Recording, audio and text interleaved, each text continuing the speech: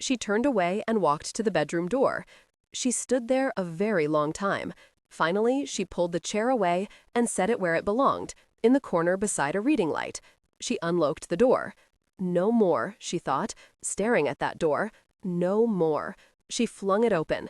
She stepped out into the hallway and stopped, every burgeoning whisper of courage in her freezing, as she couldn't help but hear the sound of a creaking board not more than 20 feet away. The sound came again.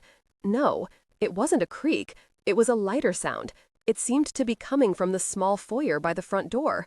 Who could be toying with her this way? Her own breath whooshed out. She was shaking, so frightened she could taste copper in her mouth. Copper. She'd bitten her lip, drawn blood. How much longer could she live like this? She dashed forward, turning on every light as she went. There was the sound again, this time like something lightly bumping against a piece of furniture, something that was a lot smaller than she was, something that was afraid of her. Then she saw it scurry into the kitchen. She burst out laughing, then slowly sank to the floor, her hands over her face as she sobbed. 2. 7 years later. SBI Academy, Quantico, Virginia. She would get to the top of that rope if it killed her, and it just might. She could actually feel each individual muscle in her arms pulling, stretching, feel the burning pain, the rippling cramps that were very close to knotting up on her. If that happened, she'd go sprawling to the mat below. Her brain already felt numb, but that was okay. Her brain wasn't climbing. It had just gotten her into this fix. And this was only the second round. It seemed as if she'd been climbing this rope since she was born. Just 2 more feet. She could do it.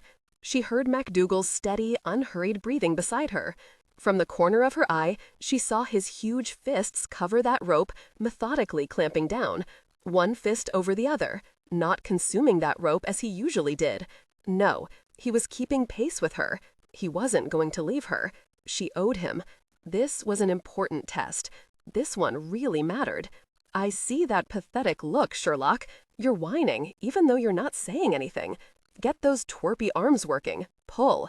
She grabbed that rope 3 inches above her left hand and pulled with all her strength. Come on, Sherlock, Max said, hanging beside her, grinning at her, the bastard. Don't wimp out on me now. I've worked with you for 2 months. You're up to 12-pound weights. All right, so you can only do 10 reps on your biceps, but you can do 25 on your triceps.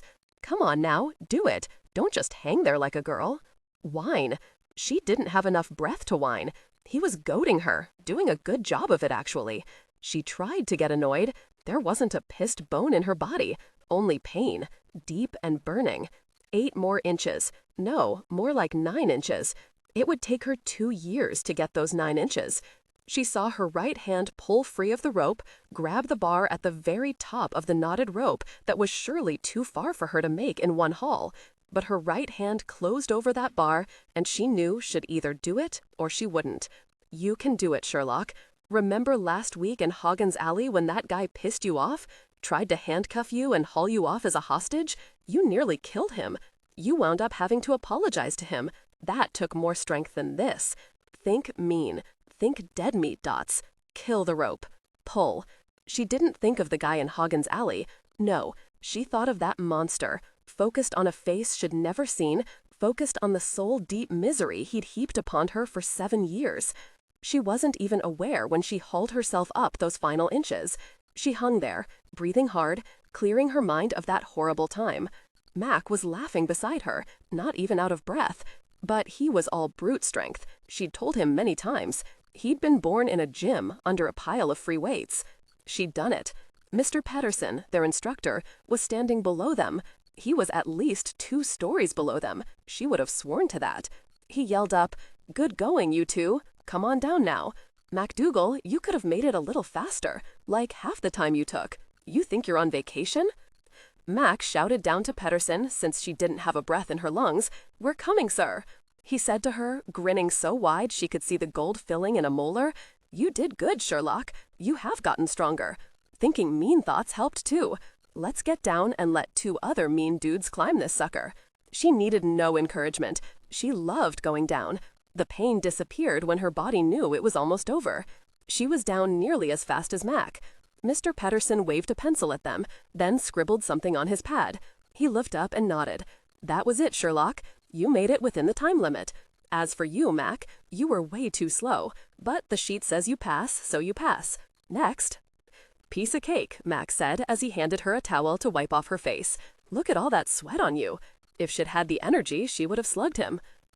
She was in Hogan's Alley, the highest crime rate city in the United States. She knew just about every inch of every building in this town, certainly better than the actors who were paid $8 an hour to play bad guys, better than many of the bureau employees who were witnesses and robbers alike.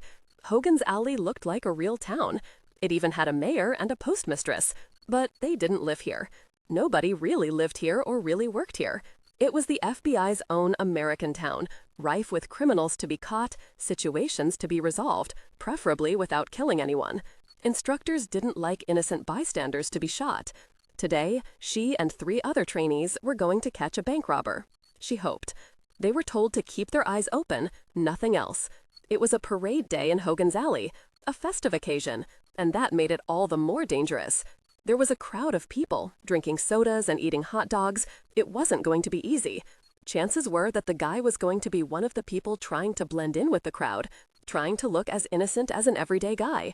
She'd stake a claim on that. She would have given anything if they'd gotten a brief glance at the robber, but they hadn't. It was a critical situation. Lots of innocent civilians milling about, and a bank robber who would probably run out of the bank. A bank robber who was probably very dangerous. She saw Buzz Alport, an all-night waiter at a truck stop off I-95.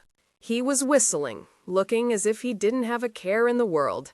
No, Buzz wasn't the bad guy today. She knew him too well.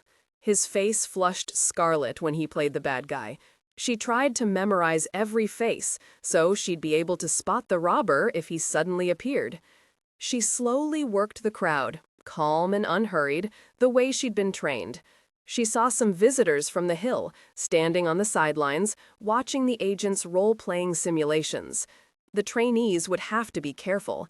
It wouldn't look good for the Bureau if any of them killed a visiting congressman. It began. She and Porter Forge, a Southerner from Birmingham who spoke beautiful French without a hint of a drawl, saw a bank employee lurch out of the front doors, yelling at the top of his lungs, waving frantically at a man who had just fled through a side door. They got no more than a brief glimpse. They went after him. The perp dove into the crowd of people and disappeared. Because there were civilians around, they kept their guns holstered. If any one of them hurt a civilian, there'd be hell to pay. 3 minutes later, they'd lost him. It was then she saw Dillon Savich, an FBI agent and computer genius who taught occasional classes here at Quantico, standing next to a man she'd never seen before. Both were wearing sunglasses and blue suits and blue-gray ties. She'd know Savich anywhere. She wondered what he was doing here at this particular time.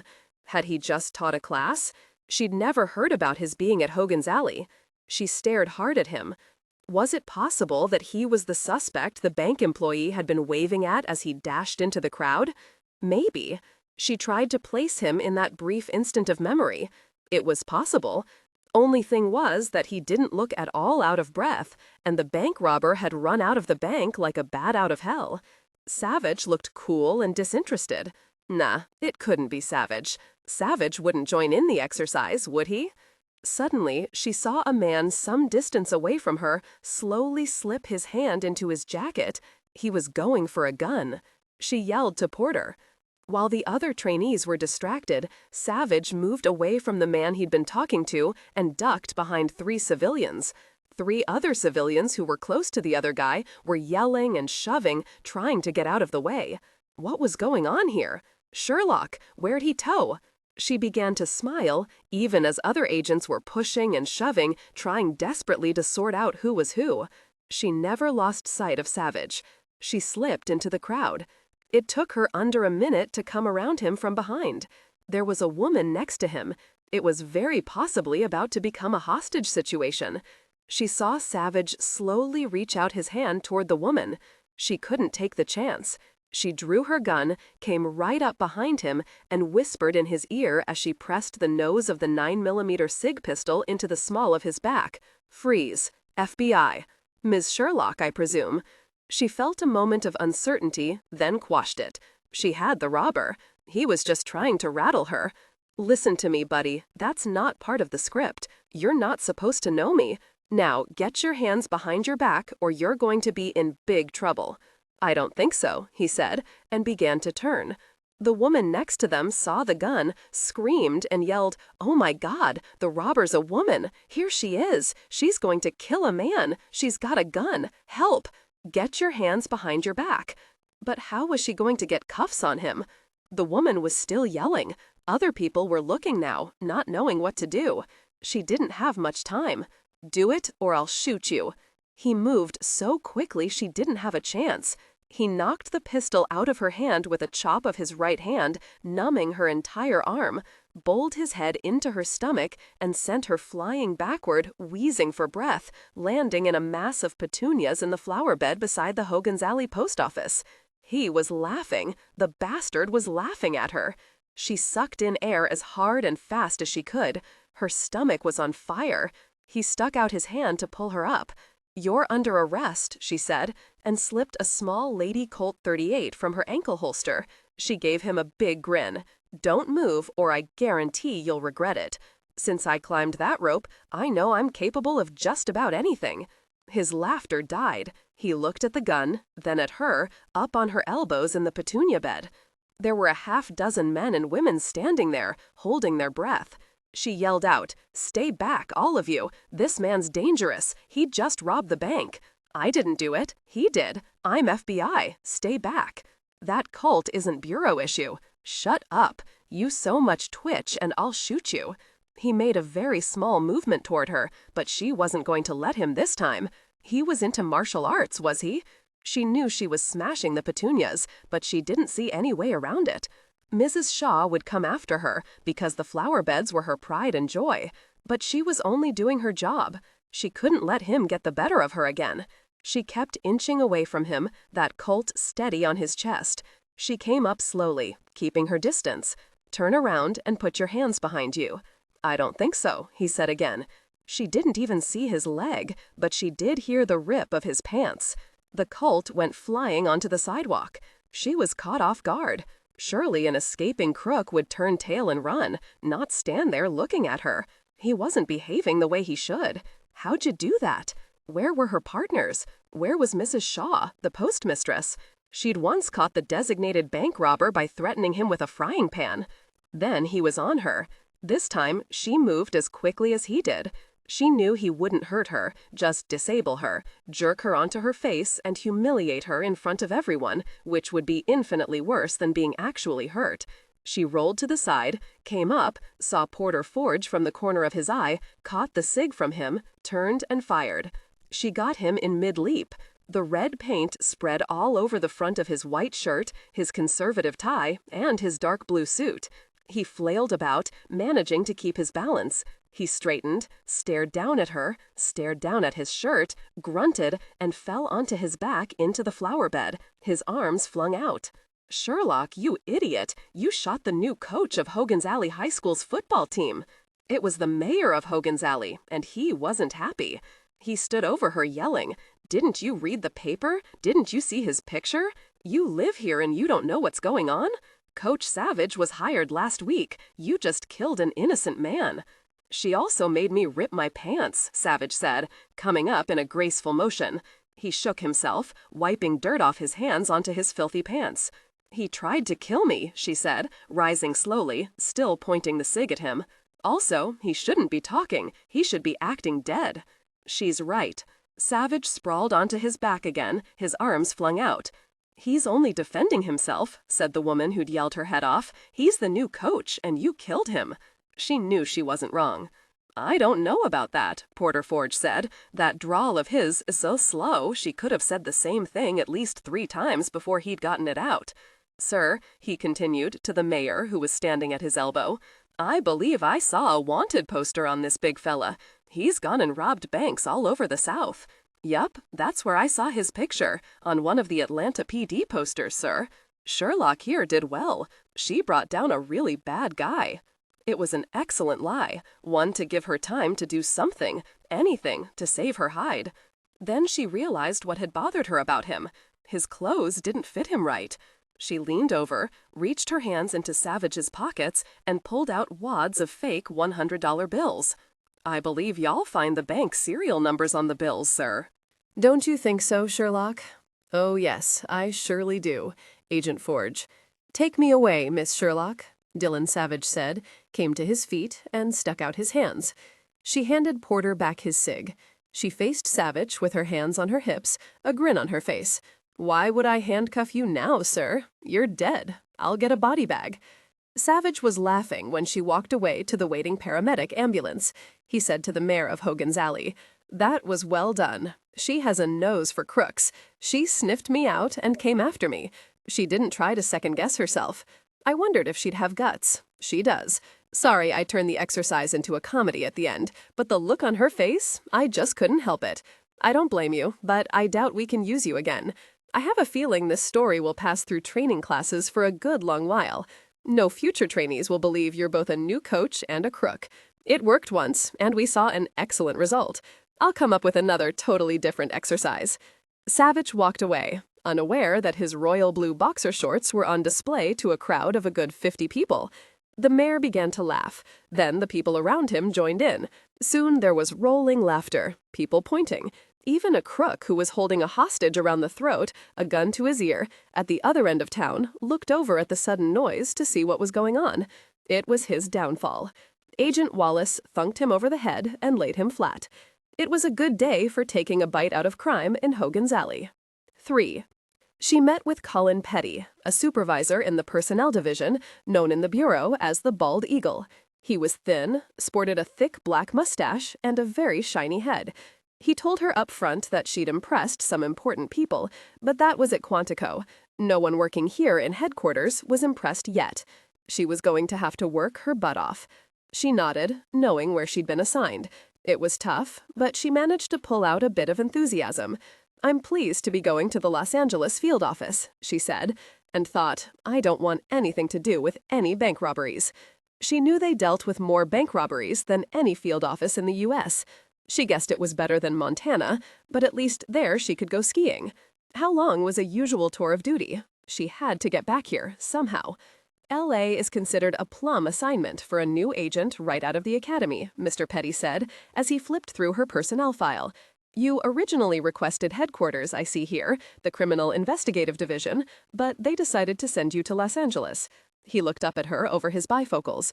"You have a B.S. in forensic science and a master's degree in criminal psychology from Berkeley," he continued. "Seems you've got a real interest here. Why didn't you request the Investigative Services Unit? With your background, you would probably have been escorted through the door. I take it you changed your mind?" She knew there were notes about that in her file. Why was he acting as if he didn't know anything? Of course, he wanted her to talk, get her slant on things, get her innermost thoughts. Good luck to him on that, she thought. It was true it was her own fault that she was being assigned to Los Angeles, and there was no secret as to why. She forced a smile and shrugged.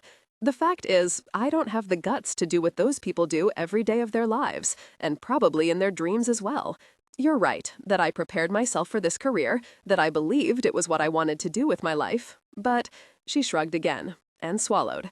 She'd spent all these years preparing herself, and she'd failed. It all boils down to no guts. "You always wanted to be a profiler?" "Yes. I read John Douglas's book Mindhunter and thought that's what I wanted to do. Actually, I've been interested in law enforcement for a very long time, thus my major in college and graduate school." It was a lie, but that didn't matter. She told it easily, with no hesitation. She had practically come to believe it herself over the past several years.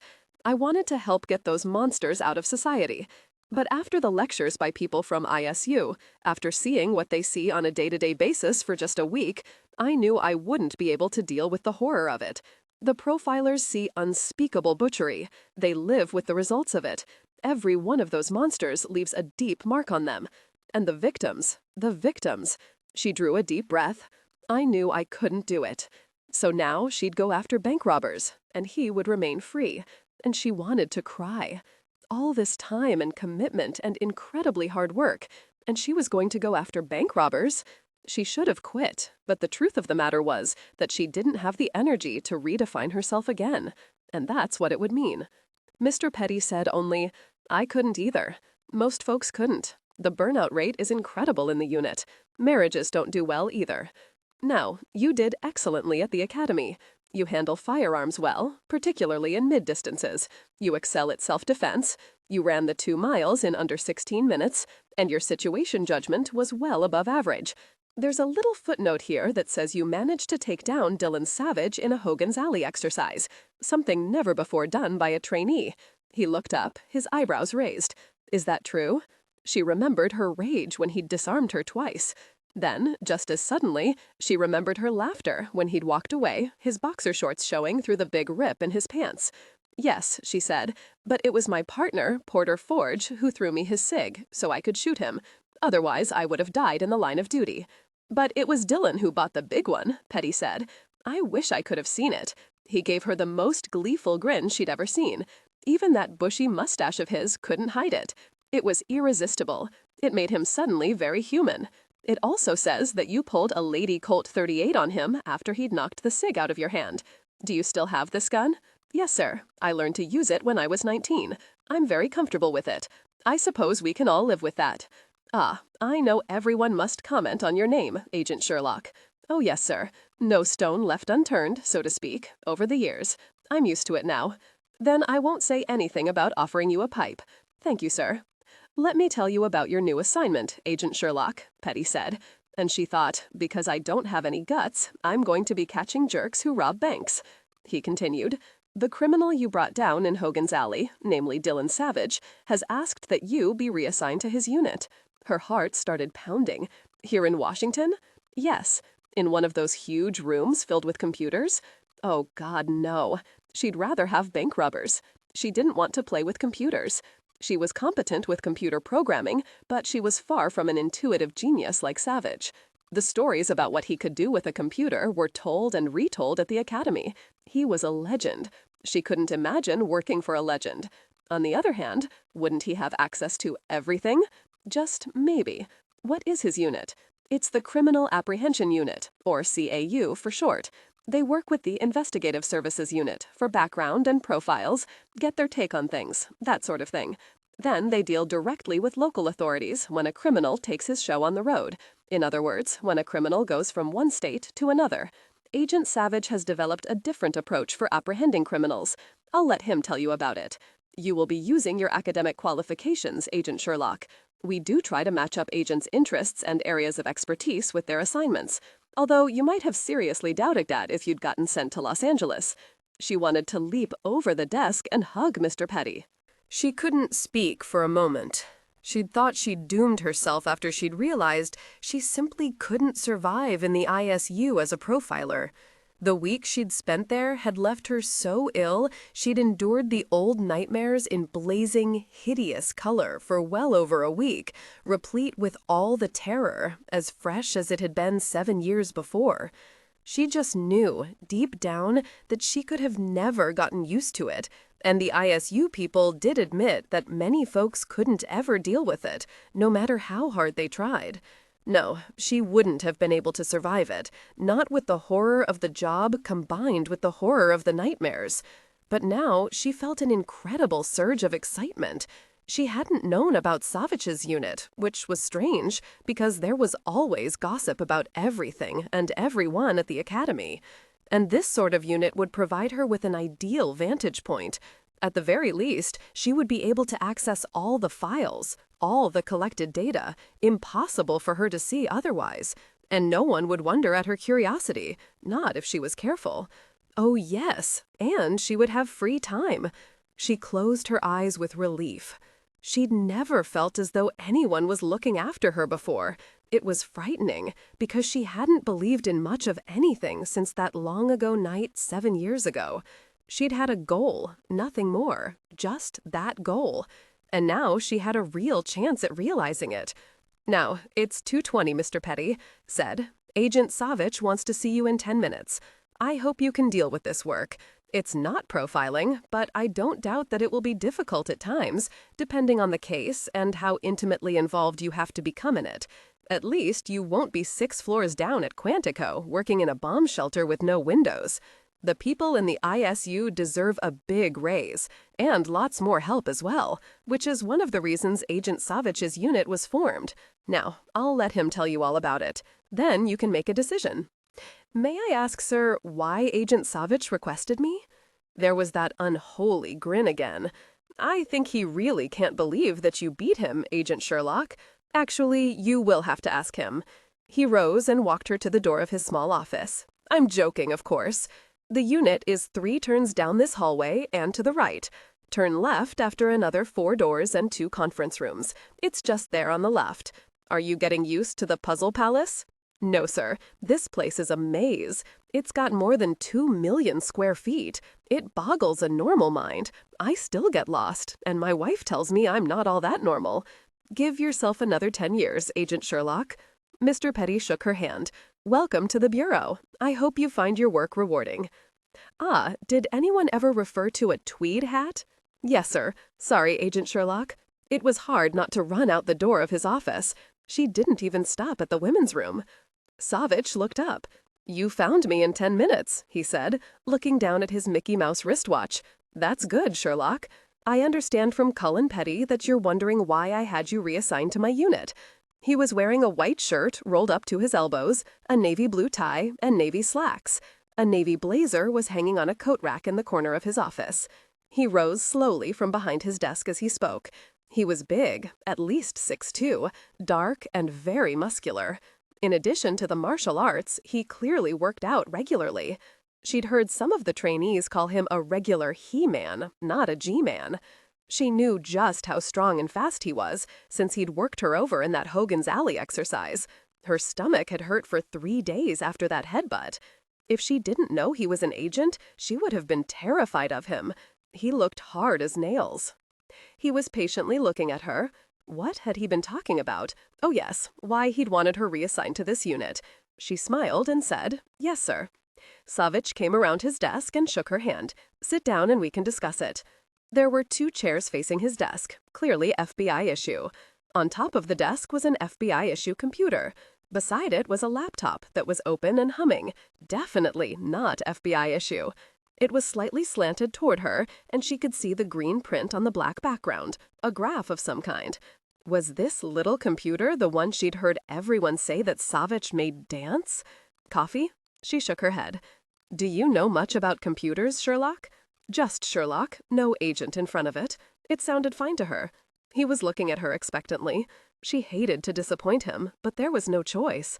Not all that much, sir. Just enough so I can write reports and hook into the databases I will need to do my job. To her unspeakable relief, he smiled.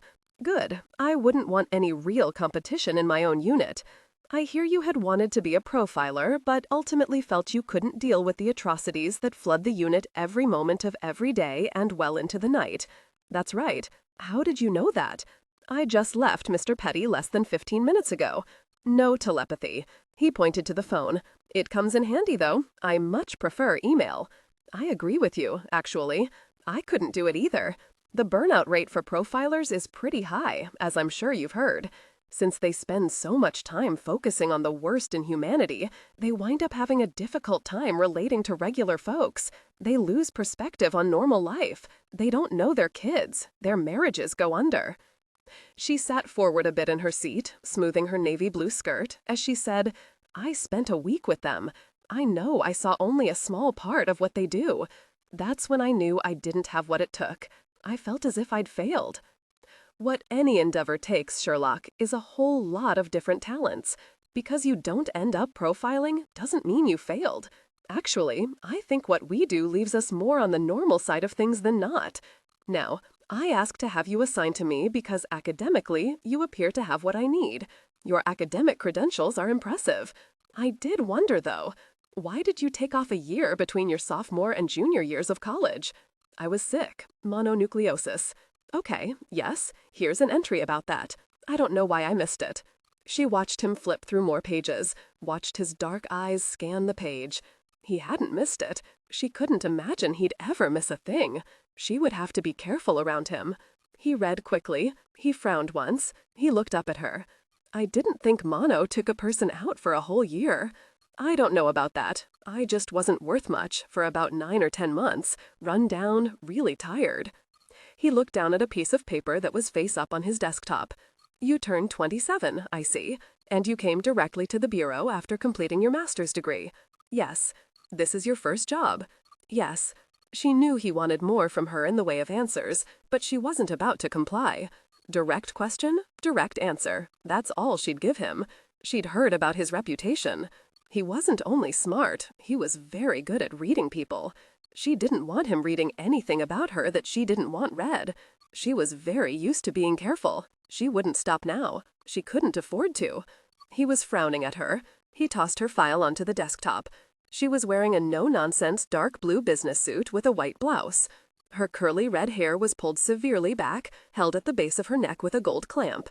He saw her for a moment after he'd butted her into the petunias in Hogan's Alley. Her hair had been drawn back then, but curls had pulled loose and corkscrewed around her face. She was on the point of being too thin, her cheekbones too prominent. But she'd taken him, not lost her composure, her training. He said, "Do you know what this unit does, Sherlock?"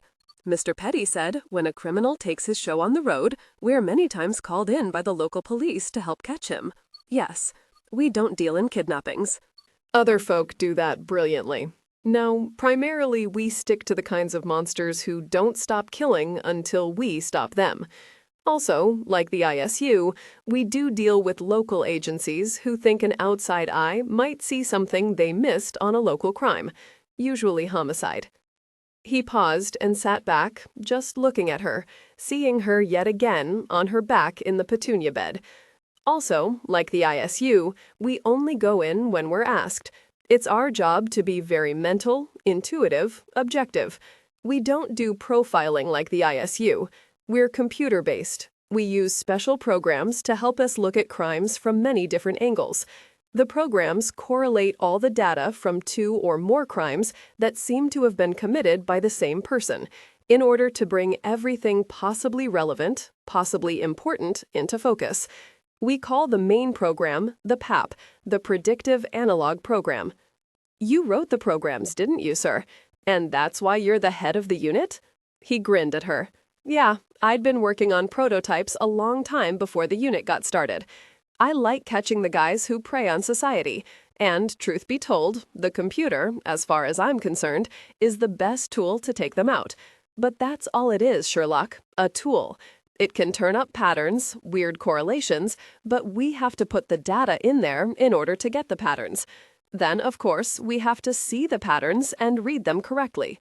It comes down to how we look at the possible outcomes and alternatives the computer gives us. It's how we decide what data we plug into it. You'll see that PAP has an amazing number of protocols. One of my people will teach you the program. With luck, your academic background in forensics and psychology will enable you to come up with more parameters, more protocols, more ways of sniffing out pertinent data and correlating information to look at crimes in different ways, all with the goal of catching the criminals. She wanted to sign on the dotted line right that minute. She wanted to learn everything in the next 5 minutes. She wanted, most of all, to ask him when she could have access to everything he did. She managed to keep her mouth shut. We do a lot of traveling, Sherlock, often at a moment's notice. It's gotten heavier as more and more cops hear about us and want to see what our analysis has to offer. What kind of home life do you have? I see you're not married, but do you have a boyfriend? Someone you are used to spending time with? No. He felt as if he were trying to open a can with his fingernails. Would you like to have your lawyer present? She blinked at that. I don't understand, sir. You are short on words, Sherlock. I was being facetious. I'm sorry if you don't think I'm talking enough, sir. He wanted to tell her she'd talk all he wanted her to soon enough. He was good. Actually, he was better with a computer, but he could also loosen a tongue with the best of them in the bureau. But for now, he'd play it her way. Nothing but the facts. He said, "You don't live with anyone." "No, sir." "Where do you live, Agent Sherlock?"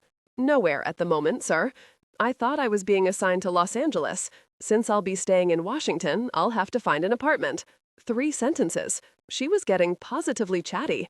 "We'll be able to help you on that. Do you have stuff in storage?" "Not much, sir." There was a faint beep. Just a moment, Savich said, and looked at the computer screen on his laptop. He rubbed his jaw as he read.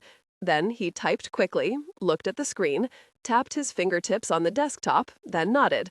He looked up at her. He was grinning like a maniac. Email! Finally, we're going to have a chance to catch the toaster. 4. Savich looked as if he wanted to jump on his desk and dance. He couldn't stop grinning and rubbing his hands together. The toaster, sir. Oh, yes. On this one, I had feelers out with everyone. Excuse me, Agent Sherlock. He pulled out his cell phone and began to punch in numbers, then abruptly punched off. I forgot.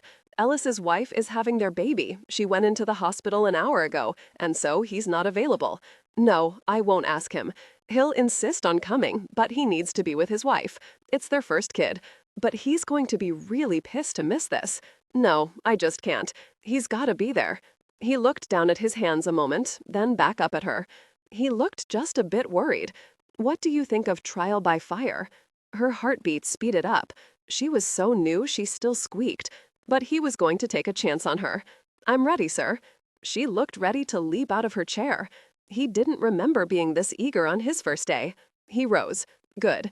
We're leaving this afternoon for Chicago. Bottom line, we've got a guy who killed a family of 4 in Des Moines. He did the same thing in St. Louis 3 months later. After St. Louis, the media dubbed him the Toaster. I'll tell you about it when we're in the air. That was Captain Brady in the Chicago Police Department, homicide. And he believes we might be able to help him. Actually, he's praying we can do something. The media wants a sideshow, and he can't even give them a dancing bear. But we can. He looked at his watch. I'll meet you at Dulles in 2 hours. We should be there no more than 3 days. He rolled down the sleeves of his white shirt and grabbed his jacket. I really want this guy, Sherlock. The Toaster. She knew about him as well. She scoured all the major newspapers for monsters like this one.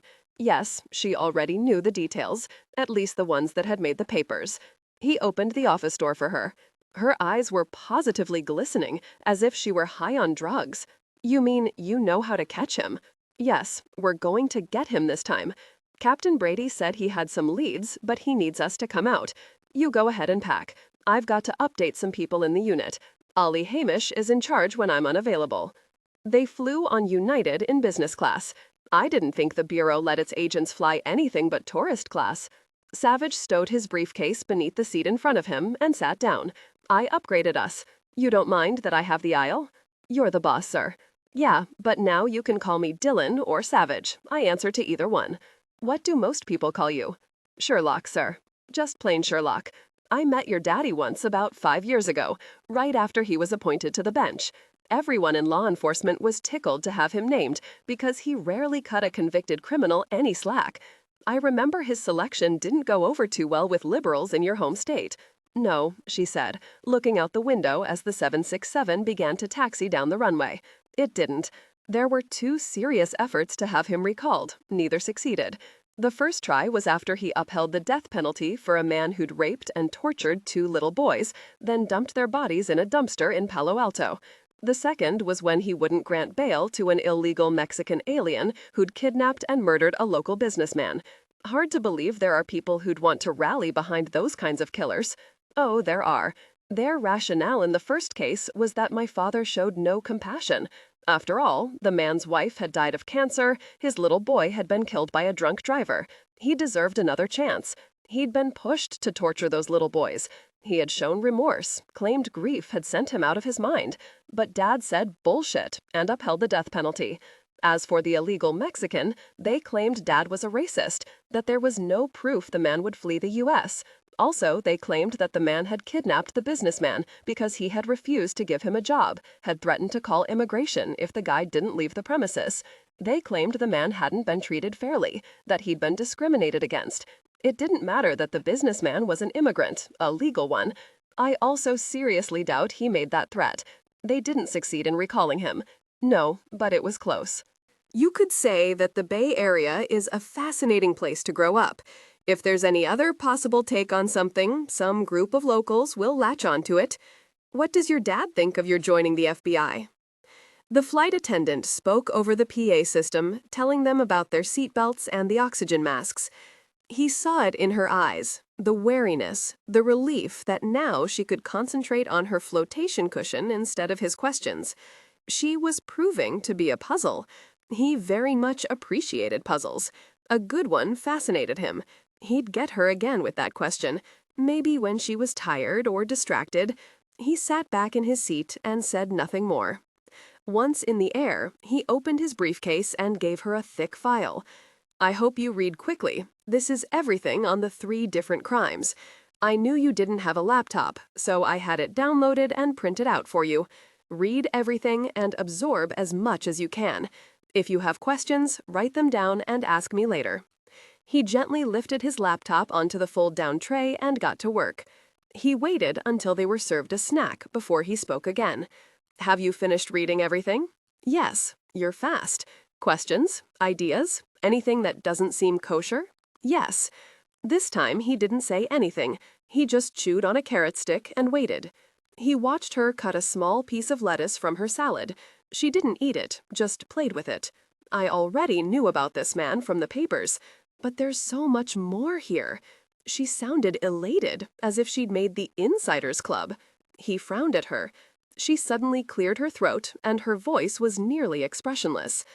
I can understand that he has low self-esteem, that he probably isn't very bright, that he probably works at a low-paying job, that he's a loner and doesn't relate well to people. He waited, something he was excellent at. I always wondered why it killed families. Families of 4, exactly. You called him it. That's interesting. She hadn't meant to. She forked down her lettuce and took her time chewing. She had to be more careful. It was a slip of the tongue. No, it wasn't. But, well, let that go for now, Sherlock. This family thing, the people in the ISU, as you've read in their profile, believe he lived on the same block as the first family he killed in Des Moines, knew them, hated them, wanted to obliterate them, which he did. However, they couldn't find anyone in the nearby area of the first murders in Des Moines to fit that description. Everyone figured that the profile wasn't correct in this particular case. When he killed again in St. Louis, everyone was flummoxed. When I spoke to Captain Brady in Chicago, I asked him if the St. Louis police had canvassed the area for a possible suspect. They had, but they still didn't find anybody who looked promising. But you had already talked to the police in St. Louis, hadn't you? Oh, yes. You know a lot, don't you? I've thought about this case, Sherlock, thought, and recreated it as best I could. Unlike the cops, I firmly believe the profile is right on target. Even though they didn't find anyone in Des Moines or St. Louis to fit the profile? Yeah, that's right. You're stringing me along, sir. Yes, but I'd like to see what you come up with. Let's see if you're as fast with your brain as with that Lady Colt of yours. She splayed her fingers, long, slender fingers, short, buffed nails. You still kicked it out of my hand. It didn't matter, but you made a good catch. I wasn't expecting that move from Porter. She grinned at him then, momentarily disarmed. We practiced it. In another exercise, he got taken as a hostage. I threw a gun to him, but he missed it. The robber was so angry, he shot Porter. As you can imagine, we got yelled at by the instructors for winging it. She said again, still grinning, "Practice," he said slowly, shutting down his laptop. I got creamed once when I was a trainee at the academy. I wish I'd learned that move. My partner, James Quinlan, was playing a bank robber in a Hogan's Alley exercise, and the FBI got the drop on him. I had to stand there and watch him get taken away. If I'd thrown him a gun, he might have had a chance. Although God knows what would have happened then. He sighed. Quinlan turned me in under questioning. I think he expected me to break him out of lockup, and when he didn't, he sang. Although how he expected me to do it, I have no idea. Anyway, they caught me an hour later heading out of town in a stolen car, the mayor's blue Buick. Quinlan: yes. Nothing more. Just the yes. Let her chew on nothing for a bit. Who is this Quinlan? An agent and longtime friend. Now, Sherlock, what do you think we're going to find in Chicago? You said the Chicago police believed they were close. How close? You read it. A witness said he saw a man running from the victim's house. They've got a description. We'll see how accurate it is. What do you know, sir, that's not in the reports? Most of it's surmise, he said. and some excellent stuff from my computer program." He nodded to the flight attendant to remove his cup of tea. He gently closed his laptop and slipped it into its hard case. "We're nearly at O'Hare," he said, leaned back, and closed his eyes. She leaned back as well. He hadn't shown her the computer analysis on the case. Maybe he thought she already had enough on her plate, and maybe she did. She hadn't wanted to look at the photos from the crime scenes, but she had. It had been difficult. There hadn't been any photos in the newspapers. The actual photos brought the horror of it right in her face. She couldn't help it. She spoke aloud. In all 3 cases, the father and mother were in their late 30s. Their 2 children, always a boy and a girl, were 10 and 12. In each case, the father had been shot through the chest, then in his stomach. The second shot delivered after he was dead, the autopsy reports read. The mother was tied down on the kitchen table, her face beaten, then she was strangled with the cord of the toaster, thus the name, the toaster. The children were tied up, knocked out, their heads stuck in the oven, like Hansel and Gretel. It's more than creepy. This guy is incredibly sick. I've wondered what he would do if the family didn't have a toaster. "Yeah, I wondered about that too, at first," he said, not opening his eyes. "Makes you think he must have visited each of the homes to make sure there was one right there in the kitchen before the murders. That, or he brought the toasters with him. That's possible, but I doubt it. Too conspicuous." He brought his seat back into its upright position. Someone could have seen him carrying something. Another thing, in a lot of houses, kitchen ovens are set up high and built in. In a situation like that, how would he kill the children? In the photos, all of these are the big, old-fashioned ovens. He had a lot of checking out to do when he visited the families, didn't he? She looked at his profile. He didn't say anything. She slowly slid all the photos back into the envelope, each of them marked. She slowly lined up all the pages and carefully placed them back into their folders. He'd given this a whole lot of thought. On the other hand, so had she. She still wanted to see the computer analysis. Then again, she hadn't demanded to see it either. The flight attendant announced that they were beginning their descent into Chicago and for everyone to put away any electronic equipment. Savich fastened his seatbelt. "Oh yes, our guy did a lot of checking. How did you even remember my question? It's been 5 minutes since I asked it. I'm FBI. I'm good." He closed his eyes again. She wanted to kick him. She turned to look out the window. Lights were thick and bright below. Her heart speeded up.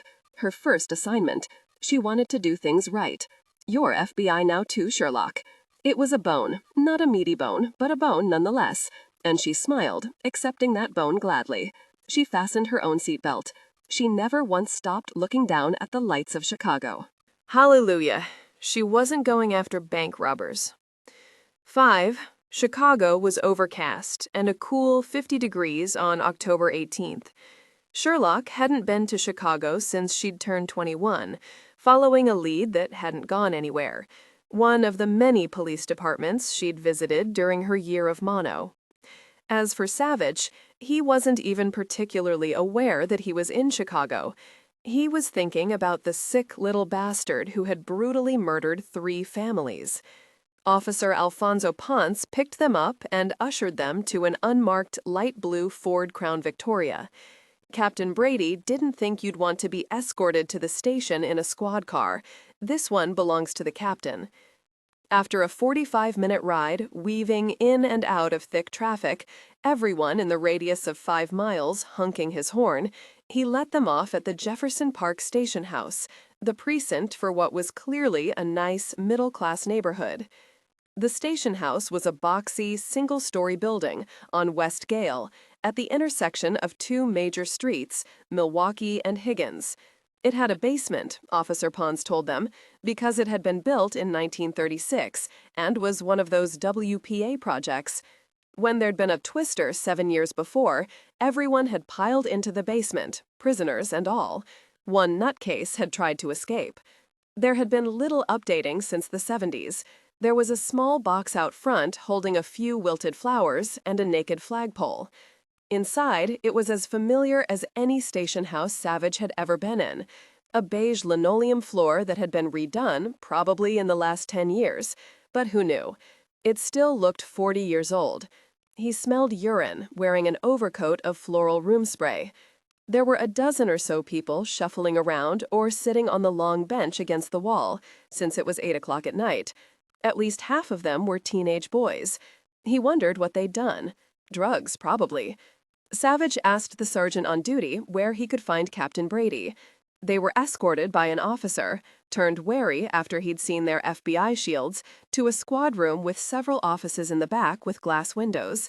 The room was divided off into modular units, a new addition that nobody liked, the officer told them.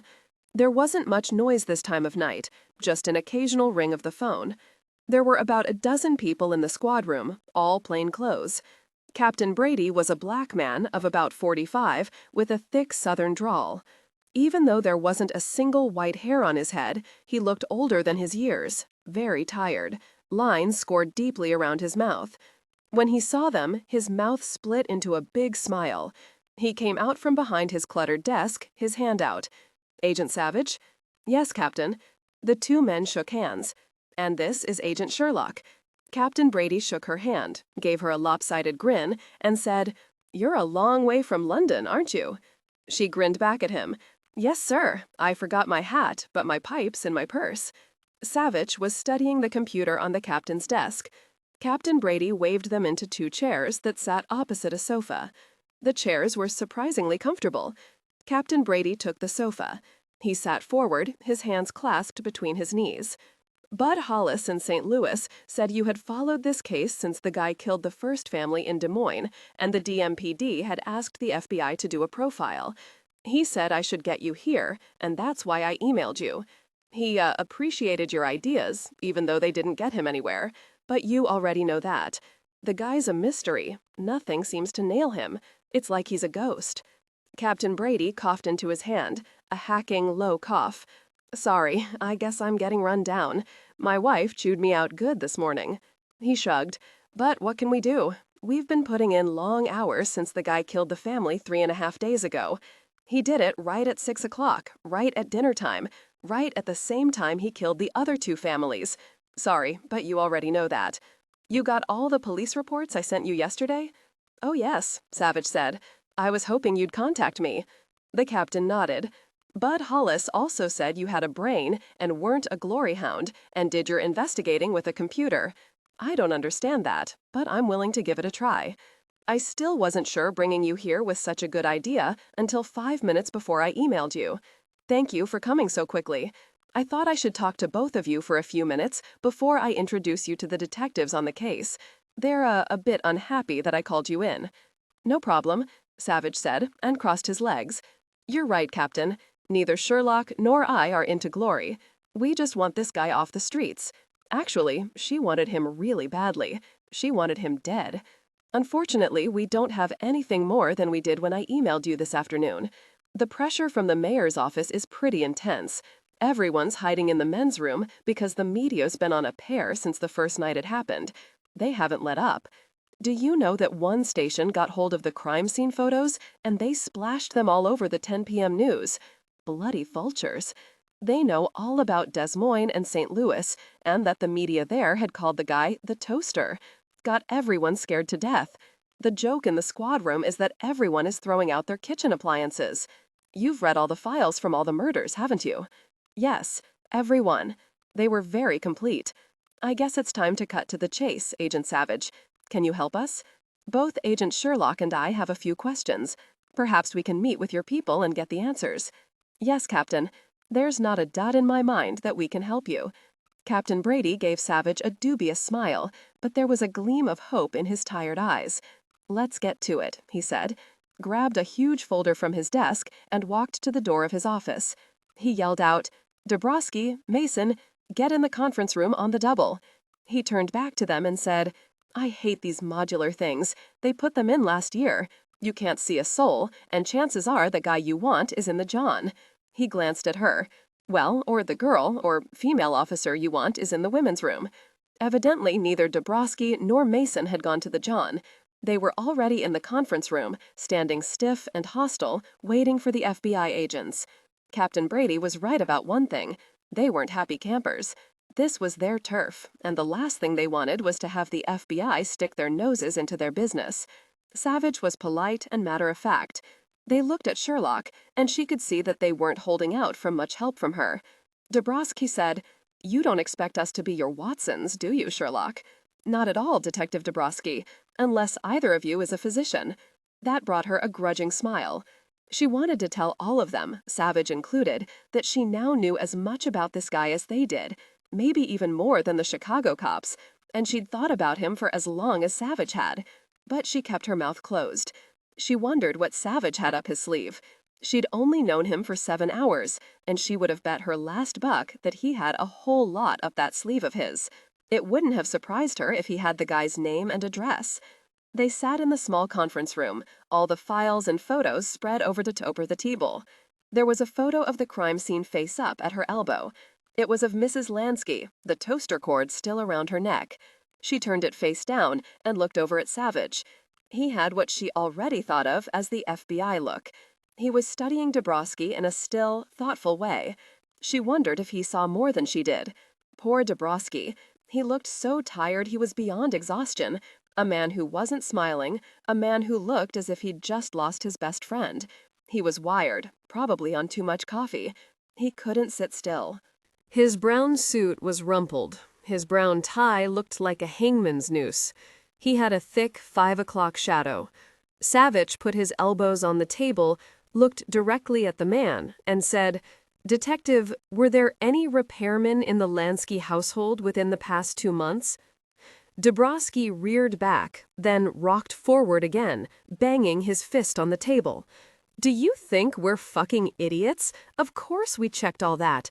There was a phone repair guy there 3 weeks ago, but we talked to him and it was legit. Anyway, the guy was at least 50 years old and had 7 kids." Savich just continued in that same calm voice. "How do you know there weren't other repairmen? There were no records of any expenditures for any repairs in the Lanskys' checkbook, no receipts of any kind, and none of the neighbors knew of anything needing repairs. We spoke to the family members, even the ones who live out of town. None of them knew anything about the Lanskys having any repairs on anything. And there were no strangers in the area the week before the murder? The day of the murder? Oh, sure. There were pizza deliveries, a couple of Seventh-day Adventists, a guy canvassing for a local political campaign," said Mason, a younger man who was dressed in a very expensive blue suit and looked as tired as his partner. Savich imagined that when they took roles, Mason was the good cop and Dabrowski the bad cop. Mason looked guileless and naive, which he probably hadn't been for a very long time. Mason gave a defeated sigh, spreading his hands on the tabletop. But nobody saw anyone at the Lansky house, except a woman and her daughter going door to door selling Girl Scout cookies. That was 1 day before the murders. That doesn't mean that UPS guys didn't stop there a week ago, but no one will even admit that's possible. It's a small, close-knit neighborhood. You know, one of those neighborhoods where everybody minds everybody else's business. The old lady who lives across the street from the Lanskys could even describe the woman and the little girl selling the cookies. That was 1 day before the murders. That doesn't mean that UPS guys didn't stop there a week ago, but no one will even admit that's possible. It's a small, close-knit neighborhood. You know, one of those neighborhoods where everybody minds everybody else's business. The old lady who lives across the street from the Lanskys could even describe the woman and the little girl selling the cookies. I can't imagine any stranger getting in there without that old gal noticing. I wanted to ask her if she kept a diary of all the comings and goings in the neighborhood, but Dabrowski said she might not be so happy if I did, and she just might close right up on us. Captain Brady said, "You know, Agent Savich, this whole business about the guy coming to the house, getting in under false pretenses, actually coming into the kitchen, checking before he whacked the families to make sure they had a toaster and a low-set big gas oven, didn't really occur to anyone until you told Bud Hollis in St. Louis to check into it. He's the one who got us talking to every neighbor within a 2-block radius. Like Mason said, there wasn't any stranger, even a florist delivery to the Lansky house. Everyone is positive. And none of the neighbors seem weird. And we did look for weird when we interviewed, just in case." Savich knew this, of course, and Captain Brady knew that he knew it, but he wanted the detectives to think along with him. He accepted a cup of coffee from Mason that was thicker than Saudi oil. You are all familiar with the profile done by the FBI after the first murders in Des Moines. It said that the killer was a young man between the ages of 20 and 30, a loner, and that he lives in the neighborhood or not too far away, probably with his parents or with a sibling. Also, he had a long-standing hatred or grudge or both toward the family in Des Moines, very possibly unknown by the family or friends of the family. Unfortunately, this didn't seem to pan out. Dabrowski said as he tapped a pen on the wooden tabletop, "The Des Moines cops wasted hours and hours going off on that tangent. They dragged in every man in a 3-block radius of the house, but there wasn't a single dweeb who could possibly fit the profile. Then it turned out the toaster wasn't just a little-time killer, he's now a serial killer. Thank God we didn't waste our time going through that exercise. You people aren't infallible." Dabrowski liked that. He looked jovial now. "No, this time you were so far off track that you couldn't even see the train. Like the captain said, we did talk to all the neighbors, not a weirdo in the bunch. Actually, on this case, we're not off track at all," Savich said. "Believe me, it's astounding how often the profiles are right on the money." He was silent a moment, then said, "Now, everyone agrees that the same guy murdered all 3 families.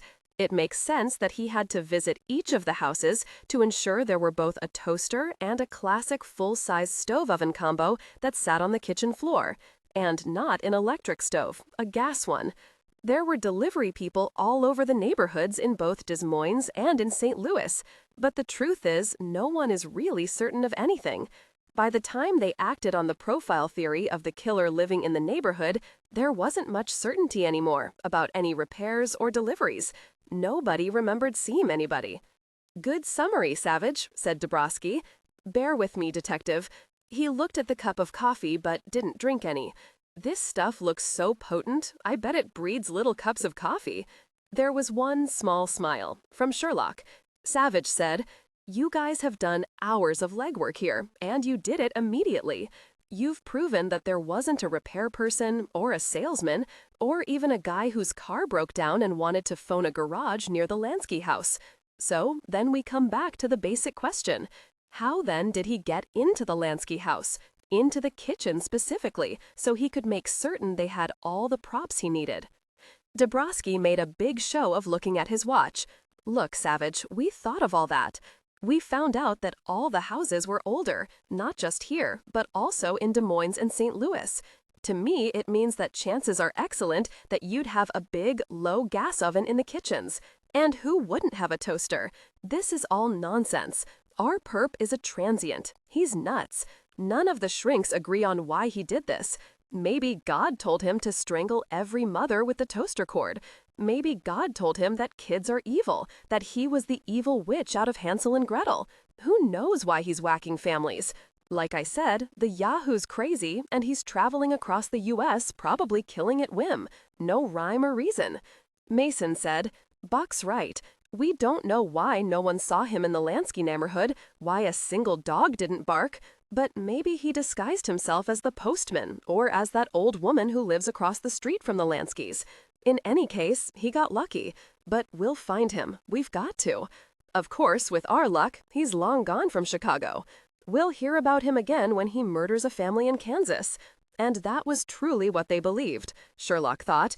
It was clear on all their faces. They believed the guy was long gone from Chicago, that they didn't have a prayer of ever getting him. "Let me tell you about the magic of computers, gentlemen," Savich said and smiled. "They do things a whole lot faster than we can. But what's important is what you put into them. It's a matter of picking the right data to go into the mixer before you turn it on to do its thing." He leaned down and picked up his laptop and turned it on. He hit buttons, made the little machine bleep, and all in all, ignored the rest of them. "I've got to go home, Captain," Dabrowski said. "I've got gas, I need a shower or my wife won't even kiss me, and my kids have forgotten what I look like. We're all bucks, just be patient. Let's see what Agent Savich has got." Sherlock realized then that Savich was putting on a little show for them. He had the pages he wanted to show them in his briefcase, but he was going to call up neat-looking stuff on the screen and make them all look at it before he gave them any hard copy. In the next minute, Savich turned the computer around and said, "Take a look at this, detectives, Captain Brady." The three men crowded around the small laptop. It was Detective Dubrovsky who said suddenly, "Nah, I don't believe this. It doesn't make any sense." "Yes, it does." Savich handed out a piece of paper to each of them. Sherlock didn't even glance at the paper. She knew what was on it. In that moment, Savich looked over at her. He grinned. He didn't know how she knew, but he knew that she'd figured it out. "You tell them, Sherlock." They were all staring at her now. He'd put her on the spot, but he'd seen the knowledge in her eyes. How? She didn't know. He was giving her a chance to shine. She cleared her throat. The FBI profilers were right. It's a local neighborhood guy who hated the Lansky family. He killed the families in Des Moines and St. Louis because he wanted to practice before he killed the people he hated. He wanted to get it perfect when it most mattered to him. So, the families in Des Moines and St. Louis were random choices. He undoubtedly drove around until he found the family that met his requirements. Then he killed them. Captain Brady whistled. "My God, you think the profile is correct, but it was meant only for the Lanskys?" "That's right," Savich said. The other two families were his dress rehearsal. He turned to Dubrovsky and Mason. "I wanted you to be completely certain that there was no stranger around the Lansky household before the killings. Are you both certain?" "Yes," Mason said, "as certain as we can be." "Then we go to the Lansky neighborhood and pick up the guy who will fit the profile. He screwed up, and now we'll nail him." The computer hit on 3 possibles, all within walking distance of the Lansky's house. My money's on Russell Bent. He fits the profile better than the others. Given how well the profile fits this guy, and given no strangers, the chances are really good that this wasn't another dress rehearsal. Also, Russell Bent lives with his sister and her husband. She is exactly 2 years older than he is. "I don't understand, Agent Savich," Captain Brady said, sitting forward. "What do you mean she's 2 years older?" "The boy and girl in all 3 families," Lacey said. "The girl was 12 and the boy was 10. "Jesus," Captain Brady said. "Why didn't you just tell us?" Dubrovsky was mad. He felt that Savich had made him look like a fool. "As I said," Savich said, as he rose from his chair, "I wanted you to be certain that no stranger had been near the Lansky home. It was always possible that the guy was having a third dress rehearsal, but he wasn't. This time, it was the real thing for him. I wasn't really holding out on you. I just got everything in the computer this morning, once Captain Brady had sent me all your reports. Without the reports, I wouldn't have gotten a thing. You would have come back to this. It's just that I always believed the profile, and I had the computer." Russell Bent lived 6 houses away from the Lanskys, with his sister and her husband, and 1 young son. Bent was 27 years old, didn't date, didn't have many friends, but was pleasant to everyone. He worked as a maintenance man at a large office on Milwaukee Avenue. His only passion was coaching Little League. The detectives had already spoken to Russell Bent, his sister, and her husband as part of their neighborhood canvassing.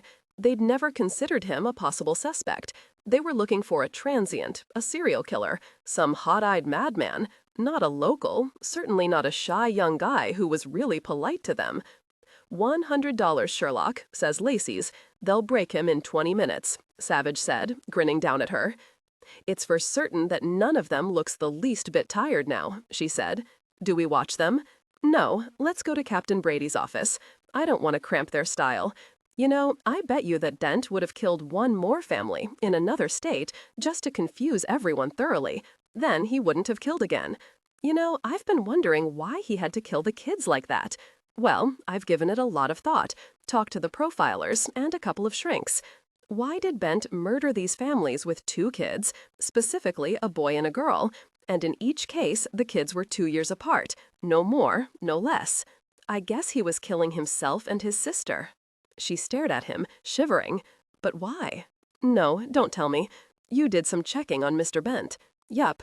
I told Dubrovsky and Mason all about it in the John. They're going to show off now in front of Captain Brady. I wish I could have been there.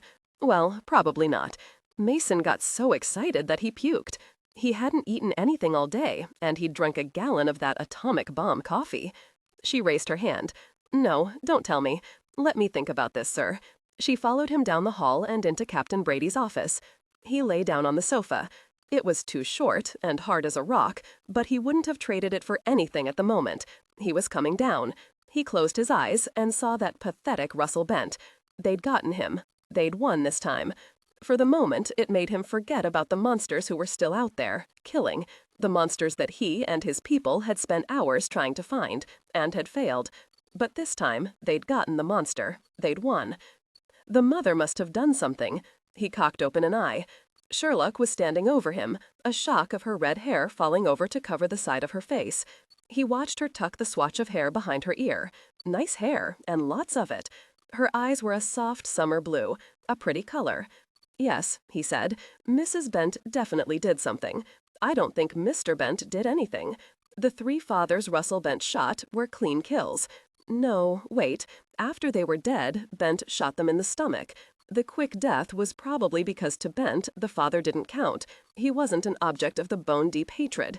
The belly shot was probably because he thought the father was weak. He was ineffectual. He wasn't a man. What did Mrs. Bent do to Russell and his sister? To punish Russell and his sister, or more likely for the kicks it gave her, Mrs. Bent gagged them both, tied their arms behind them, and locked them in the trunk of the car, or in a closet, or other terrifying closed-in places. Once, they nearly died from carbon monoxide poisoning. The mother didn't take care of them, obviously. She left them to scrounge food for themselves.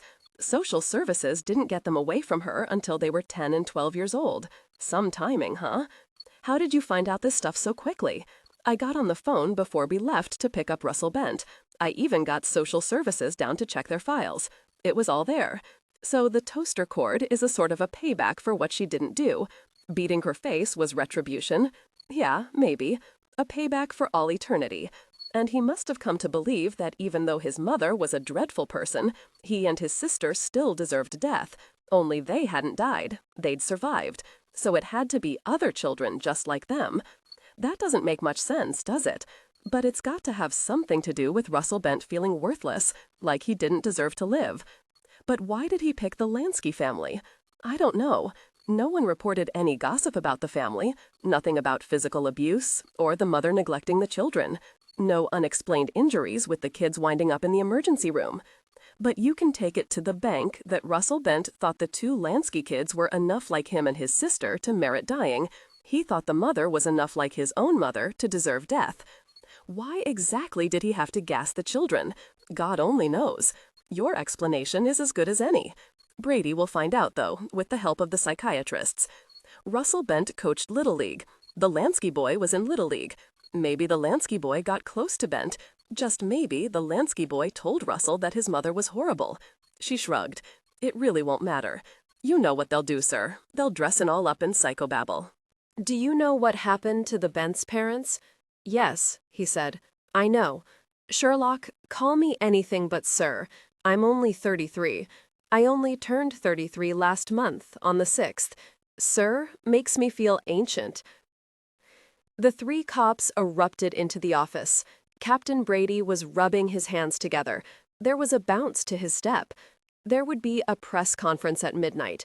Mason and Dabrowski kept giving each other high fives. Brady had to call the mayor, the police commissioner. The list went on and on. He had to get busy. It took the CPD only 2 hours to prove that Bent had traveled to Des Moines and to St. Louis exactly a week before each of those murders had been committed, there and back on the exact dates of the murders. Unfortunately, at least in Sherlock's view, Bent was so crazy he wouldn't even go to trial. He wouldn't get the death penalty. He would be committed. Would he ever be let out? The last thing she heard as they were leaving the Jefferson Park precinct station was his sobs and the soft, soothing voice of his sister telling him over and over that it would be all right, that they were in this together, that she would take care of him. She had been 2 years older, and she hadn't protected him from their mother. She wondered if the sister knew how lucky she was that her brother hadn't gassed her. They took a late morning flight back to Washington, D.C. It didn't occur to Savich until they were already in the air that Sherlock might not have a place to stay. I'm staying at the Watergate, she said. I'm comfortable. I'll stay there until I find an apartment. She smiled at him. You did very well. You got him. You didn't even need the police. Why didn't you just call Captain Brady and tell him about Bent? Why did you want to go to Chicago? I lied to Brady. I'm a glory hound. Even if it's just a crumb, I'm happy. I love praise. Who doesn't? But that's not even part of why you went. All right, Sherlock. I wanted to be in at the kill. I wanted to see this guy. If I hadn't seen him, then it would never be finished in my mind. 2, this was your first day. It was important for you to see how I work, how I deal with local cops. Okay, it was a bit of a show. I think I deserved it. You're new. You haven't seen any disappointments yet. You haven't lived through the endless frustration, the wrong turns our unit has suffered since the first murders in Des Moines. You didn't hear all the crap we got about the profile being wrong. All you saw was the victory dance. But I can't ever forget that there was Des Moines and St. Louis, and 12 people died because we didn't figure things out quickly enough. Of course, Chicago was the key, since that was his focus. As soon as I realized that the neighbors knew one another and watched out for one another, and there hadn't been any strangers at the Lansky house, then I knew our guy lived there. He had to. There wasn't any other answer. Savage added in a tired voice, "You did just fine, Sherlock." For the first time in years, she felt something positive, something that made her feel really good, wash through her. "Thanks," she said, and stretched out in her seat. "What if I hadn't known the answer when you asked me to explain it? Oh, it was easy to see that you did know. You were about to burst out of your skin. You looked about ready to fly. Yeah, you really did fine. Will you tell me about your first big score sometime? Maybe even the second one?" She thought he must be asleep. Then he said in a slow, slurred voice, "Her name was Joyce Hendricks. She was 17 and I was 15. I'd never seen real live breasts before. She was something. All the guys thought I was the stud of the high school for at least 3 days." She laughed. "Where is Joyce now?" "She's a big-time tax accountant in New York." "We exchanged Christmas cards," he mumbled, just before he drifted off to sleep. 7. Sherlock moved a week later into a quite lovely 2-bedroom townhouse in Georgetown, on the corner of Cranford Street and Madison. She had 4 glasses, 2 cups, a bed, 1 set of white sheets, 3 towels, all different, a microwave, and half a dozen hangers. It was all she'd brought with her from California. She'd given the rest of her stuff to a homeless shelter in San Francisco. When she'd told Savage she didn't have much in storage, she hadn't been exaggerating. No matter. The first thing she did was change the locks and install deadbolts and chains. Then she hung up her 2 dresses, 2 pairs of jeans, and 2 pairs of slacks on her hangers. She was whistling, thinking about MacDougal and how she'd miss him. He was on the 5th floor, working in counterterrorism. It had been his goal, he told her, since an uncle had been blown out of the sky on the doomed Pan Am Flight 103 that exploded over Lockerbie in the late 80s. He'd gotten his first big assignment. He would go to Saudi Arabia because of a terrorist bombing that had killed at least 15 American soldiers the previous week. "I'm out of here, Sherlock," he said, grabbed her and given her a big hug. "They're giving me a chance, just like Savage gave you. Hey, you really did well with that guy in Chicago. The Toaster. Yeah, what a moniker. Trust the media to trivialize murder by making it funny. Anything big since then?" "No, but it's been less than a week. Savage made me take 3 days off to find an apartment. Listen, no impulsive stuff out of you, okay? You take care of yourself, Mac. Don't go off on a tear just because you're FBI now and think you're invincible. This is just training for me, Sherlock, nothing more. Hey, you're good little sister material. We're the same age. Nah, with those skinny little arms of yours, you're a little sister." He was anxious to be gone. He was bouncing his foot and shifting from one leg to the other. She gave him one more hug. "Send me a postcard with lots of sand on it." He gave her a salute and was off, whistling, just as she was now, his footsteps fast and solid down the short drive in front of her townhouse. He turned suddenly and called back. "I hear that Savage is big into country and western music. I hear he loves to sing the stuff, that he knows all the words to every song ever written. It can't hurt to brown nose." Goodness, she thought, Country and Western music? She knew what it was, but that was about it. It was twangy stuff that was on radio stations she always turned off immediately. It hadn't ever been in her repertoire, not that she'd had much of a repertoire the past 7 years. The last time she'd played the piano was in the bar at the Watergate a week and a half before. The drunks had loved her. She'd played some Gershwin, then quit when she forgot the next line. She was standing in the middle of her empty living room, hands on hips, wondering where she was going to buy furniture when the doorbell rang. No one knew she was here. She froze, hating herself even as she felt her heart begin to pound. She had been safe at Quantico, but here, in Washington, D.C., where she was utterly alone? Her lady Colt was in the bedroom. No, she wasn't about to dash in there and get it. She drew in a deep breath. It was the paper boy. It was someone selling subscriptions. The only people she knew were the 8 people in the Criminal Apprehension Unit and Savich, and she hadn't given them her address yet. Just personnel. Would they tell anyone? The doorbell rang again. She walked to her front door, immediately moving to stand beside it.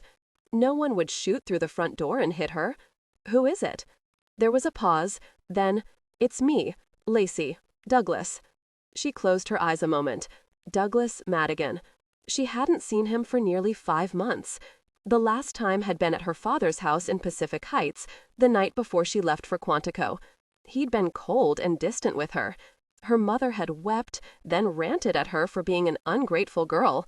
Douglas had said very little, just sat there on the plush leather couch in her father's library and sipped at very expensive brandy from a very old Waterford snifter. It wasn't an evening she liked to remember. "Lacey? Are you there, honey?" She'd called her father the day before. Douglas must have found out where she was from him. She watched her hand unfasten the 2 chains. She slowly clicked off the deadbolt and opened the door. "I've got a bottle of champagne. For us." He waved it in her face. "I don't have any silverware. I don't usually drink champagne from a spoon anyway. You nervous to see me, Lacey? Come, honey. All you need is a glass or 2. Sorry, my brain's a bit scattered. I wasn't expecting you, Douglas. Yes, I've got some cheap glasses. Come in." He followed her to the empty kitchen. She pulled 2 glasses from the cupboard. He said as he gently twisted the champagne cork, "I read about you in the Chronicle. You just graduated from the academy, and you already nailed a serial killer." She thought about that pathetic scrap, Russell Bent, who'd murdered 12 people. She hoped the inmates would kill him. He had murdered 6 children, and she knew that prisoners hated child abusers and child killers. She shrugged. "I was just along for the ride, Douglas. It was my boss, Dillon Savich, who had already figured out who the guy was even before we went. It was amazing the way Savich handled everything, all low-key, not really saying anything to anybody. He wanted the local cops to buy into everything he'd done, then give them the credit. He says it's the best PR for the unit. Actually, I'm surprised my name was even mentioned." She smiled, remembering that the very next day, Savage's boss, Deputy Assistant Director Jimmy Maitland, came around to congratulate everyone. It had been quite a party. "Savage told me that I arrived just in time for the victory dance. Everyone else had done all the hard work. His main agent on the case was with his wife in the hospital, having a baby, the wife, that is. And so I went in his place. Savage was right. I didn't do a thing, just watched, listened. I've never seen so many happy people. It was a Captain Brady of the Chicago Police who thanked the FBI on TV for all their valuable assistance. He mentioned both your names. Oh dear, I bet Savage wasn't very happy about that. I had the impression that he'd asked Captain Brady not to say anything. Oh well, it's still very good press for the FBI. Now everyone knows about his unit. Why shouldn't the 2 of you get the credit? He caught a serial killer, for God's sake. You don't understand. The FBI is a group, not an individual. Loyalty is to the Bureau, not any single person. You're already brainwashed. Well, here's to you, Lacey. I hope this works out the way you want it to." Douglas raised his glass and lightly clicked it against hers. She nodded, then took a sip. It was delicious. "Thank you for bringing the champagne." "You're welcome." His wife had the baby at about midnight. Whose wife? Oh, the agent who'd done all the work. Yeah, I thought he'd cry that he'd missed it, but he was a good sport about it. Why are you here, Douglas? I only called my father yesterday with my new address. He poured himself some more champagne, sipped it, said with a shrug and a smile, "It was good timing. I had to come to Washington to see a client and decided to put you up front on my itinerary." He moved into the living room. "I like your living room. It'll have lots of afternoon sunlight. It's good sized. Why don't you have any furniture?" It wasn't worth it to have all my old stuff trucked across the country. I'll get some new stuff. They were standing facing each other in the empty living room. Douglas Madigan downed the rest of his champagne and set his empty glass on the oak floor. He straightened, took her glass, and set it next to his. "Lacey," he said, taking her upper arms in his hands, "I've missed you. I wish you had come home for a visit, but you didn't. You didn't write me or call. You left a hole in my life. You're beautiful, you know that. I'll bet all the guys are always telling you that, or staring at you, even with your hair all curly around your face, even with those baggy jeans you're wearing and that ridiculous sweatshirt. What does it say across the back? Dizzy Dan's Pizza? What's that all about?" "Nothing, Douglas. Just a local place. And no one seems to have noticed my soul-crushing beauty at all. But you're kind to say so." Actually, she'd gone out of her way at the academy, and now at headquarters, to dress very conservatively, even severely. As for her hair, she'd always worn it pulled back and clipped at the base of her neck. But this was Saturday. She was in jeans and a sweatshirt, her hair loose around her face. Since it wasn't raining and there was next to no humidity, Douglas obviously didn't know what curly was. "You're looking good, Douglas, but you never change. Maybe you just get better." It was true. He was 6 feet tall, had a lean runner's body, and a thin face with soulful brown eyes. Women loved him, always had. Even her mother had never said a word against Douglas. He charmed easily. He dominated just as easily. "Thank you." He touched her hair, then sifted it through his fingers. "Beautiful. It's the softest red in this dim light. I'll bet it's like flame in the sun. You know I didn't want you doing this silly FBI thing. Why? Why did you leave me and do this?" "Leave him?" she said in her low, calm voice, the one she'd practiced and practiced at the academy when she took courses in interviewing. "I always wanted to be in law enforcement. You know that. The FBI is the best, the very best. It's the heart of the whole system." "The heart? I doubt it. As to your always wanting to be in law enforcement, I don't remember that. You started out as a music major. You play the piano beautifully. You were playing Beethoven's sonatas since you were 11 years old. You wanted to go to Juilliard. I remember you dropped out of the Fletcher competition. I always believed you weren't quite of this world. You seemed to live for your music. Of course, we all changed after Belinda. It's been a very long time now. 7 long years. Your father didn't appreciate your talent, didn't understand it since he didn't have any all, but everyone else did. Everyone was worried about you when you sold your Steinway years ago, when you stopped even playing at parties. You even stopped going to parties. That was a long time ago, Douglas. Dad isn't particularly disappointed in me now. He hoped I'd finally do something worthwhile. He hoped this was my first step to growing up. He only acted cold to me because I hadn't asked him to help me get in. He was dying to use his pull, and I didn't let him. Actually, she had blackmailed him. When the FBI agents interviewed him after she'd applied, had not said much of anything about Belinda or how Lacey had changed. She'd told him straight out that she'd never speak to him again if he did. Had evidently glossed over everything, and very smoothly. She'd gotten into the FBI after all. She still missed her piano, but that missing was buried deep down, so deep she scarcely ever thought of it now. Yes, I did sell it.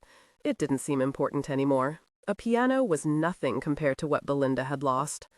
Still, though, she would still find herself playing a song on the arm of a chair, playing along with the music in a movie or on the car radio. She could remember when she was 19 playing on the arm of a young man she was dating. Douglas said, "I don't remember much from that time, to tell you the truth. It's blurred now, distant, and I'm grateful for it." "Yes," she said, but she remembered. She had lived it and held it deep and raw inside her since that awful night. He moved closer to her, and she knew he would kiss her. She wasn't sure she wanted him to. Douglas had always fascinated her. 7 years. A long time. But still, it didn't seem quite right. He did kiss her. Only a light kiss, a touch of his mouth to hers, a brief remembrance, a coming back. His mouth was firm and dry. The kiss was so brief, she didn't get the taste of him. Just a whisper of the tart champagne. He immediately dropped his hands and stepped back. "I've missed you. I had to listen to your father yell and curse that you'd lost it and gone off the deep end when you told him you were changing your major to forensic science. Fingerprinting, for God's sake, he told me. She'll be wasting herself lifting some goon's damned fingerprints from a dead body. You know there's lots more to it than that. There are a good dozen specialties in forensics. Yes, I know. He wanted you to go to law school, of course. He still thought there was hope after you finished your master's degree in criminal psychology. He said it would be helpful in nailing scum. Your dad, the judge, is always forgetting that I'm a defense attorney. I changed my mind, that's all. That's what I told the FBI guy who came doing a background check on you. I figured if you wanted to go into the FBI, then I wasn't going to stand in your way." What did Douglas mean by that? That he could have told the FBI that she was unstable, that she'd gone around the bend 7 years ago? Yes, he could have said that. She wondered if anyone had told the FBI that. No, if they had, then she wouldn't have been accepted, would she? I know my father was positive when the agents came to interview him. Yes, he told me you'd given him no choice. I said, good for you. It was your life, and he should keep his mouth shut if he ever wanted to see you again. He was pissed at me for a good month. Thank you for standing up for me, Douglas. She had assumed at the time that the people doing the check on her background simply hadn't considered it all that important. But they had, evidently, and they'd asked questions. I had no idea, but I am grateful. No one drudged at anything about that time. Do you know that you haven't changed? You really are looking good. He was 38 now. There were just a few white strands woven into his black hair. He was very probably more handsome now than he had been 7 years ago. She remembered that Belinda had loved him more than anything. She felt the familiar hollowing pain and quickly picked up the champagne bottle. She poured each of them another glass. You've changed. You're a woman now, Lacey. You're no longer a silent kid. You still have a dozen locks on your door, but hey, this is DC. I'd probably have a submachine gun sitting next to the front door. What does the FBI use? A Heckler & Koch MP5 submachine gun. It's powerful and reliable. I have trouble imagining you even near something like that, much less holding it and firing it. That sounded sexist, didn't it? You spoke of change. As for me, perhaps I haven't changed all that much on the outside, but, well, life changes one, regardless, doesn't it? Oh, yes, she was the perfect example of what life could do to a person. You're on the thin side. Did they work you that hard at the academy? Yes, but it was a classmate of mine, Ford McDowell, who worked me the hardest. He swore he'd put some muscle on my skinny little arms. Let me see. He squeezed her upper arm. Flex. She did. Not bad. My boss works out. Don't picture him as a muscle-bound, no-neck bodybuilder. He's very strong and muscular, but he's also into karate, and he's very good. I was on the receiving end of his technique once at the academy. The other day, I saw him eyeing me. I don't think he liked what he saw. I'll bet he'll have me in the gym by next Tuesday. Boss? You mean this Savich character? I suppose we're all characters in our own way. He's a genius with computers. One of his programs helped nail Russell Bent. He's the chief of the unit I'm in now. I was very lucky that he asked for me. Otherwise, I would have ended up in LA chasing bank robbers. So may I take you out to lunch to celebrate your first case? How about we have lunch at one of the excellent restaurants you've got in this neighborhood? She nodded. How long will you be here, Douglas? I'm not certain. Perhaps a week. Did you miss me, Lacey? Yes. And I do miss Dad. How is his health? You email him every week, and I know for a fact that he emails you back every week. He told me you don't like the telephone, so he has to email. So you know he's fine. Of course, Douglas knew very well why she hated phones. That was how she'd been told about Belinda. Everybody emails now. In my unit, you hardly ever hear a phone ring. I'll write my email address down for you before I leave. Let's go eat, Lacey. You look like a prince, and I look like a peasant. Let me change. It'll take me just a minute. Oh yeah, everybody calls me Sherlock. I don't like that. I never did. and everybody has to make a stupid remark when they meet you. It doesn't suit you. It's very masculine. Is that what the FBI is all about? Turning you into a man? I hope not. If they did try, I'd flunk the muscle mass tests. Actually, she thought, as she changed into a dress in her bedroom, she liked being called Sherlock, just Sherlock. It moved her one step further from the woman she had been 7 years ago. It was at lunch that he told her about this woman who claimed had gotten her pregnant. 8. Savich stopped by her desk Monday morning and said, "Ollie told me you still didn't have any stuff for your apartment. I thought you were going to take care of it this weekend. What happened?" She looked over at Ollie Hamish and cocked her elbow at him, tapping it with her other hand. He waved back at her, shrugging. Why should Savich care if she slept in a tent? A friend from California came into town. I didn't have a chance. Okay, take off today and shop yourself to death. Then he frowned. You don't know where to shop, do you? Listen, I'll call a friend of mine. She knows where to find anything you could possibly invent. Her name's Sally Quinlan. Lacey had heard all about James Quinlan, presumably this woman's husband. She'd heard about some of his cases, but none of the real details. Maybe when she met Sally Quinlan, she'd find out all the good stuff. It turned out that Sally Quinlan wasn't free until the following Saturday. They made a date. Sherlock spent the day learning about PAP, the predictive analog program, and all the procedures in the unit. That Monday evening, she found 2 lovely but small prints at Bentrell's in Georgetown, which would probably look insignificant against that long expanse of white wall in her living room. She bought some clothes at another Georgetown boutique. When she got back to her apartment, there was Douglas waiting for her.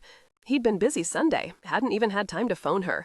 She said, "I'm starving. Let's go eat." He nodded and took her to Antonio's, a northern Italian restaurant that wasn't trendy. Over a glass of wine and medallions of veal, he said, "I guess you want to know about this woman, huh? Yeah, you dropped that bomb and then took off." She fingered a breadstick. "If you don't want to tell me, Douglas, that's all right. No, you should know. Her name is Candace Adams. She's about your age, so beautiful that men stop in mid-stride to stare at her, smarter than just about anyone I know." He sighed and pushed away his plate. "She claims I got her pregnant, and I suppose that I could have, but I've always been so careful. Living in San Francisco, you're probably the most careful of any American. Do you want to marry her?" Odd how it hurt to say the words, but they had to be said.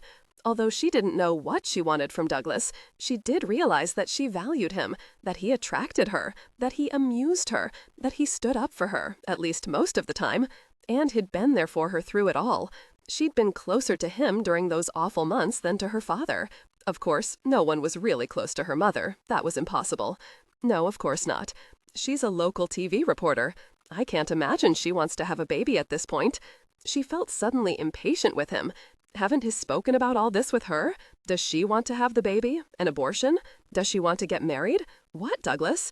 Yeah, she says she wants to marry me. You said she's smart and beautiful. You said you always wanted to have kids. So marry her. Yeah, I guess maybe I'll have to. I wanted to tell you about it in person, Lacey. I don't want to marry her. I'm not lying about that.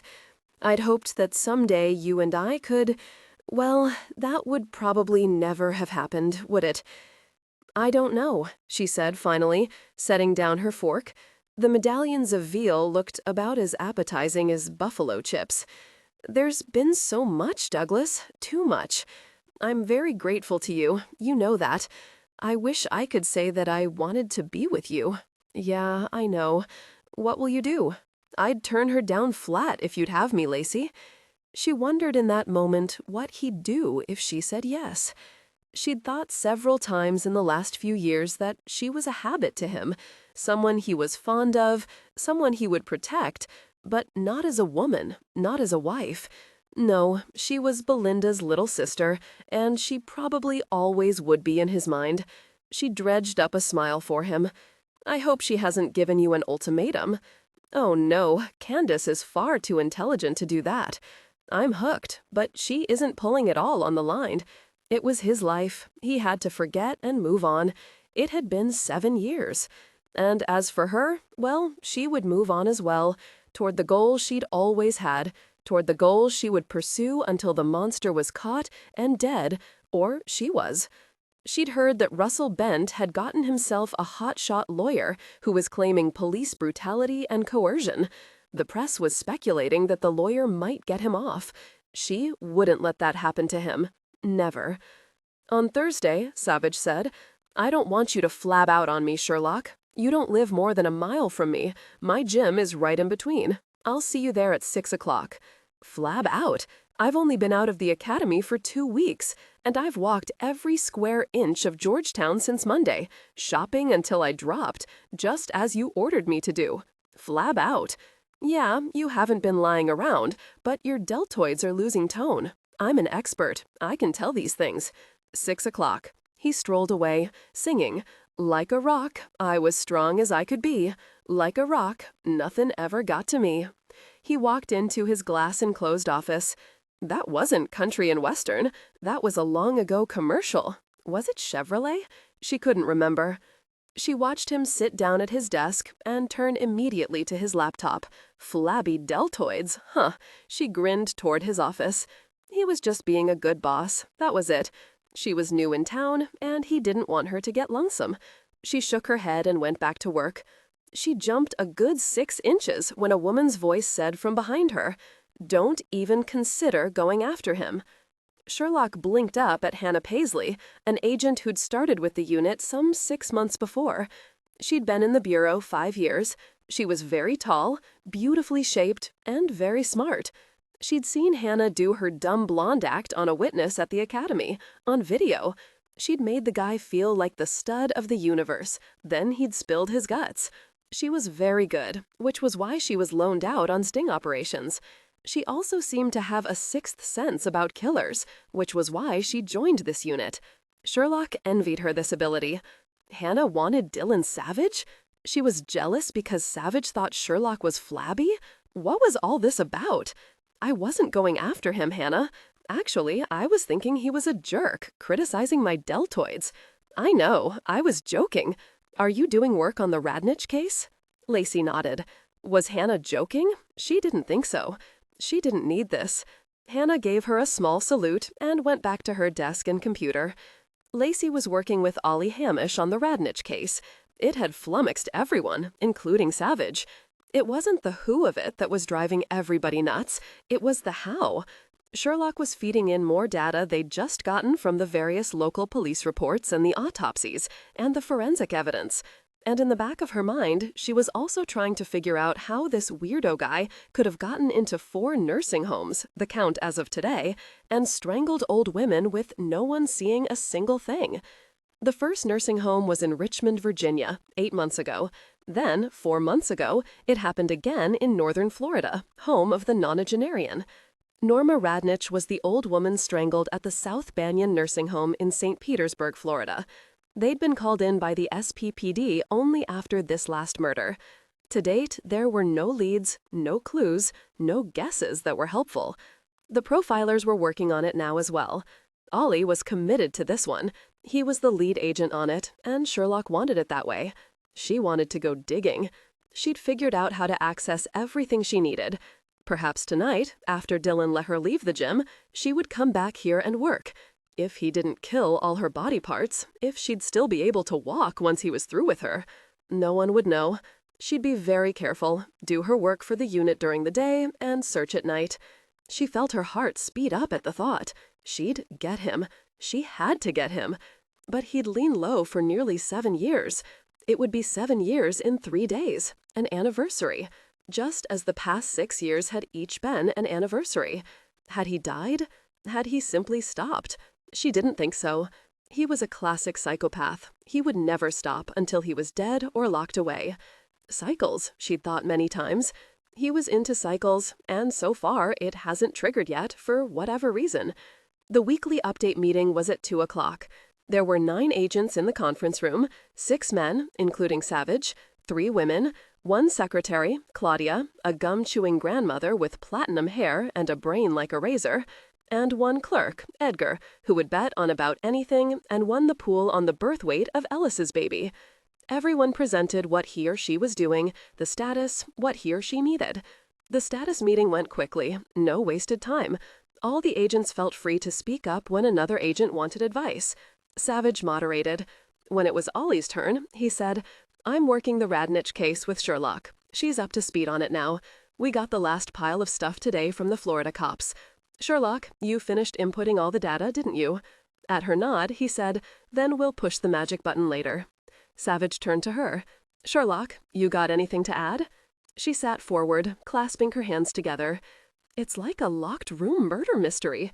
How can this guy just saunter into these 3 nursing homes in Florida and the one in Richmond at 10 o'clock at night and kill these poor old women with nobody seeing or hearing a thing? Naturally, all the old women killed were in single rooms or suites, but that shouldn't matter. This whole thing is nuts. There has to be something we're missing. Obviously, said Hannah, but we'll get there. We usually do. Savich said, actually, Ollie and I are going to St. Petersburg tomorrow morning. I just got another call from Captain Samuels. There's been another murder. That means our guy is going into overdrive. The profilers don't like it. It means he's losing control. 5 murders in 8 months, the last 2 in the past week and a half. Captain Samuels really wants us to go down there and poke around, look at everything with new eyes. So that's where we'll be for the weekend. Ollie nearly leaped out of his chair in excitement. When? 8 a.m. United flight from Dulles. Suddenly, Ollie blanched and raised his eyes heavenward. I won't get too up for this. No, I'm a fatalist. If I really want to go, then my future mother-in-law will tell Maria that I'm a workaholic and lousy husband material, and Maria will dump me. It's the way my life works. Don't worry, Ollie, Savich said, closing his folder. It's no big deal. We'll just go down there to see if there's anything they haven't seen. I think it's time to look the situation over firsthand. Ollie nearly leaped out of his chair in excitement. When? 8 a.m. United flight from Dulles. Suddenly, Ollie blanched and raised his eyes heavenward.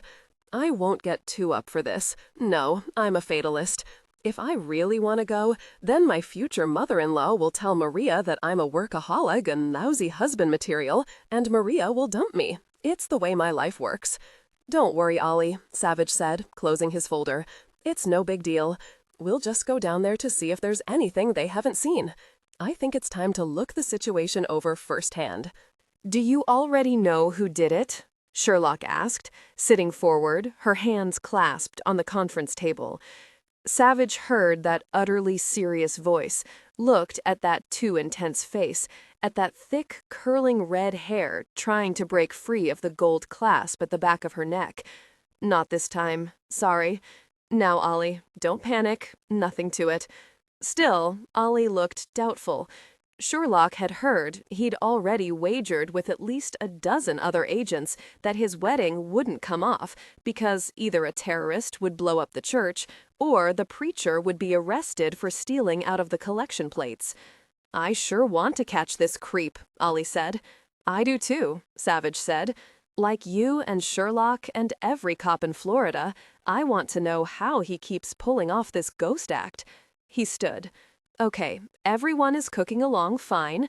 No big problems or breakthroughs. Kogan, see me for a minute. I've got an idea about those murders in Las Vegas. At 6 o'clock, Lacey walked into the World Gym on Juniper Street wearing shorts, a baggy top, and running shoes, her hair pulled back and up high in a ponytail. She paid her $10 and went into the huge mirror-lined room. There was the usual complement of bodybuilders who watched every move they made in the mirrors. She got a kick out of watching them walk. They were overbulked and couldn't really get around normally. They moved like hulks.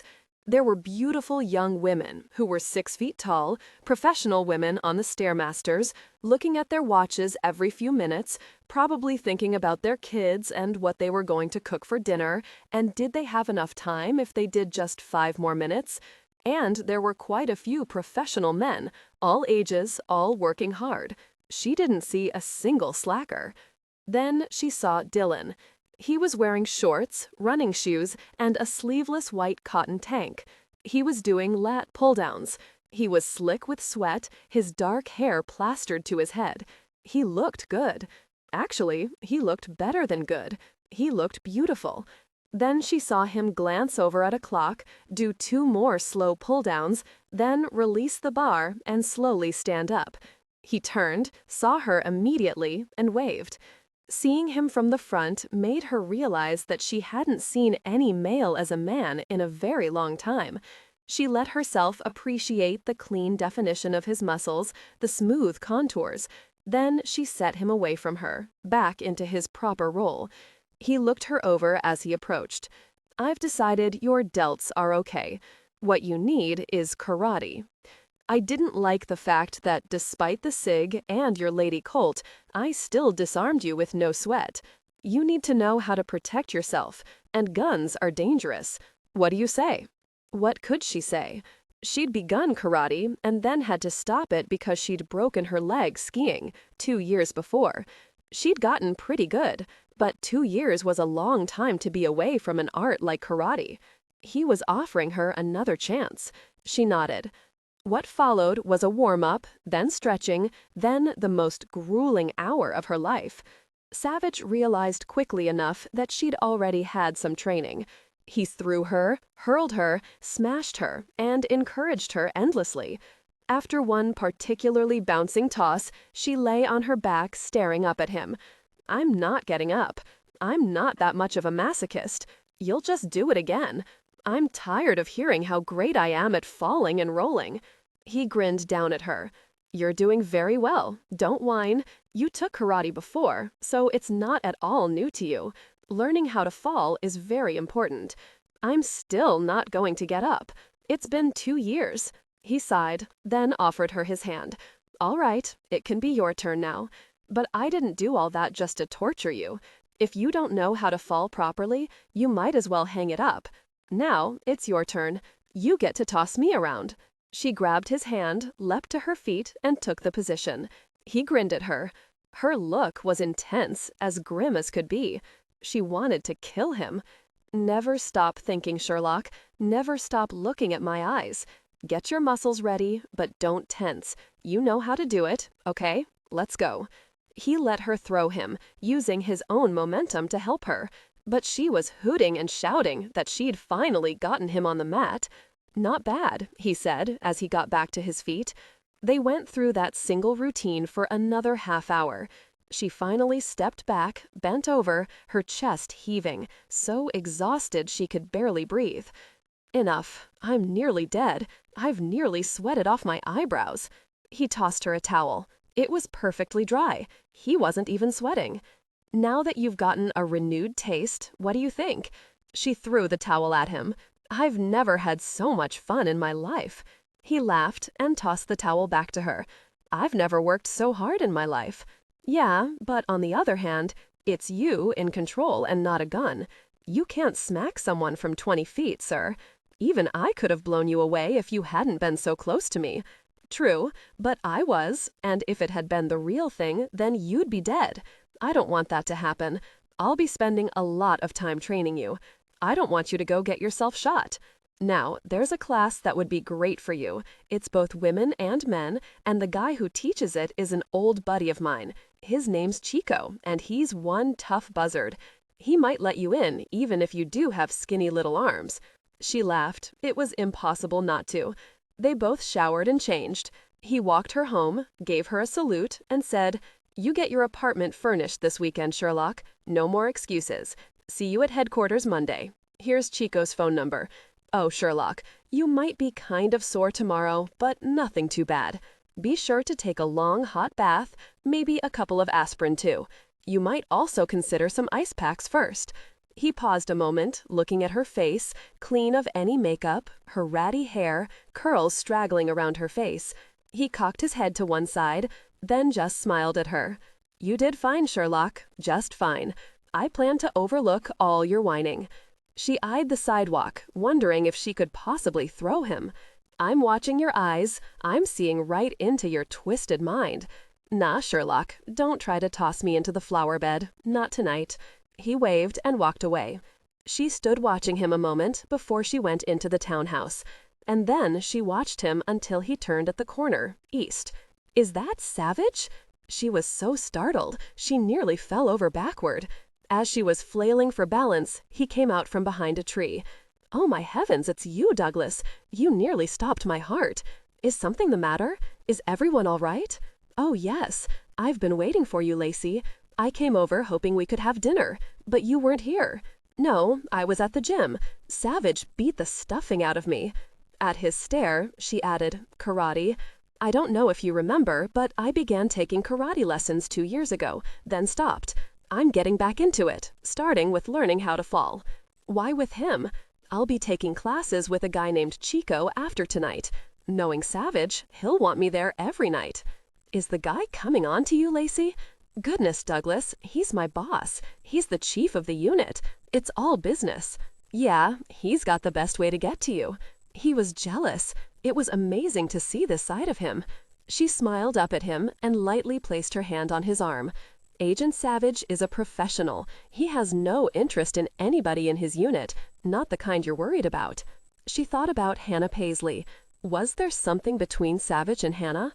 Douglas saw the lie in her eyes. Why? He'd never known her to lie. But on the other hand, he hadn't seen her in 5 months. The damnable FBI had her in their clutches for 16 weeks. What more would they do to her? He breathed in deeply. "Why don't we go inside? You can change, then I'll take you to dinner. I've got to go back to San Francisco in the morning." "That would be nice, Douglas." "When you get home, you'll be speaking to Candace Adams, won't you?" "Yes." She nodded and preceded him into her empty townhouse. 9. She smiled at the guard and flipped open her black FBI wallet. Her beautiful gold star shone. "You're Agent Sherlock?" He checked the list in his hand. "You're a new agent?" "Yes, I would like to go to my office and do some more work." "Hey, you can't light your pipe here in the building, Sherlock." "That's too bad. I've got a really nice blend. Guess you hear that lots, huh?" The guard was about her age, black, his head shaved, a real hard jaw. "No," she said, grinning at him. This was the very first time. "How about, do you live on Baker Street?" "Where's that?" "All right, but I'll be thinking of a new one you really haven't heard before." "You're clean. Sign right here. On your way out, check with me again. Oh, my name's Nick." She waved back at the guard. She walked to the elevators, the low heels of her shoes loud on the marble floor. If anyone asked, she planned to say that she wanted to do more study on the Radnich case. She exited the elevator at the 5th floor, walked down a long hall, turned right, then left down another hall. She unlocked the door to the CAU. It was dark. Unfortunately, she had to light up the entire area. It was different at night. The absence of people, laughing, talking, just breathing, robbed her of even an illusion of safety. She was alone in this large room. She also had her cig in her holster. "Don't be a goon and a wimp," she laughed, a ghostly sound in the room. She hated the overhead fluorescent lights. She brought up the menu on her computer and checked all the available databases. She found him after only 20 minutes. She would have found him in under 2 minutes if he'd killed any more women in the past 7 years. But he hadn't. She read the profile, then read it again. Cursed. She could have written it. She'd written profiles, dozens of them, during her graduate courses in criminal psychology. She'd even written her master's thesis on the inclusive psychometry of the serial criminal. The inclusive had been her advisor's idea. She still thought it sounded obtuse and pretentious, but her advisor had patted her on the back and told her he knew what the professionals respected. She'd passed, so at least she must have sounded convincing in her defense. In fact, she'd gotten high grades on all the various protocols, tests, and measuring tools she'd developed to predict and judge the depths of contamination in the serial murderer's mind. None of it had helped. He'd gone underground. But even the FBI profile hadn't provided a clue about where to find him. There was nothing at all that provided a different slant. Nothing new. Wait, she scrolled up again and reread 2 sentences. The subject would never vary in his execution. His mind is locked into performing this single, repetitive act again and again. It made sense. As far as she knew, each of the 7 murders had been utterly identical. She slowly went through all the police reports, including Belinda's, then printed them out. She hated the autopsy reports, but through the courses she'd taken, she'd learned to remove herself from the gruesome details, most of which were couched in medicalese. But the photos were different, tougher. She didn't read Belinda's autopsy report. She knew she'd have to, but not now. No, not now or tomorrow either. She printed out all of them, including Belinda's. She had to stop. She'd barely be able to carry out all the papers she'd already printed out. Nick was smiling, that jaw of his out there, when he saw her. "You got lots of stuff there, Agent Sherlock. You gonna take it all back to 221B Baker Street now?" "I just remembered the 221B part. Yup, it's all on Moriarty, you know. I'll catch that villain yet." "I don't know about this Moriarty, but I did see a Sherlock Holmes movie about that hound. Boy, was that hound mean." "It was a good one," she agreed as she signed out. "You'll be working more overtime?" "Probably. They're all real hard-noses here. They never let up." When she reached her car, she clicked her security alarm before she reached her Ford Explorer. Everything worked. Lights went on inside. No one had broken in. When she got to her townhouse, she checked all the entries, then fastened the deadbolts and the 2 chains. She turned on the security alarm. She left her bedroom door open. She read over the reports far into the night. But not Belinda's. Not just yet. "Feast your eyes on this, Sherlock." She looked down at a map with dots on it. The computer had connected a number of lines. "It's the Star of David, Ollie." "So what?" He was rubbing his hands together. "Nothing bad happened, Sherlock. Savich and I got there, and we talked with everybody. You know Savich. He was cool and low-key, and then he showed this to everyone. I thought Captain Samuels with the St. Petersburg Police Department was going to kiss him. These 4 dots are where the killers already hit. Savich just did some extrapolation and voila. It could be anything, Ollie. A Star of David?" She studied the 3 dots that represented murder sites. They formed a nearly perfect right-side-up equilateral triangle. The other murder could very well be the beginning of an upside-down equilateral triangle, but who knew? Well, sure, it could be, but it could also be random. "We'll soon see," Ollie said. "If you go with Savich's reasoning, then the guy is going to kill right here, next." He pointed to the next point. "That's pretty neat," she said. "But no ideas on how the ghost gets into the nursing homes and out again without anyone noticing?" "Not yet. But the surveillance on the next one Savich pinpointed is going to be intense. You know what? The media took up your word. All the papers and TV are screaming about the ghost murdering their grandmothers." "Surely not. How would they know about our saying that?" Ollie looked down at his black wingtips. "Well, I kinda said it to a TV woman who was really pretty and wanted something so badly." Ollie looked up at her and grinned. "I thought Savich was going to deck me. Better you than me. He's already thrown me all over that gym of his. I'm still sore, but I don't dare say anything because he'll accuse me of whining." "Ain't that the truth?" "He's got you into karate?" She nodded. "He told me I was one of the best basketball players in the bureau. He said I should keep myself in shape playing games with all my nieces and nephews. He said kids kept you honest and in shape out of fear of humiliation." Huh.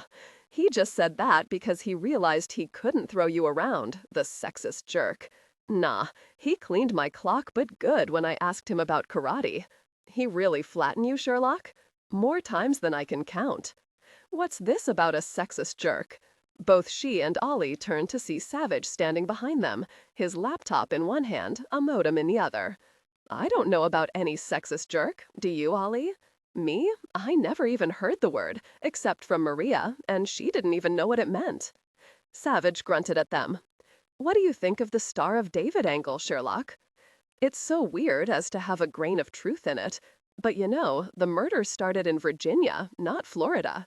That could put a monkey wrench in the works." "Agreed. We'll see soon enough. The local cops are covering the next probable nursing home."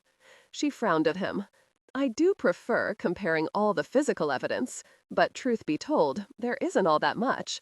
Actually, this Star of David thing, well, I have this feeling you're right, but I also have the feeling it won't matter. He'll probably kill at the nursing home you picked out, but no one will see him." "She said what I'm feeling," Ollie said.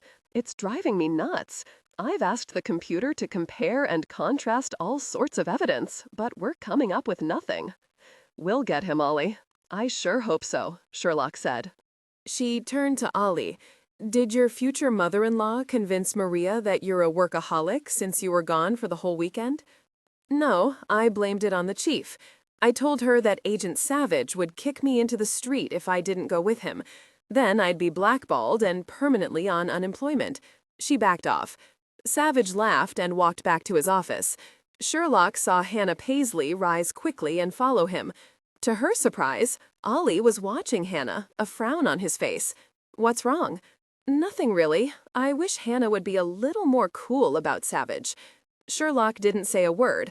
She didn't want to know anything personal about anybody. It was safer that way. But Ollie didn't notice, said thoughtfully, I heard Savage and Hannah dated before she came to the unit. Then, when she joined the unit, word was that Savage called it off. I heard him say that no one in the unit should dip his bureau quill into bureau ink. Now that was sexist, Ollie. You think Hannah's still interested then? Oh yeah, look at her. She can't keep her eyes off him. Why don't you talk to her, Sherlock? Maybe she'd listen to you. Savage isn't interested, or if he is, he still wouldn't go near a woman agent in his unit. Sherlock shook her head as she punched up one of the forensic reports. She didn't care what Savage did with his bureau quill. Goodness, she thought, she'd just made a joke to herself. It had been a long time. She saw Hannah come out of Savage's office, her face set. She wasn't about to say a word to that formidable woman. She sincerely doubted Hannah Paisley would listen to her opinion on the time of day. She went back to work on the Ghost. Sherlock unfolded the Boston Globe, the last large city newspaper in her pile. She was tired of scouring the 10 largest city newspapers every day of the week, but she couldn't stop. She'd done it for nearly 7 years. It cost a fortune for all the subscriptions, but she had enough money from her trust fund, so she'd never have to worry about feeding herself and buying as many subscriptions as she wanted. She knew he was out there. She would never stop. She couldn't believe it. She nearly dropped her coffee cup. It was on page 3. Not a big article, but large enough to immediately catch her eye. She read, Yesterday evening at 6:30, Hillary Ramsgate, 28, a stockbroker with Hamison, Lyle Obermeyer, was found brutally murdered in an abandoned warehouse on Pier 41. Detective Ralph Budnack of the BPD said that she had apparently been led through a bizarre game that had resulted in her death from multiple stab wounds to her chest and abdomen. A note tied around her neck said that she had lost the game and had to pay the forfeit. At this point, police say they're following leads. He was back, in Boston. He'd begun again. She prayed this poor woman was his first victim of this new cycle, that she hadn't missed others, or that he hadn't murdered women in small towns where the AP wouldn't pick up the story. Hillary Ramsgate. Poor woman. She reread the newspaper article, then rose from her kitchen table. She had died just as Belinda and 6 other women in San Francisco had 7 years ago. They'd all lost the game. What the newspaper article didn't say was that her tongue had also been cut out. The police were holding that back, but Sherlock knew all about that. She'd been brutally stabbed and her tongue had been sliced out. She realized then that yesterday had been the 7th anniversary. 7 years. He'd struck 7 years ago to the day. The monster was back. Sherlock was pacing back and forth in front of Savage's office when he came around the corner. He watched her a moment. He said very quietly, so as not to startle her, "Sherlock, it's 7 in the morning. What are you doing here?" When she turned abruptly to face him, he saw more pain on her face than he'd seen in a long time. Then the hollow, despairing look was gone. She'd gotten a grip. She'd hidden the pain again, and left nothing at all. What was going on here, Sherlock? What's wrong? She smoothed her face. What had he seen? She even managed to smile. "I'm sorry to bother you so early, but I have a favor to ask. I need to take a few days off and go to Boston." He unlocked his office door and waved her in. "Boston?" "Yes. I have a sick aunt. It's an emergency. I know I've only been in the unit a couple of weeks, but there's not anyone else to see to this situation." "Your aunt is elderly?" "Not really. Well, she's got Alzheimer's. She's gotten suddenly worse." "A relative called you?" Why was he asking all these questions? Didn't he believe her? "Yes, my cousin called me. He's not well himself, so there's no one but me here on the East Coast." "I see," he said slowly, not looking at her directly now. She looked pale, scared, and excited. An odd combination, but that's what he saw on her face. Her hair was pulled severely back, held in the same gold clasp at the nape of her neck. It looked like she'd flattened it down with hairspray. She couldn't seem to be still, her fingers now flexing against her purse, one foot tapping. She'd forgotten to put on any makeup. She looked very young. He said slowly, "How long do you think you'll need to be away?" "Not more than 3 days, just long enough to see that her care is all locked into place." "Go, Sherlock." "Oh yes, I want you to call me from Boston tonight and tell me what's going on, all right?" Why did he care what she was doing away from Washington? More lies. She wasn't particularly good at them, but she'd rehearsed this one all the way in. Surely he believed her. Surely. "Yes, sir. I'll call you this evening." He jotted down his cell number on a piece of paper. "If it's late, call me at home." He handed her the folded paper. He said nothing until she was nearly at the outer door. Then, "Good luck. Take care." He turned back to his office only after she was out the door. He listened a moment to the sound of her quick footfalls. This was odd. Why was she lying to him? It was 10:30 that night when the phone rang. Savich muted the sports talk show and answered the phone. "Sir, it's Sherlock." He grinned into the phone. "What's going on?" "My aunt is fine. I have more details to tie up, but I'll be back by Thursday, if that's all right." He said easily, "I have a good friend at Boston Memorial, a doctor who specializes in geriatrics. Would you like his name so you can speak to him about your aunt?" "Oh, no, sir. Everything's under control."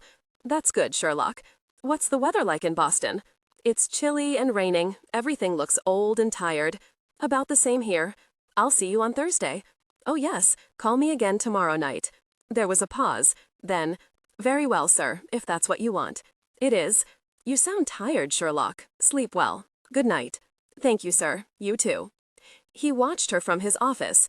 It was nearly 1 o'clock Thursday afternoon. He'd been in meetings all morning. This was the first time he'd seen her since she'd left for Boston. She looked tired, beyond her years. No, it was more than that. She looked flattened, as if she'd lost her best friend, as if someone had pounded her, not physically, but emotionally. He wasn't at all surprised. She was typing furiously on the keyboard, completely absorbed. He waited for a few more minutes, then strolled to her workstation. He'd spoken to her 3 nights running, each night at 10:30, each night mirroring the previous one, except that on Wednesday she hadn't quite been the same. He'd wished he could see her. When he looked at her, her thoughts were clear as the shine Uncle Bob put on his wingtips every Wednesday. "Sherlock." She raised her face, her fingers stilling on the computer keyboard. "Good afternoon, sir." "Yes." "Call me Savich, or Dillon." "Yes, sir." "Dillon. Would you please come in my office in, say, 10 minutes?" She nodded, nothing more, just a defeated nod she tried to hide from him. When she walked into his office, he said immediately, "I don't like lies, or liars." She just looked at him hopelessly. "Your mother's sister lives in San Diego. You have 3 cousins, none of them older than 35, all living on the West Coast. You don't even have a 3rd cousin in Boston. Also, there's nary a trace of Alzheimer's in anyone in your family." "No, I guess there isn't. Sit down, Sherlock." She sat. He watched her pull her skirt to her calves. She sat on the edge of her chair like a child, ready to be chastised. Only she wasn't remotely a child. "Don't you think it's about time you leveled with me?" "Not until I call Chico and take a dozen or so lessons." Humor from her. He appreciated it. At least she had her balance, if nothing else. "I could still wipe up the floor with you. I'm an old hand at karate and other things as well. Speaking of hands, I played right into yours when I requested you for my unit, didn't I? You must have thought God was looking out for you when Petty told you you didn't have to go to L.A. It didn't matter now. He probably knew everything. At least she didn't have to lie anymore. It's true, I wasn't interested in bank robbers. I told you that the day you first interviewed me. Oh no, that's for sure. What you wanted was the chance to track down the serial killer who murdered your sister 7 years ago. Her name was Belinda, wasn't it? 10. She took the blow, bending slightly inward to absorb the pain of it, the unbearable nakedness of it, spoken aloud. She knew she'd blown her chance to hell and gone. It was all over for her now. But maybe it wasn't. He was in Boston. She would simply resign from the FBI and move to Boston. She had no choice. She didn't stir, just looked at him and said, "They named him the String Killer. Isn't that a stupid name? String. Something hardly thicker than a thread. A piece of skinny hemp he used to torture the women. All 7 of them. Psychological torture. And the media reduced it to string to make it sexy and clever. Yes, I remember the case well. And now he's struck again after 7 years. In Boston this time. In fact, it's 7 years to the day." She sat there, looking at him, and said in that flattened voice of hers, that held no surprise at all, "How do you know? I went into your computer, saw what you'd accessed, and downloaded. I saw that you'd used my password to get into a couple of specialized databanks. Odd, but I never thought one of my own people would steal my password. You looked over my shoulder one day?" She nodded, didn't say anything, which was smart. He was very angry. He drew a deep breath, tamping down on the anger. "I checked the security log. You spent 3.5 hours here Monday night. You read the paper Tuesday morning and left for Boston the same day. I bought a Boston Globe. The story was on the 3rd page." She rose slowly, like an old woman. "I'll clean out my desk, sir, then go see Mr. Petty." "And what will you tell Petty?" "That I lied, that you discovered it, and I've been dismissed. I'm really sorry, sir, but I had no choice. I haven't canned you. If you think I intend to let you loose on the Boston Police Department, you're mistaken, Sherlock. But you've already spoken to them, haven't you? They kissed you off, right? No matter, don't tell me just yet. I'll call Ralph Budnack." She looked as if he'd struck her. Then she gave him the coldest smile he'd ever seen. Her chin went up. "I know how the killer got into the nursing homes in Florida to strangle those old ladies." He realized in that instant that he admired her brain. Was she trying to bargain with him, make a deal, gain some kind of leverage? "I see," he said easily, sitting back in his chair, fiddling with a pen between his fingers. "I give you something, and you give me something in return. No, I guess I want to show you that I'm not a complete fool, that I do care about something other than the man who murdered my sister. I really don't want any more old ladies to die. I just wanted to mention it before I forgot and left. You wouldn't have forgotten, as you couldn't bring your sister's dusk behind you and go on with your life. Now, I already told you, you're not leaving. Go back to your desk, Sherlock, and write out your ideas on the ghost. We'll talk later." She didn't want to talk to him. She wasn't in his league.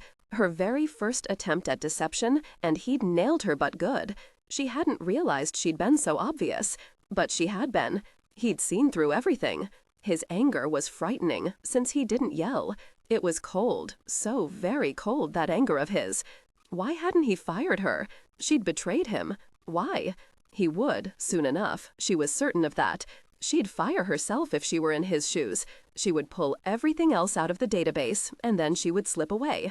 He would know what she'd done quickly enough, but who cared? She couldn't continue here.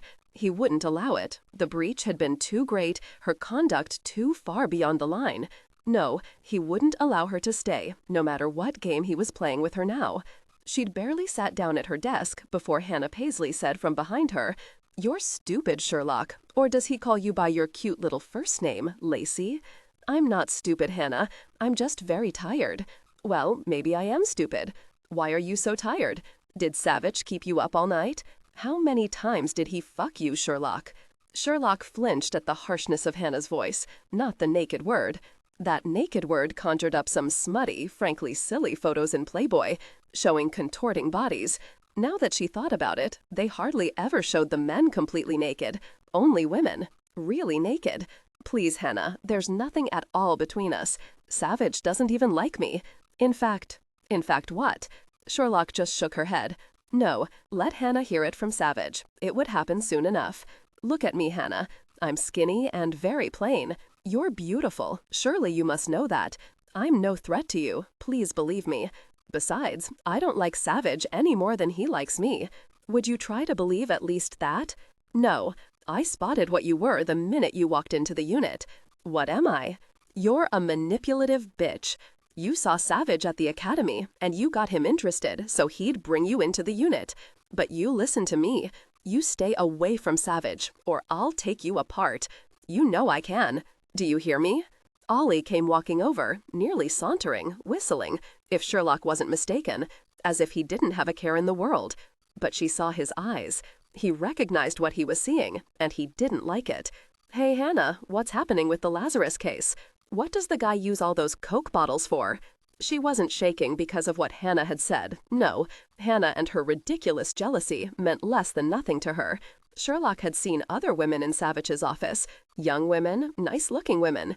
Did Hannah go after all of them as well? Who cared? Forget Hannah. She turned her back on both Hannah and Ollie and booted up her computer, tapped her fingers while she waited, then punched in Savich's password. Nothing happened. Then suddenly there appeared, "Not this time, Sherlock." The screen went black. The computer was her enemy. As long as Savich was still breathing, the computer would remain her enemy. She lifted her fingers from the keyboard and laid her hands in her lap. "Your aunt all right?" It was Ollie. He pulled up a chair and sat beside her. "You don't look so good, Sherlock." "Thanks. Yes, my aunt is fine now." "You look like you're ready to go over the edge." She'd lived on the edge for 7 years. No reason to go over now. She smiled at him. "Not really.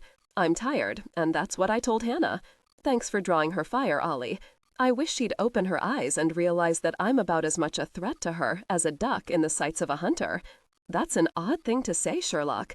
Savich told me to tell you to come into the conference room." What's it all about? Tell the agents how the ghost gets into the nursing homes. She sat forward, her hands clasped together. The ghost is disguised as an old woman, a nursing home resident. Ollie showed me how to mix and match report data and plug it into 2 overlapping protocols. I did it with data from what the witnesses had said after each of the murders. No one found anything unusual in any of these reports. Not the witnesses, not the cops, not us. But the computer did. She handed out a piece of paper. These are direct quotes from the witnesses, just the pertinent parts, naturally, the parts that, once tied together, pull the killer out of the bag. Savich read aloud.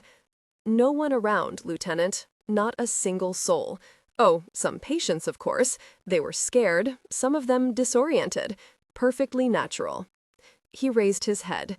"This is from a night floor nurse." He read down the page. "This one is from a janitor. There wasn't anybody around, only our old folks, and they're everywhere. Scared, they were. I helped several of them back to their rooms." Romero nearly squeaked when he read, "There was this one old lady who felt faint.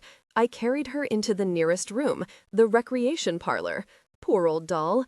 She didn't want me to leave her, but I had to." Romero had a long, narrow face, rather like Prince Charles. He had thick, black brows that nearly met between his eyes that were black and mirrored a formidable intelligence. He shook the paper toward Sherlock. "Good going. That last quote was from a cop. A cop. It was there all the time." Savich was sitting back in his chair, looking at each of the agents one by one. "So," he said finally, once all of them were looking at him, "do you think this is the answer? Our killer is disguised as an old woman, a patient?" "Looks good to me," replied George Hanks, a 35-year veteran of the Bureau who had the oldest eyes Lacey had ever seen. Savich turned to Ollie. "You're the lead on this case. What do you think?" Ollie was staring at Sherlock. He looked wounded, his mouth pinched. "I didn't know anything about what Sherlock was going to do. It seems fairly straightforward, put like this. Like it's so out there that we were all fools not to catch it. Of course, they did already check this once, and we mulled it over too, but I guess none of us went deep enough. The first thing to do is call that cop and ask him who that old lady he carried into the recreation room was." "Good idea," Savich replied. "That could pretty well clinch it, if the cop remembers." He turned to Sherlock. "I don't suppose you know if the killer is Jewish, Sherlock, or hates Jews. Not necessarily the residents, since only 2 of the 5 old ladies who were killed were Jews. The owners, you think? Or have you dismissed the Star of David idea?" "I don't know, sir, about either. Listen, this idea just came to me, that's all. It was blind luck." "Yes, I rather suppose it was," Hannah said, as she rose, "since you're so new at this." Ollie was dogging Sherlock's heels out of the conference room. "Why?" he said. lightly touching her arm. There honestly wasn't time, Ollie. No, of course there was time. It's just that damn, this sounds ridiculous, but I really wasn't even thinking about it until it popped right into my head. Surely you've done the same thing. Yeah, sure, but then when I find something, the first thing I do is tell my partner. You didn't say a word. You trumped into the conference room and showed everyone how great you were. It wasn't a very nice thing to do, Sherlock. No, you're right, it wasn't. I can only say I honestly wasn't thinking about it. It was true. She hadn't known that Savich would put her on the spot in front of the whole unit, but he had. There'd been no time then to say anything to Ollie. No, there'd been time. She just hadn't thought about it. Listen, Ollie, what happened was this. When I was on the plane going to Boston, I was pushed into this old woman coming out of the gangway. She turned on me and blasted me with the foulest language I'd ever heard. She looked mean. She looked at me as if she wanted to kill me. She's the one who should get all the credit if this works out. How did Savich know that you'd come up with something? I can't tell you that, Ollie. I'd like to, but I can't. I'm sorry. Please, I might not be around much longer. I don't know. What's going on? Even though Ollie was a fatalist, he forgot anger very quickly. He laid his hand on her shoulder.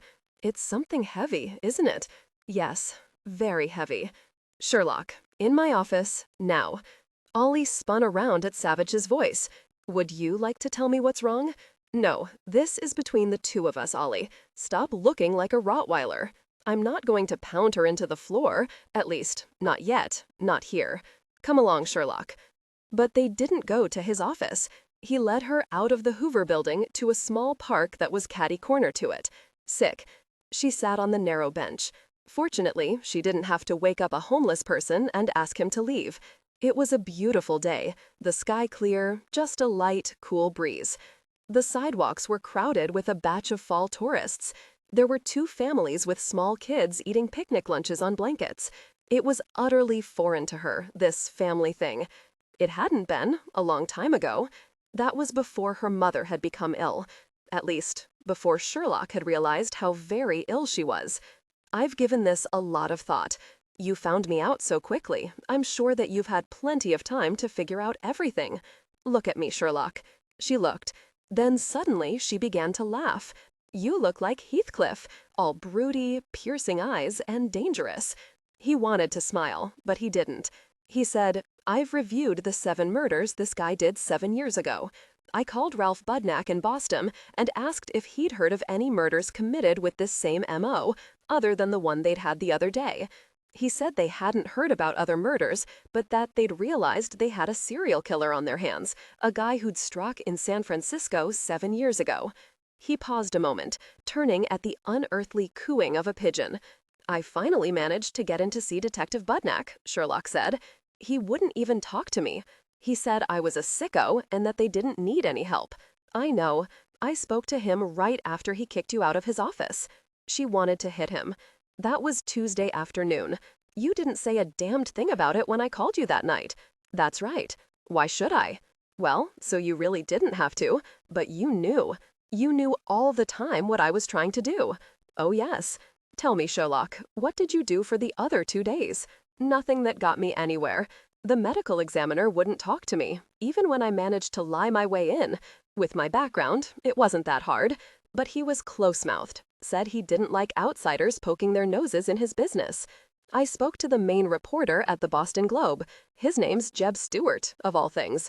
He didn't know much more than was in the paper. I bought him dinner, and he spilled his guts, but there wasn't much I could use. Then I came home. To you. To get the axe for being a fool. Savich looked out over the park. He leaned back, stretching out his arms on the bench back. Horns sounded in the background. The sun slivered through the thick canopy of oak leaves. A father was shouting at his kid. The Boston police have asked for our help. Why didn't you tell Lieutenant Budnack that you were FBI? Chances are good he would have cooperated. I knew that if I did, you'd hear about it and aim your computer toward Boston, and you'd find out everything. Of course, you did that anyway. I should have shown my shield. Maybe I would have gotten something before Budnack tossed me out on my ear. I was stupid. I didn't think it through. I thought if I pretended to be a member of the Ramsgate family, it would be my best shot at getting information. A pigeon darted close to her feet, then away again. "They're used to being fed," she said, watching the pigeon begin to pace in front of her. "I hope the person who feeds them isn't dead. Old Sal usually sits here. She isn't here this afternoon because she's picking up her Social Security check. Her health is better than yours. She has names for all the pigeons. Now, what are you planning to do?" She stood abruptly and looked down at him, hands on hips. "What do you want from me? I already told you I'd resign." "Then I suppose you'll hightail it up to Boston and go on a one-woman hunt for the string killer?" "Yes, I have to. I've prepared myself. I've waited a very long time for him to strike again." "Very well. I don't seem to have any choice." He stood up abruptly. He was very big. Inadvertently, she took a step back. He looked impatient. "You afraid I'll throw you here in the park?" No, she'd been afraid that he'd kill her, just as that man had killed Belinda. She tried to shrug it off. "I guess I'm just a bit nervous. Sorry." "What don't you have a choice about?" "You have a choice about everything." "If you only knew," he said, and plowed his fingers through his hair. "I had you call me every night from Boston because I was afraid you'd get yourself into trouble.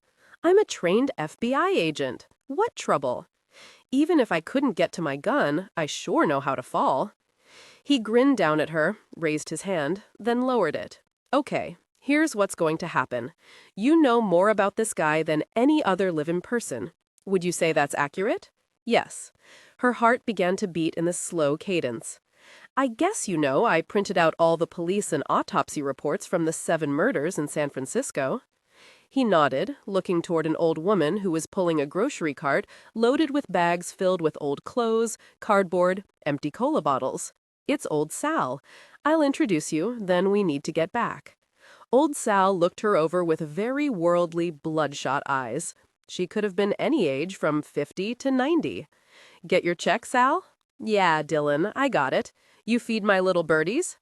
"No, Sherlock here wanted to, but I wouldn't let her." The old eyes turned to her. "You Sherlock?" "Yes, ma'am. Nice to meet you. You be good to my boy here, you get me, young lady?" "I'm not a young lady, ma'am. I'm an FBI agent." Savage laughed. "She's right, Sal. I rather think I'll be the one taking care of her." "You get your problem solved, dear, then you can play with my boy here. He's a good lad." "I will, ma'am." "I don't like this ma'am stuff." "It's okay, Sal. She calls me sir right to my face, as if I were her father or something. How old are you, Sherlock?" "I'm 27. "That's a good age. Dillon is 33. Just turned 33 3.5 weeks ago. We had a little party for him here, me and my birdies." "Is Sherlock your first or last name?" "It's my last name, Sal. My first name's Lacey." "Huh, I like Sherlock better. It gives you distinction." "I agree. You need anything, Sal?" "No, Dillon. I just want to sit in this lovely sun, rest my bones, and feed my birdies. I got them a pound of unsalted peanuts. I don't want to harden their little arteries." Sherlock was still smiling when they went back into the Hoover building. She wasn't smiling 10 minutes later. 11. "So he's going to take you to Boston. How'd you manage that, Sherlock?" Hannah Paisley was leaning over her, her voice low and furious in her ear. "You shouldn't going. You're new. You don't know anything. You don't deserve to go." "It's because you're sleeping with him, isn't it?" Sherlock slowly turned in her chair, looked up.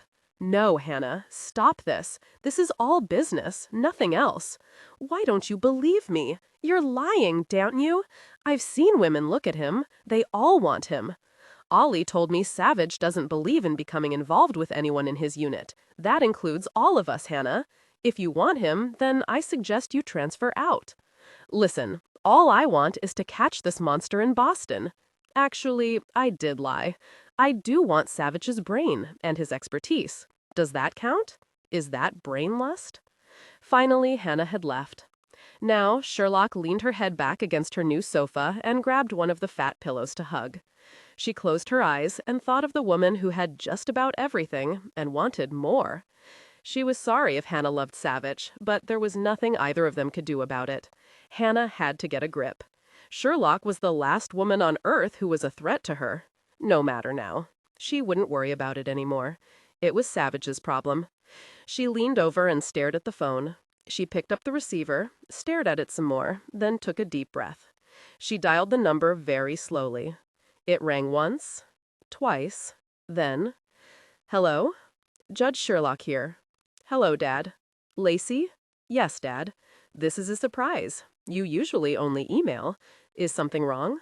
No, I just didn't have time to write. How are you? How is Mom? Your mother is the same as ever, as am I.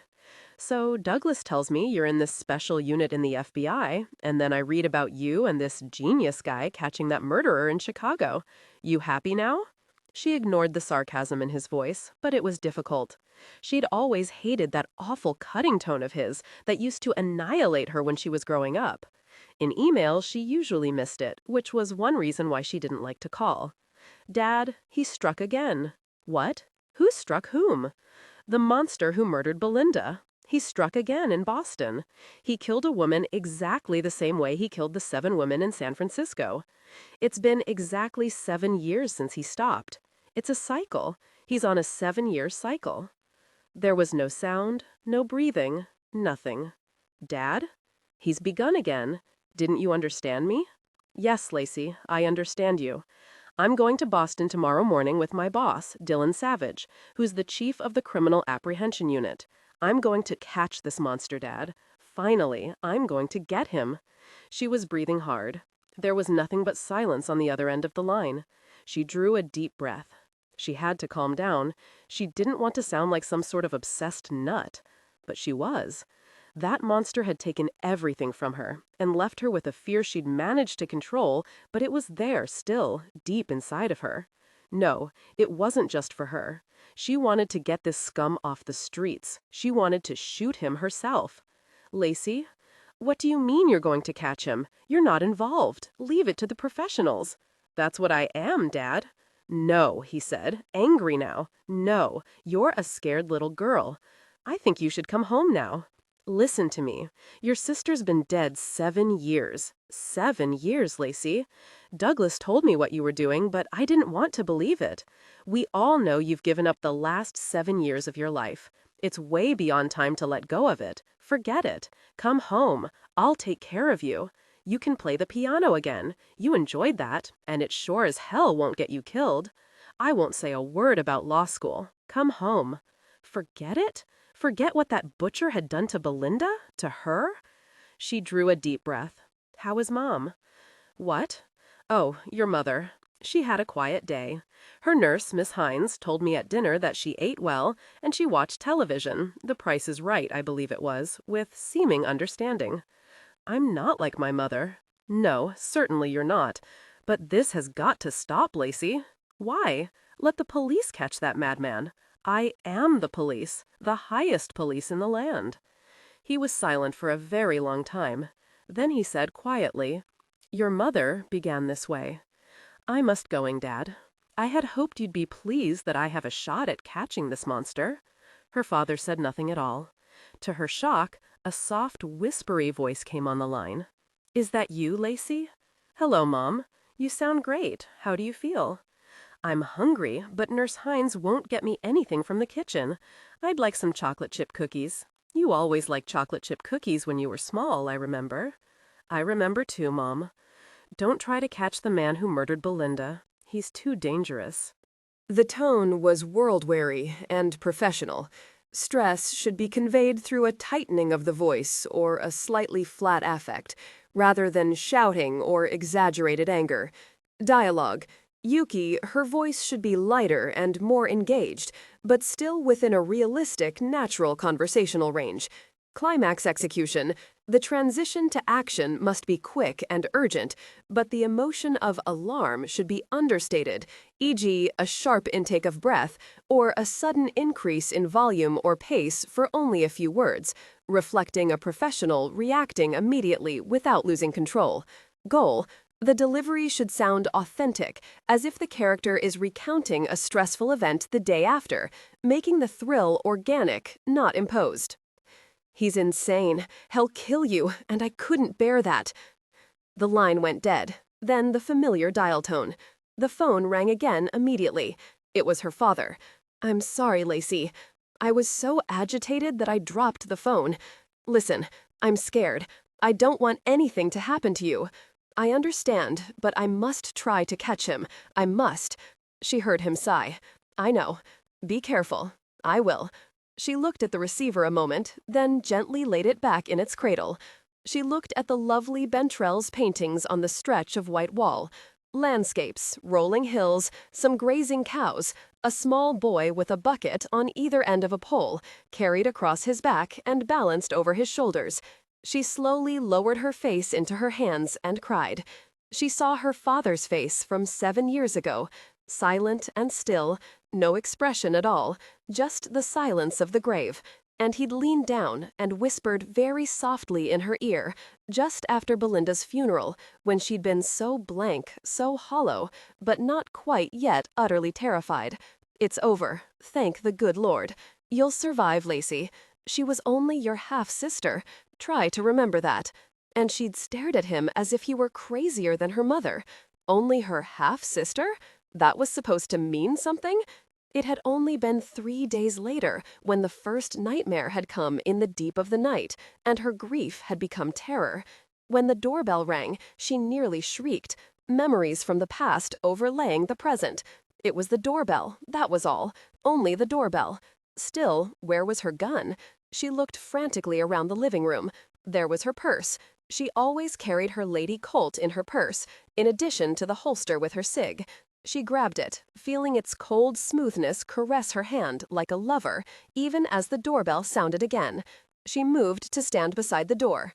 "Sherlock? You there? Come on, I see the lights. Open the door." She nearly shuddered with relief as she shucked off the 2 chains, clicked back the deadbolt, and unlocked the door. He was standing there, in a short-sleeved shirt, jeans, and running shoes. A pale blue sweater was tied in a knot around his neck. She'd seen male models in magazines dressed like that, with the knotted sweater, and thought it looked ridiculous. It didn't on him. He was frowning at her. He stepped inside, still frowning. "That's quite a display of gadgets you've got on that door.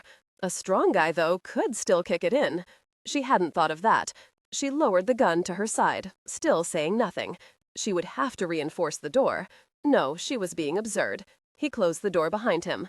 "I wanted to see if you were furnished yet," he said, and walked into the living room. He looked around at the very expensive furnishings, then whistled. "The FBI must pay you too much. When did you get all this stuff, Sherlock?"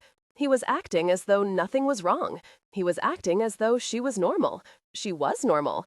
She gently laid her Lady Colt on the lamp table beside the sofa. "I'm not much of a shopper, and Sally Quinlan had to cancel out on me. I called an interior designer in Georgetown and told him what I wanted and needed in place before my boss found out. He took care of it. Really fast." He turned slowly to look at her. "As I said, we must pay you too much. No, I have a trust fund. Normally, I don't ever dip into it. I don't need to, but I wanted this place furnished and I didn't want to take the time to do the shopping myself. I knew you'd keep after me until I at least got a sofa. The trust is from your grandmother, right?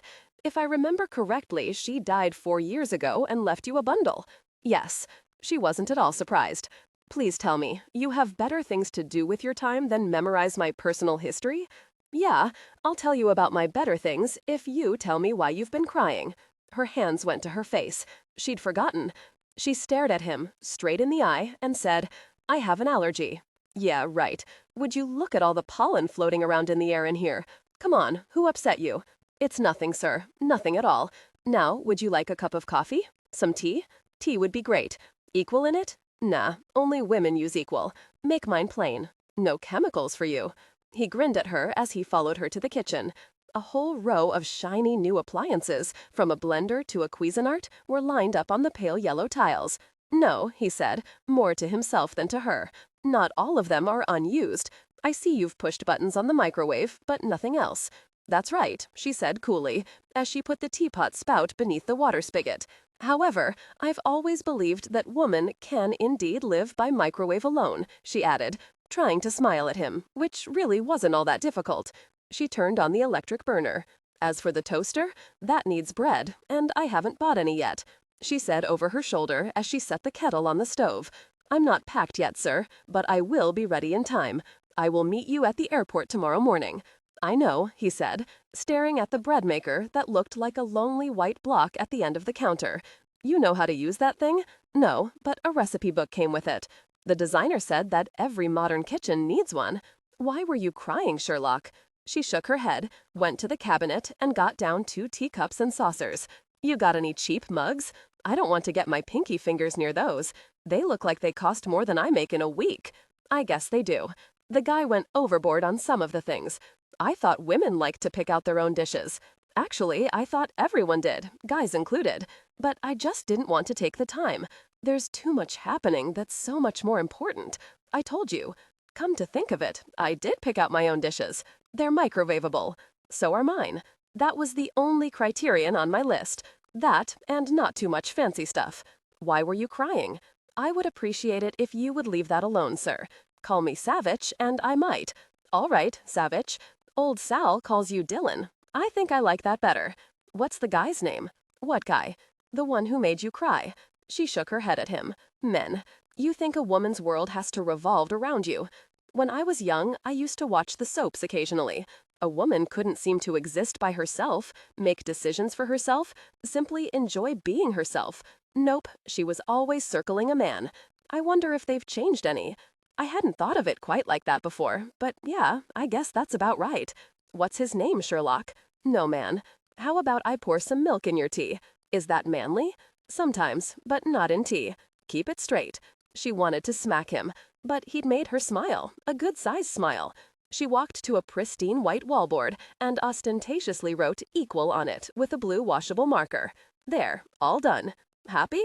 "Happy enough. Thanks. You called Chico yet? Things have been happening a bit fast. I haven't had the time. If you don't, I'll have to take you back to the gym and throw you around. The first dozen or so falls weren't that bad. I went easy on you. Ollie told me you nearly tromped him into the floor. At least Ollie's a guy, so he didn't whine." She just grinned at him. "This cup is too expensive to waste throwing at you." "Good. Do you have plain old Lipton's tea bags?" "Yes." He watched her pour the hot water over the tea bags. "If it wasn't a guy who made you cry, then what did? I could throw a tea bag at you." "All right, I'll back off. But I don't like to see my agents upset. Well, upset by something else other than me and my big mouth. Now, let's talk about our game plan in Boston. That's why I busted in on you this evening. There's a lot we need to get settled before we descend on the Boston PD. You're really not going to fire me? Not yet. I want to get everything out of you. Then if I'm still pissed off that you lied to me, that's when I'll boot you out. I'm sorry. You got what you wanted." How sorry can you be? He was right about that. She was a hypocrite. She gave him a big smile. "I'm not sorry at all. I'm so relieved, so grateful that I'll let you say anything sexist you want, at least for tonight. You won't whine about getting up early tomorrow, will you?" "The flight's at 7:30. She groaned, then toasted him with her teacup. "Thank you, sir. Dillon, I won't make you sorry. Somehow, I can't imagine that you won't." Savich left at 10 o'clock, singing to himself as he left. It had to be a line from a country and western song, but of course, she'd never heard it before. She grinned as she heard his deep voice drawl, "A good old boy redneck is what I aim to be. Nothing more, nothing less will ever do for me. All rigged out in my boots and jeans, my belt buckle wide, my belly lean." She closed the door, refastened the chains, and clicked the deadbolt into place. That was the 3rd or 4th time she thought she'd heard him singing country western words. Oddly, her classical leanings weren't offended. What could be wrong with music that made you smile? They hadn't spoken much about the case, after all. No, he'd just checked out her digs and told her she needed a CD player. It was clear what kind of music he preferred. She packed methodically. She prayed he would help her find the man who had killed her sister. 12. Savich said to Sherlock, "As I told you last night, Detective Budnock will be meeting us at the station. It's District 6 in South Boston. They found Hillary Ramsgate in an abandoned warehouse in Congress Street. Somebody called it in anonymously, either the killer or a homeless person, probably the latter. But they've got the guy's voice on tape, so when we catch him, we can make a comparison." He'll have all the police reports, the autopsy, the results of any other forensic tests they've done as of today. I'd appreciate it if you'd go over all this stuff. You got all our things? Yes, she said, turning in her seat to face him fully. Also, I doubt Detective Budnock understood the game. He knew there was a game because of the note saying Hillary Ramsgate lost and had to pay the forfeit, but he didn't understand what it meant. No, but it's his first hit with this guy. By the time we get there, he'll have spoken to the police in San Francisco and probably read most of the reports. Tell me your take on his game, Sherlock. I'm sure you've got one. They accepted tea from the flight attendant, then settled back. It was pretty weak, but it was at least hot. She looked hard at the cup. A lock of hair had come loose from its clamp and dangled along the side of her face. He watched her jerk it behind her ear, never looking away from that tea of hers. What was going on here? She said finally. I've pictured this in my mind over the years, refined it, changed it here and there, done many profiles on him, and now I think I've got it exactly the way he did it. He knocks the woman on the head and takes her to a deserted building. The bigger the building, the better. In 3 instances, he used abandoned and condemned houses. In one, he used a house whose owners were out of town. He's intimately familiar with the buildings and houses. He's set up all his props and arranged the sets. He's turned them into houses of horror, then, finally, into mazes. When the woman regains consciousness, she's alone and unharmed. She isn't in complete darkness, although it's late night outside. There's a faint light, just enough so she can see about a foot or 2 all around her. What she does first is call out. She's afraid to have an answer, and just as afraid when there's dead silence. Then she's hopeful that he's left her there alone. She yells again. Then she gets herself together and tries to find a way out of the building, but there isn't a way out. There are doors, but they're bolted. She's nearly hysterical now. She knows something is very wrong. Then she finds the string lying beside where she'd awakened. She doesn't understand the string, but she picks it up and begins to follow it. It leads her through convoluted turns, over obstacles, into mirrors he set up to scare her when she suddenly comes upon her own image. Then the string runs out, right at the narrow entrance to this set he's put into place. Then perhaps he laughs, calls out to her, tells her she's going to fail, and when she fails, he's going to have to punish her, and she won't like that. Yes, he will have to punish her because she will lose the game. But he doesn't tell her why he's doing it. Why should he? He's enjoying her ignorance. Maybe he even calls out to her, taunts her, before she walks into the maze. That's possible, too. The note thing. He only did that with the first woman he killed in San Francisco. It's as though he's identified what he's done, and the next time, and the time after that, it isn't necessary. Everyone will know who he is. He said slowly, "You are awfully certain of what he does, Sherlock." "I told you, I've thought and thought about it. The shrinks, as do the FBI profilers, that he watches every move she makes, memorizes every expression on her face, possibly even films her. I'm not so sure about that. But I bet he even tells her she can win the game if she runs, if she manages to reach the center of the maze. She does run, hoping, praying he isn't lying, that she can save herself, and she runs right into this maze he's built, since there's nowhere else for her to go. There are dead ends in the maze. Finally, she finds her way to the center. She's won. She's breathing hard. She's terrified, hopeful, both at the same time. She's made it. She won't be punished. He's waiting for her there. She had to stop trembling. She drew a deep breath, took another drink of her now cold tea, then said with a shrug, "This much was obvious when everything was reconstructed by experts after the fact." Savich said, "So then he stabs her in the chest and in the abdomen until she's dead. Is everyone you know of certain he does this when she makes it to the center of the maze?" "Yes. Instead of winning, she loses. He's there with a knife. He also cuts out her tongue. This fact never appeared in any publicized reports so that any confessions could be easily verified. Why does he do that?" She didn't look at him. Probably to shut her up forever. He killed only women. He hates them. "A game," Savich said slowly, looking down at a ragged thumbnail. "A game that leads to certain death. I don't understand why she loses if she manages to find the center of the maze. As you said, usually that means you've won. But not with this guy. You have any ideas about why he kills her when she makes it to the center of the maze? Not a clue. But she did, and he didn't know how she did. Do you remember the legend of Theseus and the Minotaur? Yes, she said. I remember that at the center of the cave, Theseus came upon the Minotaur. But Theseus didn't lose. He killed the Minotaur.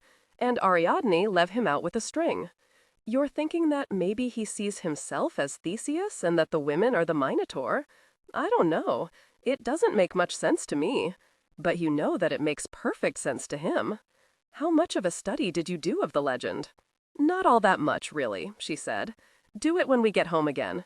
But even if I happen to discover more parallels between what the killer does and the Theseus legend, it won't tell us anything about the man's identity, about how to find him.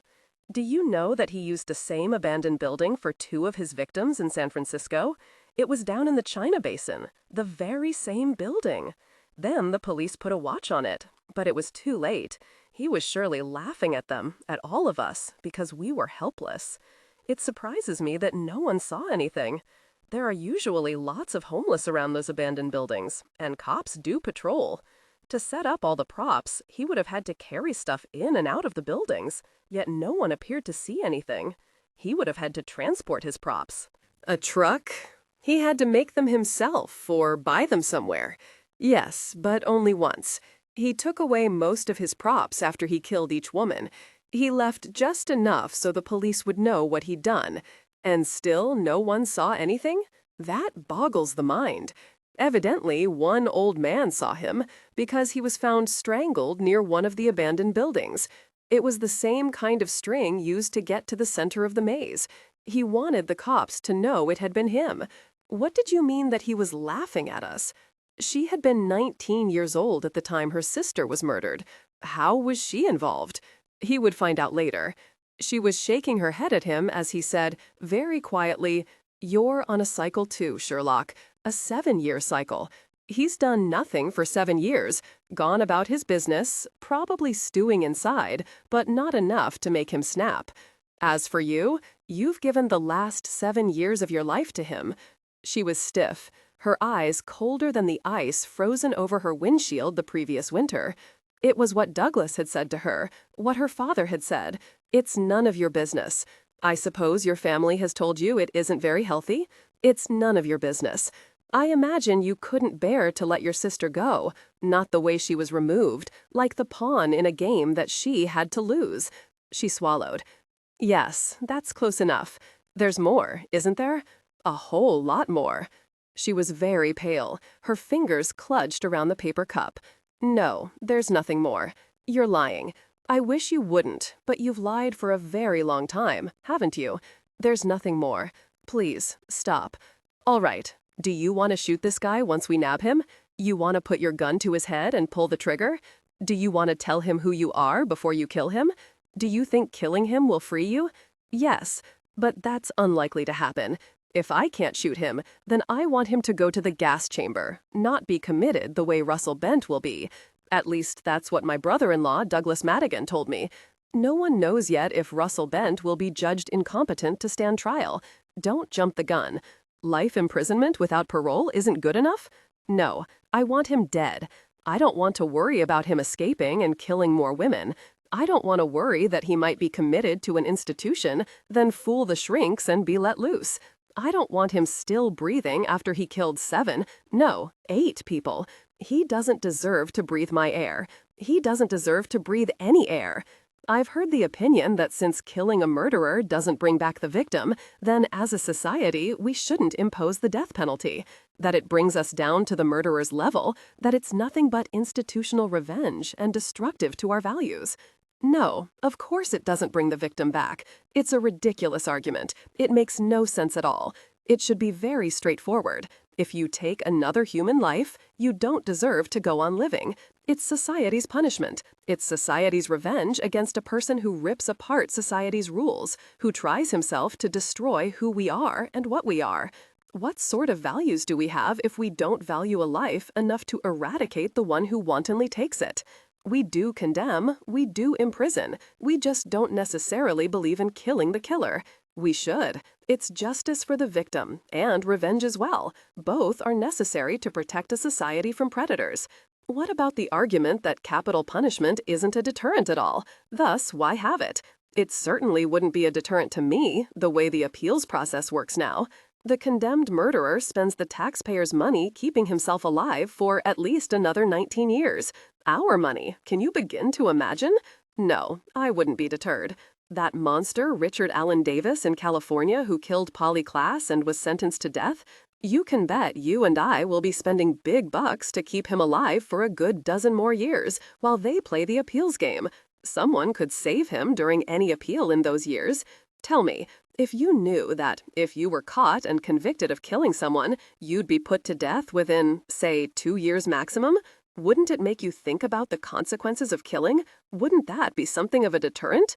Yes, and I agree that nearly 2 decades of appeals is absurd. Our paying for all the appeals is nuts. But revenge, Sherlock? Plain old revenge. Wouldn't you have to say that the committed pursuit of it is deadening? That's what he'd wanted to say all along. She was very still, looking out the small window down at the scattered towns in New England. No, she said finally, I don't think it is. Once it's over, you see, once there's justice, there can be a final goodbye to the victim. Then there's life waiting, life without fear, life without guilt, life without shame. It's all those things that are deadening. She said nothing more. He pulled a computer magazine out of his briefcase and began reading. He wondered what else had happened to her. Something had, something bad. He wondered if the something bad had happened to her around the time her sister had been killed. It made sense. What was it? Homicide. Detective Ralph Budnack was a cop's cop. He was tall, with a runner's body, a crooked nose that had seen a good half-dozen fights, intelligent, a stickler for detail, and didn't ever give up. His front teeth lapped over, making him look mischievous when he smiled.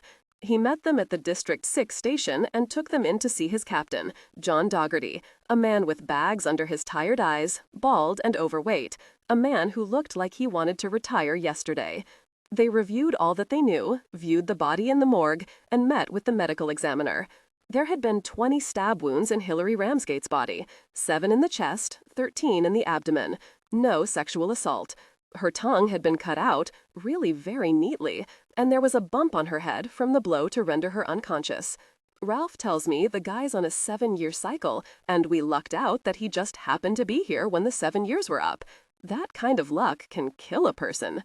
Captain Dougherty chewed on his unlighted cigar. The mayor called before you came. The governor is next. I sure hope you guys can catch this guy. There are many meanings and contexts to the number 7, Savich said, looking up from the autopsy report he was reviewing again. I don't know if we'll get much out of this, but as soon as we've inputted all the information from Mrs. Ramsgate's murder into the program, I'm going to correlate it to any instances of the number 7 as working behavior in numerology. He looked over at Sherlock, who was staring blankly at him. Hey, it's worth a try. There might be something. It might be our guy buys into all that stuff, that it will give us some clues about him. Captain Dougherty said, use a psychic if you think it might help, a trained cat if you've got one.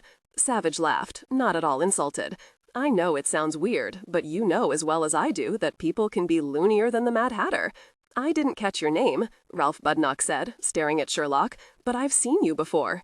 Now I've got it. He turned to Savich, his jaw working. You want to tell me what's going on here? Calm down, Ralph. It's all very understandable. Her sister was killed 7 years ago in San Francisco by this guy. That's why she realized so fast that he'd struck again. That's why she came up here. Thanks to her, we're on to him immediately. Now, you don't have to worry about her. She works for me. I'll have her under control. Captain Dougherty stared at her, chewed harder on the unlit cigar. I don't want any vigilante stuff here, Agent Sherlock. You got that? You even tiptoe outside the boundaries, and I'll bust you hard. I don't care if you're FBI. I wouldn't care if you were Mueller himself. It appears to me that Savich would bust you too. I wouldn't want to go in the ring with him. I understand, sir. Why did Dillon have to tell them the truth? She could have lied her way out of it. She caught his eye and realized he knew exactly what she was thinking. He didn't want her to lie anymore. Well, bully for him. It hadn't been his sister who'd been butchered. It hadn't been him to have nightmares horrible enough to wake you up wheezing, knowing that you were dying, that someone was close, really close, nearly close enough to kill you. She wanted to throw him through the window, although it looked as though it had been painted shut. Now Budnack would tell the other cops who she was and what she'd done, and no one would trust her as far as the corner. "I hope we'll find out something about this 7-year thing," Savich said. "It also occurred to me that he knows how to build sets and props. Not just build them, but he has to transport them to the buildings where he intends to commit the murders. They must be constructed to fold pretty small to fit in a car trunk or in a van. That means he has to be proficient at least at minimal construction. Also, surely a truck would have been remarked upon. And he must do it in the middle of the night to cut way down on the chance of being seen. It's possible that the 7 business will correlate to building things. Who knows? Like a prop man in the theater, Sherlock said slowly, hope soaring. "Could be," Savich said. "Let's get the rest of the goodies in the program, then see what we come up with." He stood. "Gentlemen, anything else?" "Yes," Ralph Budnack said. "I want to help you input into this magic program of yours." "You got it," Savich said, and shook his hand. The 3 of them took turns until late in the afternoon. Savich said, "There, that about takes care of it. Now, let me tell Max to stretch his brain and see what he can find for us." I inputted every instance of the number 7 I could find. For example, 2 of the murders were committed on the 7th day of the week. Another murder was committed in the 7th month of the year. Sounds pretty far out, but we'll see. The real key is the 7-year cycle and the fact that he killed 7 women. 2 sevens is a goodly number of 7s. Savich stood up and stretched. He scratched his stomach. "You're probably right. I'm dragged down because Max got it and we didn't. But I've got this itch in my belly. Whenever I've gotten this itch in the past, there's been something I've missed. I need to go to the gym. Working out clears my brain. You want to come along? I won't tromp you this time. In fact, I'll start work on your deltoids." I didn't bring any workout stuff. Besides, I plan to protect my deltoids with my life. The cops tracked down 4 possible suspects within the next 24 hours. 2 of them astrologers, who'd come to Boston during the past year. 2 of them numerologists. Both the numerologists had come during the past year from Southern California. They didn't arrest any of them. Budnack, Savich, and Sherlock met later that day in Captain Doherty's office. "No big deal about that," Ralph Budnack said, frowning. "All the nuts come from Southern California." "So does Julia Roberts," Savich said. "Point taken," Budnack said, and grinned. "So, what do you think, Savich? It just doesn't feel right with any of these guys. Plus, 2 of them have pretty good alibis. We found a homeless guy, Mr. Rick he's called, who said he saw a guy going in and out of the warehouse on Congress. He said he was all bundled up, and he wondered about that since it was really warm that night. Said it was so warm he didn't even have to sleep in his box. Said he hadn't seen him before." "Any more specifics about the man?" Lacey asked. "Anything about what he looked like?" "Just that he looked kind of scrawny," a direct quote from Mr. Rick, whatever that means. Mr. Rick is pretty big. Scrawny just might mean anything smaller than 6 foot. I might add that only one of the 4 guys we picked up could be called Scrawny, and he's got the strongest alibi." Savich had wandered away. He was pacing, head down, seemingly staring at the linoleum floor. "He's thinking," she said in answer to Captain Doherty's unasked question. "Your sister was really offed by this guy?" "Yes. It's been 7 years. But you never forget." "Is that why you got into the FBI?" "I didn't know what else to do. I went to school and learned a bit about all the areas in forensics. Then I focused on how the criminal mind works. Actually, I'd planned to be a profiler, but I couldn't live what they do every day. So here I am. Thank God for Savich's new unit. You even learn about blood spattering patterns? Yeah, some of the examples of that were pretty gruesome. I'm not an expert, but at least I learned enough so that I'd know what to do, where to find out more, who to contact."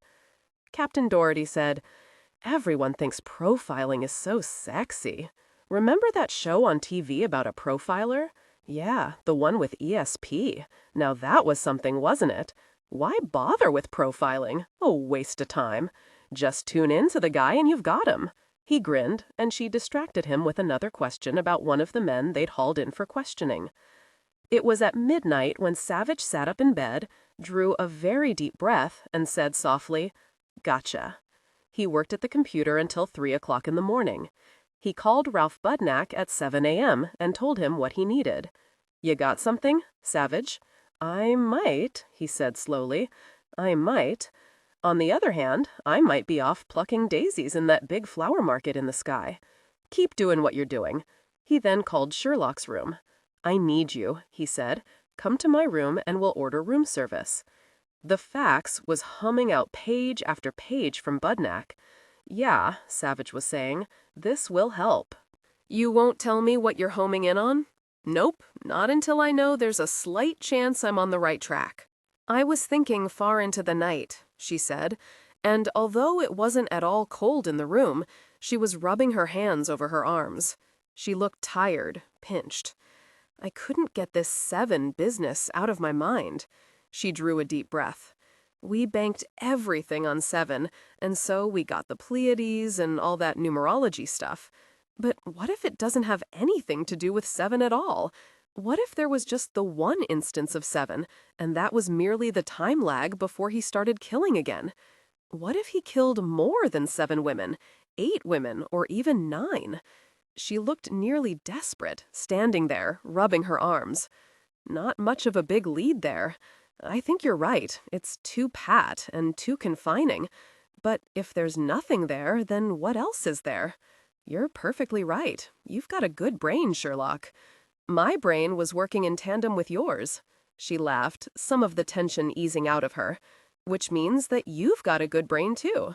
Me and Max together have a top-drawer brain. All right, let me tell you where I'm heading, and if you think I'm off the wall, then you can haul me back. I've been thinking that we've gotten too fancy here, exactly what you said. It's too complicated out there. It assumes our killer is a really deep, profound fellow with lots of esoteric, literary, or astrological underpinnings, that he probably builds designer furniture on the side. I woke up at midnight and thought, give me a break. This is nothing but a headache theory. It's time to get back to basics. I knew then that our guy isn't any of those things. I think the answer might lie with the obvious. I've been asking Max to come up with other alternatives or new options based on new factoring data I've put in." He drew a deep breath. "Remember, Sherlock, this still might not lead anywhere." "What's obvious? A psychopath who knows how to build props, make them fold up small, and make them portable. I know that they checked into this in San Francisco. They went to all the theaters, interviewed a dozen prop designers and builders. I went back in to see exactly what they did find and where they'd looked, what kind of suspects they'd turned up. Not much, as it turns out. So I'm having Max look where they didn't look. I've inputted everything I can think of into the program, so we've got a prayer of turning up something helpful." She didn't say anything, just looked at him. She felt hope well up, but she was afraid to nourish it. She saw he was rubbing his neck. "What's wrong with you?" "I worked out too hard last night after you left, and then spent too much time hunched over Max. No big deal. If you're not too macho, you might consider some aspirin. On the other hand, I hesitate to say anything at all now, given that you and Max together are such a great team, and Max has got the bit between his teeth. Yeah, he's got a great bite. That was funny, Dillon, if you spelled it right. Trust me, I did. You look like you're ready to burst out of your skin, and you can still be funny. You're not laughing? I'm too scared." And it was the truth. She was terrified he would kill again, terrified that he would escape, and there would never be justice. He watched her walk away from him, across to the far windows that looked down 8 floors to the street below. "You want to tell me what else happened 7 years ago?" She actually flinched, as if he'd struck her. He rose slowly and walked to her. He reached out his hand, looked at it, then dropped his arm back to his side. He said only, "Sherlock." She didn't turn, shook her head. Max beeped. Savich pressed the print button. After a moment, he picked out one sheet of paper from the printer. He began to laugh. Max says our person may be in building supplies. She whipped around so fast she nearly fell.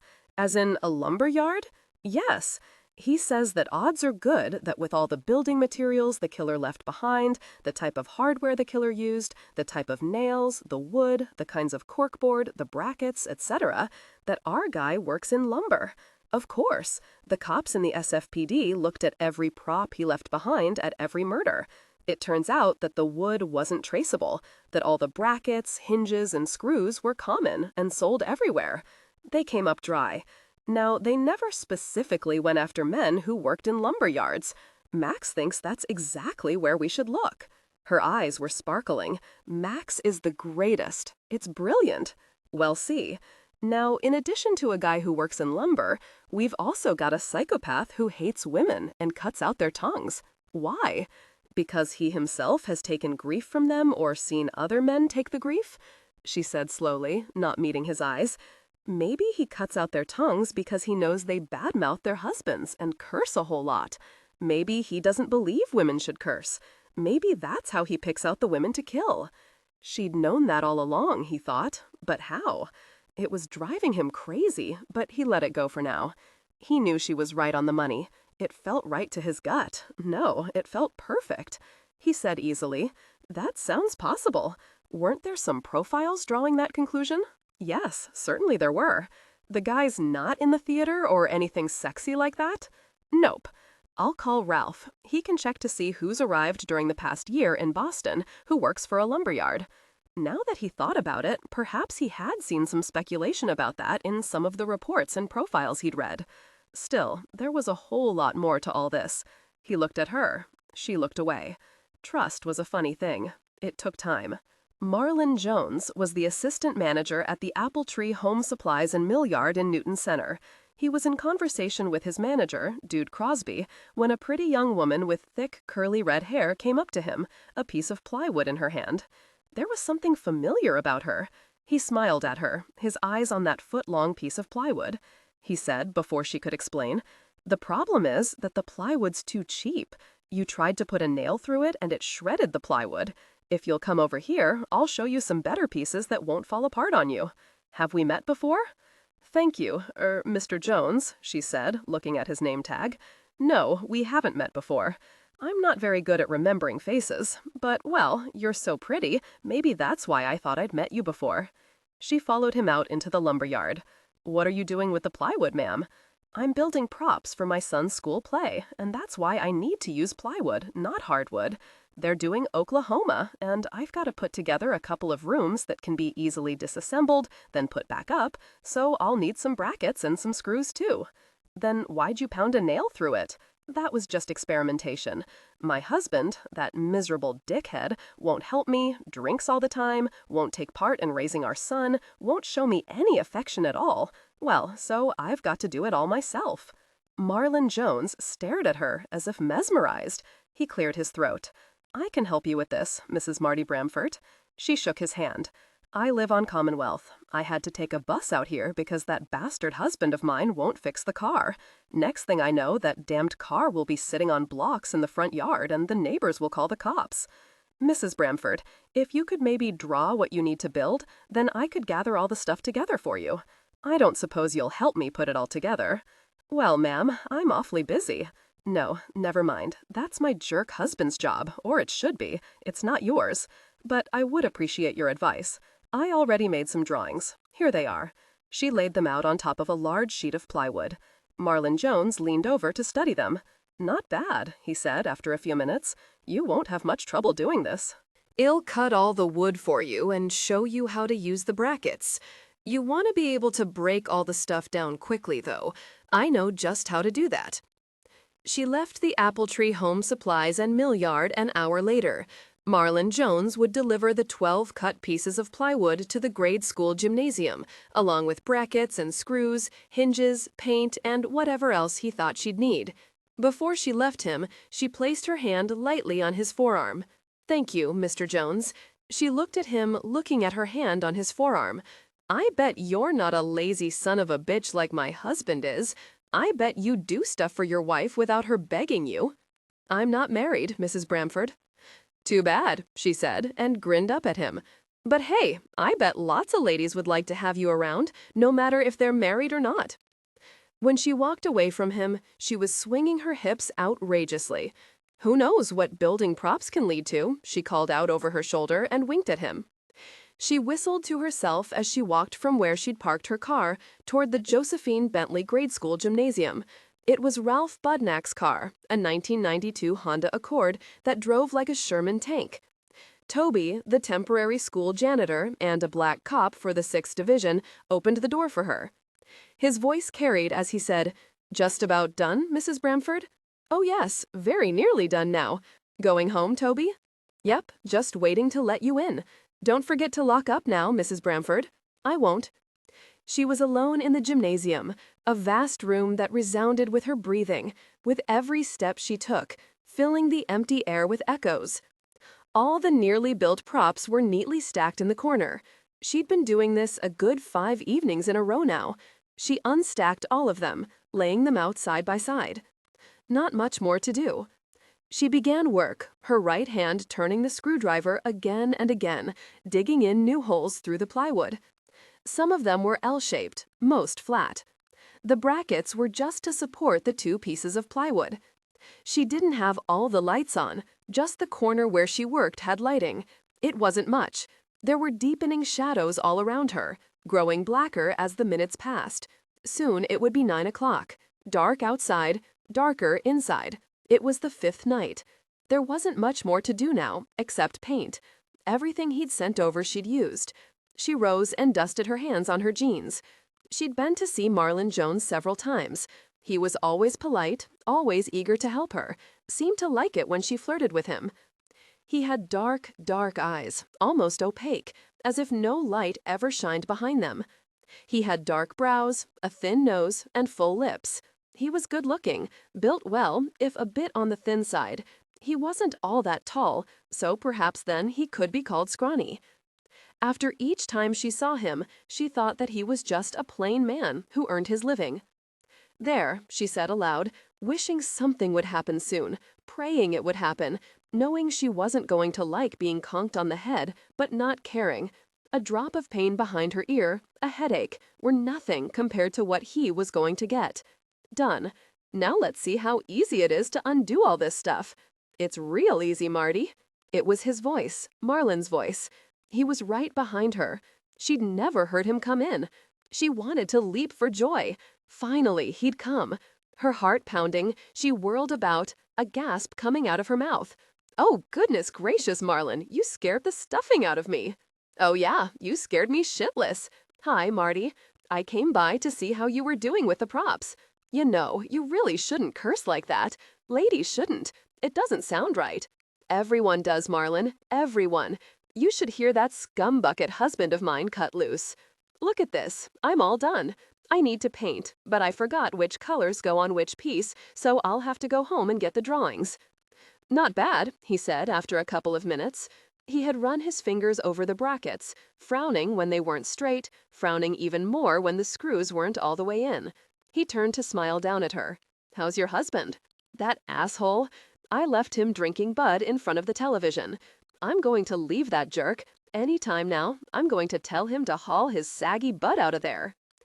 It came so fast, she didn't have time to do a single thing, even be frightened, even to prepare herself for it. The lights went out. At nearly the same instant, she felt a shock of heavy pain behind her left ear. She wanted to cry out, but there wasn't any sound in her throat, nothing at all, and she simply collapsed where she stood. She realized before the blackness took over everything that she hadn't hit the floor. No, Marlon was holding her. Where was Toby? Well hidden, she hoped. Please don't let him freak out and ruin the plan. No, he wouldn't. Everyone knew she had to take a hit. She'd begged for it. 14. She woke up to dull, thudding pain behind her left ear. She'd never been hit in the head before. She'd only known what to expect in theory. The reality of it was that it wasn't all that bad. Marlon knew what he was doing. He didn't want her incapacitated. He wanted her up soon, panicked, scared, and begging. He didn't want her crawling around puking up her guts from nausea. She held perfectly still until the pain lifted. She knew this time that she was lying on the floor, a raw plank floor that smelled like old rotted wood, decades of dust and dirt embedded deep, and ancient carcasses, withered and stale, probably rats. It should have been pitch black, but it wasn't. She knew what was going to happen, and still she felt such terror she doubted she could even get enough saliva in her mouth to yell. She thought briefly of the other women, of Belinda, the terror of waking alone, head pounding, knowing something was desperately wrong, and it was made all that much worse because it was unknown. She was scared to her very soul, even though she knew what would happen. She wanted to kill Marlon Jones very badly. It seemed there were some hidden lights giving off enough light so she could see about a foot around her. She knew she was in a big deserted building. She also knew she wasn't alone. Marlon Jones was here, somewhere, watching her. With infrared glasses? Maybe so. She rose slowly to her feet, rubbing the back of her head. She had a slight headache, nothing more now. Oh yes, Marlon was good at what he did. She wondered how long he'd keep quiet. She called out, her voice credibly shaky, rife with rising panic. "Is anyone there? Please, where am I? What do you want?" Hysteria bubbled up, making her voice shrill now, raw in that silent air. "Who's there? You cowardly little bastard, show yourself!" There was no answer. There was no sound of any kind, except for her hard breathing. She didn't bother checking the boundaries of the building. Let him be disappointed that she was shortening the play, shortening his fun. She looked down to see the string lying where her hand had lain. It disappeared into the distance. She leaned down and picked it up. Skinny, strong string, leading her to the maze. It was fastened to something a goodly distance away. She slowly began to follow it. As she walked, the dim light behind her disappeared, and the darkness ahead of her became shadowy light. Slowly, so slowly, breathing hard, she walked. Suddenly, a light snapped on overhead, fiercely white, blinding her momentarily. Then she saw a woman staring at her, a woman whose mouth was hanging open, a wild-looking woman, pale as death, her hair tangled around her face. She screamed at her own image in the mirror staring back at her, frozen for an instant in time and terror. Slowly, she backed away from the mirror, one short step, then one more. She saw that there were walls, props, really, some fastened together with hinges, others with brackets, not amateurish like the ones she'd made. No, Marlon's props were professional all the way. Then the bright light snapped off as suddenly as it had come on, and she was left again in the narrow, dim light. It was then she heard breathing. Soft, steady breathing, just to her right. She whirled to face it. Who's there? Just the breathing. No voice, no answer. An amplifier of some kind. She whimpered, just for him, then again, making it louder, hugging herself, then started following the string again. Suddenly, the string ran out. She was standing in front of a narrow opening that had no door. She couldn't see beyond the opening. "Hello, Marty. Come in. I've been waiting for you." His voice. Marlon Jones. "Oh God, Marlon, is it really you? How did I get here? You've come to save me?" "I don't think so, Marty. No, I'm the one who brought you here. I brought you here for me." She felt rage pour through her. She pictured Belinda standing here, not knowing what was happening or why, so frightened she could scarcely breathe. And here, that maniac was talking to her, in a voice as smooth and gentle as a parish priest's. "What do you want, you pathetic bastard?" He was silent. She'd taken him by surprise. He was expecting tears, pleading. She yelled, "Well, you fucking slug, what do you want? You too scared to talk to me?" She heard him actually draw in his breath. Finally, he said, his voice not quite as smooth as it had been, but calm enough now, "You were fast coming here. I expected you to search around, to check for a way out of the building, but you didn't. You looked down, saw the string, and followed it. What the hell is the damned string for? Some sick joke? Or are you the only sick joke in this silly place, Marlon? His breath speeded up. She could hear it.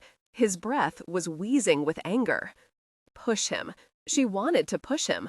Let Savich curse her. Let all of them curse her. It didn't matter.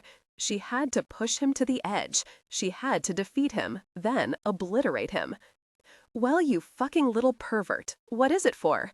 Something to excite your sick little brain? Now, Marty, don't mouth off at me. I hate it when a woman has a foul mouth. I thought you were so sweet and helpless when you first came to me. But then you talked filth. You opened your pretty mouth and filth spewed out. And your poor husband. No wonder he drinks. Anything to escape that horrible language. And you put him down.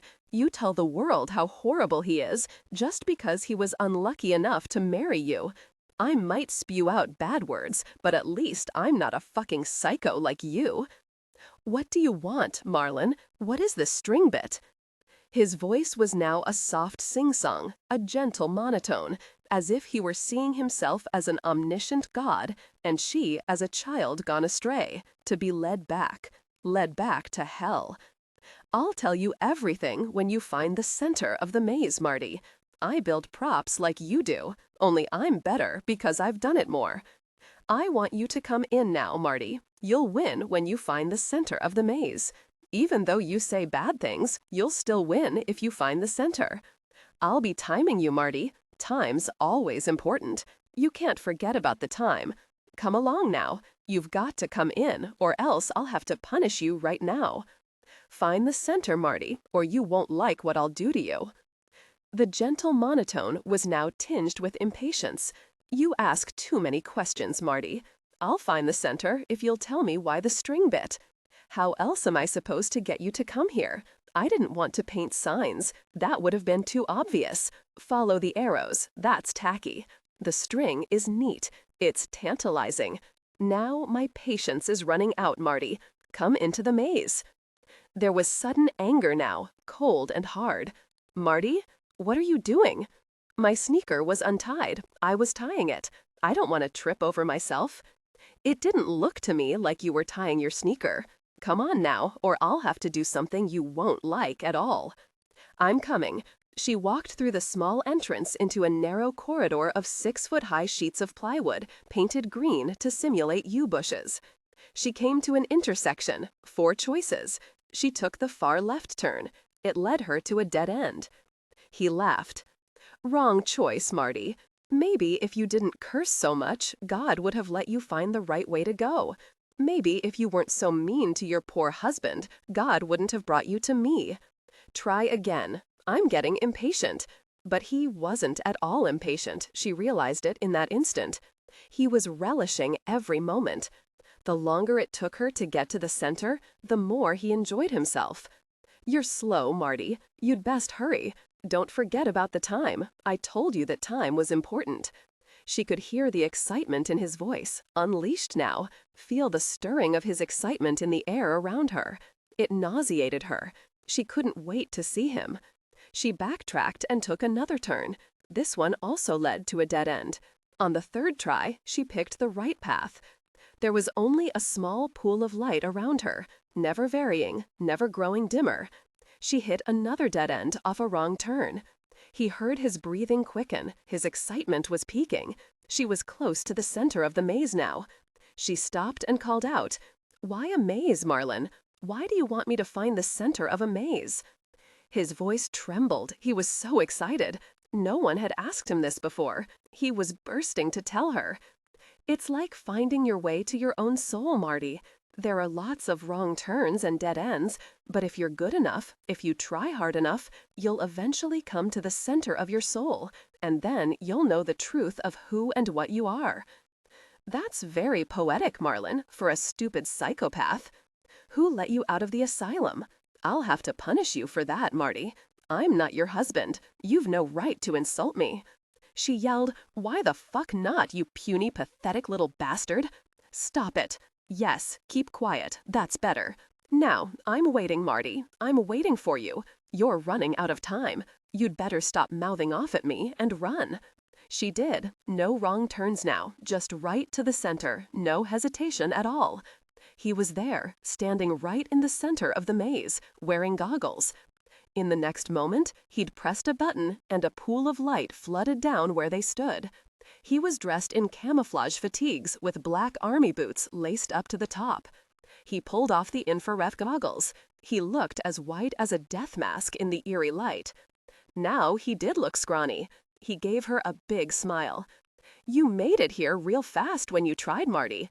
I scared you enough so that you knew if you didn't hurry, I'd have to hurt you really bad." "Scare me? You stupid moron. You wouldn't scare a dead chicken." "Did I beat your time limit, you worthless little shit?" His smile dropped away. He looked more confused than angry. "Why aren't you afraid? Why aren't you begging me to let you go now? You know it makes me crazy when you say bad words. When you're already so crazy I don't have to say anything, you stupid prick." "Shut up. I hate to hear a woman curse. Hate it, hate it, hate it." "You didn't make the center in time, Marty.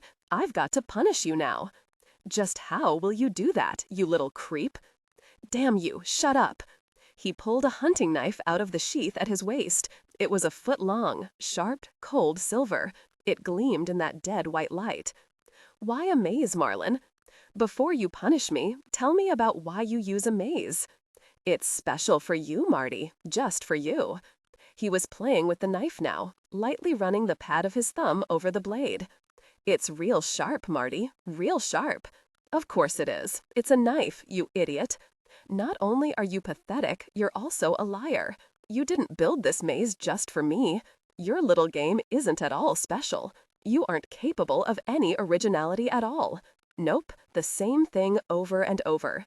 Every one of the women you've killed had to find her way to the center of your maze." "Why the maze, Marlin? Or are you too afraid to tell me?" He took a step closer, then stopped. "How do you know about all the other women?" "I'm psychic, you toad. I can read that miserable little brain of yours without trying. Yeah, I'm psychic, as opposed to a psychopath, which is what you are." "Why the maze, Marlin? You're afraid to tell me, aren't you? I knew it. You're nothing but a pathetic little coward. Damn you, shut up. I'll tell you, then I'll cut out that filthy tongue of yours and I'll make you eat it before I slice you like a stalk of celery." He was panting, he was breathing so hard, as if he'd sprinted a good 100 yards. "My father loved mazes. He said they were a work of art when done well. He taught me how to build mazes. We lived in the desert outside Yuma. There weren't any nice, thick, green bushes, so we had to build our own bushes. Then we had so many, we made them into mazes." He shook his head, frowned at her. "You got me off track. You made me change my lines. I've never done that before. I've got to punish you for that now, Marty. I sure hope your father isn't alive. He sounds as sick as you. You said the other women didn't make you change your lines. Why did you punish them? What'd they do to you?" "Damn you, shut up. Don't you dare talk about my dad, and I won't tell you anything. Bad language, Marlin. You're not a very good role model. Did the women you butchered always use bad language? Or was it because they insulted their husbands? Bitch, shut up." She shook his head at him. "I can't believe you called me that, Marlin. I hate bad language, too. It makes me crazy. Did I tell you that? I'll have to punish you as well.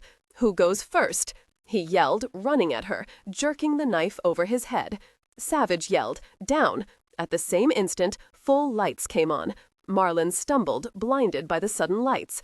So was she, but she knew what to do. She was already rolling as she jerked her lady Colt from her ankle holster and came up onto her elbows. Marlin Jones was yelling, bringing the knife down, slicing it through the air again and again, yelling and yelling. Then he saw her, lying there, the gun pointed at him. Captain Dougherty's voice came out of the darkness. "It's the police, Marlin. Throw down the knife and back away from her. Do it now, or you're dead." "No! I want to kill you, Marlin," she whispered, aimed the gun at his belly. "But I won't if you put that knife down." Her finger was stroking the trigger. She wanted to squeeze it so badly she felt nausea rise in her belly. Marlin stopped in his tracks. He stared down at her, at that gun she was training on him. "Who are you? I'll tell you that in court, Marlon, or I'll wire it to you in hell. How many times did you stab all those women, Marlon? Was it always the same number of times? Didn't you ever vary anything? No, you didn't. You stabbed them and then cut out their tongues. How many times, Marlon? The same as Hillary Ramsgate? 20 stabs? Keep coming to me now, Marlon, if you want a bullet through your gut. I want to kill you, but I won't, not unless you force me to." He was shaking his head back and forth, his jaw working madly as he took one step back, then another. Then, suddenly, in a move so fast it blurred before her, he aimed the knife and released it. She heard Savich yell even as she jerked to the right. She felt the knife slice through her upper arm. It didn't hit the bone. "Thanks, Marlon," she said, and fired the Lady Colt. The impact sent him staggering back, his arms clutched around his belly. Savich yelled, "He's down. Hold your fire. Don't shoot." He wasn't in time. Sporadic rounds of fire burst from a dozen weapons, lighting up the warehouse with dim points of light. Savich yelled again, "He's down. Stop."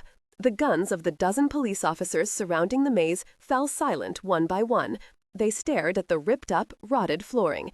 Incredibly, they hadn't hit Marlon Jones. The closest shot had ricocheted off the side of one of his army boots. Then the silence was abrupt and heavy. "Sherlock, damn your eyes, I'm going to throw you from here to Buffalo." She was lying on her back, grinning up at him, even as he dropped to his knees beside her, ripping the sleeve off his own shirt. The knife was sticking obscenely out of her upper arm. "Hold still now, and don't move a muscle. This just might hurt a bit." He pulled out the knife.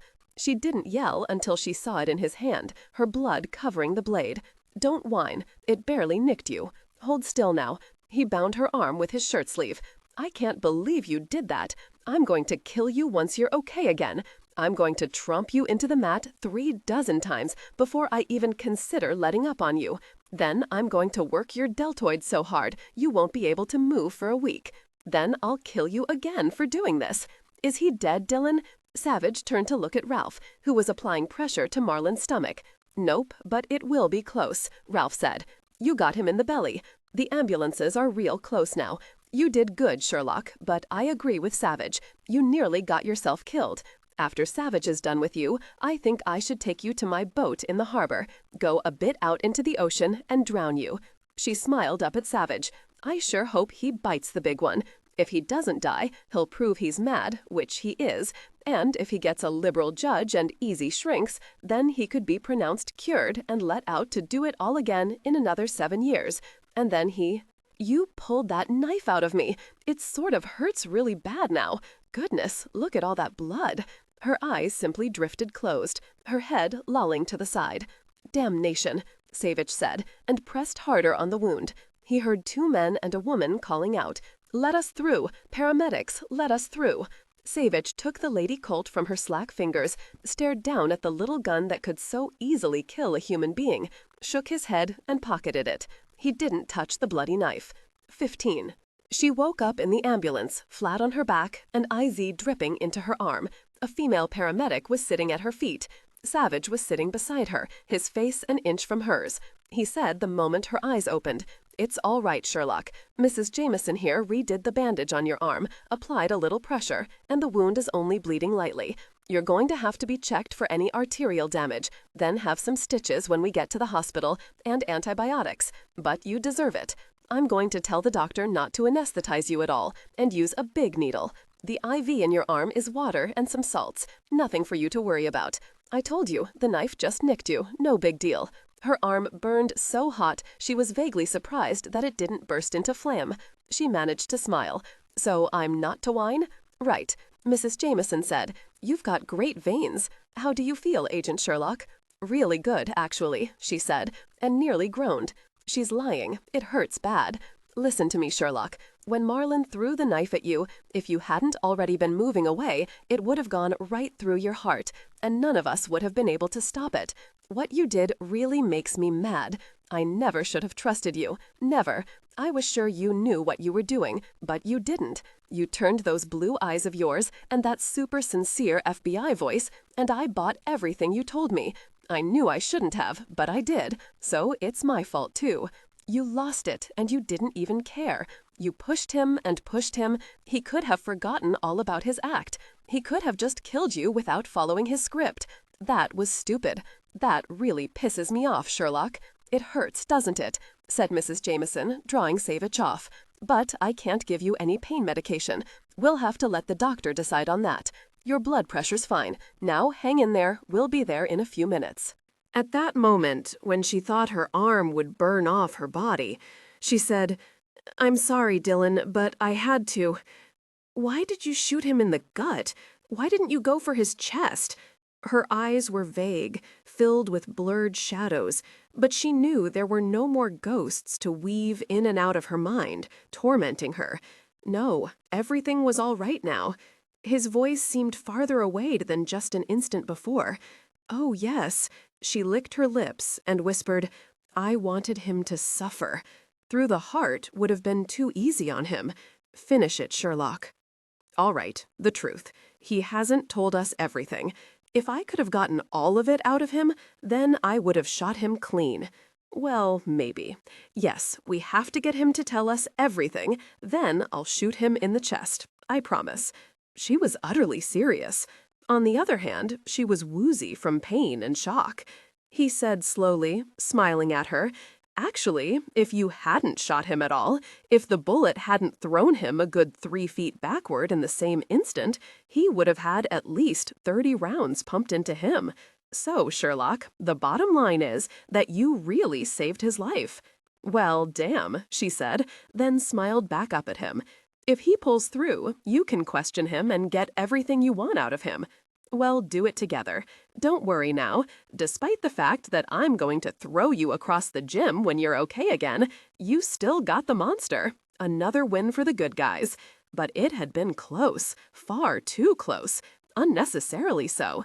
She'd totally disobeyed orders. She'd been a loose cannon. On the other hand, he doubted she'd have ever done that if it hadn't been the psycho who had killed her sister. He'd chew her up some more when she was well again. He hoped it would be soon. She could have died so easily. She said, "Thank you, Dillon. Give me a while before we go to the gym and you trump me into the floor. I don't feel so good right now." She leaned up and vomited into a basin, quickly put under her face by Mrs. Jameson. "You'll do, Agent Sherlock. Hey, you're not related to Mohammed Sherlock, that famous Middle Eastern sleuth?" She wanted to shriek at him for the ghastly pain of those 6 stitches in her upper arm, but she wasn't about to make a peep. He'd given her a pain shot before he'd ever touched her with that needle, but it hadn't helped all that much. Savich was sitting in a chair by the small cubicle door, his legs crossed, his hands folded across his chest, looking at her, daring her to wuss out on him. She said between gritted teeth, "That's one of the best ones I've heard yet, Dr. Ashad." He swiftly knotted off the thread. "I pride myself on not being too trite. There, all done. Now, let's pour some stuff on this. Sorry, but it'll really sting. Then give you 3 more shots in the butt, tetanus, an antibiotic, and another pain med. Then you'll be out of here. Do go see your doctor down in Washington in a couple of days. The stitches will resorb. You can forget about them. A great detective like you, I don't suppose you want anything for the pain." "I still have the strength to give you a good kick, doctor. If you don't give me a shot, I'll do it." "I thought for sure that local would be strong enough for a big FBI agent, particularly one with such a flamboyant name. I'm a new agent. It'll take a while to get to full pain-absorbing capacity, like that guy over there who could have his head kicked in and still sing and crack jokes." Savich laughed. "Yeah, go ahead and give her a shot of something to knock her out.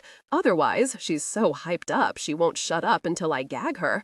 Dr. Ashad, thin, dark-skinned, yellowish teeth from too much smoking, said as he prepared 3 needles, "Are you really a new agent, or is that a joke?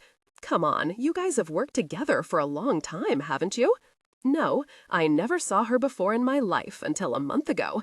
Now I'm going to kill her as soon as she's fit again, so our total acquaintance will have been very short in cosmic terms." "You're funny, Agent Savage." "No, I'm not. Drop your pants, Agent Sherlock." "In the arm, please, Dr. Ashad." "No can do. In the butt, Agent. Not until he leaves the room." Savich stood right outside the door. He smiled grimly when he heard her yell. Then she yelled again. 2 shots. Another yell. There, that was all of them. That should fix her up. She'd nearly died. He should have known that she'd lose it and do what she'd probably planned to do for the last 7 years. He looked up to see Ralph Budnack and Captain Doherty walking toward him. How is she? Fine. Back to being mean again. That woman likes to dance right up to the edge, Captain Doherty said. You need to talk to her about that, Savich. Then he smiled. Got him, he said, and rubbed his hands together. He didn't look at all old or worn out tonight. Indeed, there was a bounce to his step. As for Ralph, he couldn't hold still, jumped from one foot to the other, his hands talking faster than his mouth moved.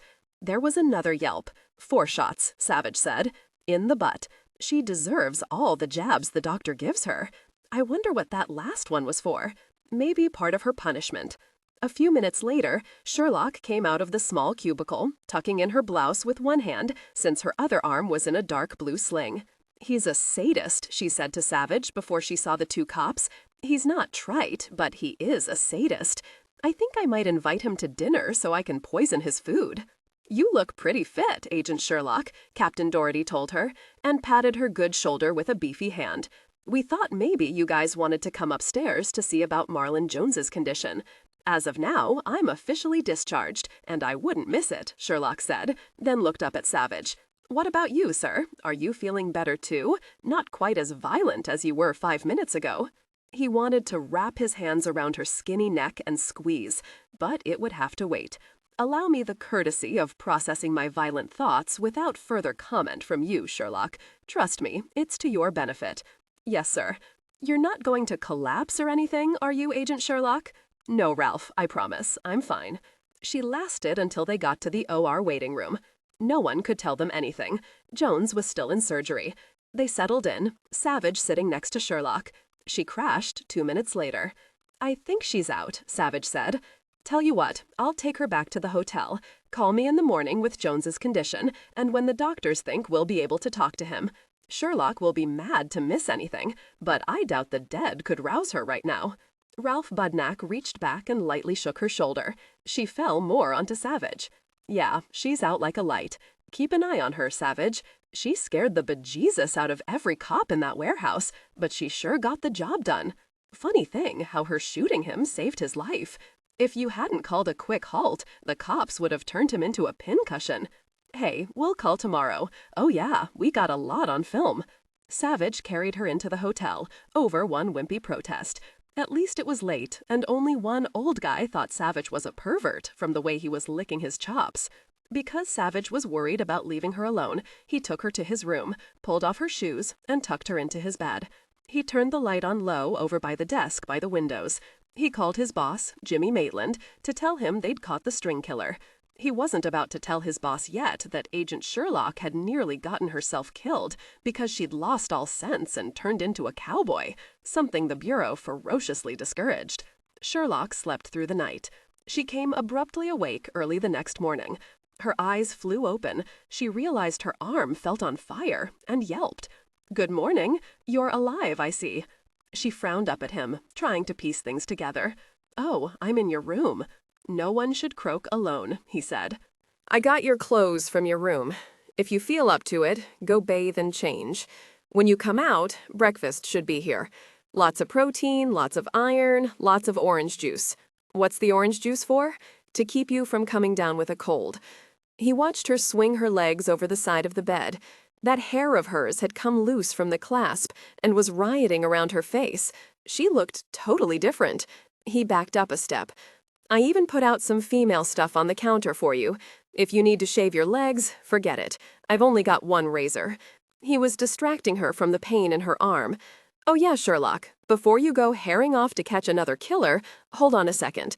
He disappeared into the bathroom, then came out a few moments later. Here, take 2 pills, doctor's orders. She knew the little blue one would take the wretched cutting pain away. Then maybe she could attack that breakfast Savich was talking about.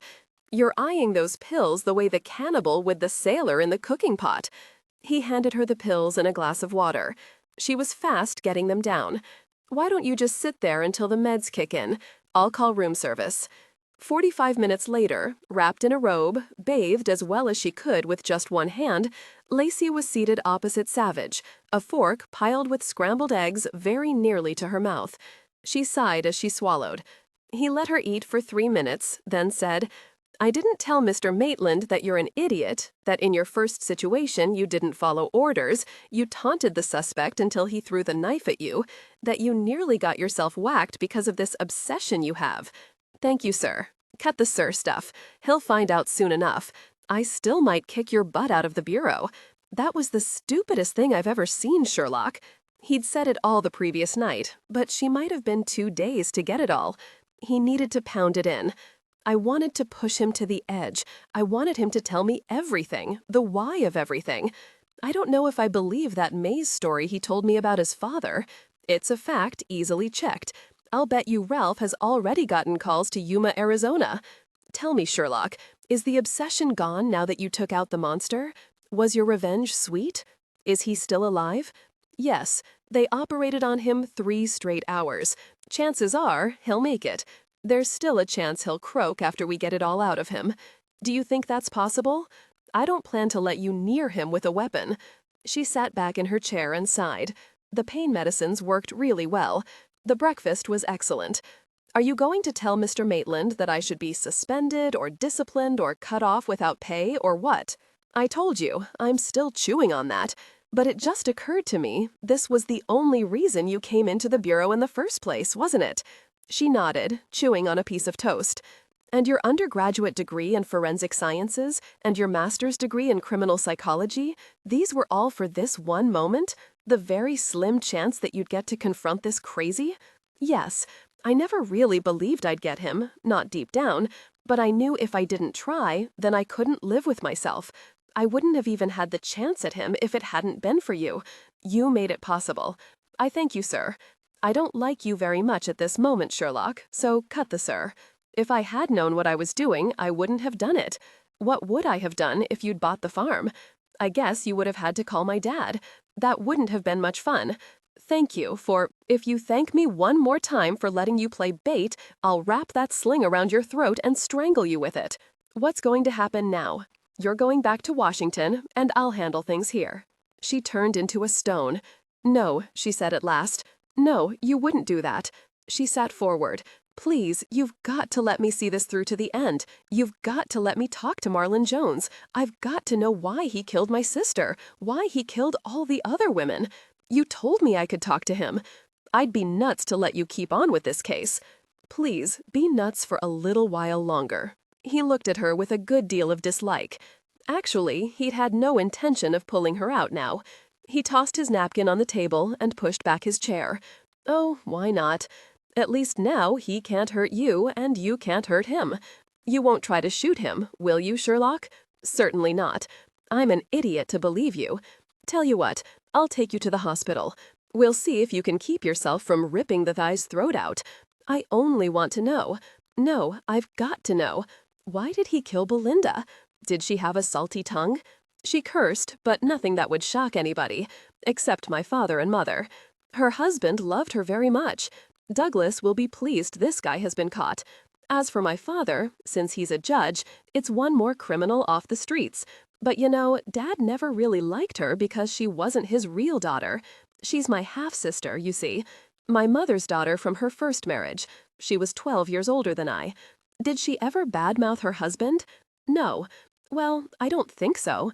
But I can't be sure. 12 years make a big difference. She married her husband when I was 16. What difference does that make? So she'd only been married 3 years when she was killed? Yes, she'd just had her 31st birthday. If she didn't curse or badmouth her husband in public, then Marlon wouldn't have had any reason to go after her.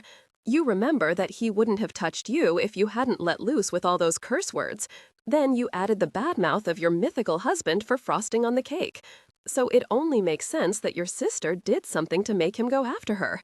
Either she really lost it and cursed up a storm within his hearing, or she put down her husband in his hearing. One or the other, Sherlock. What's the most likely? I don't know. That's why I've got to talk to Marlon. He's got to tell me. If he refuses to talk to you at all, She was silent, staring down at a forkful of scrambled eggs that she'd sprinkled too much pepper on. It's odd. All the other women, no one admitted that they'd ever cursed a word in their lives or badmouthed their husbands. But they must have. You saw how Marlon came after me. You shocked my socks off when I listened to you let loose on Marlon in that hardware store. Good, because I knew you'd be the toughest to convince. As for the other women, evidently the family and friends were just trying to protect the good name of the dead. It happens all the time, and that makes it even more difficult for the cops. He's got to tell me. He said very gently, "You've got to bring it to a close, Sherlock." She hated him for the gentleness, the kindness. He had no idea. He couldn't begin to understand. She jerked up to look at him across the table. Her voice was as cold as Albany in January as she said, "Would you like another bagel?" He sat back, folding his arms over his chest. "You're tough, Sherlock, but you still aren't in my league. If you put cream cheese on the bagel, I'll eat it." 16. Both Captain Doherty and Ralph Budnack were standing outside room 423 when Savich and Sherlock arrived at Boston Memorial Hospital. "You don't look too bad," Ralph said, peering down at her. "On the other hand, Savich doesn't look too good. You haven't been a pain in the butt, have you?" She rolled her eyes. "Why do you guys always stick together? I'm the one injured here, not Savich." "Yeah, but Savich had to make sure you didn't croak it at the hotel. He deserves combat pay. I slept all the way through, didn't moan or whine or anything to disturb His Highness. All he did was order room service. How about Marlon Jones? Can we see him now?" Dr. Raymond Otherton, wearing surgical scrubs dotted with blood, said from behind her, "Not more than 3 at a time. He still isn't all that stable." "You the one who shot him?" At her nod, he said, "Well, you blew a big hole in his gut. Either you're a bad shot or you didn't want to kill him." "I didn't want to kill him. Not yet. If that's true, then go easy now, all right?" Marlon Jones was pasty white, his lips bluish. His eyes were closed. She could see purple veins beneath the thin flesh under his eyes. There was an IV going in each arm, a tube in his nose, and he was hooked up to a monitor. A police officer sat in a chair beside his bed, and another officer sat in a chair outside the hospital room. He was awake. Sherlock saw his eyelashes flutter, dark, thick lashes. Captain Doherty looked at Sherlock, frowned a moment, then said quietly, "You worked him. It's only fair that you talk to him first.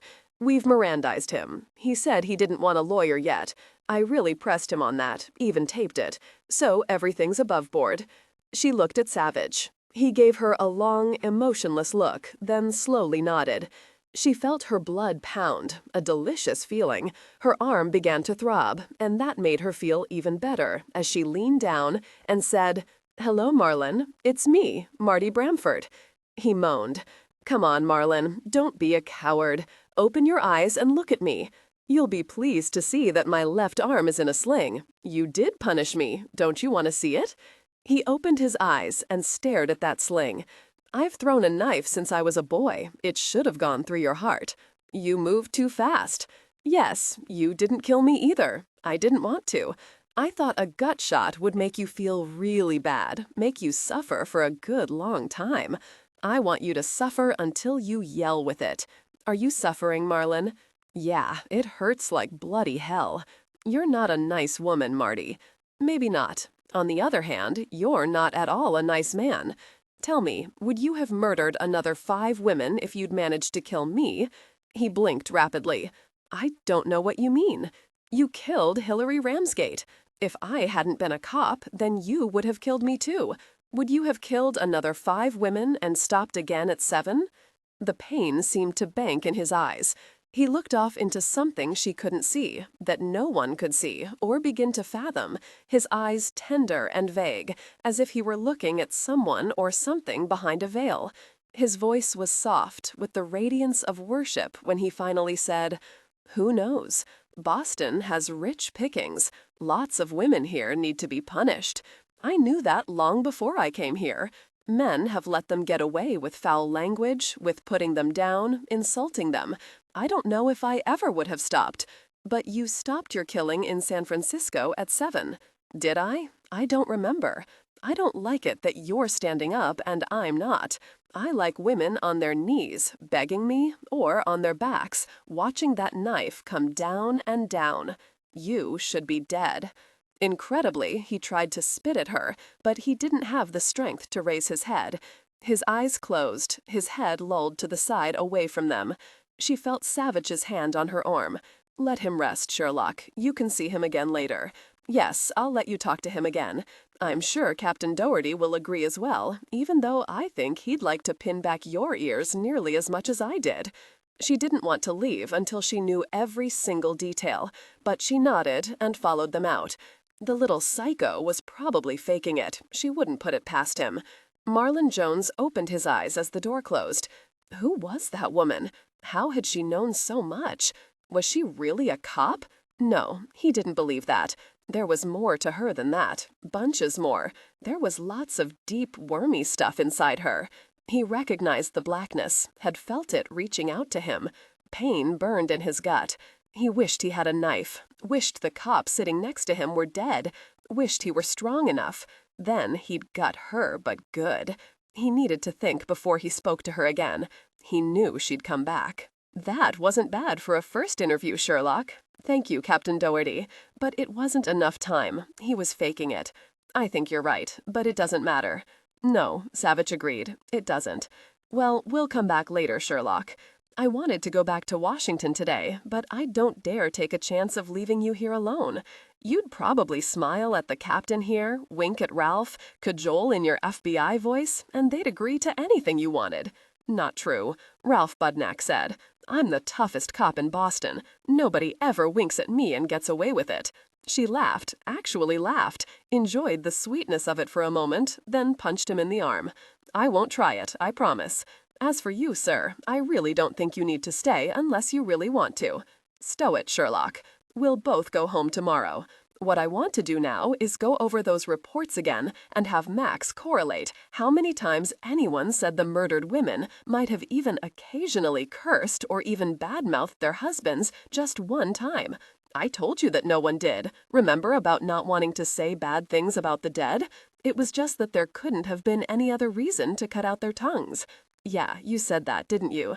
However, somebody had to have said something sometime. He's anal, ain't he?" Ralph said, and Sherlock laughed. "Thank God the cursing was right on," Captain Doherty said. "You nailed him good with that, Sherlock. My people told us that you really surprised him when you let out with the curses the first time at the lumberyard. They thought Savich was going to fall over with shock. Well, not really, but you didn't badly. Thank you, I think. I'm sure glad we weren't wrong about the cursing being the red button for Marlon Jones. And talking back to the husbands. I guess we have to score a big one for the profilers." Of course it made sense, since old Marlon had cut out their tongues.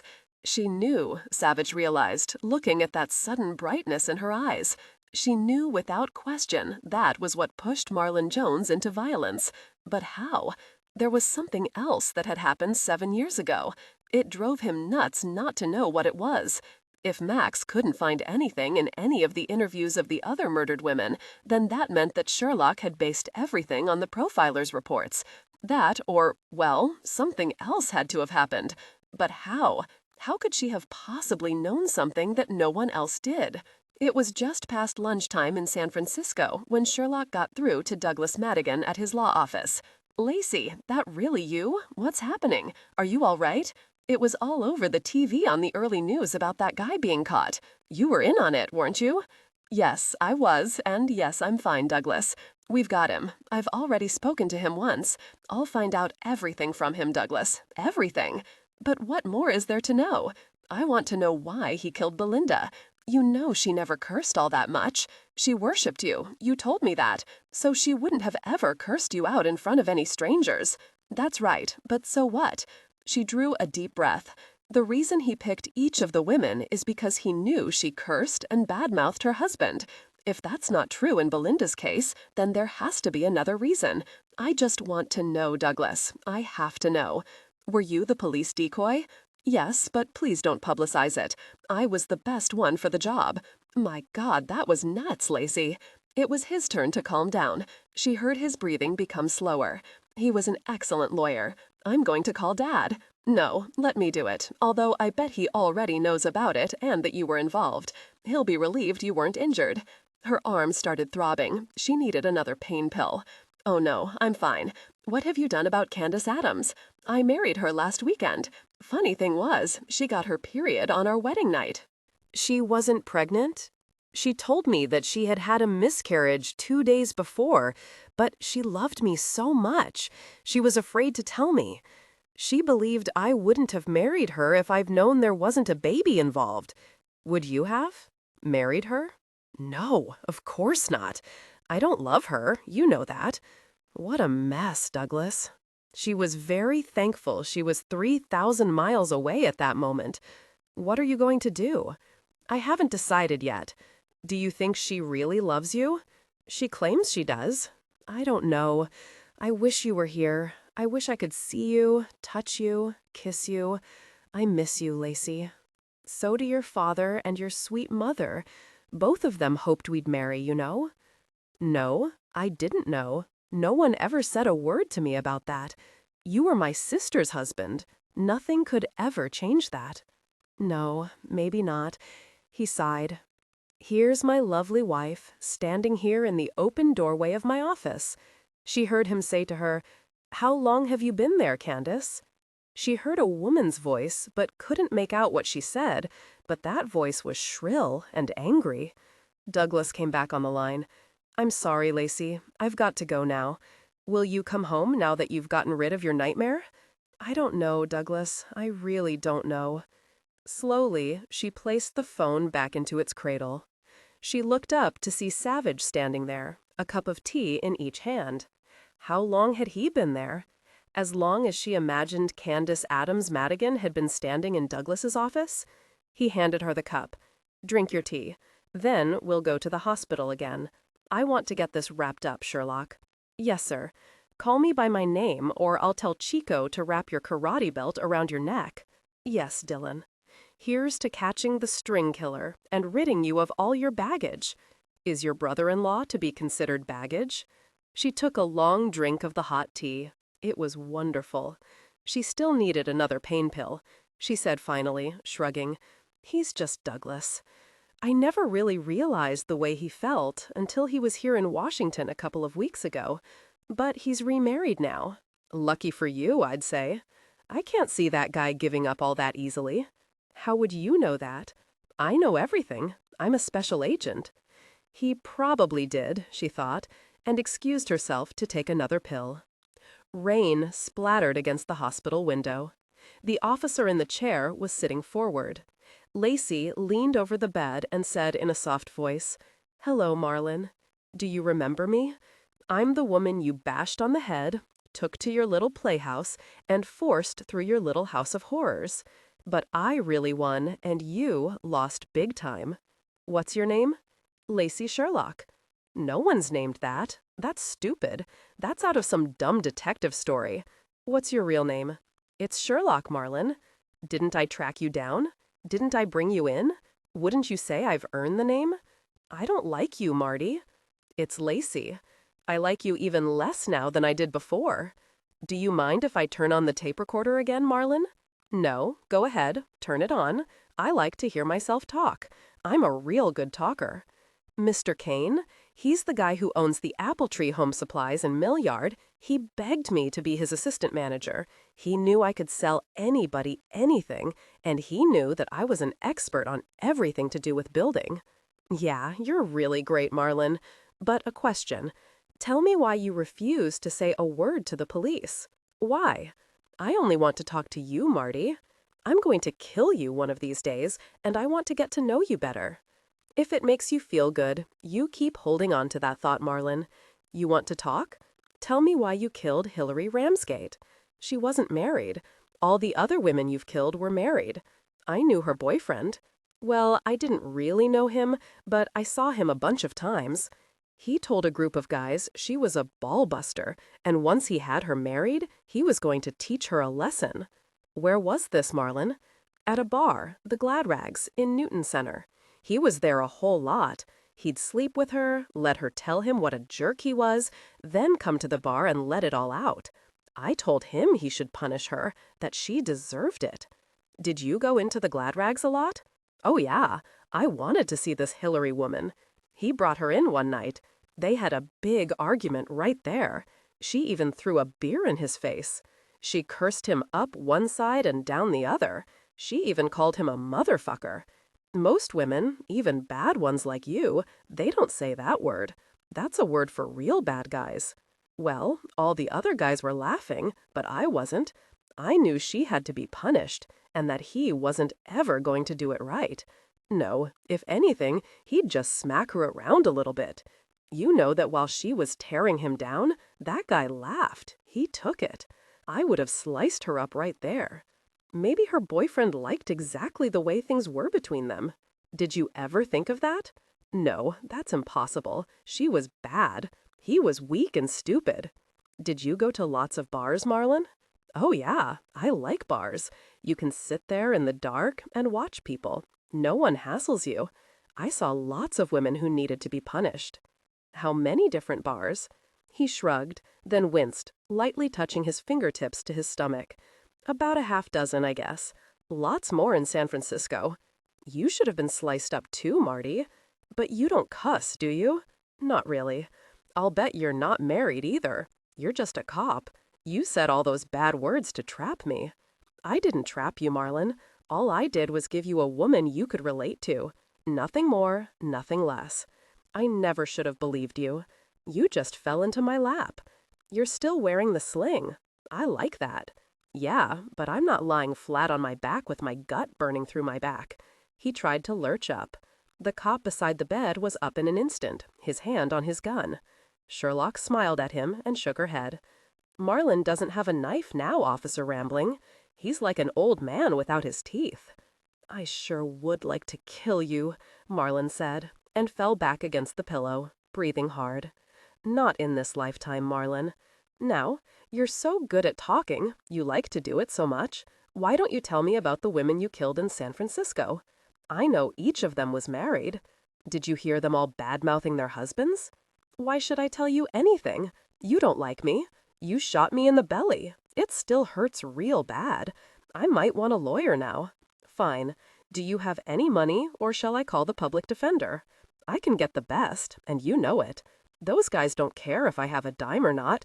They just want their faces in the news. Yeah, get me a phone book and let me pick out the highest-priced one of the lot. I could connect you to the ocean bottom if you like. That was funny, Marty. Lawyers and bottom feeders? Yeah, that was pretty funny. Thanks. It's Agent Sherlock. I'm with the FBI. You want to call a lawyer now, Marlon, or would you like to answer a few more of my questions? I'll call a lawyer later. Sure, I can answer anything you ask. I can always take it back. I read all about the toaster. He'll get off because he's crazy, and it won't cost him a dime. I'll get off too, you'll see, and then I'll come after you, Marty. She felt a shock of rage, but no fear. She should have killed him right there in the warehouse to ensure there'd be justice. She was a fool to want all her questions answered. Besides, he could lie to her as easily as he could tell her the truth. Her face was flushed red with her fury. She'd been a fool. At that moment, she heard Dillon singing quietly from beside the door. I always played it cool when I was young, always swam when I wanted to sink, always laughed when I wanted to cry, always held my cards tight when I wanted to fold. He hadn't said a single word until now.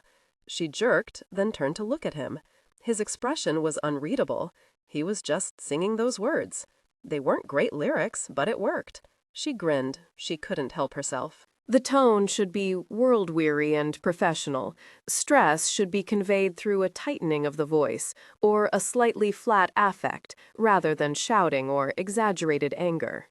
Dialogue Yuki, her voice should be lighter and more engaged, but still within a realistic, natural conversational range. Climax execution. The transition to action must be quick and urgent, but the emotion of alarm should be understated, e.g., a sharp intake of breath or a sudden increase in volume for only a few words, reflecting a professional reacting immediately without losing control. Goal: the delivery should sound authentic, as if the character is recounting a stressful event the day after, making the thrill organic and believable, not imposed. Talk about finding words to fit the situation. She thought briefly of her classical music training. Mozart would have cast her out of the classical club if he knew she was smiling over some god-awful country and western music. Her rage fell away. "Well, see about that," she said, turning back to Marlon, calm as anything now. "Hey, you look as if you're getting tired, Marlon. You'll want to take a nap really soon now. Why don't you just tell me why you killed 7 women in San Francisco? Not more, not less. Exactly 7. And then you stopped. 7?" He fell silent. She watched him tick off his fingers. The psycho was counting on his fingers the number of women he'd butchered.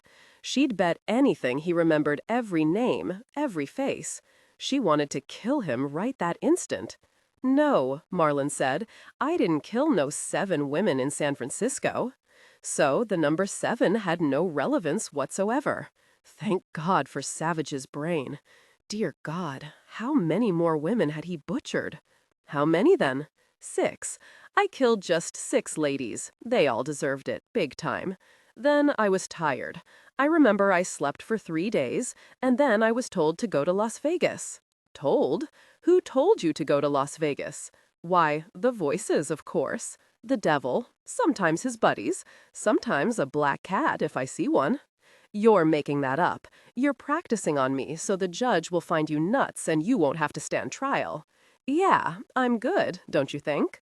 But I am crazy, Marty, real crazy. 6 women? You're certain? Not 7. You think I'm stupid as well as crazy. Then he proceeded to count them off again on his fingers, this time with their names. Lauren O'Shea, Patricia Mullins, Danielle Potts, Anne Petrini, Donna Gabrielle, and Constance Black. When he finished, he looked over at her and smiled. She felt like Lot's wife, nothing more than a pillar of salt, unmoving. He hadn't said Belinda's name. Why? Just a simple omission. He'd killed 7 women. He was lying. The little bastard was lying. She stood up, wanting to strangle him. He flinched, seeing the rage in her eyes. "You're stupid, Marlon. You can't even count right. Either that, or you're a liar. That's what you are, a liar. I'll bet my next paycheck on that." He was whimpering, holding himself so stiff against the backboard of the hospital bed he looked frozen. "You want to kill me, don't you, Marty?" "Oh, yes, Marlon. When the time comes, I'd like to throw the switch on you and watch you fry." He heard his voice from behind her, felt his hand on her good arm, his blunt fingers lightly stroking her skin. "Let's go, Sherlock. I'll make you a deal. You can talk to him one last time. Tomorrow, all right? Yes, all right. Thank you. See ya mañana, Marlon. Don't choke on your soup, will you? I'll have my big-time lawyer here tomorrow, Marty. We'll see what he has to say to a dumb cop like you. Hey, I like that guy with you. He's got a real good voice. Do you happen to know that song, Sing Me Home Again Before I Die? 17. Yes, I'll be home for a few days, Father, when I can get away. I want to see both you and Mother. You're satisfied now, Lacey?" The sarcasm was deep and rich in his voice. She felt the familiar churning in her stomach. She had caught the man who'd killed Belinda. Why wasn't he pleased? Be calm, be calm. The training academy taught you that. Yes, I truly never dreamed that I would ever catch him. I've even interviewed him twice now. But there is one thing that bothers me. What is that? He claims he killed only 6 women here in San Francisco. He's a crazy little psychopath. They're liars all the way to their genes. I know. I've sentenced enough of them. Yes, I agree. I don't know why I mentioned it, really, but it's curious. He listed the names of the women he killed. He left out Belinda. So he forgot her name. Possibly. But why didn't he forget one of the others? You know I'll be doing all sorts of checking now to make certain he did kill Belinda. She realized what she'd just said, but had no time to apologize. Her father said in his low, controlled voice, "What are you saying, young lady? You think it's possible some other man killed Belinda? Someone who copycatted this Jones guy? Who, for God's sake?" I didn't mean that, Dad. I know Marlon Jones killed her, that he's just playing some sort of twisted game with me. But what game? Why leave out her name specifically? Why not one of the others? It doesn't make any sense at all. Enough of this bullshit, Lacey, and that's all it is. He could have left out any name. Who cares? Will you come home this weekend? I'll try, but I want to speak to Marlon Jones at least one more time. But Dad, when I come home, it will just be for a few days. She drew a deep breath and closed her eyes, exhaling slowly. I'm going to stay in the FBI. I want to keep doing what I'm doing. I can make a real difference. There was silence. Sherlock didn't like herself for it, but she couldn't help it. She started fidgeting. Finally, her father said, Douglas has made a stupid error. He was letting it go, at least for now. Well, he's married, if that's what you mean. Yes, that's exactly what I mean. The woman went after him, then lied about being pregnant. Douglas has always been very careful about taking precautions. I tried to tell him to have blood tests, get positive proof that the child was his, but he said there was no reason for her to lie. He was wrong, of course. The bitch got him. He told me he wanted a kid, that it was time. She wasn't even pregnant. Douglas was a fool. Didn't Douglas want kids with Belinda? Her father gave a hoarse laugh. He didn't laugh often.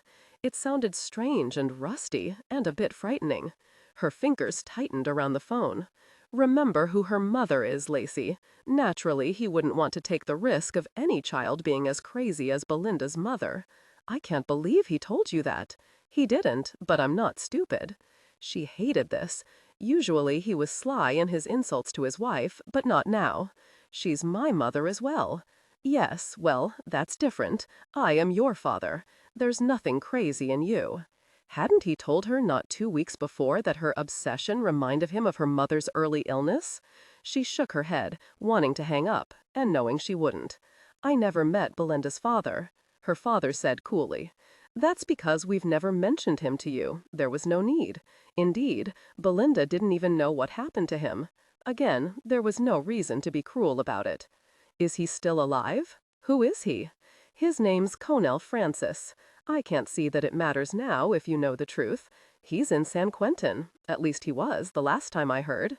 He's in prison. Sherlock couldn't believe it. Neither he nor her mother had ever said a thing about Belinda's father being in jail. What did he do? He tried to murder me. Instead, he killed a friend of mine, Lucas Bennett. It was a long time ago, Lacey, before you were born, before your mother and I married. He was a big Irish bully, a gambler, worked for the mob. He must be at least 60 by now. He's 4 years older than I. Which is why Belinda was cursed. Her genes ruined her. Despite the fact that I raised her, she still would have turned bad. It was already beginning, even before she died. A pity, but there it is. But Belinda knew about him, didn't she? She only knew that he'd left her and her mother when she was 8 or 9 years old. We never told her anything different. There was no point. Look, Lacey, that was a long time ago. You've caught the man who killed her. Belinda's madness died with her. Now the man who killed her will die as well. Forget it. Forget all of it. She hoped he would prove to be right about that. No, she didn't want to forget Belinda. But at least now that Marlon Jones was in custody, that helpless feeling was gone. Except for the fact he'd claimed he hadn't killed Belinda. Come home soon, Lacey. There was a pause, then, do you want to speak to your mother? Oh yes, please, Dad. How is she today? Much the same as always. She's downstairs with me in the library. Here she is. Her fingers tightened on the receiver. Her father had spoken about her first husband and Belinda like that in front of her? Savich had come into the room, but it was too late for her to hang up. Mom, how are you? I miss you, dearest. I'm glad you caught that bad man. Now you can come home and stay. You always were so pretty, dear, so sweet and pretty. And how well you played the piano. Everyone told me how talented you were. Why, you could teach little children in a kindergarten, couldn't you? You're so suited to something like that. Your grandmother was a pianist, you remember? Yes, Mom, I remember. I'll be home to visit you soon. Not long now, and we'll be together for a couple of days. No, Lacey, I want you to stay here with me and your father. I have your piano tuned by Joshua Mueller every 6 months. Remember how much you admired him? Look, Mom, I've got to get back to work now. I love you. Please take care. I always do, Lacey, since your father tried to run me down with that black BMW of his. What? Dad tried to run you down with his BMW? Lacey? It's your father. Your mother is having one of her spells. What did she mean that you tried to run her down? I haven't the foggiest idea. He sighed deeply. Your mother does have good days. This is not one of them. I have never harmed your mother or tried to harm her. Forget what she said, Lacey. But how could she? She stared at the phone as if it were a snake about to bite her. She could swear she heard her mother crying in the background. Savich was looking at her. Her face was white. She looked to be in shock. Yes, that was it. When Savich took the phone from her, she didn't resist. She heard him say in his calm, deep voice, "Judge Sherlock, my name is Dillon Savich. I'm also with the FBI. I'm the head of the Criminal Apprehension Unit. Your daughter works for me. I hope you don't mind, but Lacey is a bit overwhelmed by all that's happened." He paused, listening to her father. "Yes, I understand that her mother isn't well, but you must realize her mother's words shocked her deeply." She walked across the room, rubbing her arms with her hands. He heard him say in that firm, calm voice, "Yes, I will see that she takes care of herself, sir. No, she'll be just fine. Goodbye." Savich turned to look at her. Nothing more, just to look. Then he said very slowly, "What in the name of heaven is going on with your family?" Her laugh was on the shaky side, but it was a laugh. I feel like Alice in Wonderland. I've just fallen down the rabbit hole. No, it's always like that, but this is the first time the hole is deeper than I am tall. He smiled. "That's good, Sherlock. You've got some color back. I'd appreciate it if you wouldn't scare me again like that. You shouldn't have stayed in the room.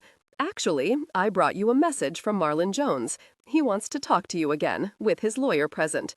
He got Big John Bullock, a hotshot shark from New York who does really well with insanity pleas. I recommend that you don't go. He's doubtless set this up so his lawyer can humiliate you. He won't let you get to first base with Jones anymore." He would have wagered his next paycheck that should still insist on seeing Marlon Jones. To his surprise, she said, "You're right. The police and the DA can get the rest of the pertinent information from him. There's nothing more for me to say to him. Can we go home now?" He nodded slowly. He wondered what she was thinking. The taxi stopped in front of her townhouse at 10 o'clock that night. She felt more tired than she could ever remember in her life. But it wasn't the peaceful, good sort of tired she would have expected, now that Belinda's killer had been caught. She hadn't said much to Savich on the flight from Boston, or on the ride in the taxi from Dulles to Georgetown. He walked her to the door, saying, "Sleep late, Sherlock. I don't want to see you before noon tomorrow. You got that?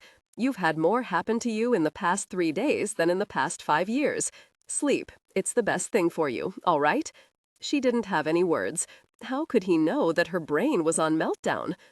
"Would you sing me just one more outrageous country and western line before you leave?" He grinned down at her, set her suitcase down on the front step of her townhouse, and sang in a soft tenor whine. I told her I had oceanfront property in Arizona. She nodded sweetly, and I told her to buy it, that I'd throw in the Golden Gate for free. She thanked me oh so sweetly, so I told her that I loved her, and that I'd be true for all time.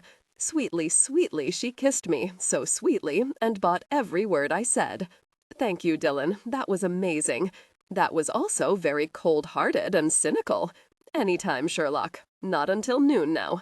Hey, that's just a silly song, sung by a lonely man who's not going anywhere. All he can do is dream that he's a winner, which he's not, and he knows it deep down. See you tomorrow, Sherlock. She watched him until he turned the far corner. It was as it had been before, Douglas's voice coming out from behind her, low, angry. Even as she spoke, she was leaning down to pull her Lady Colt from her ankle holster. She straightened back up slowly. She was so tired of angry voices. "I wish you wouldn't keep seeing that guy, Lacey. He's such a loser. What was that nonsense he was singing to you? You startled me, Douglas. Please don't wait for me like this again. I could have shot you. You're a musician. You play the piano brilliantly. At least you used to. You wouldn't shoot anybody. What were you doing with him? She almost shouted at him that she wasn't that soft, pathetic girl anymore. Hadn't been for 7 long years. That 2 days ago she'd belly shot the psychopath who'd killed her sister. She managed to hold it back. We just got back from Boston. He brought me home, that's all. I'd hardly call him a loser, Douglas. Because of him, we got the guy who killed your wife. It would seem to me that you'd want to give him a medal. Now, what are you doing here? I had to see you. I had to know what you thought about my marrying Candace. She lied to me, Lacey. What am I going to do? It was then he noticed the sling on her arm. What happened to you? You didn't tell your father you'd gotten hurt. Who did this? That man you were with? Come into the house and we'll talk. 5 minutes later, she placed a snifter of brandy into his hand. There, that will make you feel better. He drank slowly, looking around her living room. This is nice. Finally, you've decorated the way you should. Thank you. Now, what do you want to tell me about I don't already know? She sat opposite him on a pale yellow silk love seat. While she'd been in Boston, her designer had had soft recessed lights installed. It made the room very warm and cozy, intimate. She didn't like that at all. She pressed herself against the sofa back. First, tell me how you got hurt. It's a small wound. I'll take the sling off in another couple of days. It's no big deal, Douglas. Don't worry. Now, tell me about Candace. I'm going to divorce her. You've been married less than a week. What are you talking about? She crossed the line, Lacey. She overheard us talking on the phone. I told you that. Well, the minute I hung up, she started in on me, accused me of sleeping with you, yelled that I'd slept with both you and Belinda at the same time, that you were a slut and she'll get you. I can't take the chance she'll hurt you, Lacey. Douglas, calm down. She was angry. I don't blame her. You were newly married and saying things to me that shouldn't have ever been said. I would have yelled too. Forget it. Didn't you discuss everything with her? What was there to say? She lied to me. Your dad thinks I should divorce her. So does your mom. My mother and father have nothing to do with you now. It's your life, Douglas. Do what you want to do, not what someone else wants. So wise, Lacey. You were always so gentle and wise. I remember sitting on the sofa in your father's house, listening to you play those Chopin preludes. Your playing moved me, made me feel more than what I was. It's kind of you to say that, Douglas. Would you like some more brandy? At his nod, she returned to the kitchen. She heard him moving about the living room. Then she didn't hear his footsteps. She frowned, walking slowly out of the kitchen. He wasn't in the living room. He wasn't in the bathroom. She stood in her bedroom doorway, watching him look at the framed photos on her dresser. There were 3 of them, 2 of Belinda by herself, and 1 with both of them smiling at the camera. You were 17 when I took that picture of you and Belinda at Fisherman's Wharf. Do you remember that, Bay? It was one of the few perfectly clear, sunny days, and you guys took me to Pier 39. We bought walnut fudge and ate some horrible fast food. I believe it was Mexican. She remembered, vaguely. His details astounded her. I remember everything. You were so beautiful, Lacey, so full of fun, so innocent. So was Belinda, only she was always far prettier than I. She could have been a supermodel, you know that. She was very close to making it when she met you. She gave it all up because you wanted her to be there only for you. Come into the living room, Douglas. When they were seated again, she said, I can't help you with your wife. However, I do think you and Candace should discuss things thoroughly. She bores me. Lacey sighed. She was exhausted. She wanted him to leave, just leave, and go back to San Francisco. It was odd, but since they'd caught Marlon Jones, she'd felt herself withdrawing from Douglas. It was as if Belinda's murder had somehow bound them together, but not anymore. You know, one thing still disturbs me, she said, slowly, lightly stroking her fingertips over the yellow silk arm of the sofa. I suppose Dad told you Marlon Jones denied killing Belinda. Yes, he told me that. What do you think? I agree with Father. He's a psychopath. He probably skips a woman's name every time he recites them. Why did he happen not to recite Belinda's name? I don't know. Random chance? He probably doesn't know either. It has to be coincidence. There's simply no other explanation. She sat forward, clasping her hands between her knees. But you know me, Douglas. I'm going to have to check to make triple certain that he did kill Belinda. Of course he killed her, Lacey. There's absolutely no other choice. You're right, of course. It's just that... She broke off and dredged up a smile for a very nice man she'd known for nearly 12 years. I'm sorry. It's still so painful for you as well. How long are you staying in Washington? He shrugged and rose when she did. Drop it all now, Lacey. Don't do any more searching. That kook killed all those poor women. Let him rot for what he did. He walked to her, his smile deep, his eyes intent. She took a step back, turning quickly out of the living room into the small front hallway. He followed her. Will you let it all go now, Lacey? She took another step toward the front door. It is all gone. Only details now, Douglas. Nothing more than silly details. Shall we have dinner tomorrow night? Maybe you'll have made some decisions about Candace. Were they going to perform this same act every couple of weeks? Would he leave after tomorrow night? She hoped so. She hoped he'd leave for good. She was exhausted. He brightened at that and took her hands between his. It's good to see you again, Lacey. I wish I could see you all the time, but... Yes, but, she agreed and stepped back. I'll see you here about 7 tomorrow night. Jimmy Maitland nodded to Sherlock, but said to Savich, I heard from Captain Doherty that Sherlock here didn't do what she was told to do, that she wrote her own script. He let some of it drop, then I pried the rest of it out of him. John Doherty and I go way back. He's a good man, fair and hard. Savich didn't change expression, merely cocked his head to one side in question. She got the job done, sir. I don't like having my agents knifed, Savich. What the hell did she do? I can answer that, sir. Both men turned to look at her. It better be good, Agent Sherlock, Jimmy Maitland said, and broke a pencil between 2 fingers. Maitland had been a special agent for 25 years. He was bald, built like a bull, and held a black belt in karate. His wife was 5'0", blonde, and punched her husband whenever she wanted to. They had 4 boys, all over 6'3". She punched them whenever she wanted to as well. She shrugged. Really, sir, the perpetrator took us a bit by surprise, that's all, but nothing we couldn't handle. Dillon yelled out. I shot Marlon Jones at practically the same instant he threw the knife. I was already down and rolling when he released it. It's just a minor wound. That's exactly what Savich said. Did you 2 rehearse this? No, sir, certainly not. Maitland raised an eyebrow at Savich, then said quickly, Fine, okay. You're excused, Agent Sherlock. Savich, you stay a moment. There's been another murder in Florida. It wasn't a nursing home on the Star of David matrix Max generated. As for the perp, disguised as an old woman, that doesn't look good anymore. They talked to every old woman in the nursing home, all of them longtime residents. Tell Max he's got to do better. Agreed, Savich said. I'll get Sherlock back on the Radnich case with Ollie. I'll see you later. 18. She prayed her involvement in the string killer case would be kept under wraps, and it had been, at least so far. She knew Savich had spoken privately with Captain Doherty and Ralph Budnack. If anyone blew the whistle on her, it wouldn't be one of them. So far, no one in the media knew anything about her relationship to one of the victims of the string killer. It would be a nightmare if anyone found out. So far, the FBI had gotten lots of good publicity, always a welcome circumstance for the continually besieged bureau. Savich and his new FBI unit had brought down 2 killers in weeks.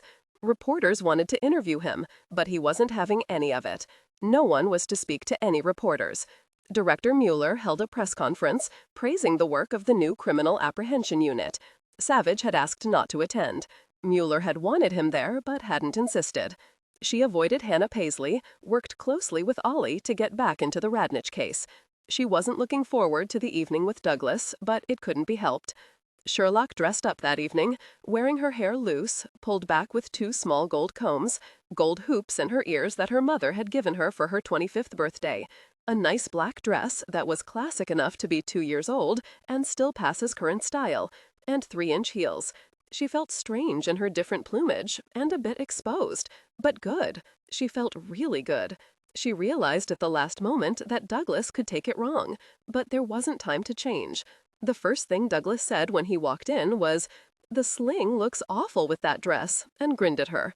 Don't you have several styles and colors to match different outfits? The evening was light-hearted and amusing until near dessert, when Douglas dropped his good humor and said, "You've gotten what you wanted, Lacey. I want you to quit the FBI and come home. Surely you see that it's finally over, that it's your music that is important now. You nailed the guy who killed Belinda. Come home.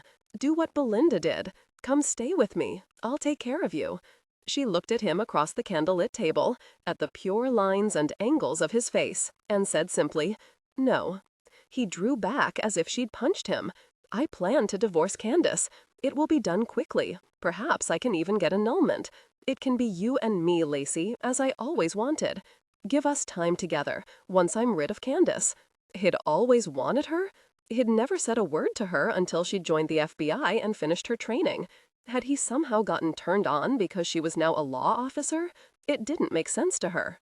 She was shaking her head, even as she said again, "No, I'm sorry, Douglas, but no."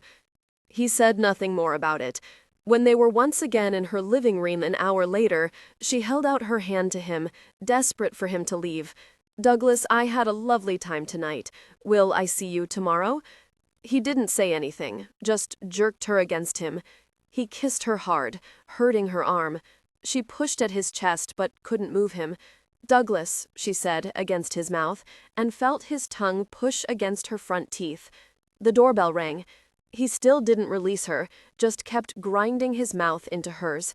Her knee was almost in motion when she managed to jerk her head back far enough to call out, "Who's there?" "Let me in, Miss Sherlock." A woman? Who could she be? Suddenly, Douglas was 2 feet away from her, standing there looking bewildered, wiping his mouth with the back of his hand. "It's Candace," he said blankly, then walked to the door and opened it.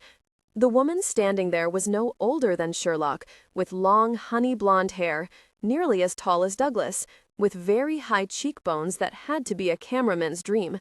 But it was her eyes that riveted Sherlock, dark, dark eyes that held fury, malice, and even more fury this instant than just the moment before. She looked ready to kill. "Candace, what the hell are you doing here?" "I followed you, Douglas, and you came here just like a little trained pigeon. I knew you'd come to her, even though I prayed you wouldn't. Damn you, I'd hoped our marriage meant something to you. You let her kiss you? You've got her lipstick on your mouth. Damn you, you smell like her. Why should our marriage mean anything to me? You lied to me. You weren't pregnant. Well, have children, Douglas. I'm just not ready yet. I'm hitting my stride with my career. I could make it to one of the nationals, but not if I take off now. In another year, we can have a dozen kids if that's what you want. That doesn't jibe with what you told me before we got married. Then you said you'd had a miscarriage, and you were so upset. Now you don't want to get pregnant. You know what? I don't think you were ever pregnant at all." Douglas turned to Lacey, waving a languid hand toward his wife. "This is Candace Adams. I'm your wife, Douglas. I'm Candace Madigan. She is your dead wife's sister. No, half-sister. Nothing more. What are you doing here with her?" He changed from one moment to the next. His bewilderment, his frustration, all were gone. He was standing tall and arrogant, a stance Sherlock recognized, a stance that was second nature to him. It held power and control, and the control was of himself and of the situation. He was in a courtroom, in front of a jury, knowing he could manipulate, knowing he could convince, knowing he would win. "Candace," he said, very patiently, as if speaking to an idiot witness, "Lacey is part of my family. Just because Belinda died, I didn't cut her out of my life. I saw you kissing her through the window, Douglas." "Yes," he said, quite calmly, "I did. She's very innocent. She doesn't kiss well, and I like that." It was another rabbit hole, only this time she wasn't going to slide in. "I didn't want you to kiss me, Douglas. I wasn't kissing you at all." Sherlock turned to Candace. "Mrs. Madigan, I think you and Douglas should go discuss your problems. I have no part in any of it. Honestly, I don't." Candace smiled at her, stepped quickly around Douglas, and slapped her hard, whipping her head back. A deep voice came from behind them. This appears to be very interesting, but I really can't allow anyone to smack my agents, ma'am. Don't do it again, or I'll have to arrest you for hitting an officer." Sherlock looked up to see Dillon standing in the open doorway. This was all she needed. Did he have to show up whenever her life seemed to be flying out of control? It wasn't fair. She rubbed her hand over her face, then took a step back to stop herself from hurling herself on Candace. She was sorely tempted, even though she doubted she could take her down, not with her arm in a sling, but she wanted to try. "Sir," she said, although she wanted to say Dillon. No way was she going to use his first name in front of Douglas. It would be waving a red flag. "What are you doing here?" "No, don't tell me. I've been elected the Recreation Meetings Center for the evening. Do come in and close the door, sir, before a neighbor calls the cops." "I am the cops, ma'am." "Very well. Would anyone care for a cup of tea? A game of bingo?" Douglas plowed his fingers through his hair. "No, nothing, Lacey." He turned to his wife. "We have to talk, Candace. I am upset with you. I don't care at all for your behavior. Come along now." Sherlock and Savich watched them leave, their voices raised before they even reached the end of the driveway. "I'll take some tea now," Savich said. 10 minutes later, she and Dillon were drinking tea in the now blessedly empty living room. "What are you doing here?" "I was out running when I came by here. You had a hard day. I wanted to make sure you were all right. The front door was open, and I heard this woman yelling." "How's your cheek?" Lacey massaged her jaw. "She's a strong woman. Actually, it's a good thing you came in, or else I might have jumped her. Then she might really have beaten me up, with my broken wing. I'll call Chico tomorrow." "You called me sir again." "Yes, I did. On purpose. Douglas is jealous of you. If I'd called you Dillon, it might have pushed him over the edge. Then you might have had to fight him. You could have messed up all my beautiful new furniture." That gave him pause. He grinned, toasted her with his teacup, then said finally, "This was the man who was married to Belinda?" At her nod, he said, "And this is his new wife. Tell me about this, Sherlock. I love family messes. I'll say only that Douglas thinks he might like me a bit too much. As for Candace, his wife, she told him she was pregnant with his child. He married her, and then it turns out she wasn't pregnant. He's angry and wants a divorce. She blames me. That's all there is to it. Not a mess, really. At least it doesn't involve me." She sighed. "All right. When I was talking to Douglas on the phone, he said some things he shouldn't have said, and she overheard them. She was upset. She probably wants to kill me more than Marlon Jones does. Do you realize you're speaking to me in nice, full sentences? That I no longer have to pry basic stuff out of you? I guess maybe I was a bit on guard when I first came to you. On the other hand, you were a criminal in Hogan's Alley and kicked 2 guns out of my hand before I overcame overwhelming and vicious odds and killed you. Yes, you were wary. Still, it didn't take too long to break you in. You've been spilling your guts for a good long time now. As for my day as the bank robber, you didn't do too badly, Sherlock. No, not badly at all." He raised his hand and lightly struck his fingers over her cheek. "She walloped you pretty good, but I don't think you're going to bruise too much. Makeup should take care of it." Suddenly, his cheekbones flushed. He dropped his hand and stood up. He was wearing gray sweatpants and a blue sweatshirt that read, "Achy Breaky Cop." He looked big, strong, and harassed. His fingers had been very warm. They'd felt good against her cheek. "Go to bed, Sherlock. Try to avoid any more trouble. I can't always guarantee the drop by when you're butt deep in trouble. I've really never had so many difficulties in such a short time before in my life. I'm sorry. But, I could have dealt with this all by myself." He grunted in her general direction and was gone, just plain out of there, fast. She touched her own fingers to her face, saw his dark eyes staring at her with antagonism and something else, and walked slowly to the front door. She fastened the chain, clicked the deadbolt in place, and turned the key in the lock. What would have happened if Savich hadn't shown up? She shuddered. She'd caught Belinda's killer, and her life seemed messier than ever. What had her mother meant, since your father tried to run me down? She walked out of the doctor's building the following afternoon, trying to put up her umbrella in the face of a sharp, whipping wind and swirling rain hard, heavy rain that got you wet no matter what you did. It was cold and getting colder by the minute. She got the umbrella up finally, but it was difficult because her arm was still very sore. She stepped off the curb, trying to keep herself covered, and started toward her car, parked down the block on the opposite side of Union Street. Suddenly, she heard a shout, then a scream. She whipped about, the wind nearly knocking her over, her umbrella sucked out of her hand. The car was right on her, a big black car with dark-tinted windows. A congressman's car? No, probably a lobbyist's car. So many of them in Washington. What was the fool doing? She froze in that blank instant, then hurled herself back onto the sidewalk, her sore arm slamming into a parking meter. She felt the whoosh of hot air even as she went down, half into the street, half on the sidewalk. She twisted around to see the black car accelerate and take the next corner in a screech of tires. She lay there, staring blankly after the car. Why hadn't he stopped to see if she was all right? No, naturally, the driver wouldn't have stopped. He'd probably be arrested for drunk driving. Slowly, she pulled herself to her feet.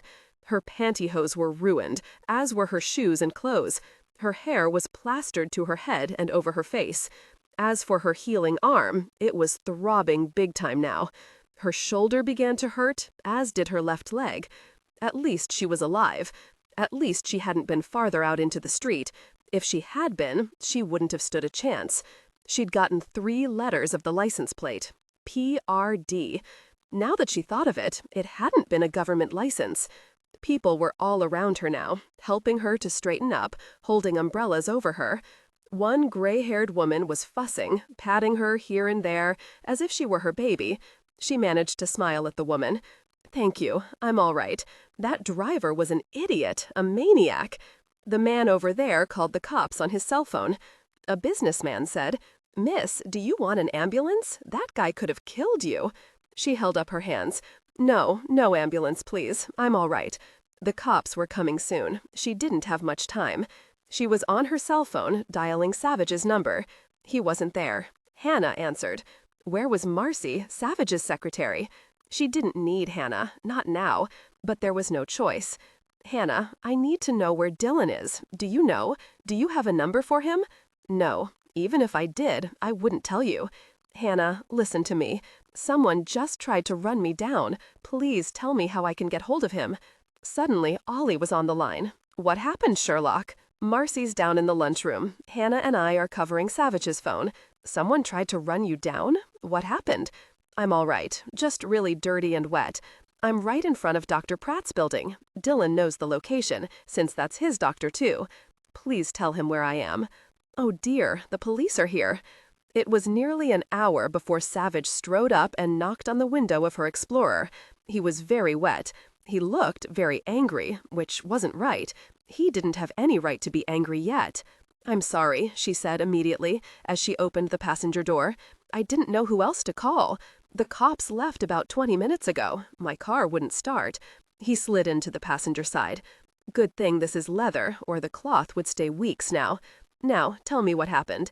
She did, saying finally, "It sounds pitiful. I think whoever was driving lost it. Maybe he was drunk. When he realized he could have killed me, he didn't want to hang around. I don't like it." "Well, no, I don't either. The police are certain it was a hit and run.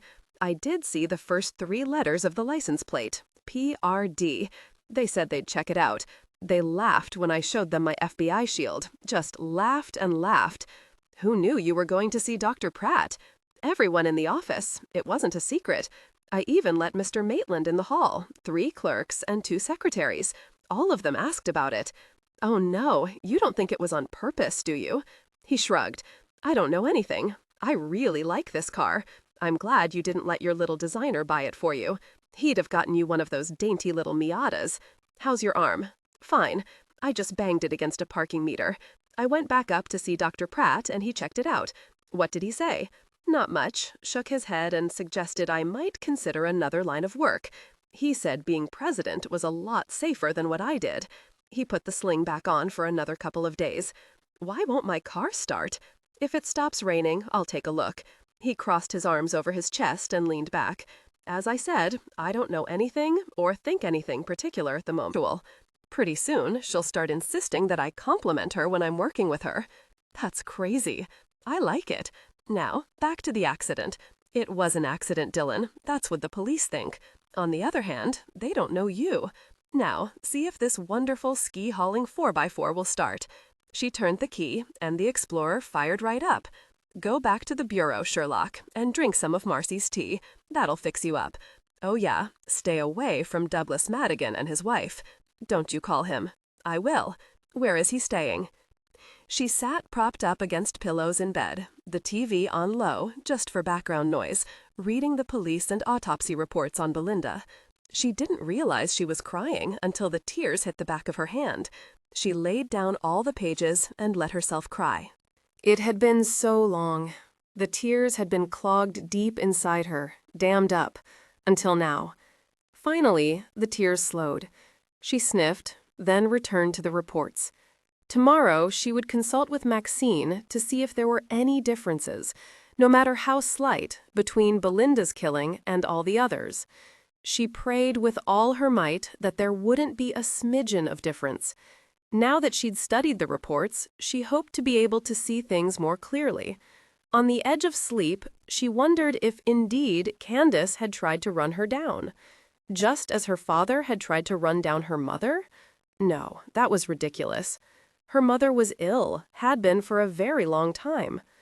Or maybe her mother had said that because of what her husband had said so casually about Belinda and her father. It had come out of left field. Who knew? Of course, Douglas had called her, furious that she'd given Dillon his cell number. It took her 10 minutes to talk him out of coming over to her townhouse. He said he'd spoken to Candace, who'd been visited by the police. He was outraged that anyone would believe she had tried to run down Lacey. It had been an accident. I wouldn't be leaving unless I was certain it was an accident, Lacey. I want you to be certain, though, that it wasn't Candace. I'm certain, Douglas. She'd have said her tongue was purple to get him off the phone. Don't worry, I'm fine. Everything is fine. Go home. Yes, I am. I'm taking Candace home, too. Now that sounded interesting, but she was too tired to ask him to explain. The next morning, Big John Bullock, Marlon Jones's lawyer, was on Fox, telling the interviewer, a drop-dead gorgeous guy who looked like a model right out of GQ, that the FBI and the Boston police had forced Marlon to confess, that he hadn't known what he was doing because he'd been in so much pain. He would have said anything so they'd give him more medication. Any judge would throw out a confession made under those circumstances. Was Marlon guilty? The gorgeous young hunk asked, giving the audience a winning smile even as he said the words. Big John shrugged and said that wasn't the point. That was for a jury to decide. The point was the police harassment of the poor man, who wasn't well either mentally or physically. Sherlock knew then that if the judge didn't suppress the confession, Big John would go for an insanity plea. The evidence was overwhelming. Sherlock knew that when the lawyer saw all the evidence against Marlon, he'd have no choice but to go for an insanity plea. Sherlock stared at the TV screen, at that model interviewer whose big smile was the last thing on the screen before the program skipped to a toothpaste commercial. She'd been a fool. She should have shot Marlon straight through the heart. She would have saved the taxpayers thousands upon thousands of dollars. It would have been justice and revenge for all the women he'd butchered. By the next afternoon, Maxine hadn't come up with a thing. There were no differences at all in Belinda's killing versus the other women. Only tiny variations, nothing at all significant. She felt better. Belinda would finally find justice, if the little psycho ever made it to trial. A psychopath wasn't crazy necessarily, even not usually. But who else knew that? Then she pictured him with Russell Bent of Chicago, both of them playing cards in the rec room of the state mental institution, both of them smiling at each other, joking about the idiot liberal judges and dumbass shrinks who believed they weren't responsible for their savagery because they'd had bad childhoods. She had to stop it. There was nothing more she could do. Her father was right. Douglas was right. It was over. It was time to get on with her life. 19. It had to be Marlon Jones. It seems likely, but you don't sound as if you're really satisfied. I'm not.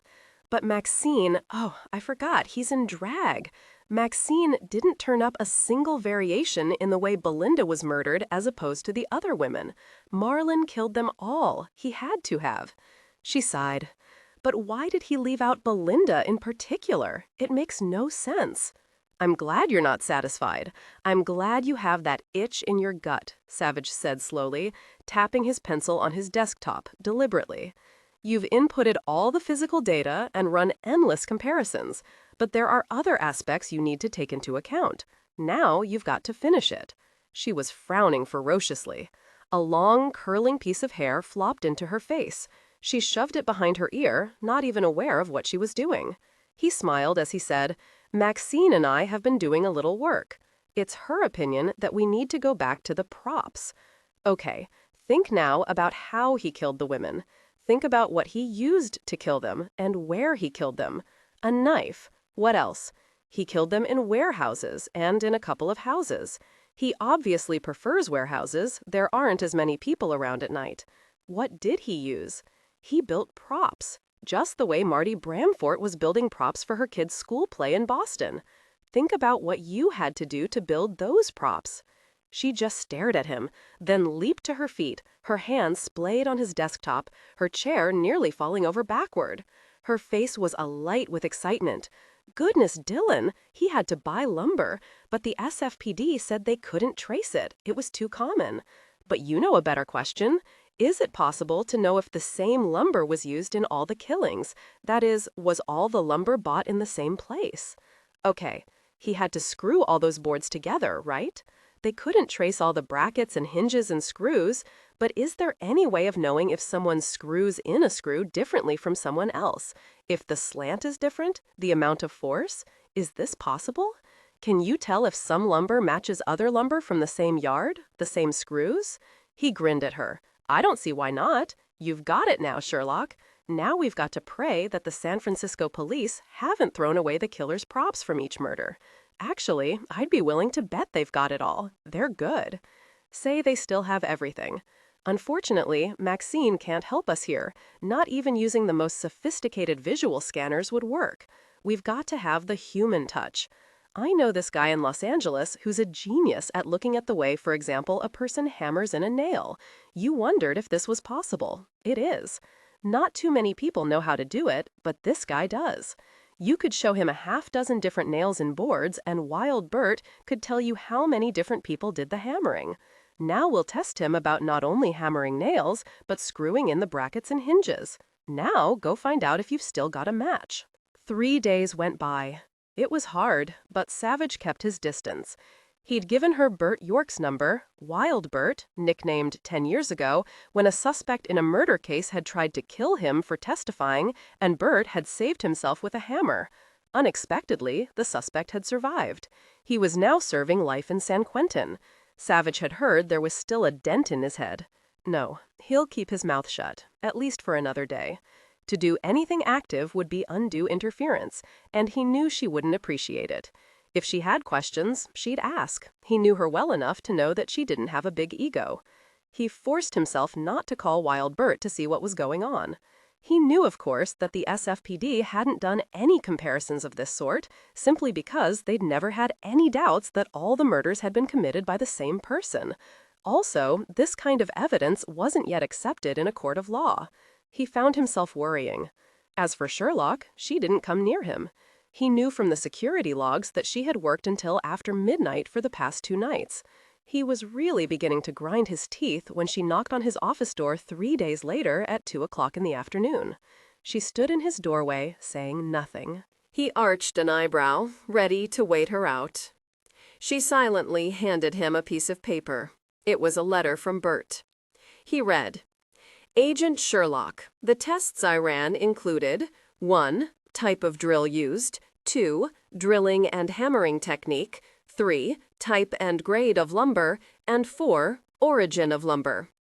The drill used in all the San Francisco murders except 4 was identical. However, the drill used in murder 4 was too close in particulars for me to even try to convince the DA that it wasn't identical. As to the drilling and hammering technique, it is odd, but I believe some was done by the same person and others were not. They were utterly different. No explanation for that.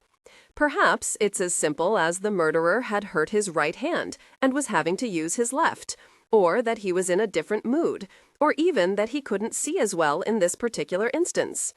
The lumber wasn't identical, and it did not come from the Bosman Lumber Mill, South San Francisco. Again, it doesn't really prove anything one way or the other, it is merely of note, although again, I wonder why only Murder 4 had lumber from a different lumber yard. This was an interesting comparison. I've spoken to the police in San Francisco. The San Francisco DA is speaking with the Boston DA. They will doubtless have comparisons made between the props used in the San Francisco murders and the props used in Boston. I don't doubt that even though the lumber can't be identical, the technique will be, and thus perhaps the presiding judge will allow it to be used as evidence in Marlon Jones's trial, if and when the man stands trial. So, the bottom line results of my test are inconclusive. There are differences, aberrations. I must tell you that I have seen it happen before, and for no logical reason. I hope this is of assistance to you, but given the reason for your request, I doubt that you are overjoyed. My best to Savich. Savich said nothing, merely took in her pallor, the stark disappointment in her eyes, the hopelessness that seemed to be draining her. He wished it could be different, but it wasn't. He said finally, "Bert said it himself. Inconclusive. It doesn't nail down the coffin lid, Sherlock." "I know," she said, and didn't sound as though she believed it. He didn't write this in his letter, but Mr. York said on the phone a few minutes ago that all the same particulars with the other murder props were completely identical. It was only with murder number 4 where there were inconsistencies. "That's something," Savich said. "Look, Sherlock, either Marlon did it or he didn't. As to Marlon claiming he killed only 6 women in San Francisco, Belinda not included, then someone else did. You're not happy, are you?" She shook her head. "I wanted to be certain once and for all, and it's still not proven, either way. Can you think of anything else to do?" But she didn't look at him, just stared down at her low-heeled navy pumps. "Not at the moment, but I'll think about it some more. Now, let's get back to the Radnich case." He wished he could let her mull over her sister's murder, but there were too many demands on the unit. He needed her. "Yes, thank you. Thank you for giving me all this. Ollie also said there was a new murder spree, a couple of black guys killing Asian people in Alabama and Mississippi. Yes, we'll talk about it in the meeting this afternoon." He watched her leave his office. He tapped his pen on the desktop. She'd lost weight she couldn't afford to lose. He didn't like it. Even though he saw the results of it in the families of victims, he still couldn't begin to imagine what it must feel like to have lost someone you loved in such a horrible way. He shook himself.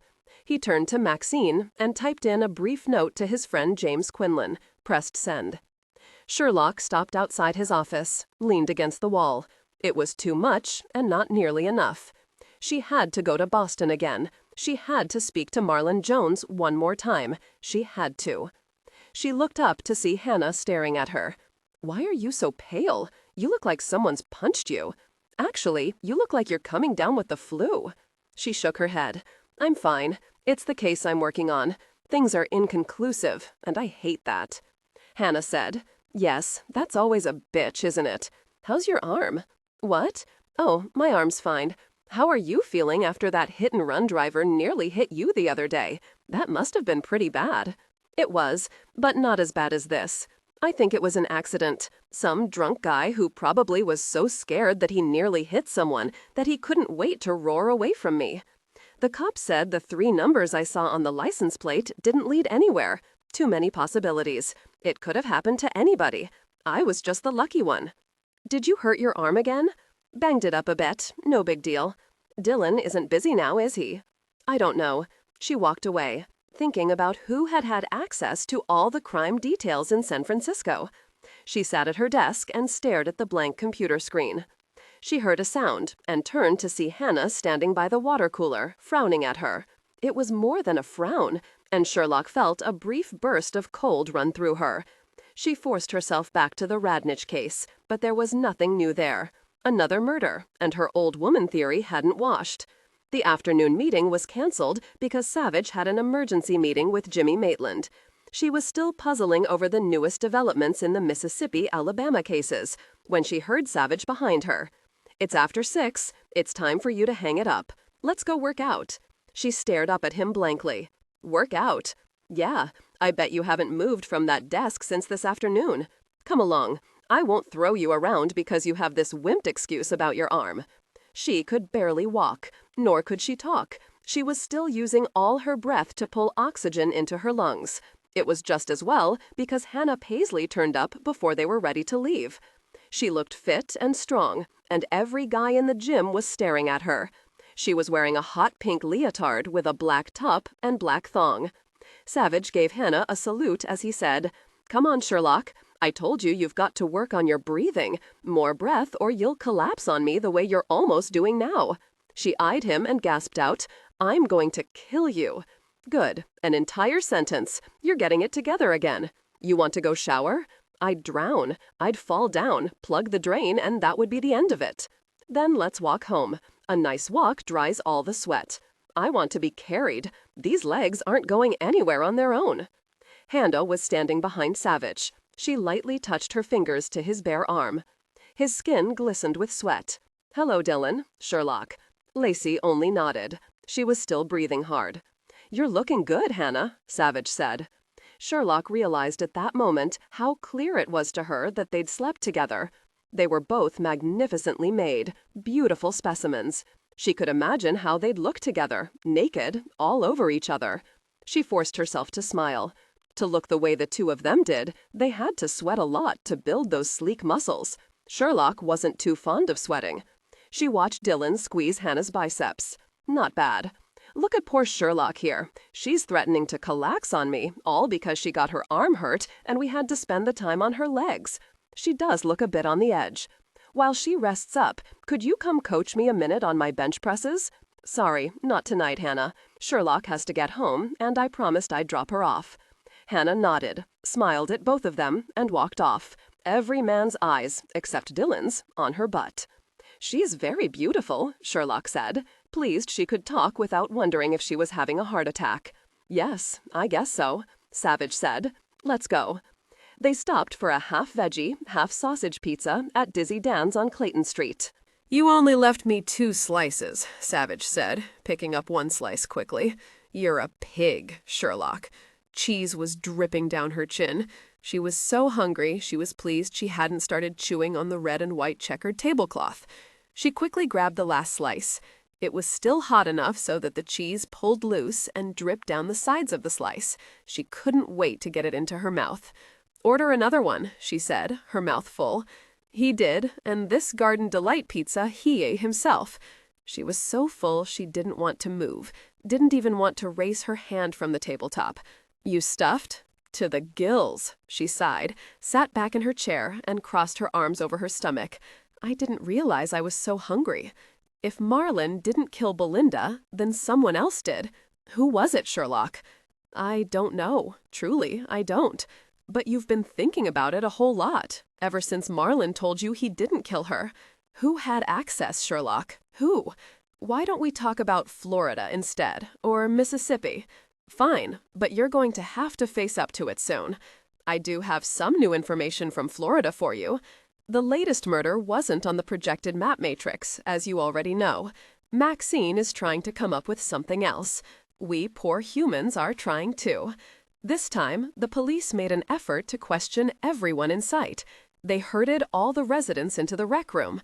They wanted to catch your old woman in disguise. The initial word I got back, and what you heard, was that it wasn't someone disguised as an old woman. However, I found out before we left this afternoon that a new cop had had 2 of the old folks get sick on him because of the murder, and he'd let them go. One was an old woman, one an old man.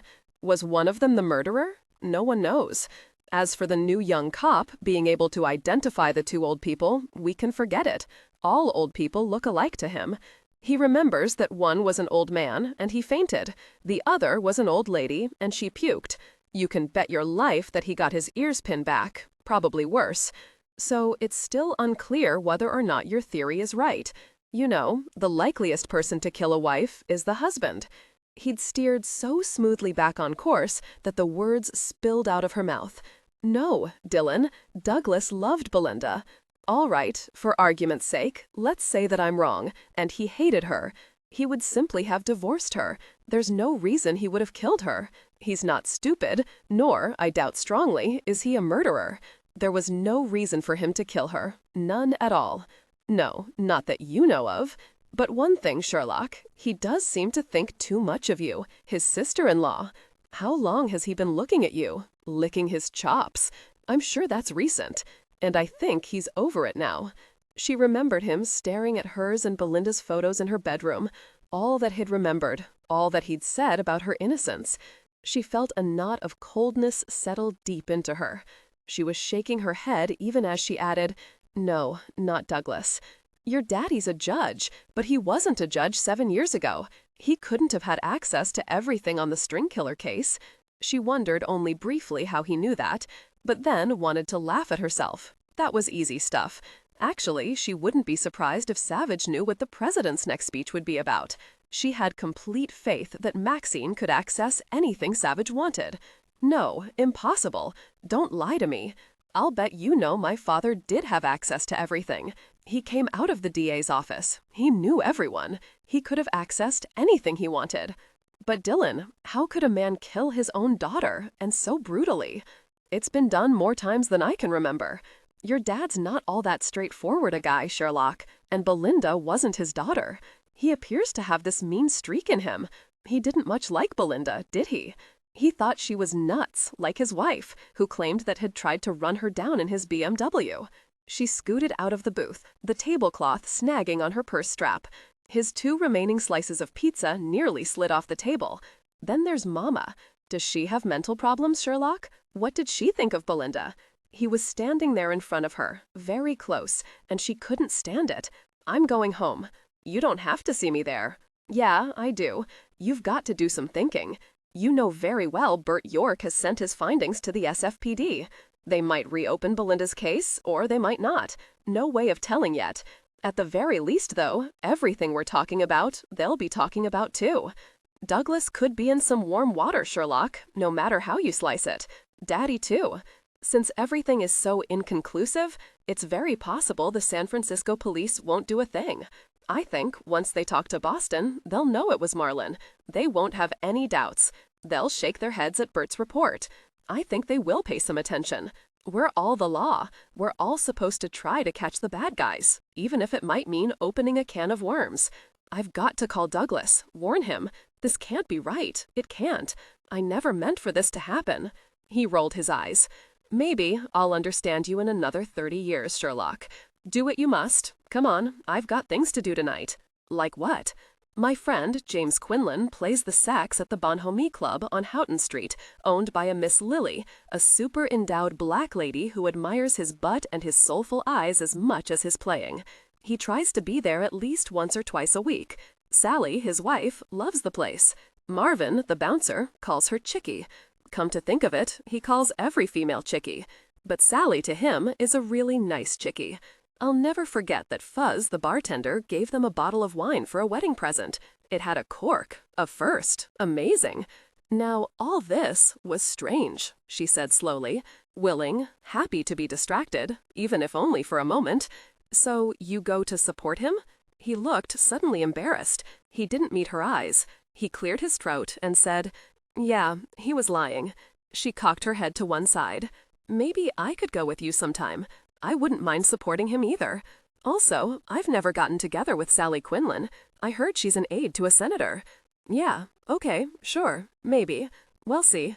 She didn't say a word. They were nearly at her townhouse. There was a quarter moon showing through gothic clouds, all thin and wispy, floating past, making sinister images. It was only 8:30 in the evening, cool, with only a slight breeze. "You should keep a light on. The FBI doesn't pay me all that well, Dillon. It would cost a fortune. Do you have an alarm system?" "No." "Why? All of a sudden you're worried? You were mocking all my locks just a while ago."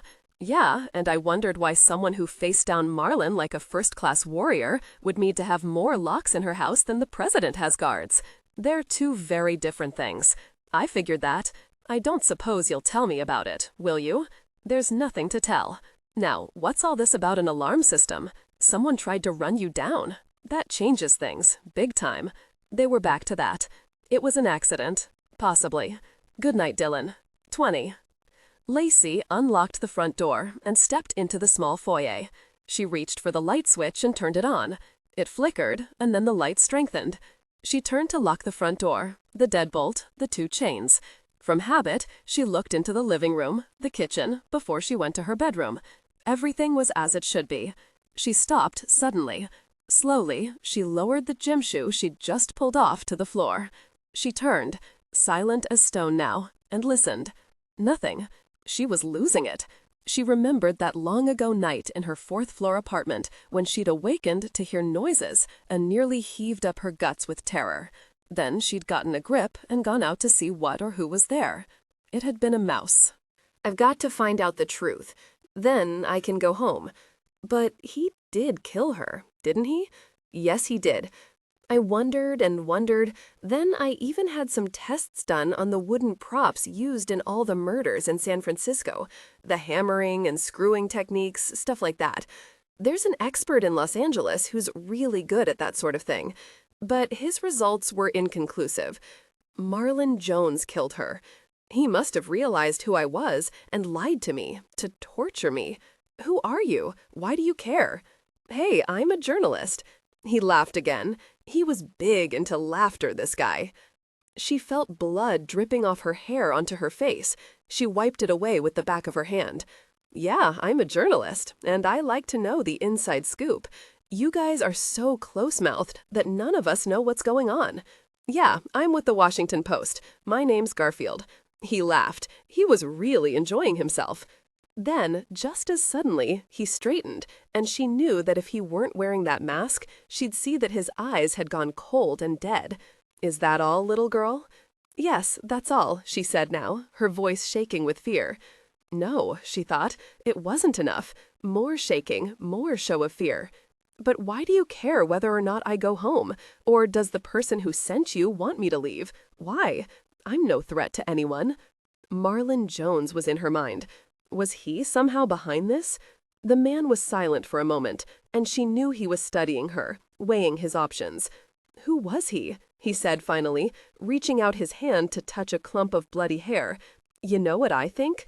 I think that maybe old Marlon didn't kill your sister. You're like a little terrier, yanking and jerking and pulling, but you won't find anything. Now, I believe that's all I need to know. I'll tell you one last time. Leave Washington. Stay with the FBI if you want to, but transfer. Go home, little girl. Now, let's have us a good time. He walked toward her, the gun aimed right at her chest. I want you to march your little butt to the bedroom. I want you to stretch out all pretty-like on the bed. Then we'll see. She knew pleading wouldn't gain her anything. She turned and walked out of the kitchen. He was going to rape her. Then would he kill her as well? Probably. But the rape? She wouldn't take the rape. She couldn't. He'd have to kill her before she'd let him rape her. Who had hired him? What to do? He didn't think Marlon had killed Belinda? Why did he care? What was going on here? Please, who are you? He motioned the gun toward the bed. She was standing now beside her bed, not wanting to lie down, hating the thought of him being over her, of him in control. Take off that bathrobe. Her hands were fists at her sides. He raised the gun. She took off the bathrobe. Now, lie down and open those legs real wide for me. Why don't you think Marlon killed my sister? Business is over. It's party time. Lie down, little girl, or I'll have to hurt you real bad. She couldn't do it. She couldn't. He took a step toward her, the gun raised. He was going to hit her with the butt again, probably break her jaw this time. She had to do something. The phone rang. Both of them stared at it. It rang again. It might be my boss, she said, praying harder than she'd ever prayed in her life. He knows I'm home. He said he might call. There was an assignment he wanted to talk to me about. That big guy who brought you here? That's your boss? She nodded and wished again that she could see his face, see his expression. Another ring. Answer it, but you be careful what you say, or you're dead where you stand. She picked up the phone and said quietly, Hello? That you, Sherlock? Yes, sir. It's me, sir. He was silent a moment. She was praying hard. "I wanted to tell you that Sally asked to meet you. She wants you to come to the Bonhomie Cobb tomorrow night. Quinlan's going to be playing both nights." "That sounds nice, sir. But you know that I never mix any business with pleasure, sir. It's a rule I always stick to, sir." He was mouthing at her. Get rid of him. "I've got to go, sir. Tell Sally I'm sorry, sir. That assignment you wanted to talk to me about, sir? I'll be in early tomorrow. I've got to go now." The gun was pressing at her temple. She gulped, then gently hung up the phone. "I heard what the guy said. You're lucky you didn't blow it, little girl. Now," he pulled some slender nylon rope from his pocket. "Put those arms up over your head." He was going to tie her down. Then he could do anything he wanted to with her. Slowly, slowly, she raised her arms. Why had she wanted a brass bed with a slatted brass headboard? He was coming over to her. Soon now, soon. And she would have a chance. He leaned down, the rope in one hand, the gun in the other. He seemed uncertain what to do with the gun. "Put it down," she said in her mind, over and over, as she looked up at him. "Put it down. I'm skinny. You can take me. Don't be afraid." He made up his mind. He backed off. "Turn on your stomach." She stared at him. "Do it now, or I'll make you really sorry." She couldn't do it. She just couldn't. Without thought, without hesitation, she lurched up and rammed her head into his belly. At the same time, she flung out both fists against his forearms. She heard him cursing, heard the pain in his voice, and kept hitting him. Quickly, she threw herself to the floor, rolling onto her back. He was heaving hard, over her now, the gun up, and she kicked with all her strength, her foot hitting his hand. The gun went flying. He threw himself down on her. His fist landed hard against her jaw. Then he raised her head, grabbed fistfuls of damp hair, and slammed her head against the floor once, 2, 3 times. She heard a yell and a moan. The sounds were from her. She tried to bring her legs up to kick him, but couldn't manage it. She felt numbness, the knifing pain shot through her head. She vaguely heard his curses from above her, and they grew more distant. She thought she heard the phone ring again. She thought she heard him breathing hard over her. Then she didn't know about anything. She fell into blackness. He was scared spitless. The front door stood wide open. Savich forced himself to be careful, to go slowly, but what he wanted to do was roar in there. He drew his gun and eased inside the townhouse.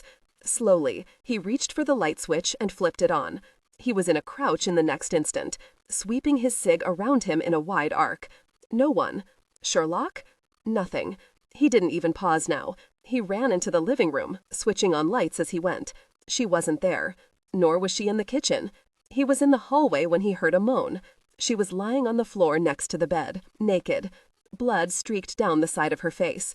He was on his knees beside her, his fingers pressed against the pulse in her neck, slow and steady. "Sherlock, wake up!" She moaned again, low and deep in her throat. She tried to bring up her hand to her head, but couldn't do it. Her hand fell. He caught it before it hit the floor. He laid her hand over her belly. He leaned close over her, an inch from her face. "Sherlock, wake up. You're scaring the bejesus out of me. Wake up." She heard his voice. He sounded incredibly angry. No, not angry, but really worried. She had to open her eyes, but she knew any movement at all would hurt really badly. "Talk to me. Come on, you can do it. Talk to me." She managed to open her eyes. He was blurry, but his voice was low and deep and eminently sane. She was so grateful, so relieved. She whispered over the pain. "You came. I knew the multiple sirs would get to you. They did. The first time you said it, I wanted to trim your sails, but good. But then you said it again. I knew something was wrong. Where'd he hit you?" "My head, with the butt of his gun." He didn't want to ask, but he had to. "Did he rape you?" "He would have tried, but I couldn't let him do it. He wanted me to lie down on my stomach. When he moved in, I attacked him and got off the bed. That's when he started banging my head against the floor. It kind of hurts, Dillon." "Did he hit you anywhere else? Just a fist in the jaw? Let me get you up on the bed. He's gone? You're sure he's gone? I don't want him to sneak back and hurt you." Hurt him? Blood was trickling down the side of her face, and she was worried about him? "I'll go lock the front door in a minute." While he spoke, he slid his hands beneath her and lifted her. She didn't weigh much. He laid her on the bed, then very quickly drew a blanket over her. "Don't move," he said, turned, and went back to the front door. He looked around outside, then came back into the house and locked the door. When he was seated beside her again on the side of the bed, he said quietly, "No one's about now. I'm going to call the paramedics and get you to the hospital." Her hand shot up. No hospital. I'm all right. I've got a very hard head. Maybe a concussion, but there's nothing they can do for that. Just time. I've got time here. Please, no hospital. I hate hospitals. They'll give me more shots in the butt." That's awful. He looked down at her, then turned to the phone. He dialed a number, then said, "It's Savage. Sorry to bother you, Ned, but could you come to this address and check out one of my agents for me? The guy who attacked her hit her pretty hard in the head. I don't know if she'll need stitches. No hospital. Yeah, thanks." When he hung up the phone, she said, "A doctor who makes house calls? That's gotta be rarer than the Great Auk. Ned Breaker owes me. I got his kid away from kidnappers last year. He's a good guy. We became friends. Now, enough of that. It'll take him a good 30 minutes to get here. Do you feel well enough to tell me what happened? After you left, I took a shower. When I got out, he was standing behind me when I wiped the fog off the bathroom mirror. He was wearing a black ski mask and carrying a cheap .22. He wanted me to leave town. Then I talked about Marlon Jones, and he seemed interested in that. I don't know whether or not the person who sent him meant for him to rape me. Maybe, like that almost hit and run, he was trying to scare me, which he did. Really, though, the bottom line was that I should go home to my family. When I asked him if he was the one who tried to run me down, he didn't answer me. I think he could have been. He had a slight accent, from Alabama, maybe? What did you tell him about Marlon Jones? The truth. There was no reason not to. I think somehow Marlon Jones had to have sent him. He tried not to be too interested in Marlon, but he was. He wanted me to believe Marlon was innocent. You sure about that? Yes, but again, I think his mission was to scare me to death. Scare me enough to make me run. Then he said business was over. He said he wanted to rape me. Her eyes were vague, her voice slowing down, her words slurring. He shook her shoulders. "Sherlock, wake up. Come on, you can do it." He lightly slapped her cheek, then cupped her jaw in the palm of his hand. "Wake up." She blinked, trying hard. She wanted to tell him that his hand on her jaw hurt, but all she said was, "Probably a concussion. I'll stay awake, I promise." He was going to tie my hands above my head to the slats of the bed, but he knew I'd attack if he dropped the gun, so he told me to lie on my stomach. I couldn't do that, Dillon. I couldn't. That's when curtains, black curtains, were swinging down over her eyes, over her mind. She couldn't see anything. "Wake up, Sherlock. I'm awake. Don't yell at me. It hurts. I won't conk out on you, I promise. But I can't see. Your eyes are closed." That's not it. In the next moment, she was unconscious, her head lolling to the side. He'd never dialed 911 so fast in his life. 21. The heat burned straight into her head. It was hotter than anything she could have imagined. Any second now should go up in flames. No, it was a light, a real light, not some monster that her brain had dredged up. It was too bright, too strong, too hot. It burned beneath her eyelids. She tried to turn away from the light, but it hurt too much to move her head. "Sherlock, can you hear me? Open your eyes." Of course she could hear him. He was using that deep voice of his that made her nerve endings quiver. But she couldn't say anything. Her mouth was too dry. She tried to form the words, but no sound came out. A woman said, "Give her some water." Someone raised her head. She felt cold water on her lips and opened her mouth. She choked, slowed down. She drank and drank until finally the water was dribbling down her chin. "Now, can you talk to me?" "The light," she whispered. "Please, the light." The same woman's voice said, "It must be hurting her." The light was gone in the next instant, and it was now shadowy and dim. She sighed with relief. "That's better. Where's Dillon?" "I'm right here. You scared me out of a good year at the gym. We were both doing fine until you had the nerve to pass out on me." "I didn't mean to do that. It was weak and unnecessary. I'm sorry. Does my health coverage take care of the paramedics and the emergency room?" "I doubt it. I think it will come out of your pay. Now, here's Dr. Breaker." He got to your house just as the paramedics were pulling out, claims he was speeding to get there. Turns out he has admitting privileges here at Washington Memorial. Your voice made me quiver, all dark and soft, like falling into a deep, deep well. If I were a criminal, I'd say anything you wanted to keep you talking to me like that. It's a wonderful voice. Plummy. That's how a writer would describe your voice. Thank you. Agent Sherlock, I'm Dr. Breaker. He shined a penlight in her eyes, felt the bumps on her head, and said over his shoulder to Dillon, "She's not going to need any stitches, just some of my magic tape. Scalp wounds tend to really bleed. They bleed like stink. Yes, that's right. Interesting way of saying it. It's what the man said, and he said it in a southern way. He drawled out stink into 2 syllables. She'd already told him that. But he said, "That's good, Sherlock. Anything else?" "Not yet, Savage. Hold off a bit. Let me clean her up, then you can talk her ear off." He cleared his throat. "She wasn't raped, was she?" "No, I wasn't. I'm not dead, Dr. Breaker. You can speak to me." "Well, you see, Agent, I owe everything to Savage here, and nothing at all to you. If he wants me to report to him, he's got it. I report to him. You report to him. Soon the president will report to him. Maybe that's not such a bad idea. My head hurts. I'll bet it does. Lie still now. When you first came in, we did a CT scan. Not to worry, it was normal. We always do a CT scan when there's a head injury, to check for evidence of bleeding. You didn't have any. What happened to your arm? What's this sling for?" "A knife," Savage said. "It's nearly well now. Happened a couple of weeks ago." "Why don't you let her heal before you send her into the arena with the monsters again?" She laughed. There was nothing else to do. The next time she heard anything, it was a strange man speaking. "When you roared out of the club like a bat out of its belfry, I thought Sally was going to have Marvin tackle you. You scared us, Dillon. This is Sherlock?" "Yes, that's her, in all her glory. She looks like a little mummy."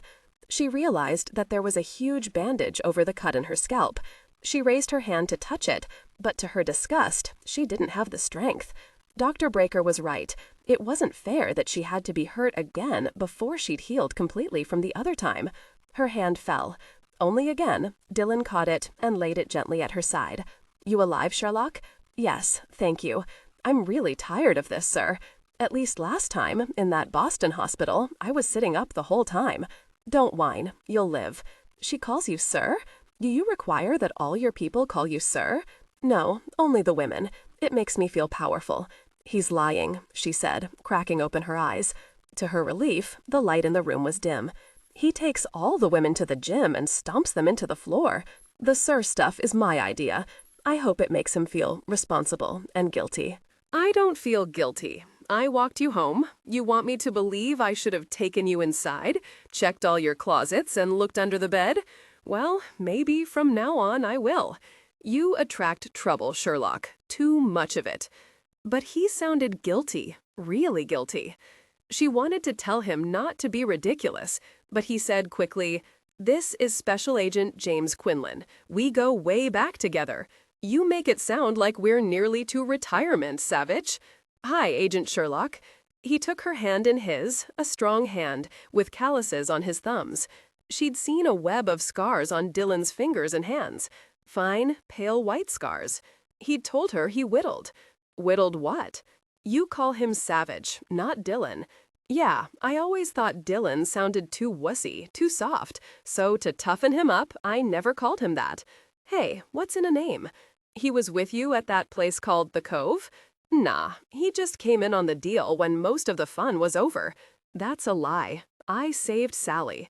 "That's true. He did help. A little bit." "Dillon's always there to back me up," she said.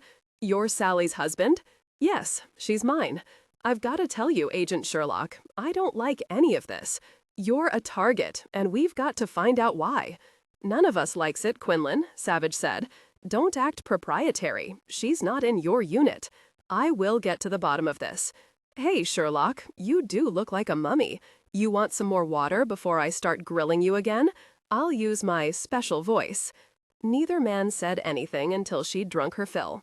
Then Quinlan laughed when Savage said to her, "Having you suck on a straw is better than trying to balance you on the edge of the cup. You don't drool so much." "Because you tried to dump the entire glass of water down my throat that first time." She broke off, gave him a silly grin. Quinlan said, Not just yet, Agent Sherlock. Did you know that Sally and I were married a year last month, in October? Savage here found us the wedding date and the church. Why did he do that? Well, I was kind of out of it at the time, and Sally was so worried about me that she didn't even think about marrying me. So, Savage had to take care of it. What he means to say is that he had a bullet in his heart and couldn't do much but press more morphine into his vein. As for Sally, she probably only agreed to marry him because she felt sorry for him. She smiled at that, and thankfully, it didn't hurt. Oh, goodness, have I gotten into the wrong career? You're off to a good start, Quinlan said. Wounded twice, and you've been out of training only, what, a month? Hey, don't worry. I've made it to 33, same as Savage here. They heard voices outside.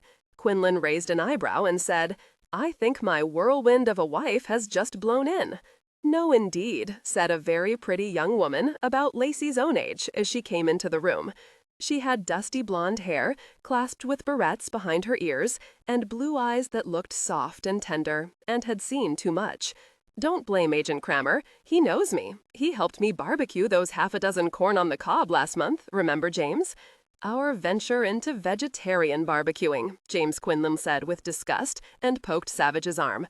Just for you, I had to barbecue corn on the cob. Savage said, Hey, Sally, this is Sherlock. She's the one who needed your decorating help until she had it done herself. She called up one of those expensive designers, and the guy tripped all over himself to please her. Lacey felt a soft hand lightly stroke her forearm. You certainly scared the sense out of Dillon here. I was watching him on the phone, and he turned white, threw the phone down, and ran out of the club. Miss Lily thought he was so horny he couldn't hold himself back another second. As for Fuzz, the bartender, he shook his head and said Savage should have a beer occasionally. It would make him more mellow. Marvin, the bouncer, said he was glad Savage didn't drink. He never wanted to have to try to bounce him. Sherlock said, I'd like to meet these people. Dillon said he went there to support Agent Quinlan.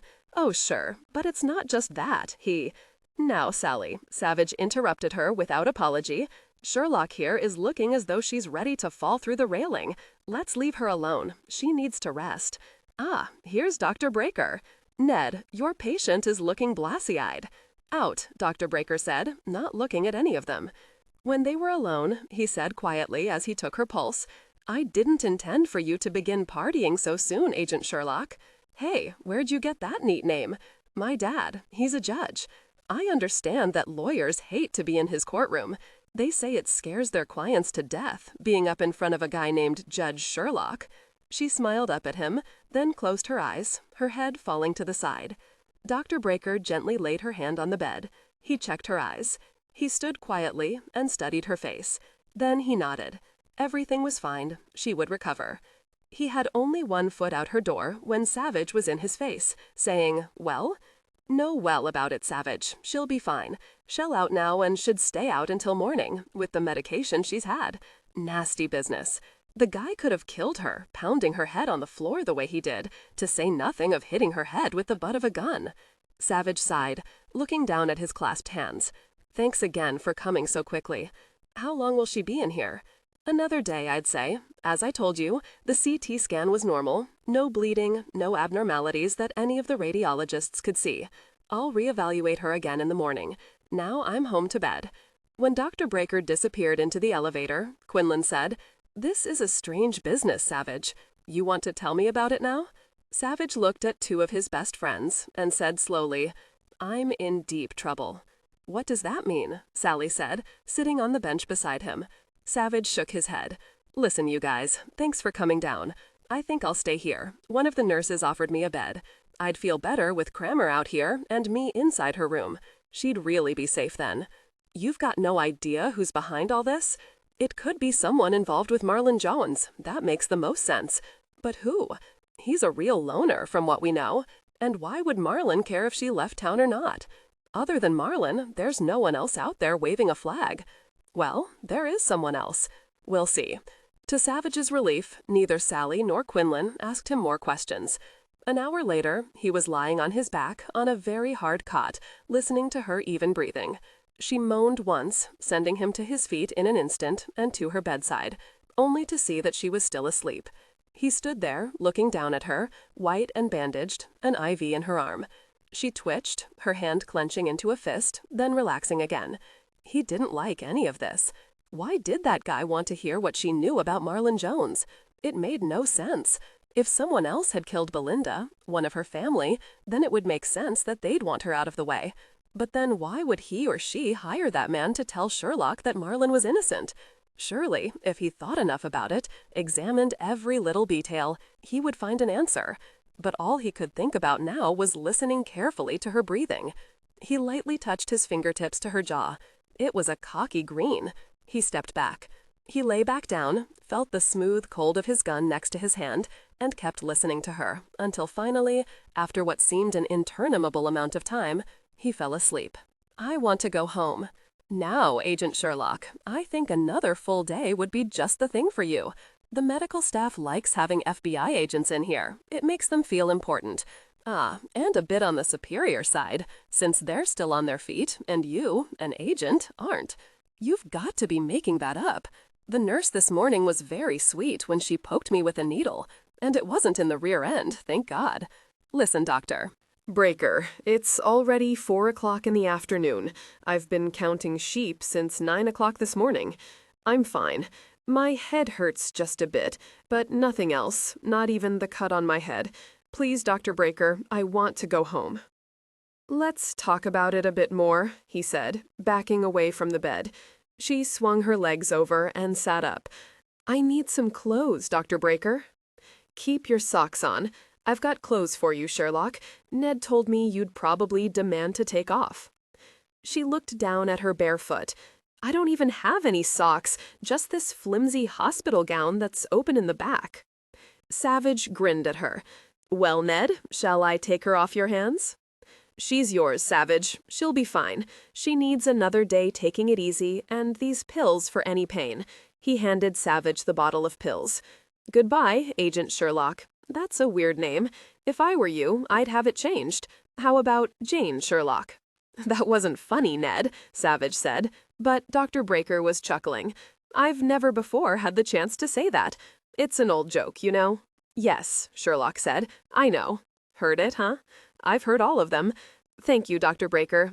Dillon, give me my clothes and see Dr. Breaker out." "Yes, ma'am." Savage stayed out until she opened the door. He was talking to Agent Kramer, a ruddy-faced, barrel-chested young man who had a degree in accounting from the University of Pennsylvania. She eyed them. When Savage looked up, he took in her outfit and grinned. "Not bad, huh? You won't be arrested by the fashion police." He'd brought her a dark green silk blouse and a pair of blue jeans, a blue blazer, and a pair of low-heeled boots that she'd only worn one time. She liked the outfit, but would never have picked it out. It made her look... "You look real sharp, Agent Sherlock," Kramer said. "Yeah," Savage added, "real sharp. Cute, even. A special agent shouldn't look anything but competent and trustworthy. I'll go home and change." "With that bandage on your head, you're not going to make it into the Competence Hall of Fame. Best settle for cute. At least it's only a big Band-Aid now. I want to go home." "Kramer, thanks for keeping watch." They made her ride downstairs in a wheelchair. "You ready?" She stared at a sexy red Porsche. "That's yours?" "Yes, it's mine. How do you fit into it?"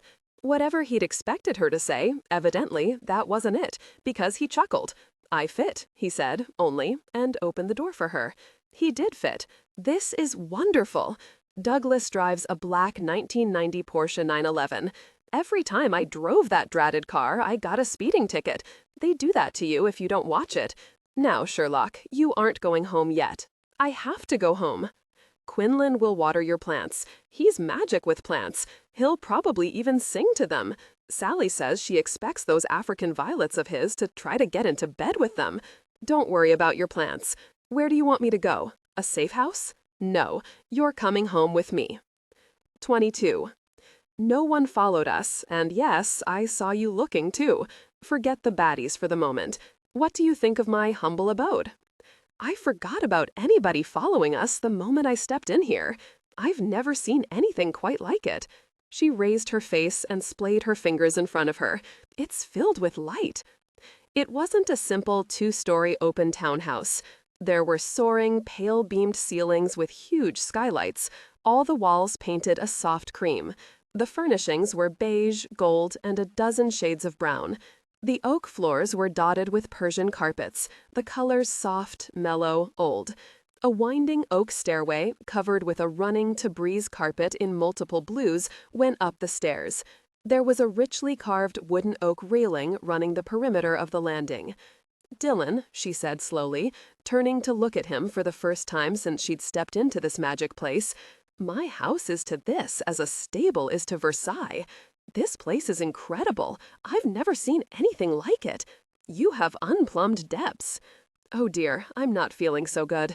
She wasn't nauseous, thank goodness, but she did collapse into one of his big, soft, buttery brown leather chairs, close her eyes, and swallow several times. He put her feet on a matching leather hassock. "You need to eat.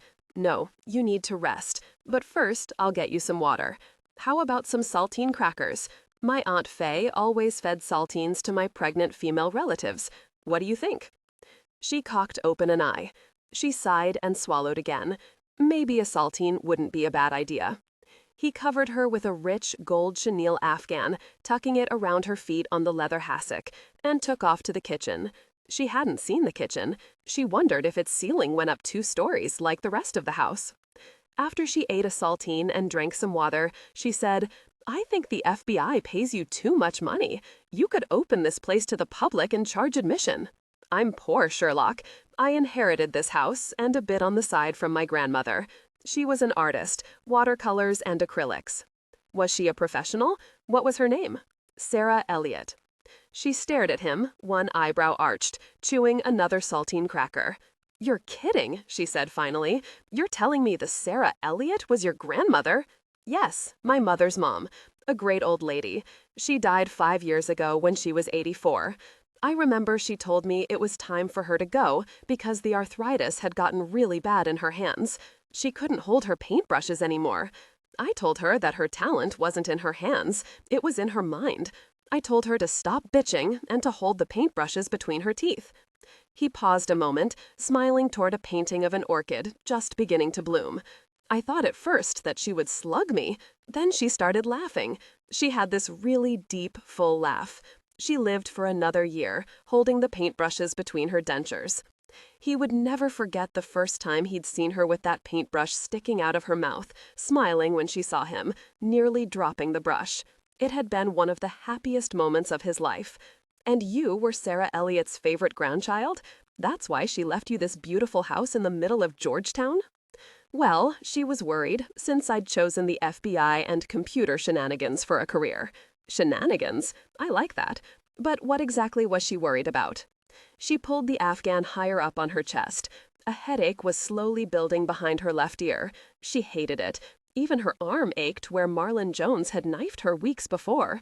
"I was afraid that my artistic side would stultify with the demands of my job and with my constant computer fiddling." "Ah, so this place is to inspire you, get you in touch with your artistic genes." "Yes. You look green, Sherlock. I think it's time you took a nap. Do you have to puke?" "Not really.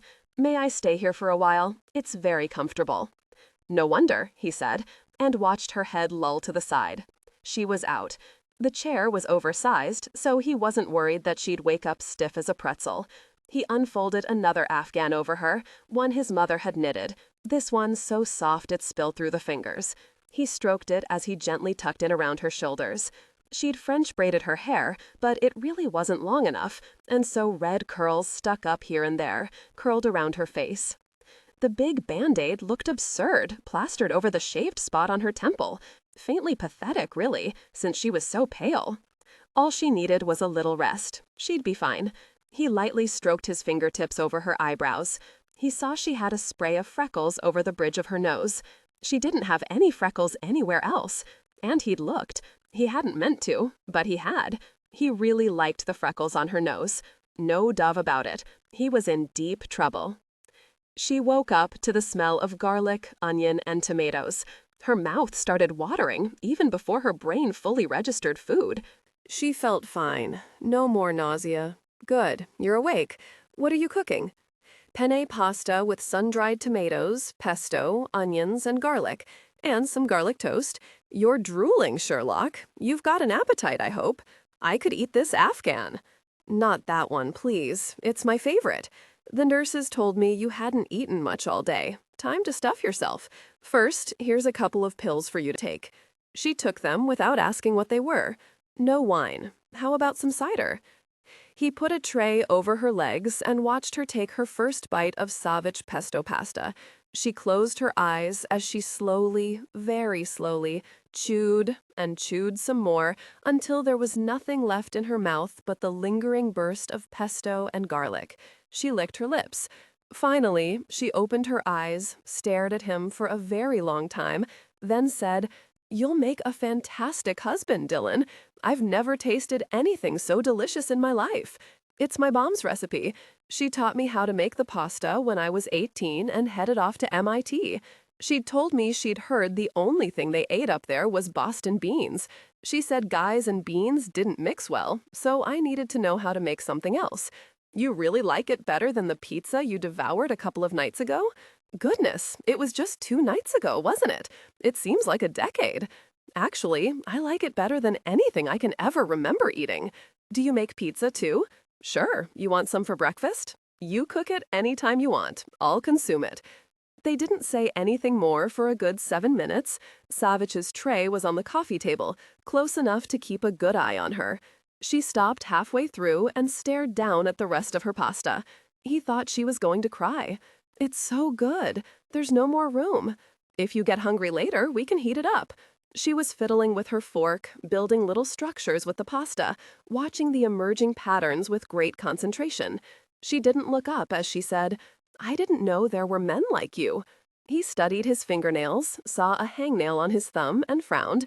He didn't look up either, said, "What does that mean?" "Well, you live in a beautiful house, and I can't see a speck of mess or dust.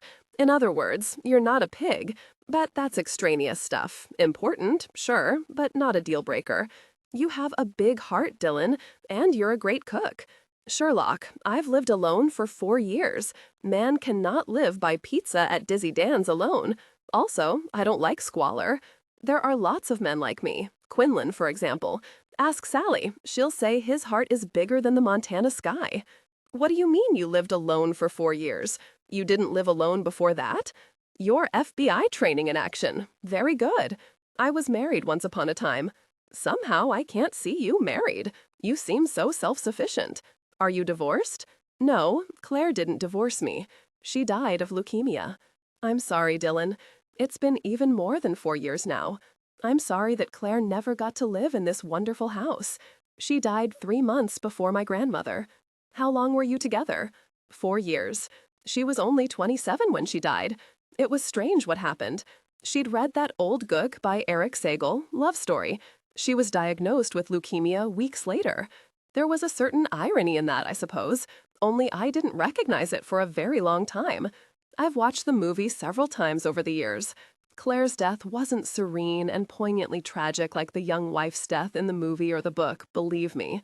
She fought with everything in her. It wasn't enough. Nothing was enough. He hadn't spoken of Claire this much since her death. It rocked him. He rose abruptly and walked over to the fireplace, leaned his shoulders against the mantel. "I'm sorry. Yes. Do you still miss her?"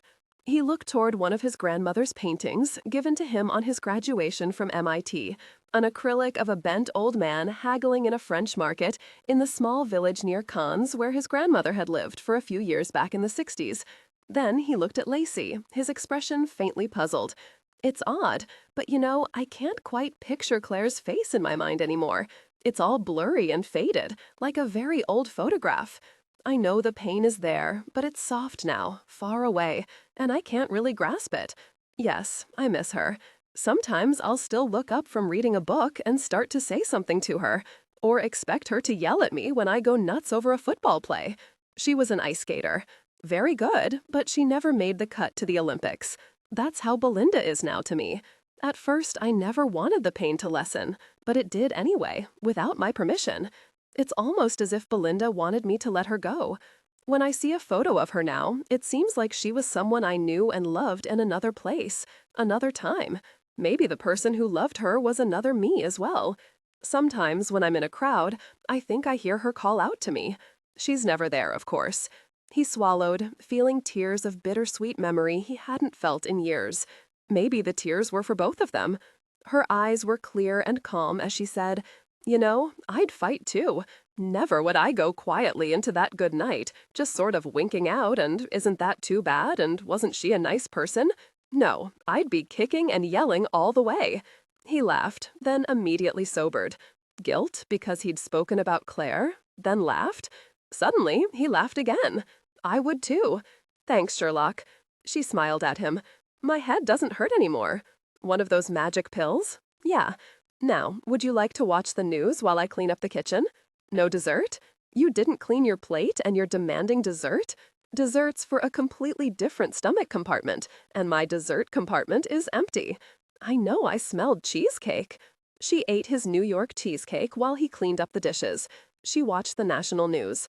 More trouble with North Korea. More trouble in Iraq. Then, suddenly, there was Big John Bullock, Marlon Jones's lawyer, full of bluff and good nature for the reporters, flinging out answers as they pursued him from the Boston courthouse to his huge black limousine. Will Marlon Jones go to trial?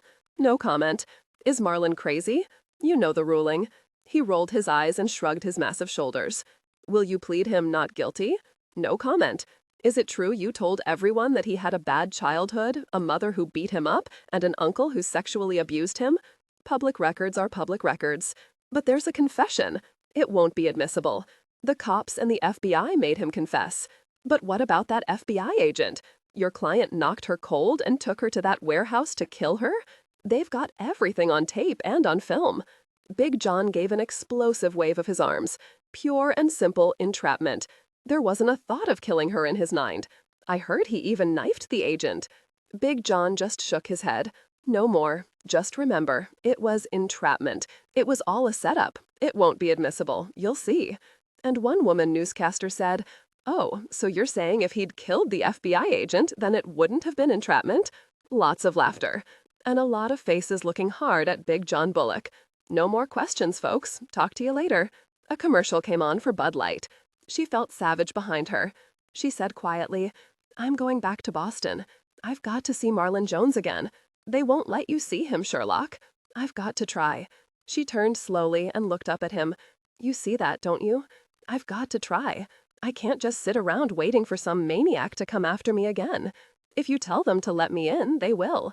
He's not the maniac who's after you now.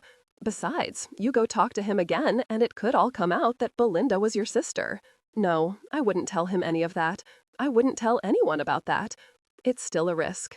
Trust me on this. You can't begin to imagine what the media would do if they found out you were the sister of one of the murdered women, and finding Marlon has been your obsession for 7 years. You think the way I said it sounds hard? Wait until the media got hold of it. Big John would certainly squawk about entrapment then. I think a more worthwhile trip would be to San Francisco. Why don't I call the San Francisco office and have a couple of agents go talk to Douglas, your father, and your mother? She shook her head. As for Marlon, maybe, after you've rested a couple of days. Look, it's Sunday. I want you to take it easy until Tuesday. You promise? She stroked the gold chenille afghan. I guess I could use a good night's sleep. 2 days, Sherlock. I want your promise that you'll lie low for 2 days. Then we'll talk about it. She was silent, and he felt a good dollop of anger. You're an FBI agent, Sherlock. That means you do what I tell you to do. You carry out assignments that I instruct you to carry out. You don't go surfing any wave that catches your fancy. You got that? You're nearly yelling. How could I not get it? He stepped forward, then stopped. I've got a nice guest room upstairs. I also packed you a suitcase. It's still in the trunk of the car. I'll take you up, then bring it in. She didn't think about her underwear until she was standing in the Victorian bathroom with its highly polished walnut floor, its claw-feet tub, pedestal washbowl, and plush, pale yellow Egyptian towels with small flowers on them. She'd stripped down to her bra and panties, turned, and seen herself in the mirror, and stared. He'd picked out the softest peach silk set she owned. What had he thought when he picked them out of the drawer? Without thinking, she ran her hand over her belly. the silk smooth and slithery against her palm. What had he thought? No, she wouldn't think about that. They were just a bra and drawers. No matter how exquisite, how potentially sexy, he probably hadn't even thought a thing, just grabbed them up. She loved pretty underwear. This said she'd bought herself for her last birthday. So expensive, soft and flimsy and wicked. She took off the bra and rubbed the smooth lace against her cheek. She hadn't worn it in months. Dillon had picked it out. Sherlock. 23. She quickly wrapped a towel around herself and looked around the bathroom door. He was standing in the middle of the bedroom, a suitcase in his hand. On the bed, please, Dillon. He thought she looked beyond tired. He probably should have left her at the hospital, tied to the hospital bed. He looked again. He'd never before realized a towel could look so sexy wrapped around someone. You need any help? That made her smile. No, sir. I can brush my teeth without you holding my arm up. Then I'll see you in the morning. There's no reason for you to wake up early. Sleep in. When you wake up, holler, and I'll bring you breakfast. Don't forget, Sherlock, you promised to stay put. She hadn't, but she nodded. Thank you, Dillon. Oh, another thing. I need to run a couple of errands tomorrow morning. While I'm gone, I want you to leave the doors locked and don't open up for anybody. I don't care who anyone says they are. There's lots of food, even some pesto left over for you. You don't need to go out. You open it only for me. You got that? I got that. Your cig is downstairs in my office. Your lady Colt is in the drawer by your bed. Now let me decide what we'll do about this mess. I'll tell you tomorrow. What are your errands? He frowned at her. Not your business. I won't be gone more than a couple of hours. Would you sing me a couple of lines before you go? You want something down home? Yeah, real down home. His rich, deep baritone filled the room, sounding really twangy this time. She ain't Rose, but she ain't bad. She ain't easy, but she can be had. So am I when she whispers in my ear. She ain't Rose, and Rose ain't here. Who's Rose? He grinned at her, gave her a salute, then left, closing her bedroom door behind him. It was dawn when he shot straight up in his bed. He hit the floor running when another scream rent the silence. She was wheezing, her arms wrapped around herself. She struggled to sit up in bed. Sherlock, you're awake? What's wrong? She was still sucking air into her lungs. It was as if someone had tried to suffocate her. He sat down beside her and pulled her against him. He began rubbing her back. It's all right now. Did you have a nightmare? Slowly, so very slowly, her breathing began to steady. But it still hurt to breathe, as if someone had clouded her in the ribs. She couldn't talk yet, didn't want to talk. That's it. Relax. I'm here. Nothing's going to hurt you. Nothing. Her face was buried in his shoulder, her arms limp at her sides. Then, suddenly, she put her arms around his back and held on tight. Yeah, I'm real, and I'm solid, and I'm mean. No one's going to hurt you. It's okay. He could feel her harsh breathing against his flesh. Then she said, Yes, I know. I'm all right now. He tried to pull away from her, but she still held on tight. He could feel her shivering. It's really okay, Sherlock, he said again. I'm not going anywhere. You can let go now. I don't think I want to. Give me a few more minutes. She tightened her grip around him. She was still shivering.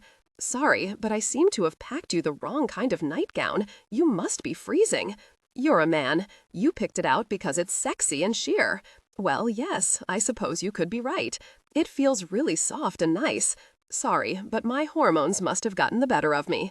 Listen now, let me go, Sherlock, and lie back. If anything, she gripped him tighter. He laughed. I promise you everything's okay now. Listen, you've got to let me go. Come on now. No. He laughed again. He sounded like he was in pain. Okay, tell you what, I'm cold too. Why don't we both lie back, and I'll keep holding you until we both warm up. He knew it wasn't a good idea, but he was worried about her. Truth be told, he didn't want to think about his motives. He was wearing boxer shorts, nothing else. No, this was definitely not a good idea.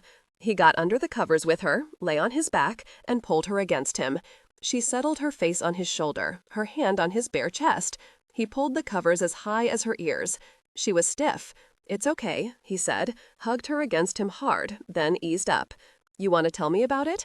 He felt her jerk, her breath fan over his skin. She was still afraid. He waited. He began to stroke her back, long, even strokes. Finally, she said, "It was a nightmare, a stupid nightmare. Talking about Belinda probably brought it on again." "What do you mean, again? You've had this dream before?" She was quiet for a very long time. At least she wasn't shuddering anymore. He was hoping she'd keep talking. Getting her to open up was turning out to be one of his toughest assignments, and he was beginning to seriously doubt his strategy for calming her down. In the silence, he noticed how uneven his own breathing had become. He began breathing deeply. "Tell me about the dream, Sherlock." It was near dark, she was cocooned in blankets against him, she was safe, her mind wasn't on alert, and so she said, her breath warm and light against his skin, "I was the one in the warehouse, or I was with Belinda, or somehow a part of her. I don't know. But in the dream, it's as if I'm the one who was there. I was the one in his maze, the one he was supposed to kill, not Belinda. Then I went through the whole thing in Boston. I truly believed it would bring me full circle, but it didn't. I'm not understanding all of this. No wonder. Sometimes I think I'm mad. Talk to me." He kissed the top of her head. It wasn't a good move. "Talk to me," he said again, his voice lower this time, deeper, because he was aware of her woman's body against him, aware of her scent, aware of her hair on his shoulder tickling his cheek. "Every time I've had the dream in the past, it's gone a bit further. He hasn't yet killed me, but this time I woke up just as he raised the knife. He waited, held her, and waited. He could feel her tensing, feel her heart speeding up. Say it, just say it, Sherlock. What is it? I know, Dillon. I know that when that knife comes down, I'll die." It was no longer dark in the bedroom. It was a soft, pearly gray, yet dark enough so that it was still two people sharing confidences in the night. He knew she had to tell him all of it now, or she might never tell him. She was vulnerable now. He didn't know how much longer it would last. Probably not long. The dream began just after Belinda was murdered? Yes. I've thought about it, and thought about it over the years. It's as I said before. If I'm not the one who's there, then it's as if I'm actually following her same path, feeling the terror she felt. Her fingers clutched the hair on his chest, and he jerked a bit. "Sorry, Dillon." "Oh my, you're not wearing any clothes. I'm sorry, I hadn't realized before." "It's all right. I'm wearing boxer shorts. Ignore it." "How long since you've had the nightmare?" "Well over a year. This time I went through it all the way to the center of the maze, and he was there, only it was so dark I couldn't see him, but I saw the silver arc of his knife. Then I screamed, and it woke me up." "Do you think what you did in Boston brought the dream back?" "I don't know. Probably." He was silent for a moment, then said very quietly, "So this was why you were so sure exactly what Marlon was going to do. It wasn't the profiler's reports. It wasn't all the study you've done during the past 7 years, all the thought you've given to it. You knew every step. Because of the dream, you knew each move to make, each move he would make." "Yes, but it still doesn't make any sense, does it?" "Not at this moment, but it will sooner or later. I have studied him. The profilers had it right. He hates women who curse, and that's why he cuts out their tongues. What they couldn't have been certain about was that the women also badmouthed their husbands, but I knew it was true. That's why I had to be the bait. I knew exactly how to get him to come after me. I knew which buttons to push. He didn't have to doubt for a second that I was the best candidate for punishment around. But there was a difference that I realized now. In my dream, when the murderer raised the knife, it wasn't the same way that Marlon raised his knife in the center of the maze in Boston. It wasn't so vicious in the dream. It was as if he... As if what? As if he wasn't really serious. But I knew he was, and I was scared to death. I'm sorry. That doesn't make a lick of sense. He thought about that a moment, then said, "But in Boston, you'd put him on the defensive. He wasn't facing a terrified, helpless woman. That could make the difference." He tightened his arm around her again.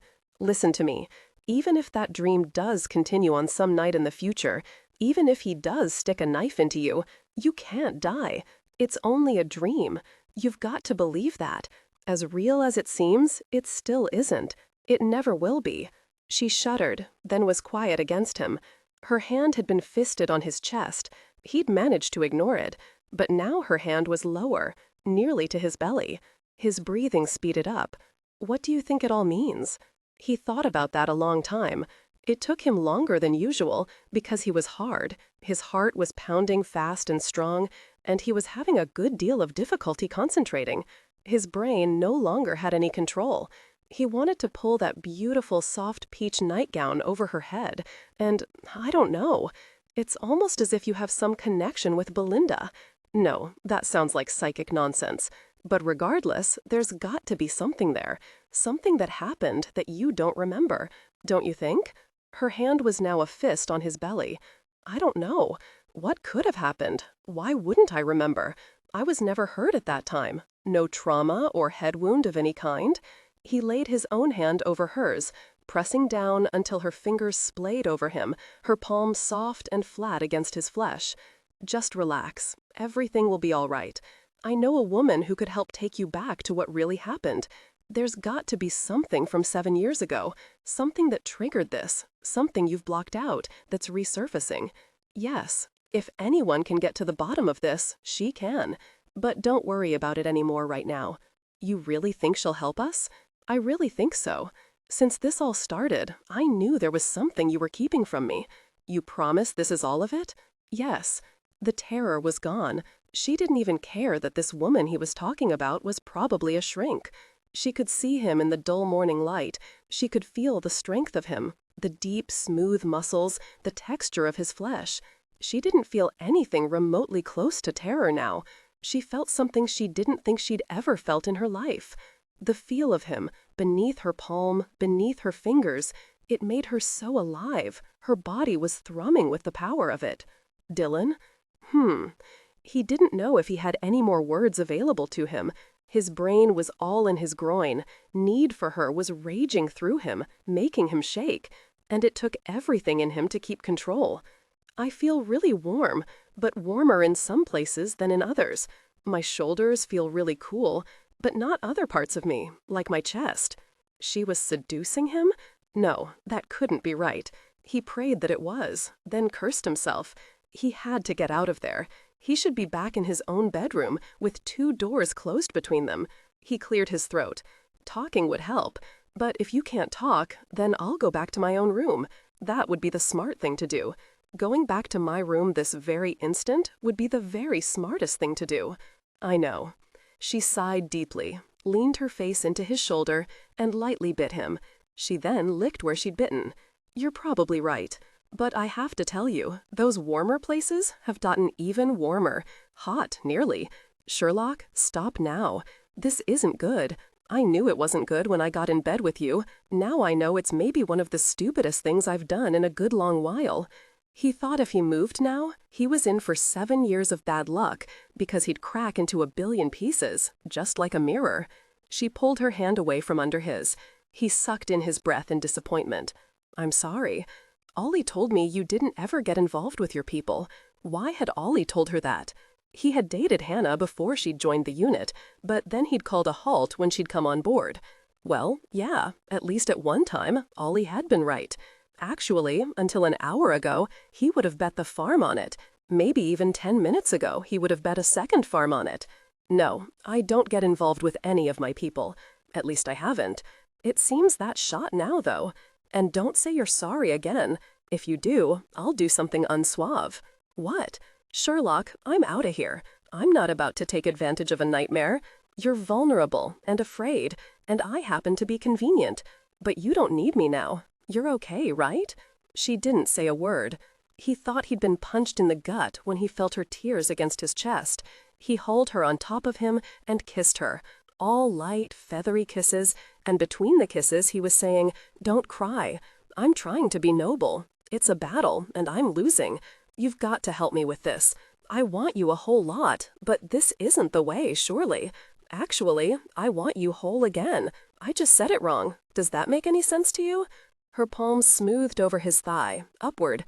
She said against his ear, "That must be what it is then." He didn't know what she was talking about. All he was thinking about was kissing her. "I've got to stop," he said between another round of kisses. "Or if I don't, then I'm going to be on top of you, and that nightgown is going to end up on the floor." She lurched away from him, taking him completely by surprise. "Let me be plain about this," she said, smiling down at him. He wanted to weep until he realized what she was doing. "Let me be straightforward. I don't want you to have any doubts where I stand on this." He watched her pull the gown over her head and throw it across the room. She was sitting over him, naked, staring down at him, and she looked defiant and determined. Oddly enough, it calmed him. He wanted to put his hands on her, but no, not just yet. "What do you want me to do, Sherlock?" "I want to make love with you. That is, if you'll make an exception for me." "I've made an exception for you since I kicked you into the bushes in Hogan's Alley." "Why do you look scared to death if you're so certain about all this?" "I'm not scared. It's just the morning light." Yeah, right. But he was more than willing to believe it. She had lovely breasts, all high and smooth and round, just the right size for his hands, his mouth, any other part of him that wanted to touch her there. And he wanted to. He couldn't remember ever wanting anything so much in his life. Then he remembered that he'd wanted more than anything to be an FBI agent. That sure put a crimp in things. 24. Nah, in the scheme of things, that had been very short-sighted of him. This woman, sitting naked on top of him, was, he figured, about the most important milestone in his life. She was what was real, what was urgent, more urgent to him than anything else in her life. He wanted her, right now. He wanted all of her. Slowly, he lifted his right hand and lightly touched his fingertips to her breast. She drew back, as if surprised. He cupped her breasts in his palms. Lovely, a perfect fit. Again, she flinched. "What's wrong? You don't like me holding you?" "Dillon, I should tell you something." He couldn't take his eyes off her, but he did manage to drop his hands, for the moment, although his fingers itched like mad. But he knew he had to pay attention. Something wasn't quite right here. Now he was looking at her ribs, at her stomach, at the smooth, expansive thigh. "Dillon? Yes? Keep talking. I'll try to pay attention, but I can't help but look at you, Sherlock. You're really quite nice to look at." She sucked in her breath, then blurted it out. "I've only done this once, when I was 19. It was in the back seat of Bobby Wellman's yellow Jaguar. It was really cramped and no fun at all. Actually, it was messy and horrible, but I was philosophical about it, really. After all, it was the back seat of a car. But then, well, after Belinda's death, I couldn't stand to have any men around me." "Once? In your whole life? In a Jaguar? Surely not an XJ6. That would be practically impossible." "That's the truth, but Bobby managed somehow. It wasn't at all pleasant, as I said, and I didn't realize how bony he was, all knees and elbows, even his chin was sharp.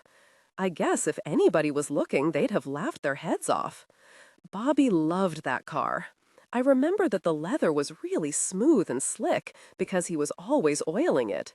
Then he'd leer and say he used his mother's extra virgin olive oil. What a jerk. Now that I think back on it, I did something similar to that when I was 17 and 18. But you're 27, Sherlock. Yes.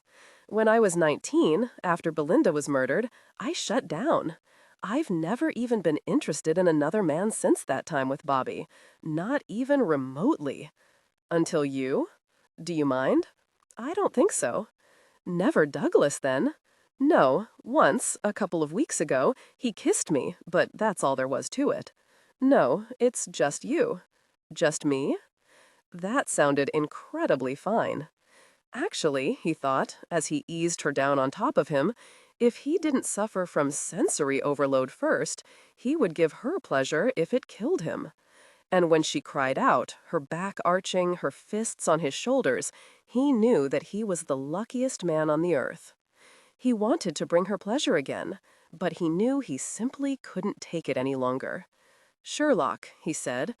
Looking into her eyes, he came into her fast and deep, his powerful arms shaking with his effort to control himself, to keep his weight off her. When she came again, he let himself go. And it was just fine. "Lacey," Close your eyes, that's right, and lean your head back. Let your shoulders drop. Good. No, don't stiffen up. Now, breathe very deeply. Deeper, let go. Good. Yes, that's fine. Dr. Lauren Bowers, a conservative congresswoman from Maryland and one of the best hypnotists Savich knew, raised her head and grinned at him. People like Agent Sherlock here, she said in her normal tone of voice, are usually the easiest to get under. Once you get past her defenses, she's an open book, all the pages ruffling in the wind. That sharp brain of hers invites you right in. Now, Savich, you've written down your questions. She took the sheet of paper from him and scanned it. Did I ever tell you you are really quite good? Of course you know you are. You've been trained by the best. Dr. Bowers turned back to the young woman, who looked flaccid and pale, as if something had been sapping her from deep inside for far too long a time. Lacey, can you hear me? Of course, Dr. Bowers. I'm not deaf. Dr. Bowers laughed. That's very good. Now, I want you to go back, Lacey, back to the last time you saw Belinda. Do you remember when that was? It was April 13th, 3 days before Belinda was killed. Lacey suddenly lurched forward, then flopped back. She was shaking her head frantically, back and forth. No! Lacey, it's all right. Just breathe in deeply. I want Dillon. Without pause, he was lightly stroking her hand. I'm here, Sherlock. I won't leave you. Let's go back together, all right? You're going to have to do something for me. You're going to have to paint that day to me in words, so I can see it as you see it. Can you do that? Can you tell me where you are? What you see? Her expression changed, softening, and incredibly, she looked like a girl again, a teenager. She sighed, then smiled. It's very sunny, crisp and cool, a low fog swirling in and through the Golden Gate Bridge. I love days like that, watching the sailboats on the bay, seeing the Marin headlands through open patches in the fog, all bleak and barren, but still green from the winter rains. Dr. Bowers nodded to Savich to keep going. He said in his low, deep voice, "What are you doing?" "I'm sitting out on the deck off the living room." "Are you alone?" "Yes, my mother's in her room napping. My father is at the courthouse. He is prosecuting a big drug case, and he wants to make sure the defense is sticking to the sitting judge's gag order. He said if they weren't, he was going to skin them alive." "Where is Belinda?" Her mouth tightened, her eyebrows drew together. She wasn't smiling anymore. She started to shake her head back and forth. "It's okay," Savich said easily. "Where is Douglas? I thought he was at work." "But he wasn't?" "No, he's here, in the house. He is with Belinda, upstairs in their suite. They're out on the balcony above me." "What are they doing?" For an instant, she looked incredibly angry. Then her face smoothed out, and her voice was smooth, unworried. "They're making love." He hadn't expected that. "You understand what's happening, right? It doesn't freak you out?" "No, it's embarrassing. Douglas is saying lots of really dirty things." "Then what happened?" Belinda cries out. "Is she having a climax?" "I don't think so. She rolls off the chase onto the brick balcony. I hear her crying. Then she stops. Why? Douglas tells her that if she cries anymore, someone might hear her, and he won't like that at all. In fact, if she keeps whining, he just might throw her off the balcony." "Then what happened?" "Nothing. Belinda's quiet. After a few minutes, they make love again. Douglas tells her she'd better moan, because if she doesn't moan, he won't believe she really loves him. She moans really loudly then, and he says more really dirty things to her.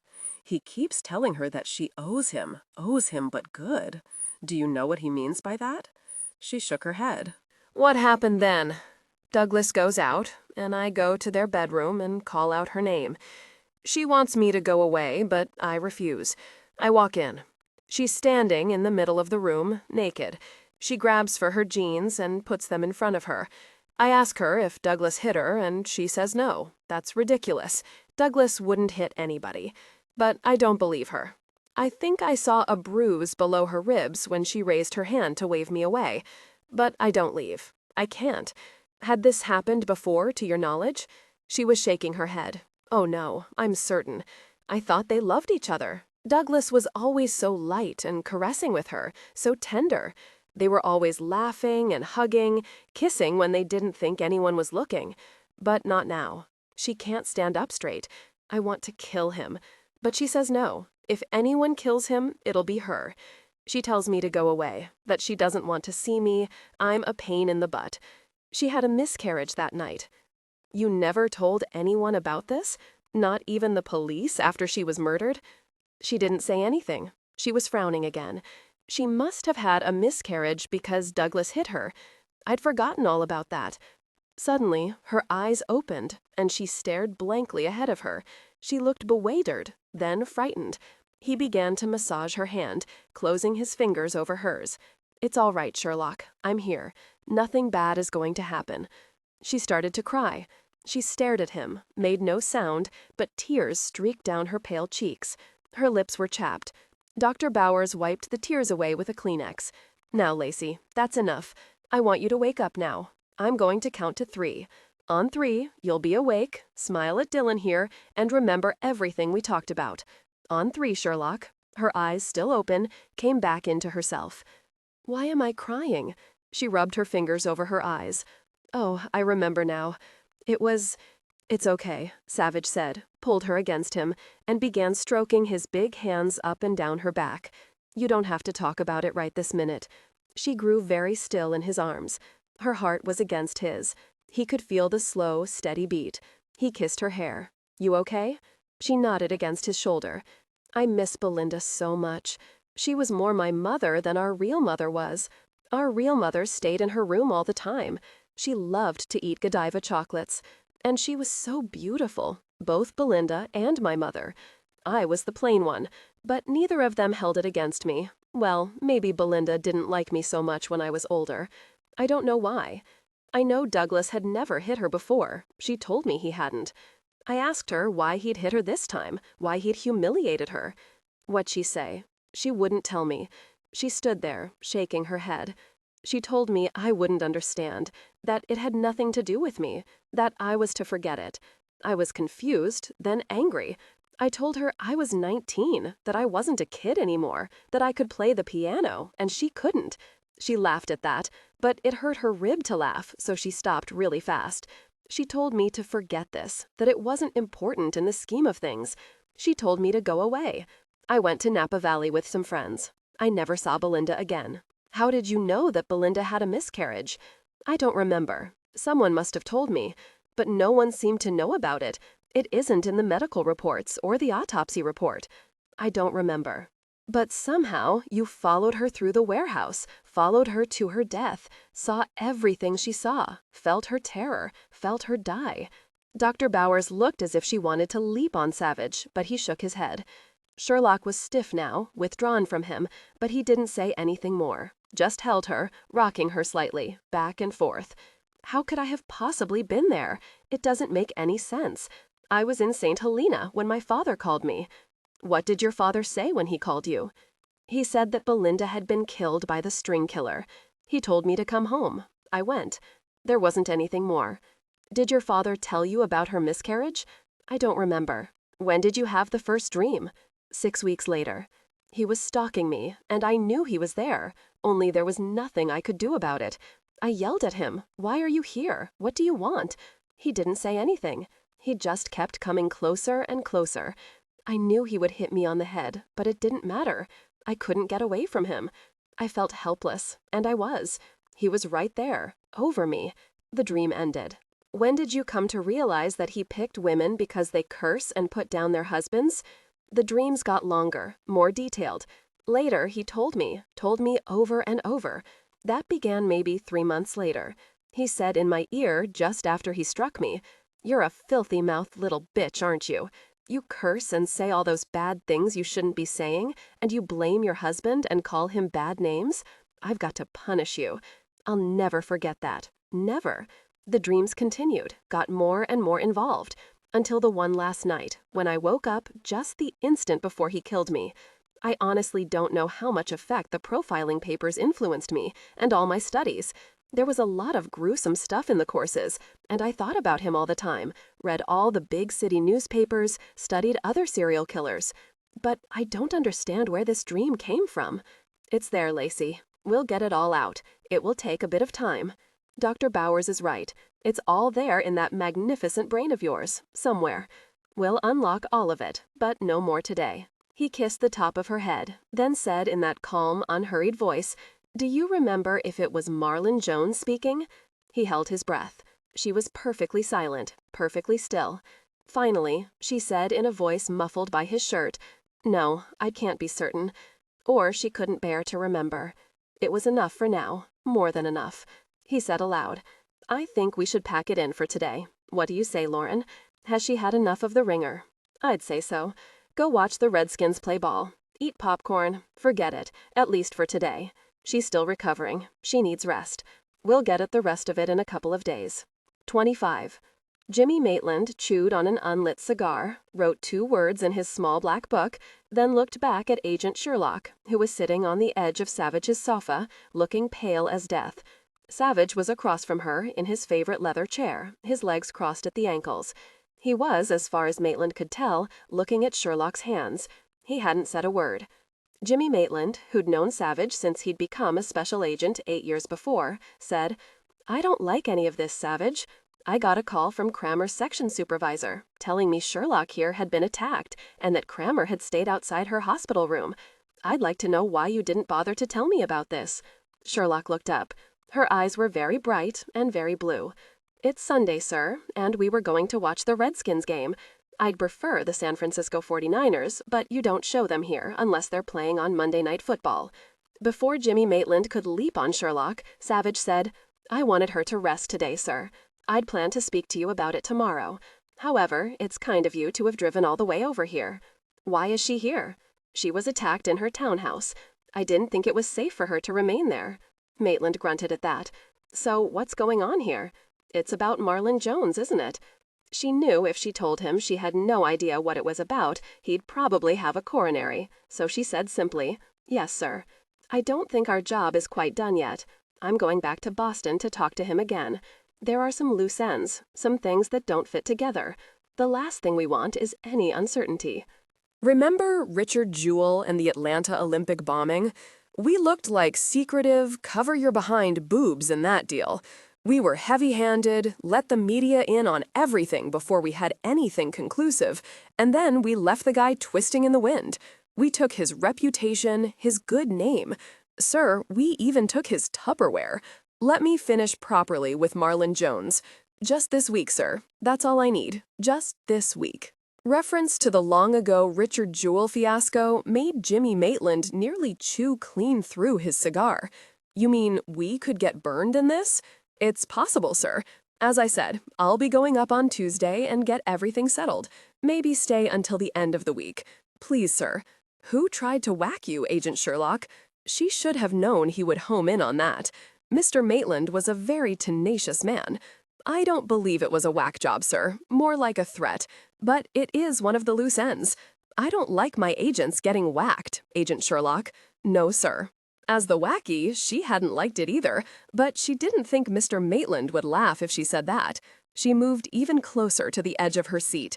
Her head was aching, her shoulder throbbed, she felt mildly lightheaded. She wanted Dillon to kiss her. She saw him naked over her and choked on the sip of water she'd just taken. "You okay, Sherlock?" Savich half rose in his chair. Then, at her look, he sat down again. What would he have done anyway? Hugged her? Yeah, that would have been a real treat for Maitland. He might have stroked out on the spot. Savich prayed he wouldn't ask any more questions about her attacker. He didn't have any convincing answers made up yet. She said, "Yes, sir, I'm fine." She was red in the face. She wouldn't look at him. She was staring at the black toes on her bally loafers. If his boss hadn't been sitting 6 feet from him, he might have thrown her over his shoulder and carried her upstairs. He smiled really big at his boss. "I'll go with her to Boston. We'll get it all wrapped up. Marlon Jones is in jail. Who attacked Agent Sherlock? Why? We don't know yet, sir, but we're betting the answer lies with Marlon Jones. You don't know that, Savich. It might be entirely unrelated." No one said a word. Jimmy Maitland sighed and pulled himself to his feet. He was tired. He'd had too much beer to drink the night before at a retirement party for Stu Hendricks, an old New York agent who'd been a terror in his day. Even the mob had sent him a gold watch. He wanted to go home and watch the Redskins, too. He said, "Go on to Boston, then. I see you don't want to tell me you really have no idea if Marlon Jones is connected with this attack on Sherlock. There is one thing, though, Savage. The young cop who messed up and let two of the old people go in that Florida nursing home murder, he has no idea. We were right. All old people look the same to him. Oh yeah, there's been a spate of murders in South Dakota, right in Elk Point. Then the guy went over the border into Iowa. Nasty business. The police chief in Sioux City is frantic. I'll deal with it tomorrow, sir." Savage rose and walked Jimmy Maitland to the front door. "This place," Maitland said, taking one last sweeping look. "I remember one night when your grandmother came down those stairs wearing this lemon-yellow chiffon gown. Lord, she must have been at least 75 then, but she was a queen. You've done well with it, Savage. Your brother, the artist, still pissed at you that she gave you the house? Not too pissed now. He got over it. I hate that modern stuff. Tell Ryan to go impressionist. Can't go wrong there. As for that dolphin of yours I bought, I still like it. Nice work. Oh yeah, take care of Sherlock." He paused a moment, carefully wrapped his unlit cigar in a handkerchief and slid it into his jacket pocket, then walked to the front door. He lowered his voice. "I suppose you know what you're doing." He nodded toward the living room where Sherlock was sitting, still as a stone, still staring down at her shoes. "I sure hope so. It's been, what, 5 years since Claire died? Nearly. Sherlock is getting high marks in the bureau. She deserves them. I'm glad I was bright enough to latch onto her right out of Quantico. She's a plus to the unit. I imagine she's also other things to you, but that's none of my business. Make sure it remains none of my business. You take care of her, all right, Savage? And yourself. And call when you need backup." "Yes, sir, I will." Savage paused just a moment, then turned, smiled, and strolled back into the living room, whistling. She said immediately, "What dolphin was Mr. Maitland talking about? I told you I whittled. The dolphin was a piece my sister stole out of here and put on consignment in the Lambton Gallery. She was all over me to quit the FBI when the piece sold. I didn't have the heart to tell her that my boss bought it." "I see," she said slowly. "Do you happen, by any chance, to have any more whittled pieces around here?" "A couple." He was clearly uncomfortable. She smiled at him. "Have you ever carved teak?" "Oh yes, but my favorite is maple. You've been doing it a long time. Some of the scars on your hands look very old. Since I was a kid." She said nothing more. It was chilly in Boston, the sky a dull gray, the clouds fat with rain. Sherlock shivered in the small interrogation room, waiting for them to bring in Marlon Jones. She would have given about anything to be in San Francisco at that moment, where everything was at least 200 years newer, and the chances were really good it was sunny. Then she remembered what was in Boston and shook her head. Where was Marlon Jones? Naturally, his lawyer, Big John Bullock, would be with him. She hoped she could talk him into leaving her alone with Marlon. 5 minutes, that's all she wanted. Dillon was close by, speaking with the 2 homicide detectives in charge of Marlon Jones's case. Lots of people behind the two-way mirror would be watching and listening. She heard leg shackles pounding hard. She looked up. Marlon stood in the doorway. He looked hard and tough, all gentle edges carved off him.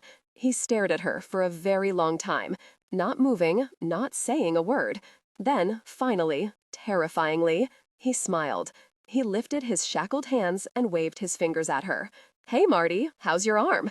I remember how that felt, throwing that knife at you, watching it hit you, dig right into your skin.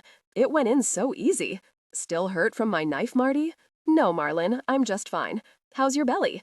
Can you stand up straight yet? You got a big scar to show for my bullet." He grew utterly still. The vicious light in his eyes went out, leaving them dark and opaque. "You've still got that smart mouth on you, Marty. That wasn't an act you put on for me. You need a man to teach you how to behave. Be quiet, Marlon," Big John said, lightly touching his fingertip to Marlon's forearm. Marlon shook him off. Big John never stopped looking at her. "Forget it, Agent Sherlock. There's no way I'll leave you alone with him." He sat down. "You sit down now, too," a sergeant said, shoving Marlon into a chair. "Don't move or I'll shackle you to the arms. I'm standing right behind you, boy. Just keep your hands on the tabletop. Don't even let your hair grow. You got that?" Marlon didn't say a word. "He's got it," said Big John. "Don't worry, officer. You and I did a lot of dancing when I was last in Boston, Marlon. You remember our last tango through your little maze, don't you? I thought you were so pretty, so precious, but then you started saying those bad things. But you don't even have a husband, do you?" "Nope, no husband." She was holding her ballpoint pen, lightly tapping it on the tabletop. She said, "You never saw me before I came into the lumber store, did you, Marlon?" "Me? See you?" He paused a moment, then smiled at her. "You think maybe that's possible?" Then he shrugged and looked down at his dirty fingernails, ignoring her. "I don't think I ever would have dated you, Marlon. You want to know why? Even though you look pretty interesting on the outside, you look dead on the inside. Really dead. Like you've been dead for a very long time." "I'll ask you that question on the witness stand, Agent Sherlock," Big John said as he laced his fingers over his stomach. "Good stuff. To think I nearly refused to let Marlon say anything to you. Do keep talking. No juror will convict this poor fellow. Talk about not responsible." She ignored Big John. She sat forward, laid down the pen, and clasped her hands on the table in front of her. It was Formica, scarred, stained.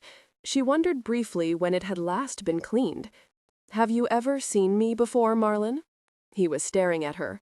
At that moment, she felt she could see his dead eyes looking through her skin down to her bones, looking at the blood pulsing through her veins.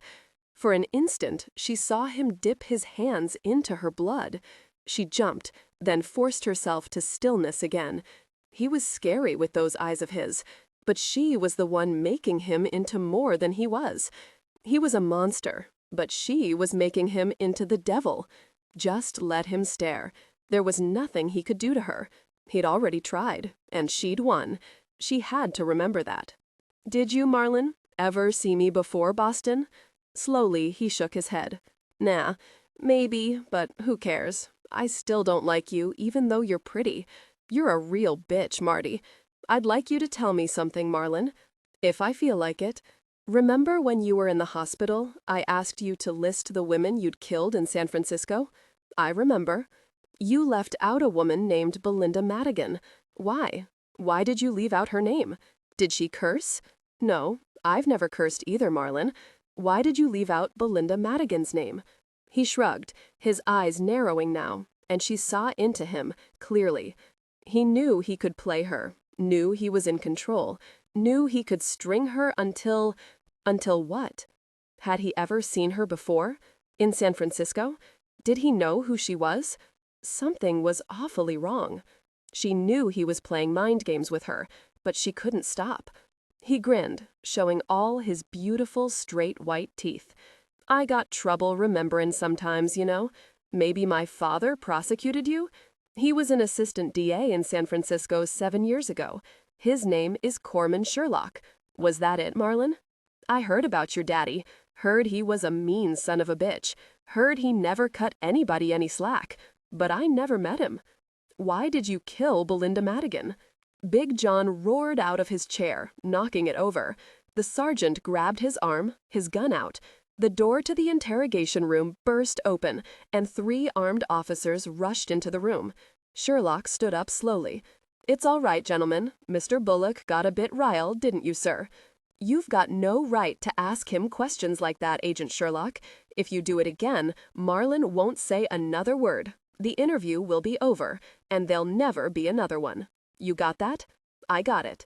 She saw Dillon standing in the doorway, his expression set, his eyes hard. They'd argued about this, but in the end, he'd given in, allowing her to see Marlon alone. She knew he'd seen her desperation. He said nothing now, merely looked at her. She smiled, gave him a slight nod, then sat down again.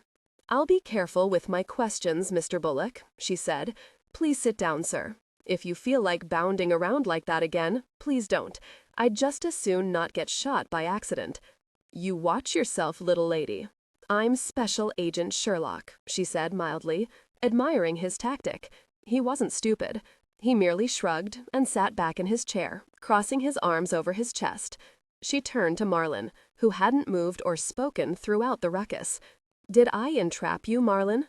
"I don't know what that means, Marty. I just knew I had to punish you. God sent me to punish his weak vessels, to purify them, to make them whole again." As in, to make them from the wall in an instant, gun up. Sherlock shook her head. "You know what I'm talking about. God wouldn't want you to lie. Tell the truth. Belinda didn't want you. She probably laughed at you, told you you were pathetic. That's why you purified her, isn't it? She didn't want you, plain and simple. She didn't curse. She didn't badmouth her husband. She didn't fit the mold of the other women. You know she didn't. Why, Marlin? Why did you kill her?" "This is over," said Big John, rising slowly from his chair, one beefy hand on Marlin's shoulder. "Don't say anything, Marlin. Nothing more for these folks." "What makes you believe I didn't have Belinda?" Marlin said in a low whisper, leaning toward her. "You really think a woman could laugh at me, turn me down? No way, Marty. Yeah, I had Belinda. I don't want you, Marty. You're cynical. You probably hate men. You probably don't ever. Marlin, damn it, let it go. Listen, you moron. I told you to shut up." It took only an instant of time, just the barest instant, for the violence to erupt. Marlin raised his chained hands, clasped them together into fists, and brought them down with all his strength on John Bullock's left temple. Big John groaned very softly in his throat and slumped back into his chair, his head falling forward to hit the Formica tabletop. He was out. A trickle of blood snaked out of his right nostril. The sergeant was all over Marlin. The door burst open again, and 3 cops surged in. She wondered why they didn't shoot him. It would save the taxpayers millions of dollars. But they didn't shoot him. She wanted to yell at them that he was filth, that he'd probably go to an institution and maybe get out in 20 years and begin it all again. She managed to keep her rage to herself. "They'd send me to jail for sure if I did," Dillon said close to her ear. "Sorry, but I can't, Sherlock."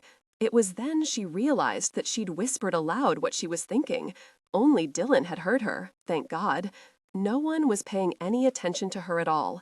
They were all over Marlin, dragging him out of the room. She heard someone yell out, "Get an ambulance in here. The guy cracked his own lawyer's head." Marlin turned very slightly and smiled back at her. She was good, Marty, really good. That punk husband of hers was a monster, not me. I cared about them, cared about their souls, but he was real bad. She wanted me, Marty, not the other way around, I swear. You know something? I miss Belinda. And then he was gone, surrounded by cops, shuffling forward, the leg shackles clanking against the linoleum of the hallway. "What is going on here?" Savich said, his hand tightly around her wrist. "Nothing makes any sense. Nothing." They walked out of the station. She remained silent for 3 blocks, then stopped and said, "He was playing me, Dillon. The minute I said Belinda's name, he began his game. You heard all those questions I asked. I was trying to learn the truth, but now things are muddier than ever. That's why Big John let you go on and on with Marlin with just a bit of his famous bluster. He wanted to muddy the waters. He succeeded. Do you think Marlin was intimate with Belinda?"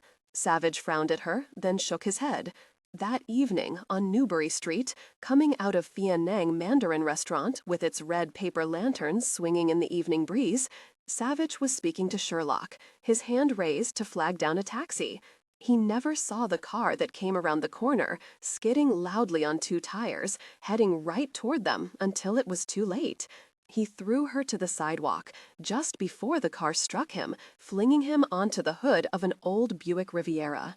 "No doctor, Sherlock. No hospital. No paramedics. Forget it. We can't afford the time. No, it's not the time. Imagine the police reports, the investigation, the questions. It would take too long. No doctor." He was right, but she worried. He was holding his arm, limping slightly. She knew every step hurt him. The elevator door opened onto their floor. He leaned on her heavily. "No, don't say anything. I'm all right. I've had enough injuries over my 33 years to know when it's serious and when I'm banged up. You promise me you're okay? I threw you pretty hard." I'm a little bruised on my left side, nothing more. She unlocked the hotel room door. If I'd been the one struck by the car, what would you have done? He stopped in the middle of the room. He had the audacity to grin at her. You'd be strapped to a gurney on your way to the emergency room. She shut the door very quietly and locked it. She slid the chain home. I see, but you, the big he-man, can take anything anybody dishes out? Yep, that's about the size of it. Now I need to make a phone call. She got ice and wrapped it in a towel. He was on the phone when she handed it to him. He lifted his shirt and pressed it against his ribs. So it was his ribs, not his arm. Quinlan, I need your help. Yeah, some ugly-ass trouble here in Boston. Can Sherlock and I visit your parents' cabin on Louise Lynn Lake for a couple of days? No, I'm not at my best at the moment. A car got me. I need a few days to get myself together again. No, nothing to Maitland. He's not expecting anything in any case. That gives me a little leeway. Yeah, all right. He hung up the phone and lay back, closing his eyes. That feels good. Thank you. Take the aspirin. She handed him 3 pills and a glass of water. He took the pills. What's this cabin on Louise Lynn Lake? It's a nice lake in Maryland where Quinlan's parents have a small home. You and I are driving there tomorrow. Rent us a nice, big, comfortable car, Sherlock. I'd like to get out of here early tomorrow morning. The wounded animal going to his lair? That's about it. Quinlan's lair. I need to get one for myself. This hurts, but it's not serious. He opened his eyes and looked at her standing beside the bed, her legs spread, her hands on her hips. She didn't look happy. You look pretty bad. I saw you limping. You sprained your ankle. He tried to grin at her, but it hurt. Only a minor sprain, no big deal. Hey, I didn't hurt my pretty face, did I? Yes, a bit. Lie there and I'll clean you up. Are all your teeth still in there? Teeth are fine. He watched her walk to the bathroom. She was stiff, holding on to her control. He was grateful for that. He'd already had a strip taken off him. He didn't need her to take off another one. He heard the water running. She would bring him a cold compress for his aching head. The ice sure felt good over his ribs. She was taking this well. He sighed with relief and closed his eyes again. After she cleaned off his face and wrapped ice in a towel around his ankle, she stood there, looking down at him. I hope you know what you're doing. If you don't, I'm going to hurt you. He gave her a big smile. He slept until 2 o'clock in the morning. She was there with 3 more aspirin. At 6 o'clock a.m., they'd checked out of the hotel and were on the road 15 minutes later in a good-sized Ford. Savage's seat was tilted back as far as it would go. His eyes were closed. He looked bruised, wrung out. The Sherlock gave him a long look before turning off onto I-95 South. It would take them a good 6 to 8 hours to get to Maryland. At least they had a full bottle of aspirin and blankets. Louise Lynn Lake was in southern Maryland. It took them 9 hours to get there. She was so wired from all the coffee she'd drunk, she couldn't keep still. She was tapping her foot on the accelerator, drumming her fingers on the steering wheel. She was too nervous to listen to music or talk radio. You're feeling all right, Dillon? You promise? Yes, stop worrying. You want me to drive? She gave him a look. He closed his eyes and leaned back against the seat. 30 minutes later, he was tapping his own fingers and looking for landmarks. He said, "Turn here. Yes, this is it. Around this bend. We're here. You did really well, Sherlock. Nice place, huh?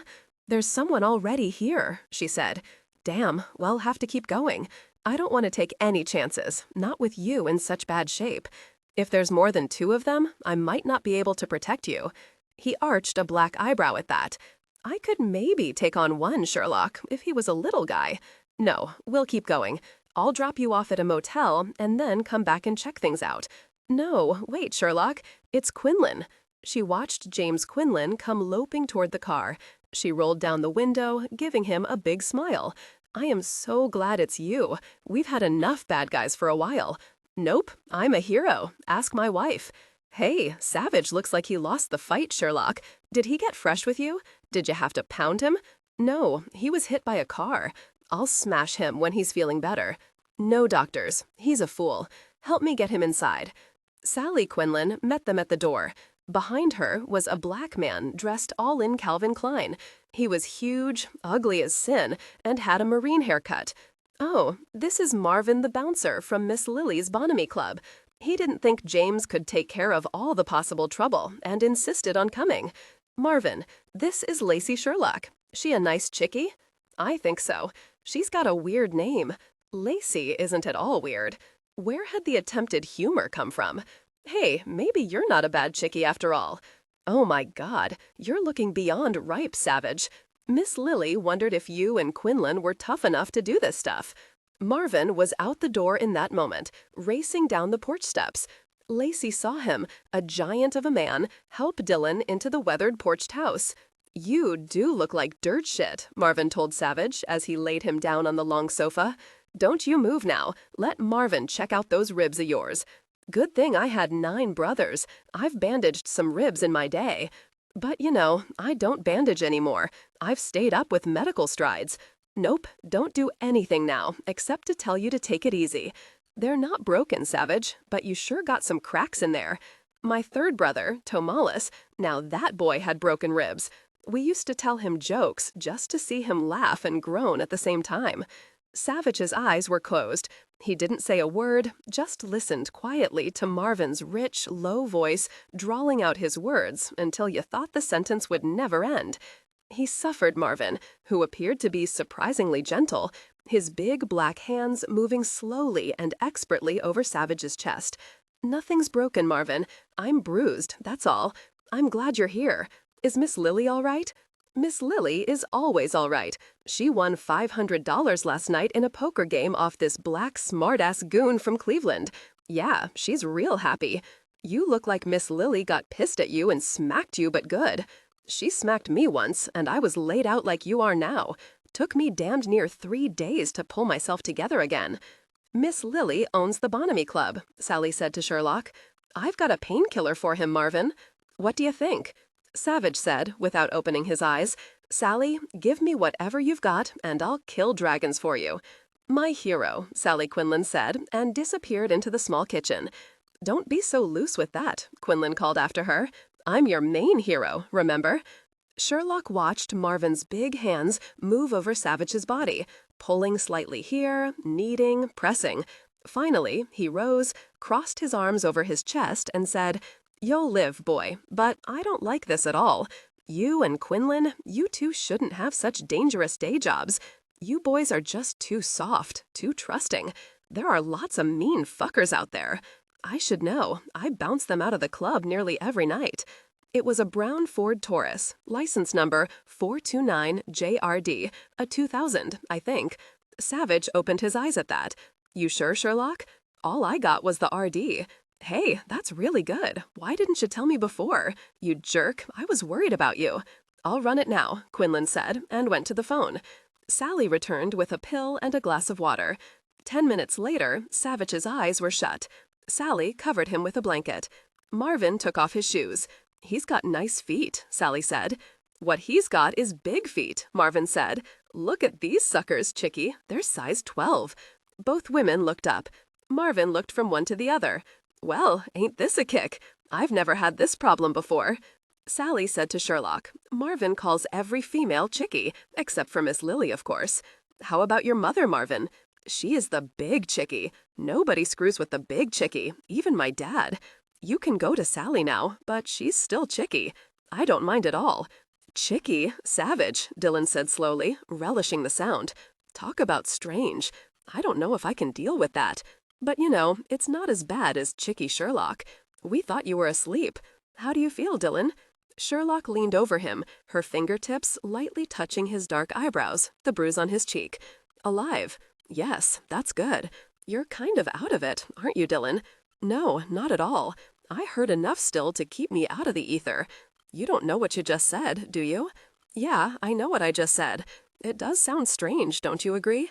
"I think," Sherlock said, very slowly, staring down at the man who'd become more important to her than anything or anyone in her life, "that I could get used to it, until Marvin gets to know me well enough to call me Sherlock." "Good," Savage said. "I hadn't really meant to bring it up here at this particular moment. It lacks suavity and timing. It just came out of my mouth. How about I try it again later when 3 people aren't staring at us? Yes, I think that would be an excellent idea." His head fell to the side. He was out cold this time. Chicky Sherlock, Savich said. Yeah, that's so funny, it would make Fuzz's mouth split from laughing so hard. I prefer Sherlock, Savage, Sally said. That's unforgettable. With a name like that, maybe they'd make you director one day. Some minutes later, Quinlan said from across the room as he dropped his phone back in his shirt pocket, the car was rented to a Marlon Jones, paid for in cash, but he presented them with a credit card with his name on it and a driver's license. I don't like this, Sherlock said, her face washed of color. I really don't like this at all. But wait, the picture couldn't have matched, could it? James Quinlan said. The guy said the picture was real fuzzy, but since the name was the same, the guy's age was about right. What the hell? So, who knows? Jones. Marlon Jones? Hey, that's the serial killer, isn't it? Marvin the bouncer asked as he set an old issue of The Economist magazine back down on the coffee table. I thought he was in the can, in Boston. He is, Sherlock said. I spoke to him yesterday. He's in the can, probably in maximum security. He brought his fists down on his lawyer's temple, knocked him out cold. Actually, as we were driving here, the news reported the first thing Big John Bullock said when he regained consciousness was, I'm gonna get that little bastard off so I can kill him. Then he passed out again. The doctors think it's a concussion. The guy's a real comedian, Quinlan said. I don't think he was concussed, Sherlock said. I know Big John meant every word. I was hoping it would be one less lawyer, Sally said from the kitchen. James, come out and help me. Everyone needs to have some dinner. It's nearly 5 o'clock. I'll go catch us some bass, Marvin said. Where's the rods, Quinlan? Why'd the guy hit his lawyer? Sally asked Sherlock, looking up from the carrot she was alternately cutting and eating. He told him to shut the fuck up because he'd admitted to me that he'd killed the women in San Francisco. Marlon went nuts. Evidently, he doesn't like bad language from men either. I wish the cops had shot him then and there. She sighed, her hands clasped between her knees. She rose slowly. I guess I'd better call Mr. Maitland. I'm afraid he's going to be really upset about this. Savich was mending. All he had to do was lie quietly, not breathe deeply, keep his eyes either closed or focused on Sherlock, and he'd be fine. Sherlock Savich. Boy, that had a real ring to it. He couldn't wait to get her alone and kiss her.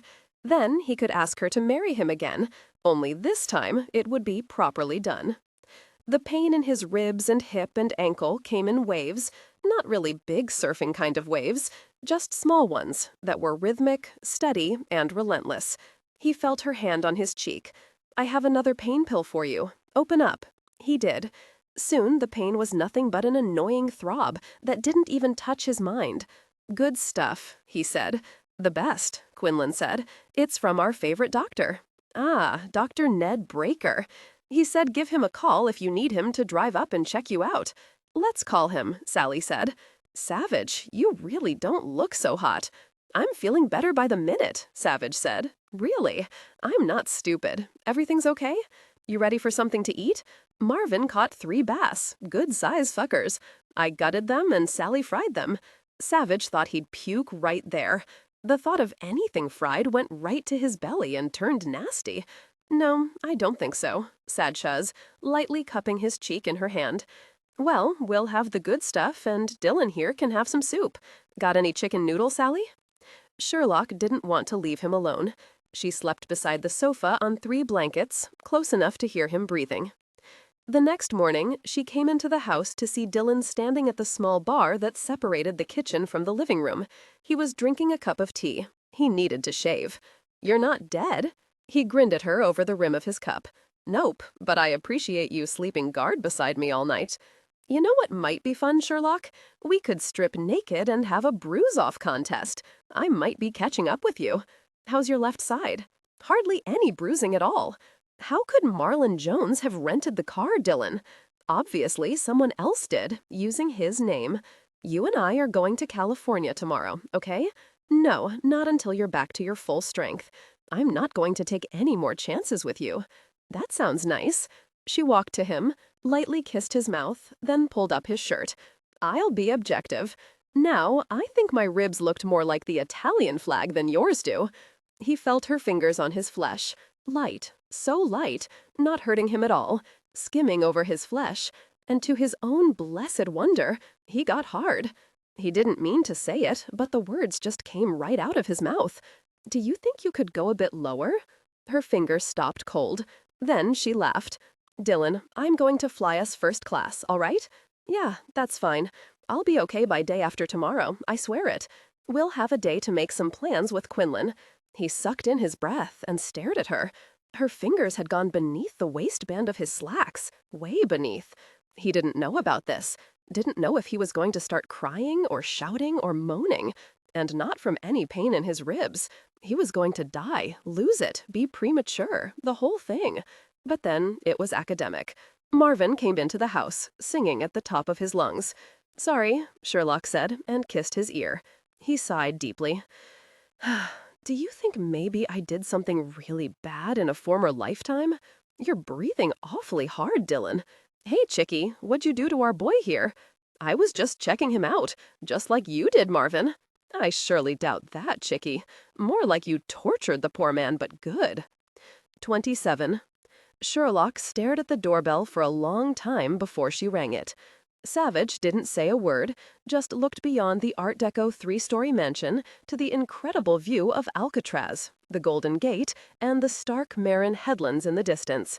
The day was sunny and cool, so clear and vivid it made your eyes sting. There were dozens of sailboats on the bay.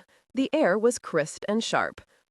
A middle-aged black woman, plump, very pretty, her eyes bright with intelligence, opened the door, gasped, and grabbed Sherlock into her arms. "My baby, it's you! It's really you! Thank God you're home! They've been telling me for weeks that you'd come home, and now you're here. But I'd begun to believe that you'd finally turned your back." Sherlock hugged her back. Isabel had been more her mother than the woman upstairs in her elegant bedroom had ever been. She'd been the Sherlock housekeeper and cook since before Lacey was born. "It's good to see you, Isabel. You all right? Your kids okay?" Sherlock drew back and looked carefully at the fine-boned face, a beloved face, that radiated warmth and humor. "Things are fine with my family, but they aren't too good here, Lacey. No, not too good at all. Your daddy's all quiet and keeps to himself. Your mama never comes out of her room now. Stays there and looks at those ridiculous talk shows, best I can tell. She says she wants to write a book and send it to Oprah, so Oprah will recommend it and your mama will become really rich and leave your papa. Hey, who's this guy with you?" "This is Agent Dillon Savich. He's also with the FBI, and my boss. Dillon, this is Isabel Tanner. She's the one who told me how wicked boys were just after my 16th birthday. She's the one who told me to keep out of Bobby Wellman's Jaguar. You should have listened to her." "Oh, Lordy, you mean you let that boy crawl all over you in that little Jaguar, Lacey? Oh, goodness, I thought I'd won that one." Savage shook her hand. "Miss Isabel, I promise you that Sherlock here hasn't gotten into any more cars since the Jaguar. You taught her well." "You call her Sherlock," said Isabel, clasping her arms beneath her ample breasts. "That sounds funny, but cute, too. Well, come on in. I'll get you some fine tea and some scones that just came out of the oven." "Who is it, Isabel?" Isabel's face grew very still.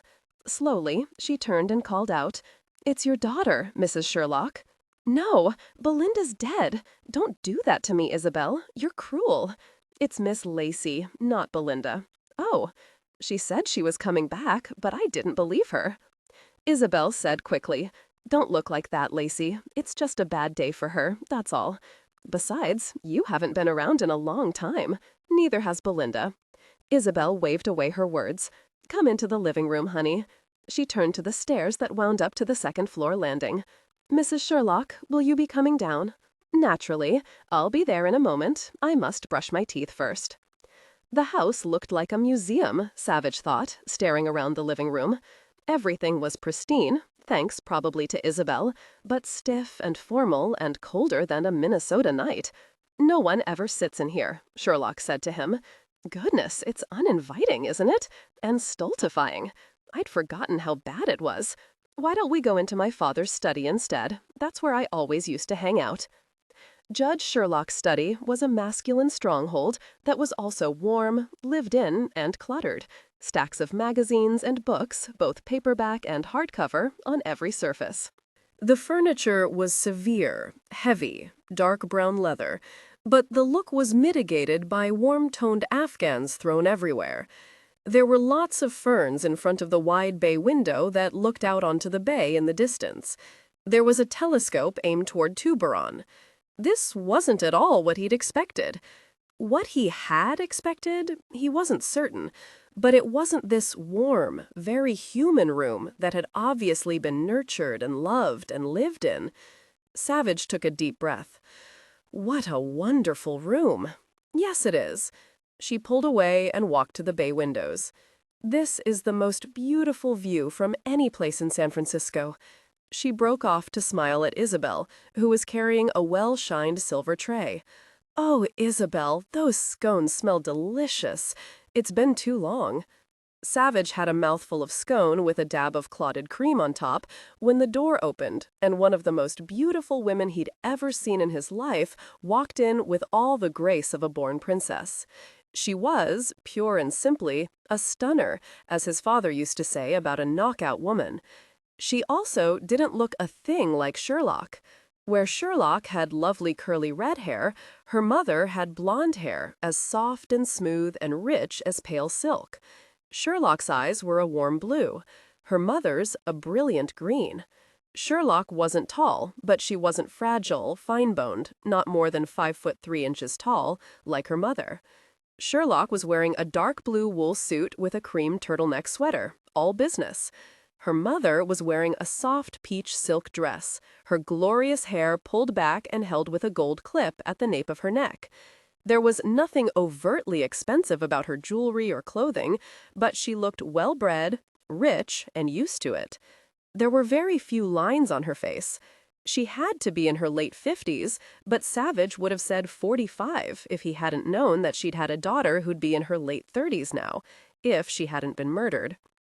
"So, you're Dillon Savich," Mrs. Sherlock said, not moving into the room.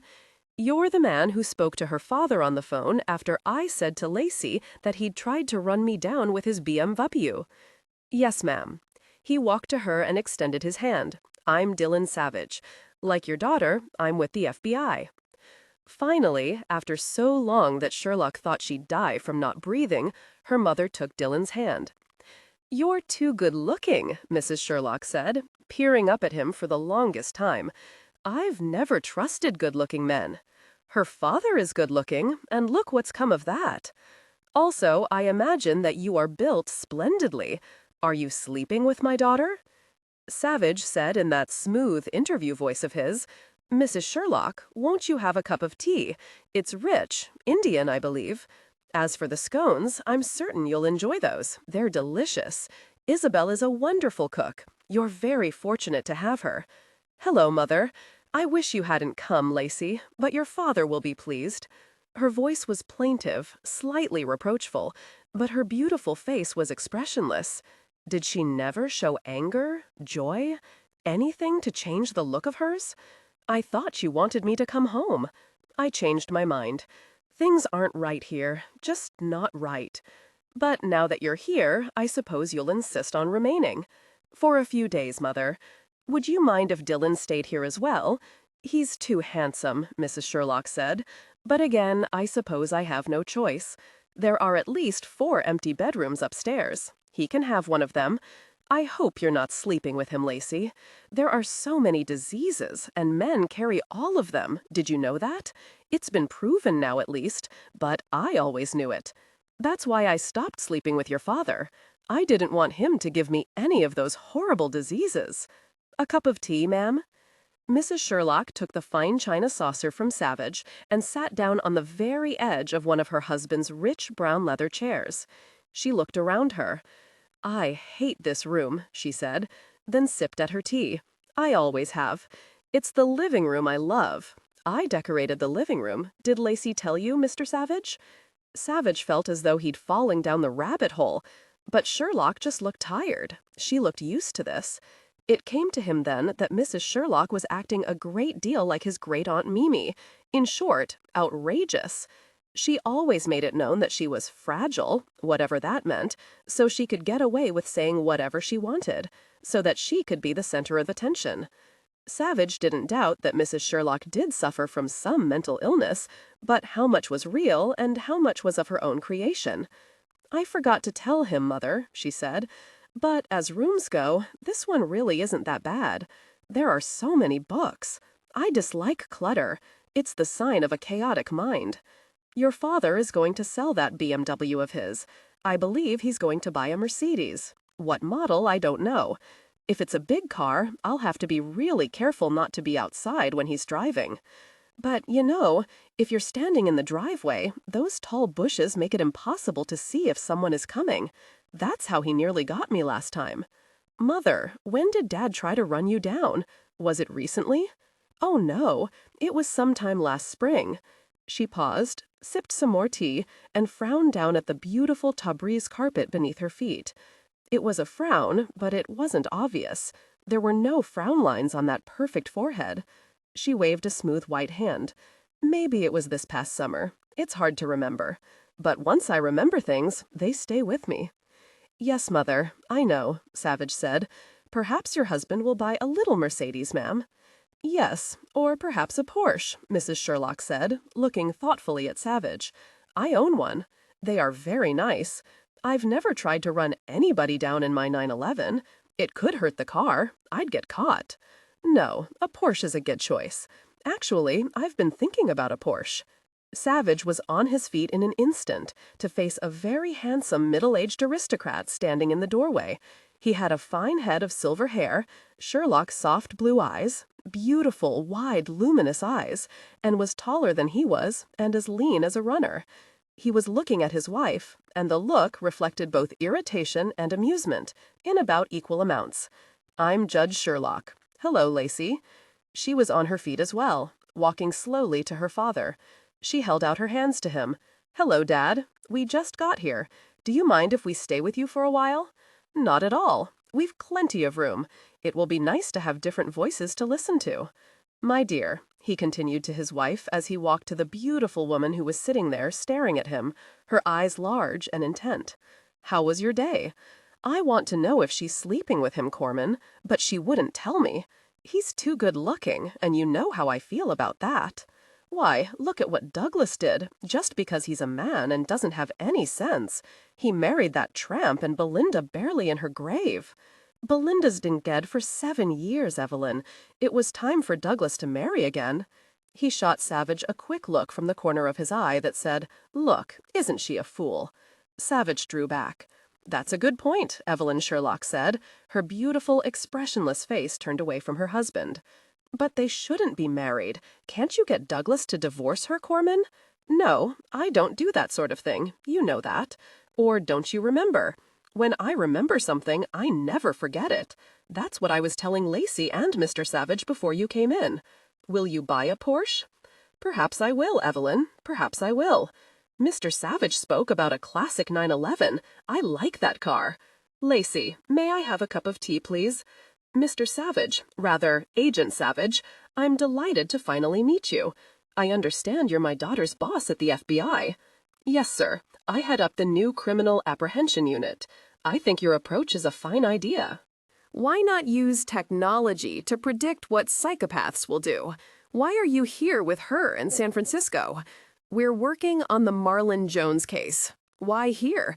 Marlon Jones is in Boston. That's true, but there are loose ends. We're here to check things out. I see. Judge Corman Sherlock sat down in the beautiful rosewood chair behind his rosewood desk. The desk was piled with books and magazines. There were at least a dozen pens scattered haphazardly over the surface, as well as a telephone and computer. It was a working place for him, Dillon realized, not just pleasure in here. The man spent hours here working. "I heard on the news that Marlon Jones hit his own lawyer, knocked him out. Everyone in the courthouse was talking about it. You were there, weren't you, Lacey?" She nodded. "Yes, we both were. I believe everyone was cheering because there would be one less lawyer."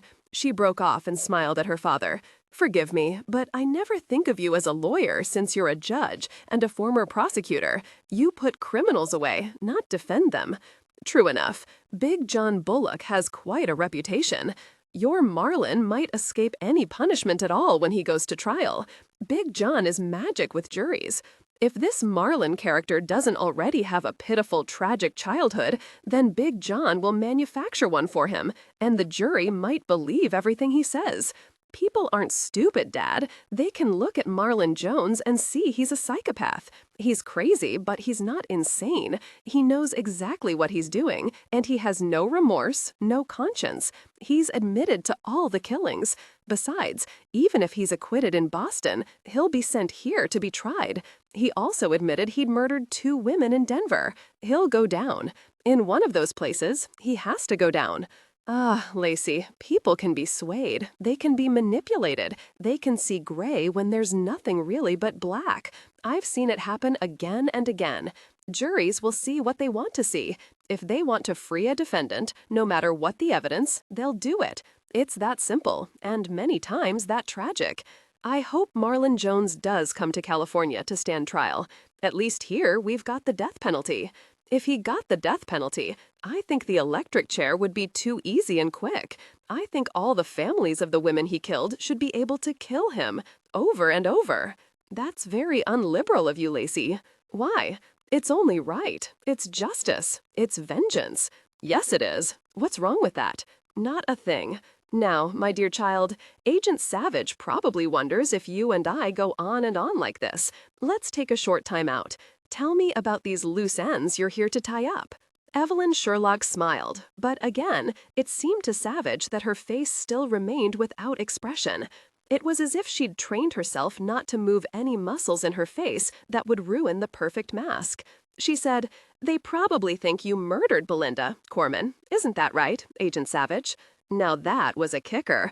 It was Savage's turn not to change expression. He said, bland as chicken broth, "Actually, no, ma'am."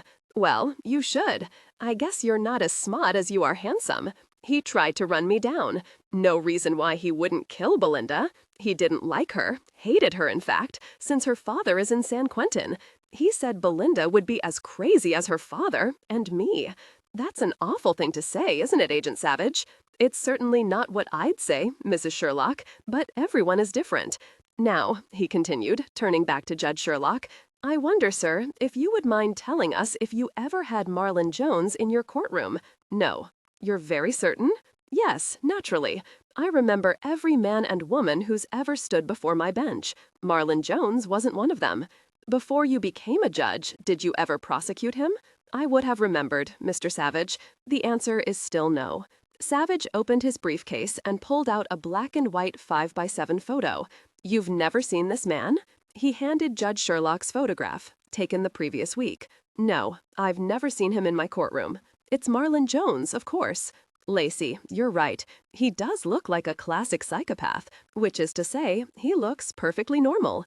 Savich handed him another photo. "I'll be damned. It's Marlon Jones, but you've doctored this photo, haven't you?" "The FBI labs are the very best. I asked them to render me photos with various disguises a man could use effectively. It's a mustache, the sideburns longer, the hair combed over as if the guy wants to cover a bald spot. It's amazing. Sorry, but I've never seen this man either." Savich gave him a third photograph. Judge Sherlock sucked in his breath. "I don't believe this. I prosecuted this guy years ago, but I remember him. He was a hippie sort, up on marijuana charges. Look at that bushy beard and the thick bottle cap glasses. Hunched shoulders, but he was still tall as I am. I remember that he looked at me as if he wanted to spit on me. What was his name, anyway?" He fell silent, staring down at the photo, tapping his fingers on the arm of the leather chair. Then he sighed and said, "I'll have to look it up. I guess I'm getting old. No, wait a minute. It was a weird name. Erasmus. That's it. His name was Erasmus something. I don't remember his last name, but it was a common name. It was at least 15 years ago. I managed to plea bargain him into 3 years, even though it was his first offense. He himself was so offensive I didn't even hesitate to push the public defender. He had no respect. Yes, it was 3 years. This is Marlon Jones." Sherlock took the photo from her father. Dillon hadn't told her about this. She stared at the photo, then at her father. "It's possible, then, that because you gave him that 3-year sentence, he wanted revenge." It's possible then that when he got out that he killed Belinda to get his revenge on you. There's a problem here, Savich said.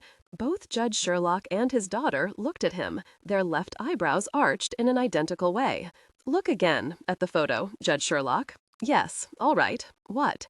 Marlon Jones would have been 23 years old 15 years ago. This man is older, maybe 50 or 55. Well, yes, you're right. He is. It's hard to tell with all that hair and the glasses. Oh, I see what you mean. It isn't Marlon, is it? It's his father, Sherlock said slowly. This man, Erasmus, the man Dad prosecuted, is Marlon's father. And this is an old picture of him, isn't it? Yes. The FBI field office in Phoenix got hold of this photo from an old driver's license. Our lab people worked on it. I didn't tell you about it, Sherlock, because I didn't really think it would lead to anything. Is the man still alive? He is, as far as we know. He hasn't been back to Yuma in years. That's where he raised Marlon. Marlon left at 18. Erasmus drifted in and out for a few years, then disappeared. He'd be about 64 now. Where is he? No one knows. Let me see the man, said Mrs. Sherlock. Lacey handed her mother the photo. He's scruffy. I remember his sort. They were all over San Francisco back in the 60s and 70s. But he was in court in the late 80s, Corman. Yes, some 15 years ago. I think he would be handsome with those glasses and all that hair and beard. His son is handsome, Mother. Very handsome. Here's his photo. But you know, he's got dead eyes. Mrs. Sherlock looked at Marlon Jones' photo, stared toward her husband, and fainted, sliding out of the chair and onto the carpet before anyone could catch her. 28. What do you want? Douglas stared at Dillon Savich. He laid down the papers he'd been reading and rose slowly, splaying his fingers on the desktop. It's okay, Marge. Let him in. He's FBI. Ah, you're here too, Lacey. Why is he with you? You know I don't like him. He's corrupted you, changed you. He's my boss. He has to be with me. Madigan, Savich said, barely nodding. Douglas said nothing. He sat back down in his chair. He crossed his hands over his stomach. How are you doing, Douglas? I'm very angry at the moment, but you don't care about that. Why are you here with him? Savich said easily as he sat down in one of the plush client chairs opposite Douglas Madigan's large, high-tech chrome and glass desk. It appears Belinda had an affair with Marlon Jones. Did you know about it? No, I don't like your jokes, Agent Savich. No joke, Mr. Madigan. As far as we know, it's a distinct possibility that Belinda slept with Marlon Jones 7 years ago. Lacey was watching his face. There was no sign of pain, of anger, of remembered betrayal. Nothing. So you're saying you know why he killed her? No, that's not what we're saying. I'm sorry, Douglas, Lacey said, sitting forward, extending her hand to lightly touch his forearm. It seems there were some things about Belinda none of us knew. Mother saw a photo of Marlon Jones and fainted. She'd seen him, she said, seen him kissing Belinda in the driveway. At least, that's what she told us. You know, Mother, one can never be quite certain if the flag is going to be flying high or hanging at half-mast. That crazy old bitch is probably right about this. Belinda was a gold-plated, faithless bitch. They all turned to see Candace Adams Madigan standing in the doorway, a flustered Marge behind her, waving her hands. Douglas smiled and said, It's all right, Marge. Tell you what, anyone else comes, wave them on in. Hello, Candace. Candace walked into the office, head high, beautifully dressed in a pale blue wool suit and a Hermes scarf. She was a bitch, and she did cheat on you. But was the man Marlon Jones? I doubt it. Where could she have met him? Candace gave her husband a scornful look. Belinda had low tastes. I've heard that she went to dives, to real low-class places. That's where she would have met this killer. Yes, I'll bet she did sleep with him. She slept with everyone. Why don't you ask her? She turned and gave Lacey a vicious look. Yes, ask the little princess here. She probably went with her sister. She might have slept with him, too. Sherlock had blood in her eye. Her heart was pounding. She was ready to kill. It was Savage who grabbed her wrist and kept her in her place. "Ignore her," he said low, only for her hearing. "She's miserable. She's so jealous. Let it be. Let's listen. Consider this a bad play. Let's see if we can't figure out the theme of the play." She tried to pull away from him. She couldn't take any more from this miserable woman.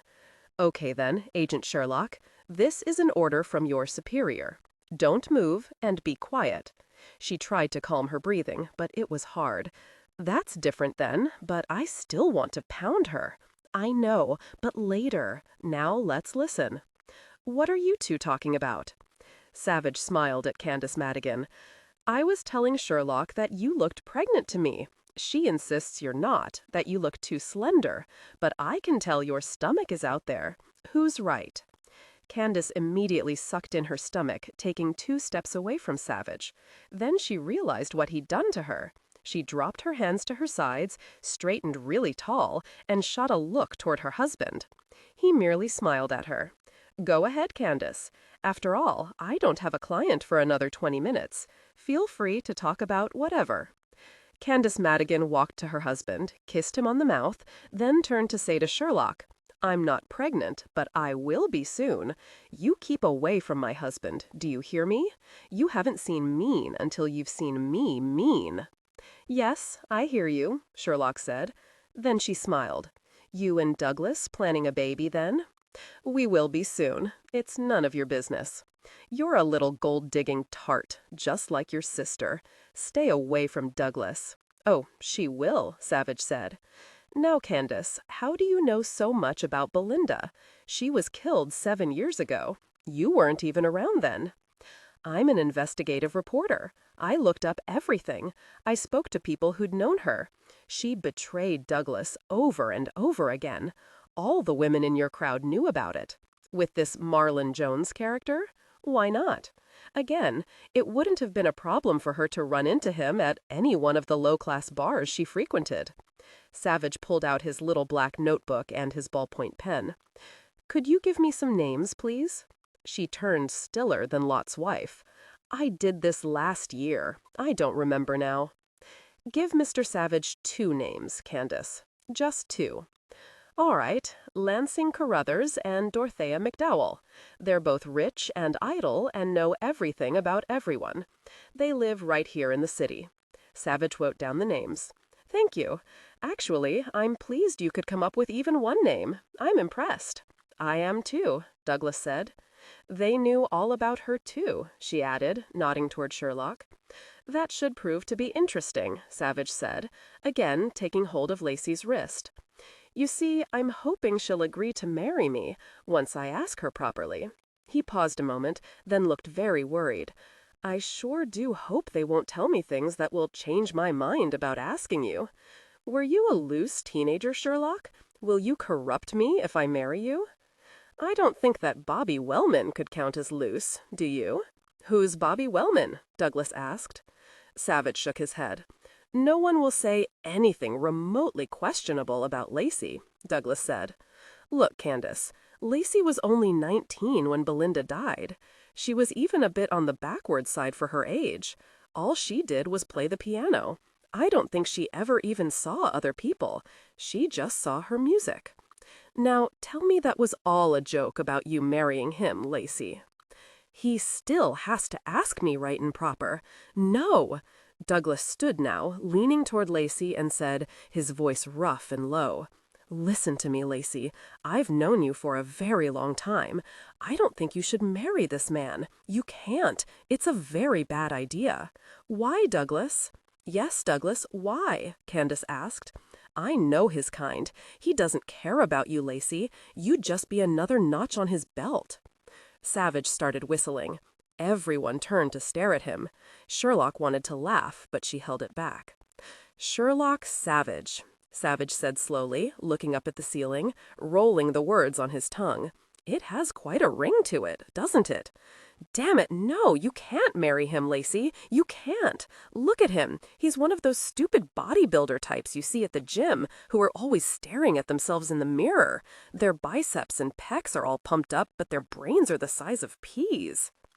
Lacey said mildly, Douglas, you need a reality check here. You need to get a grip.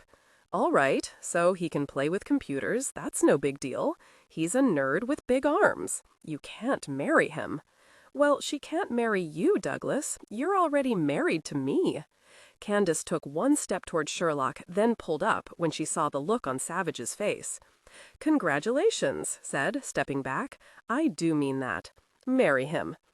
This is getting us nowhere fast, Savage said. Now, Candace, Sherlock and I are here to speak to Douglas about Belinda. Would you like to stay or go? Why? Belinda's been dead for 7 years. Her killer is in jail, in Boston. I've even given you 2 names, women who knew her, who knew what she was like. Why are you talking to Douglas? He doesn't know anything. There are all sorts of loose ends, ma'am, Savage said. Tell you what, why don't we come back after you and your husband bond or kill each other or eat lunch or whatever else you like to do? Savage rose as he spoke, his hand out to Sherlock. She looked at that big, strong hand and smiled. She still wanted to belt Candace. No, wait, Douglas called out, but Savage shook his head and waved. She said as they walked from Douglas' office, "What will we do now?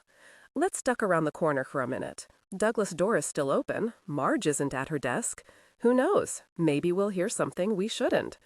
They moved as close to the open door as they could, pressing back against the wall. You can't still want her, Douglas. Didn't you see what she was wearing? By God, she even chews her thumbnail.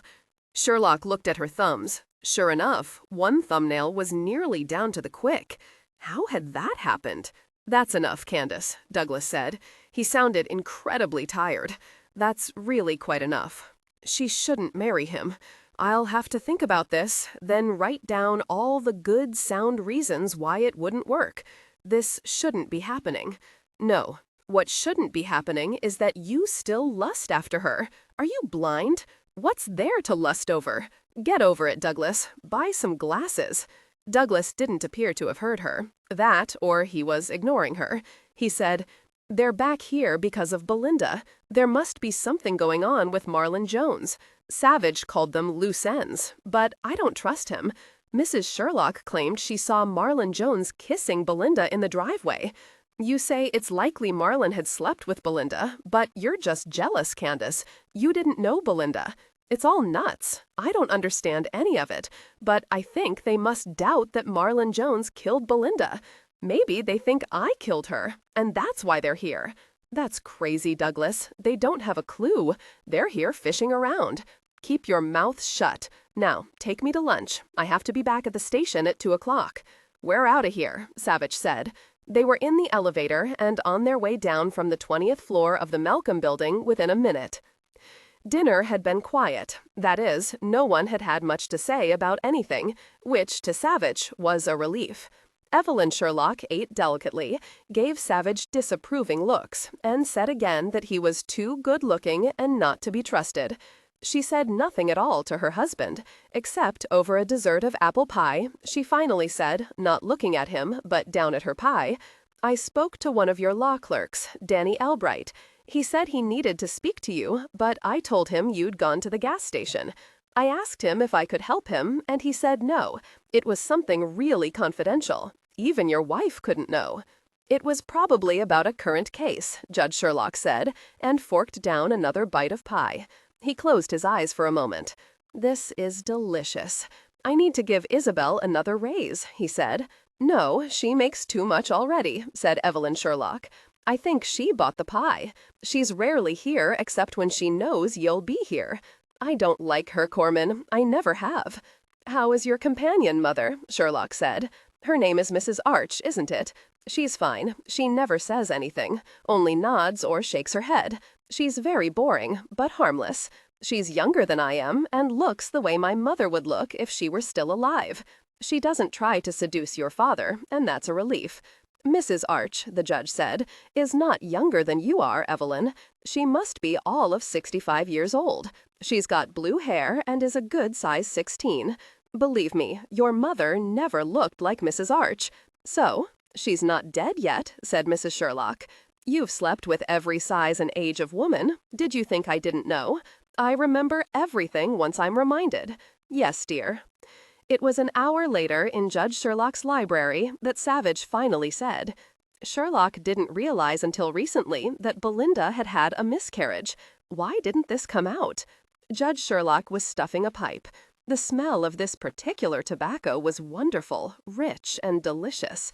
He didn't answer until the pipe was lit, and he'd sucked in 3 or 4 times. The scent was like a forest. Savich found himself breathing in deeply. Finally, Judge Sherlock said, I didn't want any more publicity. What difference did it make? Not a bit. What do you mean? Lacey didn't remember. Evidently, she'd blocked it out, for some reason neither of us can figure out. She remembered under hypnosis. Do you know why she'd block it out, sir? No reason to, as far as I can see. It was 7 years ago. It no longer matters, Judge Sherlock said, and sucked on his pipe. The library was filled with the delicious, rich smell. Savich took another drink of his tea. Sherlock took a deep breath. Do you know if Douglas was the father? Look, Lacey, Mr. Savich, Belinda shouldn't have been pregnant in the first place. I told you, Lacey, that Douglas knew they shouldn't ever have children because of her defective genes. Look at her mother. Her father is even worse. Yes, I keep tabs on him. He'll be out one of these days, despite my efforts to the contrary. I don't want that crazy man coming here. But she was pregnant, Savich said. Yes, evidently, but not very far along, not more than 6 or 7 weeks. That's what the doctor said. After the autopsy, they knew, naturally, that she'd just miscarried, but since it wasn't relevant to anything, they didn't mention it. The press never got hold of it, thank God. It would have caused more pain. Was Douglas the father? I've never had reason to suspect he wasn't. It would have also caused more outrage, Sherlock said. No, not unless they led the public to think the miscarriage was tied to her murder, and it wasn't. But Sherlock wasn't so certain. Actually, as she told Dillon later as she walked him to the guest room where he was staying, there are more than simple loose ends here. There are ends that don't seem to have any beginning. She sighed, staring down at her navy pumps. Candace was right. She looked dowdy and uninteresting. How then could she be a slut at the same time? Savich pulled her against him, lightly pressing her face against his shoulder. I know what you mean. It's infuriating. Everything that comes out of your mother's mouth makes Alice's Wonderland look like MIT. How long has she been like this, Sherlock? As long as I can remember. She's more so now, I think, but I don't see her all that often anymore. Do you think she could be doing some of this to gain your father's attention? Oh, yes. But how much of it is real and how much is her own play acting? I don't know. I don't either. And my father? I don't know, he said slowly. Leaned down and kissed her left ear. I just don't know. He's slippery, hard for me to read. But you know, Sherlock, it's tough not to like him. I like him too, most of the time, Lacey said, and looked up at his mouth. Do you really want to marry me now that you've met my mother and father? Unfair. But you haven't met my family yet. Now there's a scary bunch. Actually, they're going to be so grateful that you're taking me on that they'll probably try really hard not to be weird around you, at least until after we're married. Then, no guarantees. Oh yes, Sherlock, we're all alone here in the corridor. I think now's the time. Will you marry me? Yes, I will. He kissed her. It was sweet and warm, and he tried very hard not to overwhelm her with his need, which was growing by leaps and bounds. But then she pushed him against the wall, pressing herself up tight against him. You feel delicious, she said into his mouth, her breath warm and dark from the espresso. You taste even better. Dillon, are you sure you want to marry me? We've had known each other all that long. Nothing's been normal or natural.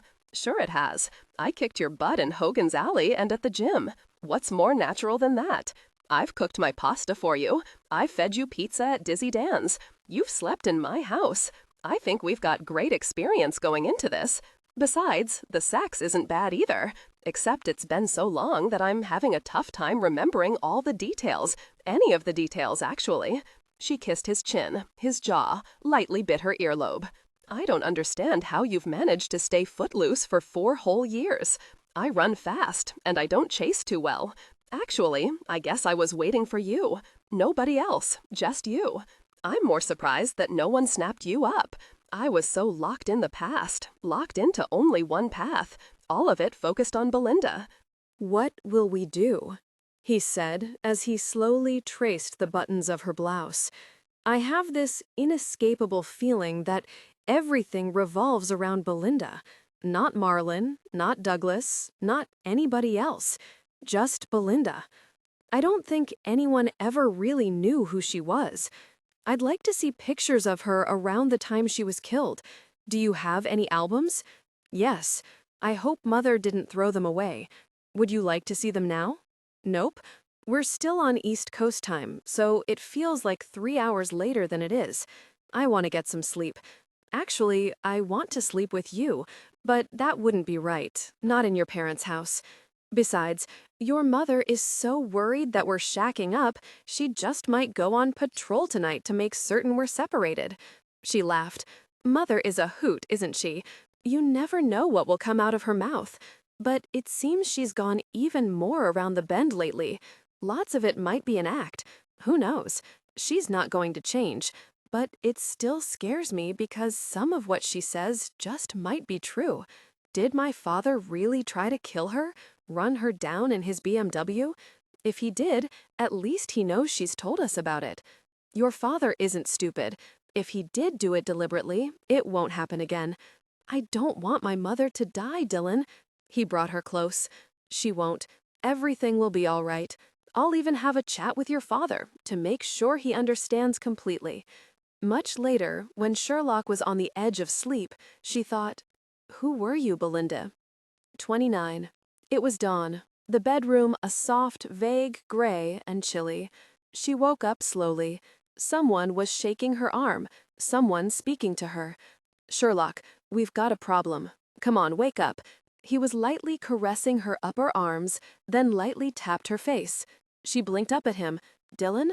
I'm so glad it's you. I thought it was someone else. Another nightmare. What's wrong?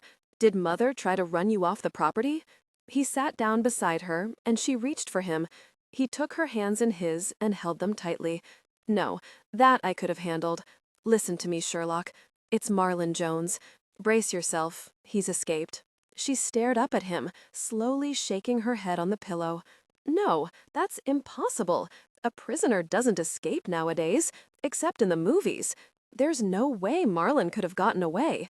There were cops all over him. He even went to the bathroom with a cop on either side of him. Besides, he was wearing more shackles than an Alabama chain gang. This has to be an early morning joke, right, Dillon?" "I'm sorry, Sherlock. He's gone." The court had ordered him taken to the Massachusetts State Institute for more psychological testing. The doctors there blew fits when they saw the guards and all the restraints he had, full leg shackles. They complained they'd never get anything meaningful out of him, that they'd never gain any true and accurate testing results unless Marlon could trust them, the doctors. The cops refused, naturally. The doctors called the judge who dictated more testing. The judge ordered the cops to remove the shackles, even the handcuffs. The cops were even ordered to wait outside the room. The long and the short of it, Marlon hit 2 doctors over the head, smashed an orderly's jaw, knocked him unconscious, and got out through a bathroom window that was right off the office. They haven't recaptured him yet. They didn't know he'd escaped until the orderly regained consciousness and staggered out to tell them. She was fully awake now, sitting up, rubbing her arms with her hands. "How did you find out?" "Mr. Maitland called me about 30 minutes ago, said the cops called him, but it had been on TV even before they bothered to telephone. He got hold of the FBI in Boston and put them on it big time. He made it sound like everything was in complete disarray. Do you think maybe that judge who ordered Marlon Jones released will now be under the bench instead of sitting on it? There'll be big-time fallout. Hopefully that nitwit judge will either swear he's seen the light or he'll go down, which is what he deserves. Get on your robe and let's get downstairs. Isabel's made us some tea and warmed up some rolls." 10 minutes later, they were downstairs in Judge Sherlock's lair watching TV. They'd just turned on the big set when a news bulletin flashed on.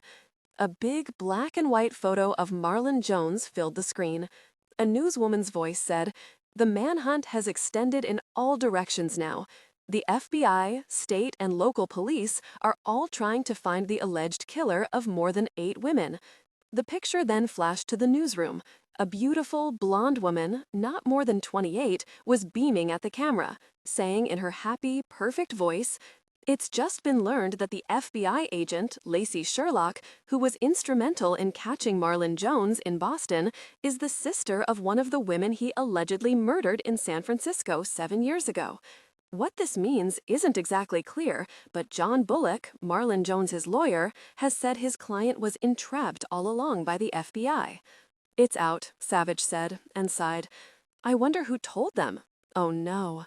A photo of Sherlock appeared on the TV screen. The newswoman was saying, "Agent Sherlock has been with the FBI for only 5 months now." It said that the reason she joined was to catch her sister's killer. The newswoman gave a dazzling smile to the people watching her. It appears she succeeded, but now no one can say what will happen once Marlon Jones is recaptured.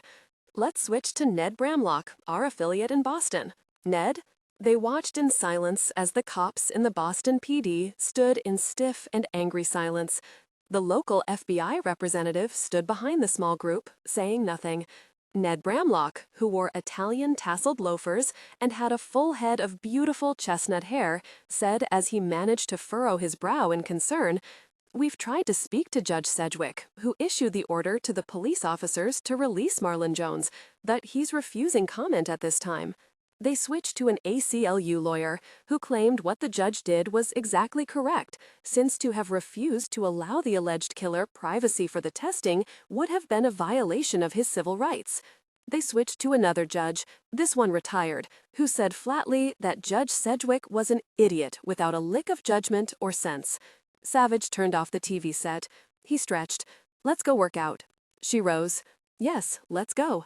There's a World Gym just 2 blocks from here, down on Union Street. It's open at 6 a.m.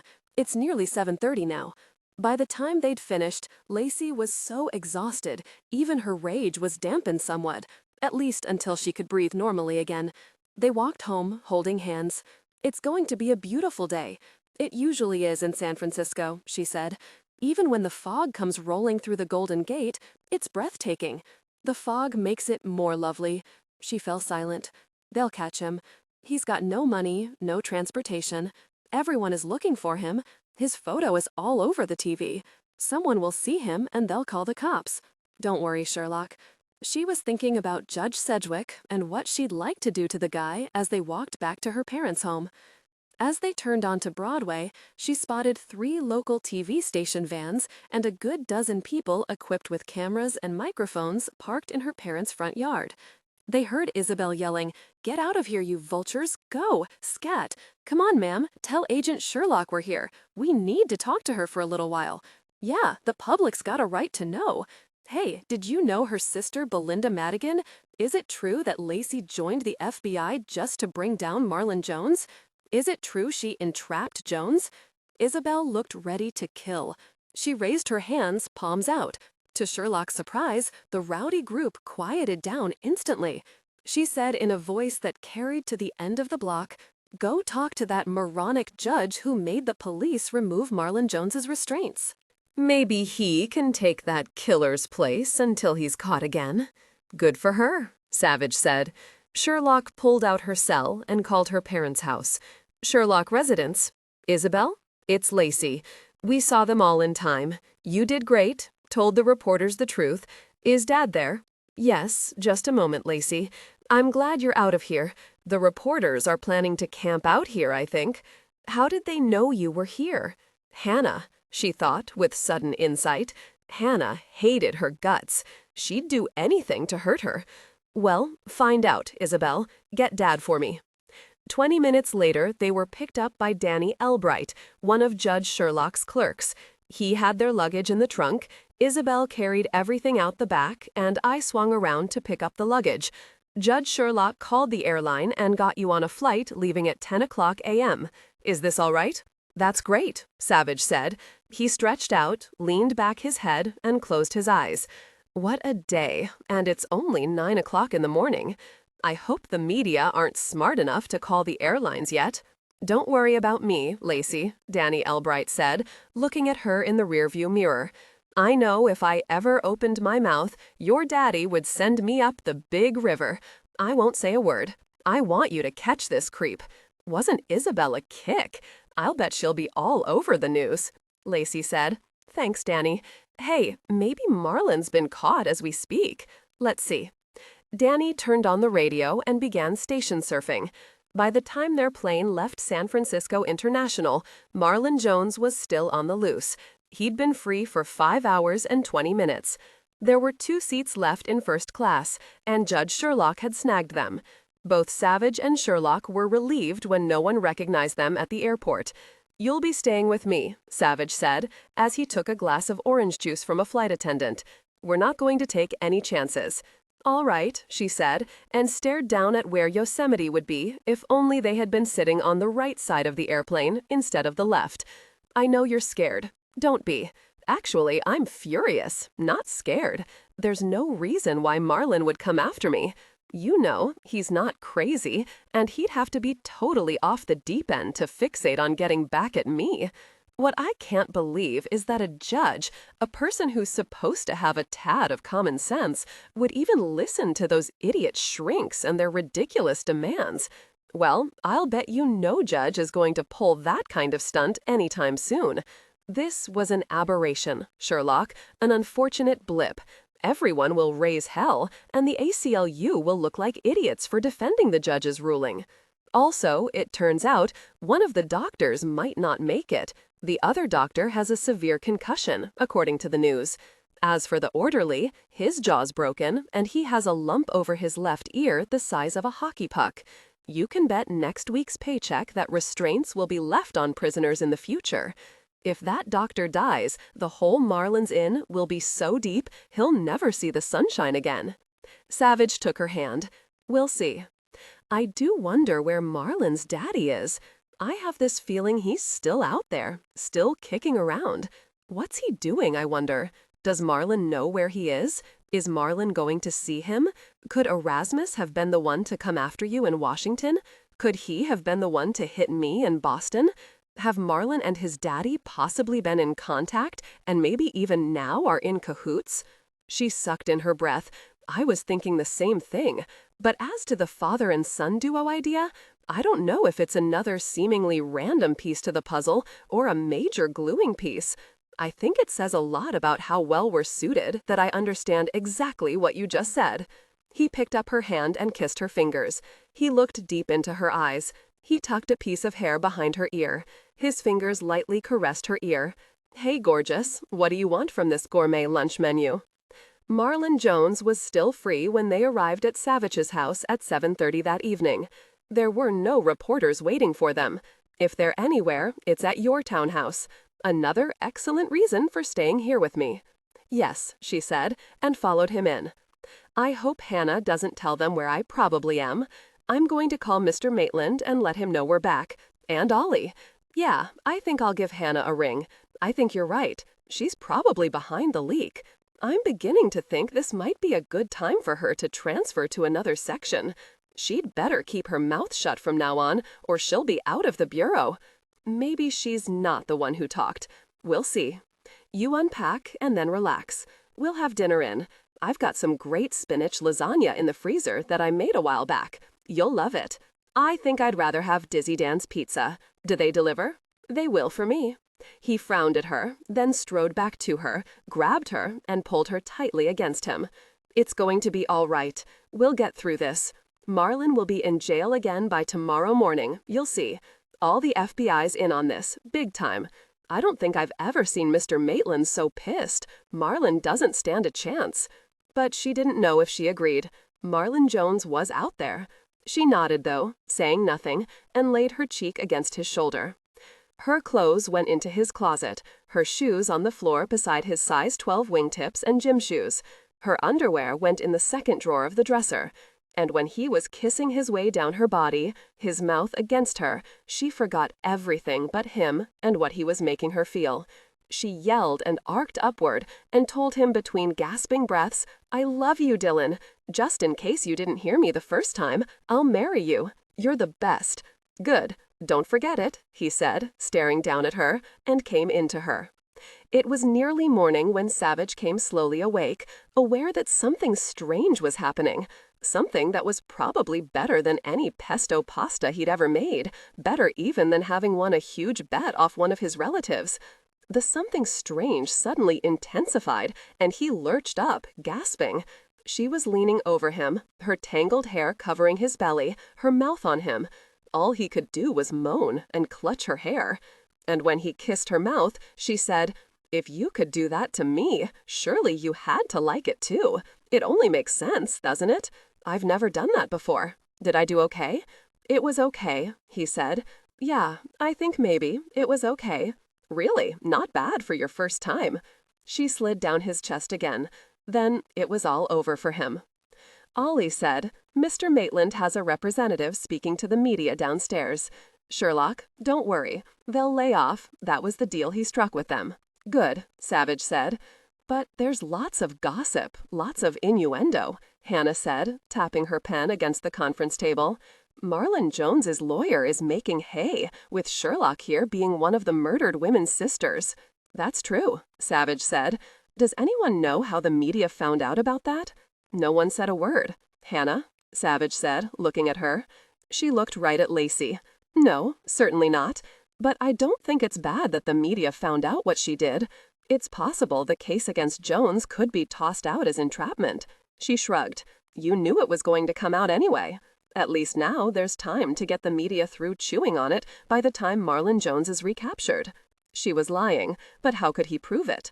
Savich smiled at her, a smile cold enough to freeze water. He said, his voice so gentle it made the hair rise on the back of Sherlock's neck.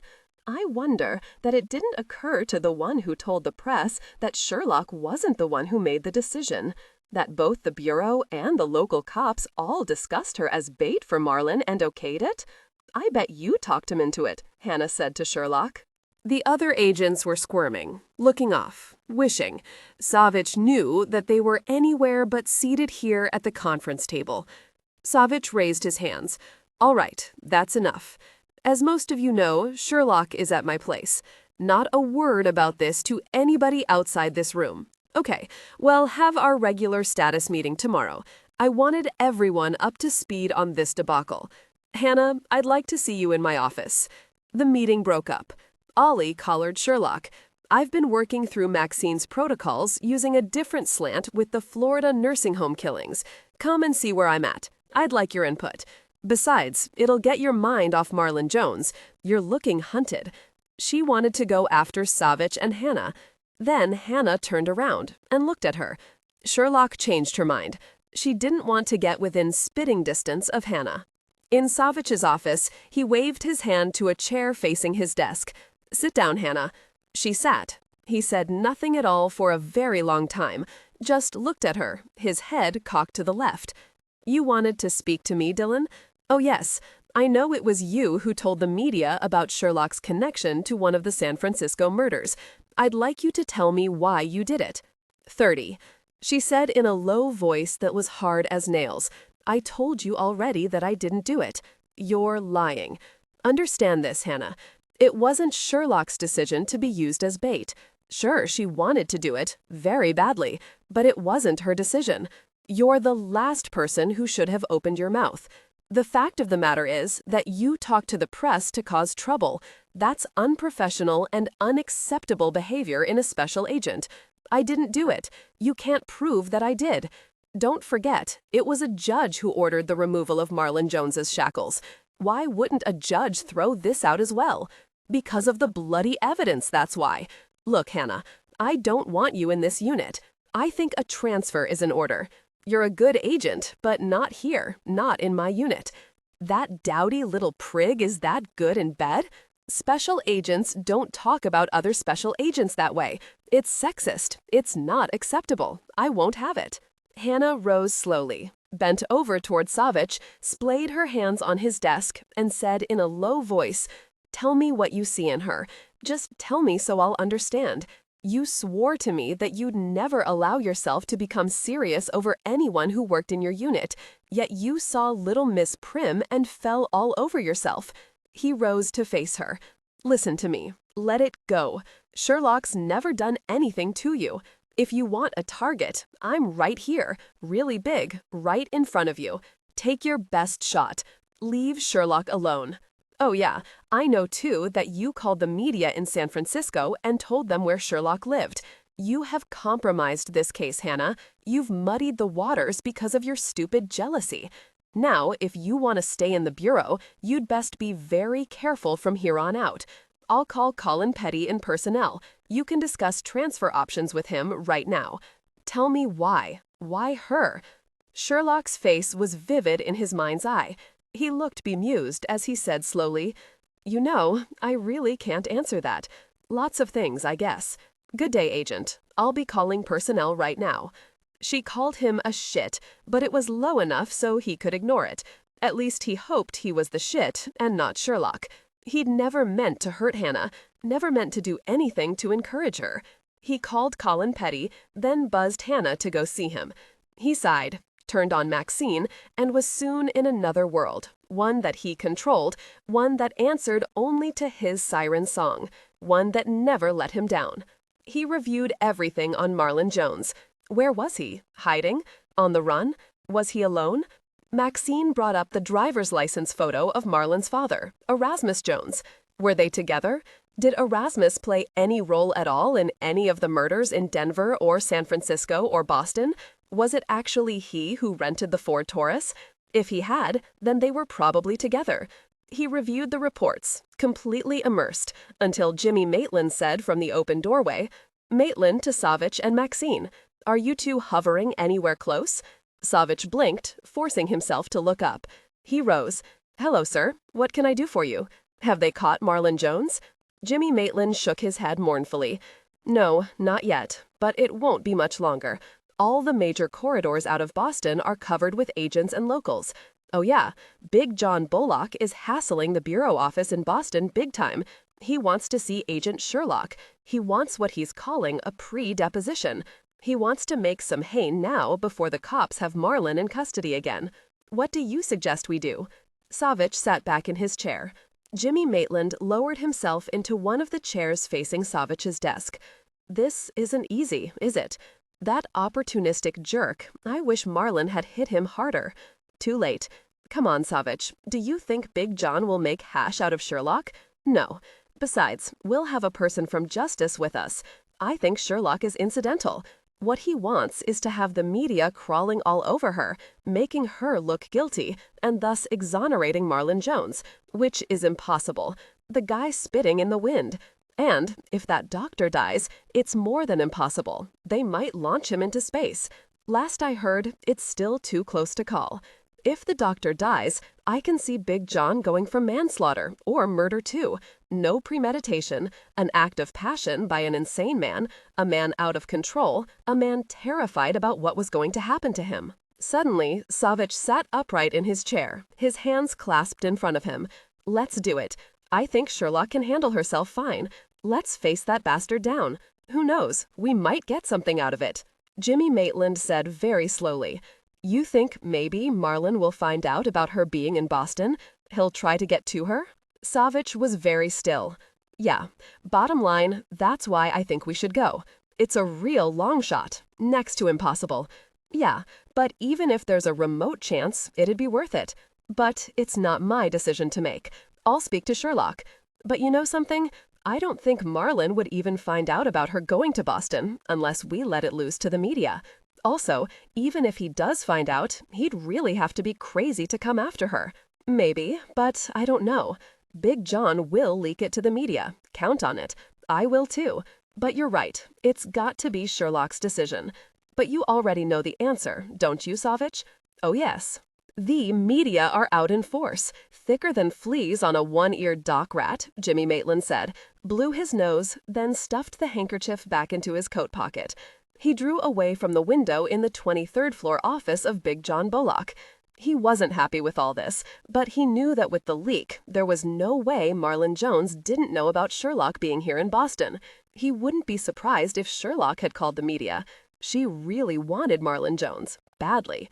Buzz O'Farrell, the SAC of the Bureau Field Office, was shaking his head. "It amazes me how they don't send one reporter. No, it's 4 dozen with 8 dozen mics, enough cameras to film World War II, and everybody screaming. I wanted to shoot that damn judge, but the media? A nice deadly virus might be the answer for them. They ain't got no manners, that's for sure, Savich said, grinning down at Sherlock, who looked both stoic and furious, an interesting combination he would have liked to explore with her in private. Which, unfortunately, wouldn't be an option this morning. Big John leaked it, Jimmy Maitland said. We didn't. Actually, we decided to keep our noses clean. And yes, we know he leaked it. He's still counting on coming out smelling like a rose in all this, and that's why he did it. If he hadn't, then I probably would have, Sherlock said. Sorry, sir, but there it is. Anything to give us another shot at Marlon Jones. Well, good morning to all you good law enforcement representatives, Big John Bullock said, walking into the immense walnut-paneled conference room in his law offices. He homed in immediately on Sherlock. Good to see you again, he said. She smiled at him. I must say, you're looking a bit more fit than the last time I saw you. Marlon sure did a number on your head, didn't he? Poor boy, he was frantic to get out of that torture chamber. Shall we get down to business now? That's fine with us, Savich said, all calm and cool, in that FBI voice of his. Do tell us exactly what you want, Georgina Sims, the attorney for the Justice Department said, sitting forward. This is on the unusual side, but we certainly want to cooperate all we can. Well, I really wanted to know what Agent Sherlock has to say about all her unethical behavior in the case to date. Savich rose.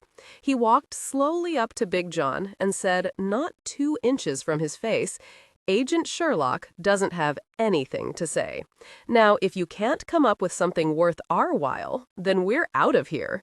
You heard Miss Sims. We've got a murderer to catch.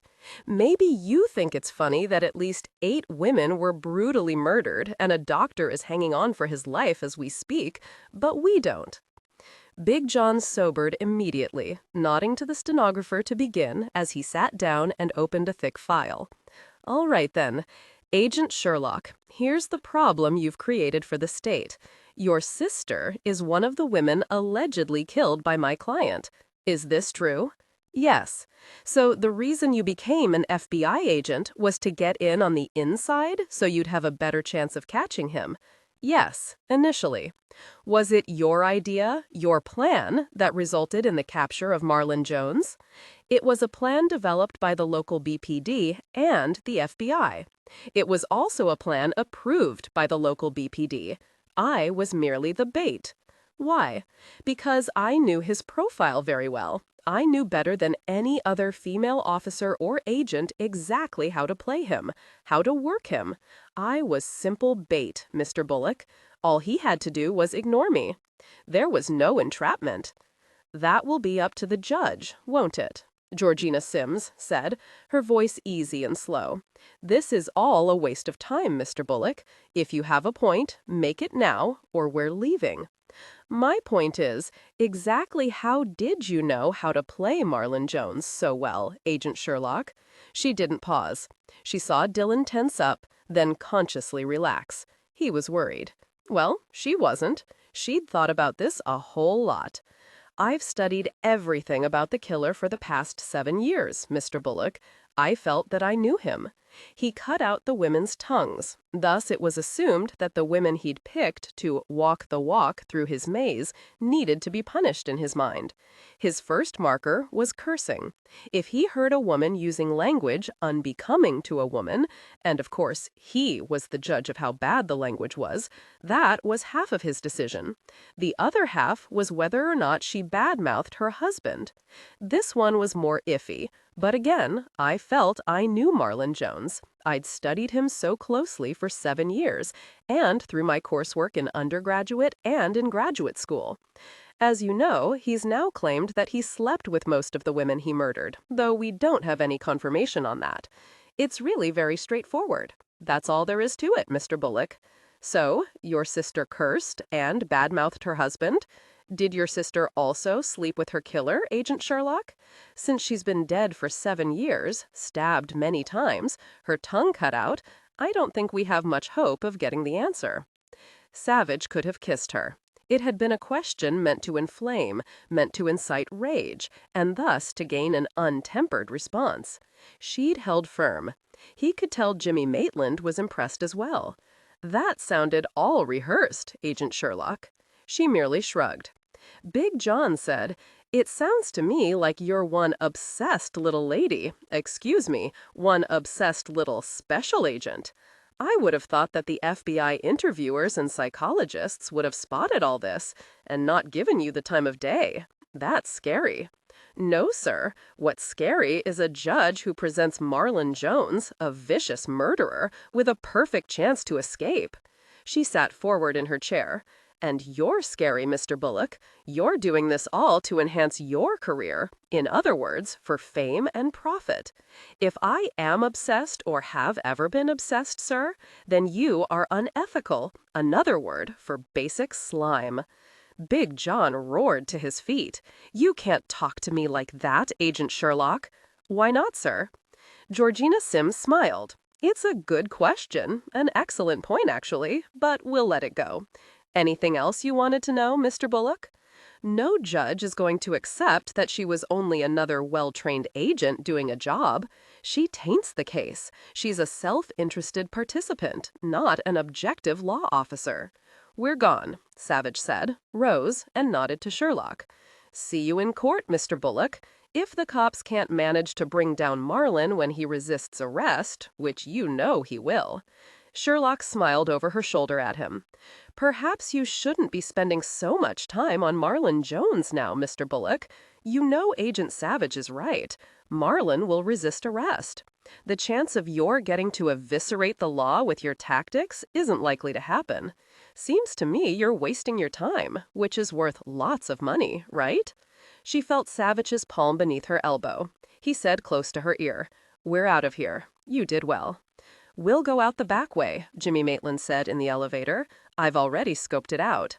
"That was interesting, Agent Sherlock," Georgina Sims said. "I don't understand either how you got into the FBI in the first place." "Actually, Miss Sims, I was surprised too. Don't get me wrong, finding Marlon Jones was a big part of my motivation for joining, but then I realized that this was what I wanted to do with my life. You know, before Agent Savich brought me to his unit, I could have ended up chasing bank robbers in Los Angeles. And that was the bottom line. I would have caught as many bank robbers as I could." "I rather think a judge might buy that," Georgina Sims said. "But as I said, however did you manage to even get accepted with this in your background? I guess nobody made a big deal out of it. I guess not." Before they all parted in the underground parking lot, Jimmy Maitland said to Savich, "Sims buys it because it sounds good, and it is true for the most part. However, what she doesn't know is that you've got the hots for Sherlock. What are you going to do about that? Are you two going to get married or what?" "Yes, but as they say, timing is everything." "But the point is, why did you ask for her for the Criminal Apprehension Unit in the first place?" Savich didn't hesitate. "Because she was so damned good in Hogan's Alley." "No, sir. I didn't have the hots for her then, sir. I simply thought that she'd be one of the best I could get my hands on. I found out she'd turned down profiling because she said she couldn't stomach it, but she had all this great training and knowledge in forensics. No, sir. At that time, there was no lust scrambling my brains." Jimmy Maitland grunted. "Timing," he said. "You're right. All of this will have to be controlled very tightly. You took care of the leak out of your unit?" "All going," Savich said. "I don't suppose you're going to tell me about it." "I would appreciate your not asking, sir, since there's no solid proof." 31. They spent the rest of the day with local field office agents and police, seeing exactly what was going on with the manhunt. "It looks like everything's being done right," Savich said to one of the cops on the newly formed task force. "And there's zero hint or word that Marlon Jones could have met up with someone?" "Not an echo of a word," Officer Drummond said. "My feet hurt. I think I've walked from one end of the zone to the other a good dozen times. I've spoken to every informant who's ever migrated to Boston or was born here." By 8 o'clock that evening, Marlon Jones was still at large. They decided to eat again at the Chinese restaurant on Newbury and walked there. "I doubt he'll show. Sherlock, I know. At least we're giving him every opportunity to make a move." Okay, well, keep walking everywhere, and when the media catches up to us, well, wave to our mothers and smile really big. Speaking of mothers, do you think your mother really saw Marlon kissing Belinda in the driveway? Actually, I have no idea what she saw, or if she even saw anything. I think you're right about the attention bids. My father was there, and she wanted him to focus on her. It was an excellent way to go about it. So you don't believe your father would ever try to run her down? I don't know, but I think she loves him. I could be wrong. It's nuts, isn't it? Maybe she did see someone, perhaps speak to Belinda in the driveway. But Marlon? Do you think your father prosecuted Erasmus Jones 15 years ago? Oh, yes. My father's firmly planted in the here and now, no matter how unpleasant it can get. He doesn't make stuff up. If he said Erasmus Jones was in his courtroom, then he was. The question is it possible that Erasmus Jones has anything to do with this? Savich said slowly. There's a tremendous resemblance between father and son. Is it possible that maybe your mother saw Erasmus with Belinda, not Marlon? I have no idea. But she didn't have any reaction at all to Erasmus Jones's photograph. No, she didn't. Over egg rolls and fried wonton, half with meat and half vegetarian, Savich said, releasing her hand. Your fingers are cold. All of me is cold. Next summer, we'll go to Louise Lynn Lake with Quinlan and Sally. I want to see you in a bikini, a blue one. I want to buy it for you. I want to put it on you and take it off. Next summer, she thought, a lifetime away from a Chinese restaurant in Boston, where, she prayed, Marlon Jones was lurking somewhere, waiting for her to come out. Cops were stationed at short intervals all around the restaurant. She gave Dillon a huge smile. Thank you, she said, stood on her tiptoes and kissed his mouth. Then she sat down again, took a huge forkful of garlic pork, and chewed while Savich sat there, staring at her, bemused. Princess prawns and garlic eggplant arrived. While Savich was spooning rice onto his plate, he said, "What do you think about Douglas?" "I really don't want to think about him right now. I just want to eat," she sighed as she speared a princess prawn on her fork. Everyone is accusing everyone else of killing Belinda. We go down one passageway, then another. She waved her fork, flinging rice onto the table. The only thing I am sure about is that Isabel didn't do it. My money would be on Candace if she'd only been around 7 years ago. I find myself still going back and back yet again to your nightmare, to your experiencing exactly what happened to Belinda. I try not to anymore. It's too scary. It makes me sweat. Do you think we could go work out after dinner? He grinned at her over a forkful of garlic eggplant, which had been nicely prepared. My soulmate, he said. Your delts still need work. Your thighs are really nice, though. Those triceps of yours make me hard. I love it when you talk gym to me. They didn't fly back to Washington until the next afternoon. Not a single sign of Marlon Jones. He was still at large. They stopped off to see Captain Doherty at the station, on their way to Logan International. It seems to me that someone has to be helping him, Savich said. Yeah, said Captain Doherty. Everyone is coming to that conclusion now. There haven't been any murders or robberies that haven't checked out. Since Marlon didn't have any money, he would have to get some if he remained alone. He didn't so far as we know. So someone must be helping him. Someone's hiding him, a someone who has enough money to keep him out of sight. But who? We've checked with the people at the lumberyard where he worked.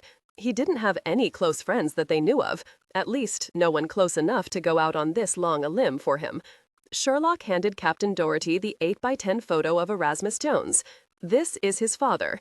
You might want to distribute this photo. They sure do look alike. You think his old man might really be in on this thing? Do you think he's the one helping Marlon? We have no idea. We don't even know if he's dead or alive. It's just an idea, something we can sink our teeth into. They rose. We're going back home, Captain. Keep us informed, and good luck. Douglas told me he's being followed. Damn you, this has got to stop. Candace Madigan spoke angrily from behind them as Savich was unlocking his front door. Sherlock's hand was already on her Lady Colt. Savich was already in a crouch. He took a deep breath. I suggest you never do anything like that again, ma'am. Sherlock could have shot you, and I could have broken your neck. May I inquire what you're doing here? Waiting for you. How did you know I'd be here? Sherlock asked, stepping directly under the porch light. Savich unlocked the door and shoved it open. Everyone might as well come inside. You first, Mrs. Madigan. I'd as soon keep you in front of me, he said over his shoulder. I hope you have frequent flyer miles. What is this? Your second or third trip to Washington? Of course I have frequent flyer miles, she said. Do you think I'm a fool? If Candace was blown away by the inside of Savich's house, she didn't show it. Her eyes never left Sherlock. Did you hear me, Lacey? I know it's not the San Francisco cops. Judge Sherlock found that out for me. So it has to be the FBI following him. It's your doing, isn't it? No, you don't have that kind of authority. She turned on Savich. You'd do anything for little Miss Sweetness, wouldn't you? Even have my husband followed? Are you trying to blame Douglas for Belinda's murder? Stop it, he's going nuts. I won't have it. You know, Savich easily, waving Candace into the living room, when you pause to think a bit, Douglas had a very good motive for killing Belinda. He wanted out of the marriage, but she wouldn't give him a divorce. He knew if he tried to get one, that Judge Sherlock would have ruined him. He was trapped. So he used the string killer's M.O. and killed her. What do you think? Sound good? Candace lunged at him. He caught her wrists and held her away from him. She kicked at him. He quickly turned to the side. Then he began shaking her, saying in his low, calm voice, "Stop it, Mrs. Madigan. For a woman of some sophistication, you're not playing the part." "Give her to me," Sherlock said. "I'm sick of you, Candace.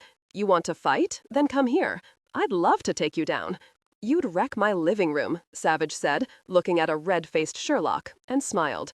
"Will you try to keep some control, Mrs. Madigan? I'll protect you from Sherlock if you'll mind your manners. Will you?" Slowly, she nodded. Savich let her go. She stood there, rubbing her wrists. Then, slowly, she turned to face Sherlock, but she said over her shoulder to Savich, "Did it ever occur to you that she killed Belinda? Talk about crazy. Look at her family. Every gene coursing through her is nuts, just plain nuts." There was dead silence except for Candace's heavy breathing. "Well, what do you have to say to that?" Sherlock smiled. An awesome feat, she told Dillon later, but she managed it. "Candace, why are you really here? I told you, someone's following Douglas. It's got to be the FBI. I want it stopped. So I came to make you do it." Sherlock said, "Why didn't you just call? It sure would have been cheaper." No answer to that. "Maybe you wanted to hire that guy again to terrorize me? Maybe you wanted to try to run me down again? I don't know what you're talking about. As for you," she continued, looking at Savich, "you're blind. Douglas was too, but for only a little while. Now he realizes what she is." Candace gave them a triumphant smile and sat down on the beautiful sofa. Well, what, Mrs. Madigan?" "Madigan, will you have the FBI stop following my husband?" Savich sighed. "Sure, Mrs. Madigan. The thing is, though, we have an agent following him in order to keep him safe. Marlon Jones is still on the loose. It's possible he plans to go back to California. It's possible that he would want to see Douglas, maybe even kill him. That's why we have an agent on him, to protect him." "That's crazy," Candace said slowly. "There's no reason in the world why Douglas would be in any danger from Marlon Jones." "Oh? Are you really so sure about that? Didn't Douglas tell you about Mrs. Sherlock seeing Marlon kissing Belinda in front of the house? Who knows what's going on in Marlon Jones' mind these days? But who cares when all's said and done? Sure, I'll call off the FBI. Douglas can be on his own, no problem." Savich calmly pulled his cell out of his jacket pocket and punched in numbers. "Do you really think he could be in danger?" Savich ignored her, waiting. Then he said, "This is Dillon Savich. Please connect me with James Maitland. Thank you." What if this creep is after him? What if he does manage to get to San Francisco? Douglas needs help. You can't leave him alone like this. It's inhuman. "Sir, Savich here. Yes, we need to call off the protection on Douglas Madigan in San Francisco. Yes, I'm sure. There's no more need." "No, don't call it off. What if this Marlon Jones goes after Douglas?" "No, don't." "Yes, that's right. No need any longer. Thank you." Savich hung up the phone in time to block Candace Madigan from shoving him into the fireplace. "That's it," Sherlock said. She roared toward Candace, grabbing her arm and pulling her around. She sent her fist into Candace's jaw. "Ow! That hurts, you mean little bitch!" Sherlock hit her again, then groaned herself at the pain in her knuckles. Candace looked at her, astonishment written clearly on her face, and slumped to the floor. "Are you all right, Dillon?" She was standing there rubbing her knuckles, asking him if he was all right. He could only shake his head.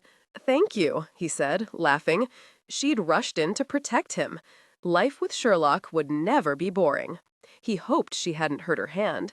"Could you come and kiss me, Sherlock? I'm feeling a little shaky." "Sure," she said, smiling sweetly at him. She kissed his chin, ran her fingertips over his eyebrows, kissed his nose. "You're better now?" "Getting there," he said, and kept kissing her.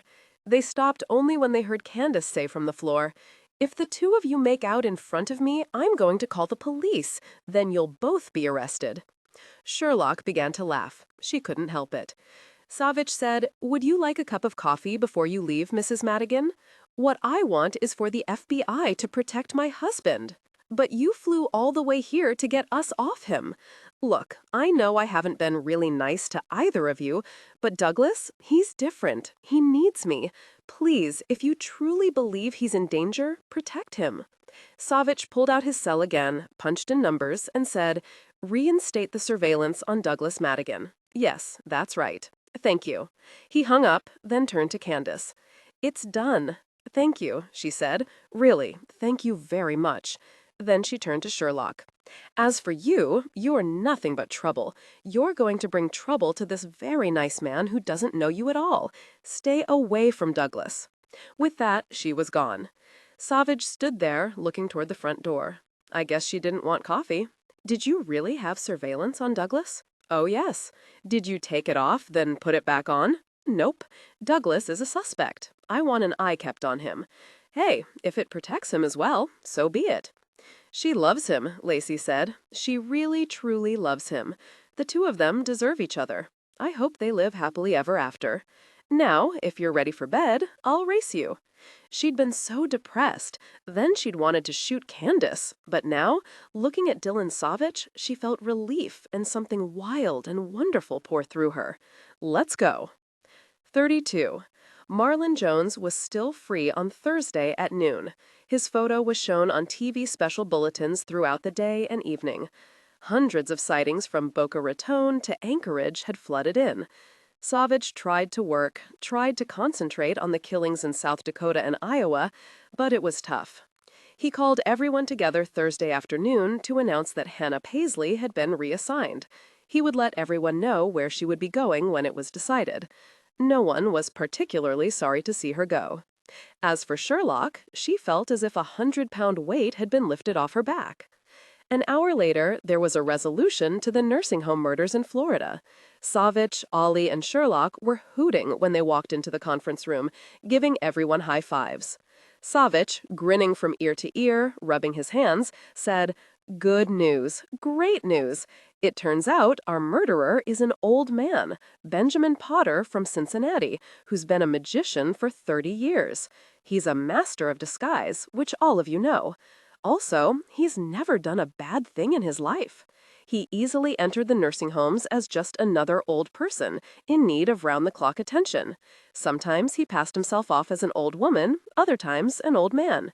Because he was in basic good health, no nurse ever saw him without his clothes on. Important, since he could have been play-acting an old woman. He never had difficulty escaping after each murder, because he didn't. Nope, he always stayed on until a relative came to take him home to his family. He paid the relative $50 for this service." Savich turned to Ollie. Ollie said, "The cops found the relative in Atlanta. He denied knowing anything about the murders. He said only that the old man was a kick, and it was easy money." He nodded to Lacey.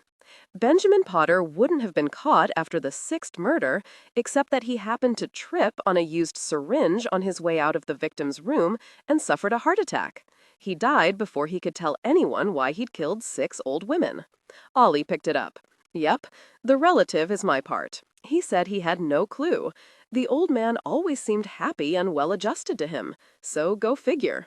They all tried to figure it out, but no one could come up with anything that sounded like the perfect fit. Although Savich said that Maxine thought it might be that the old man had always wanted to be an old woman, and he was killing off his competition. A real big one down, Savich said. Everybody to the gym for celebrations. There was groaning from around the table. Sherlock was still on a high when she went to the women's room in the middle of the afternoon, a redone men's room that looked it. When workmen had removed the urinals, they hadn't patched the wall tile very well. The big room was always dank and smelled like pine sol. Sherlock was washing her hands when she looked up to see Hannah in the mirror, standing behind her. She didn't say anything, just looked at her reflection. Your lover didn't want to take the chance I'd slap him with a sexual harassment complaint so he couldn't fire me. I thought you denied leaking my relationship to a murder victim to the press. I did deny it. Then how could Savich have fired you without proof? Oh, enough, Hannah. Say what you have to say and go about your business. You're really cute, you know that. Tell me, Sherlock, did you set your sights on Savich while you were still at Quantico? No. He'll screw your eyes out, but he won't marry you. Has he made love to you in the shower? He loves that. Hannah, it's none of your business what either of us does. Please, let it go. Forget him. You know I'm irrelevant in all this. Even if I weren't here, Savich still wouldn't be going out with you.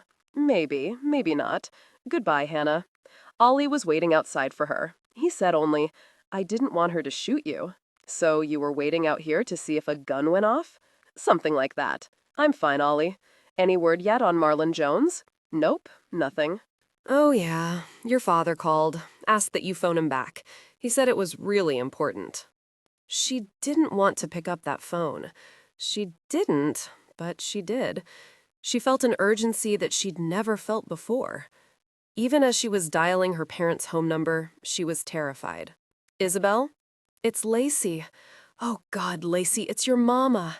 Let me get your daddy on the phone. You just caught him in time. He's leaving now for the hospital. The hospital? What happened to Mother? But Isabel had already hit the hold button. Father? Lacey? Come home, my dear. It's your mother. There was an accident. She's in the hospital. It doesn't look good, Lacey. Can you get some time off? What kind of accident? What is her exact condition? I was backing out of the driveway. She darted out from the bushes that line the street. I hit her. It was an accident. I swear it was an accident. There was even a passerby who saw the whole thing.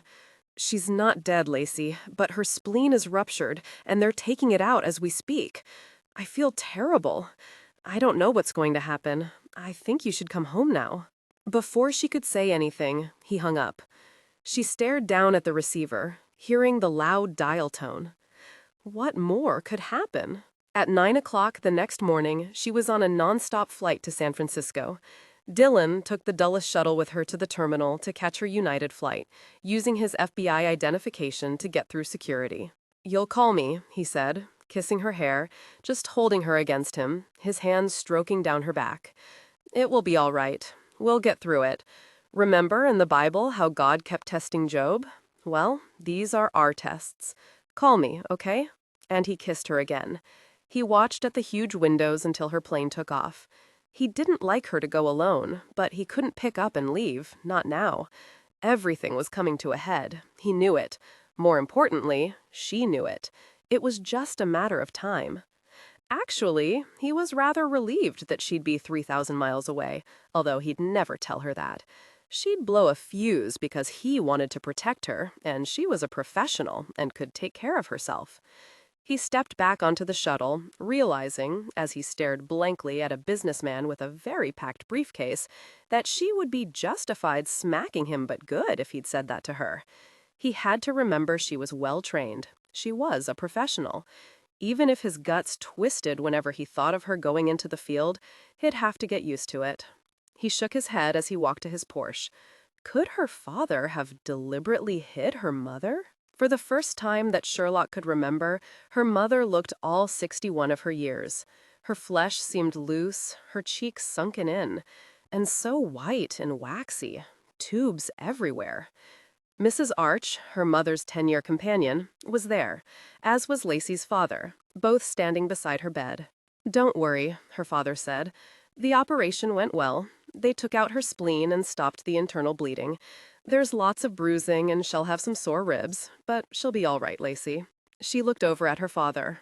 I know. I spoke to the nurse outside. Where were you, Mrs. Arch, when this happened? Your mother got by me, Lacey. 1 minute she was there, watching a game show on TV. The next minute she was gone. I'd gone down to the kitchen for a cup of tea. She looked at her father. He seemed remote, watching the woman who had been his wife for nearly 30 years. What was he thinking? Did he expect her to say something against him when she regained consciousness? Father, tell me what happened. I was backing out of the driveway to go to the courthouse. I heard this loud bump. I'd hit your mother. I never saw her. The first thing was to get her to the hospital. Then I called the police. It was a Sergeant Dillon who found a witness to the whole thing. His name's Murdoch. What did he tell them? That she ran out into the driveway. He said he couldn't figure out why she'd do such a stupid thing. She had to go talk to this Mr. Murdoch herself. You don't believe your mother's crazy tale that I tried to run her down, do you? No, you're not stupid. He'd been tense before, but now he relaxed. He even smiled. No, I'm not stupid. Why did she do that?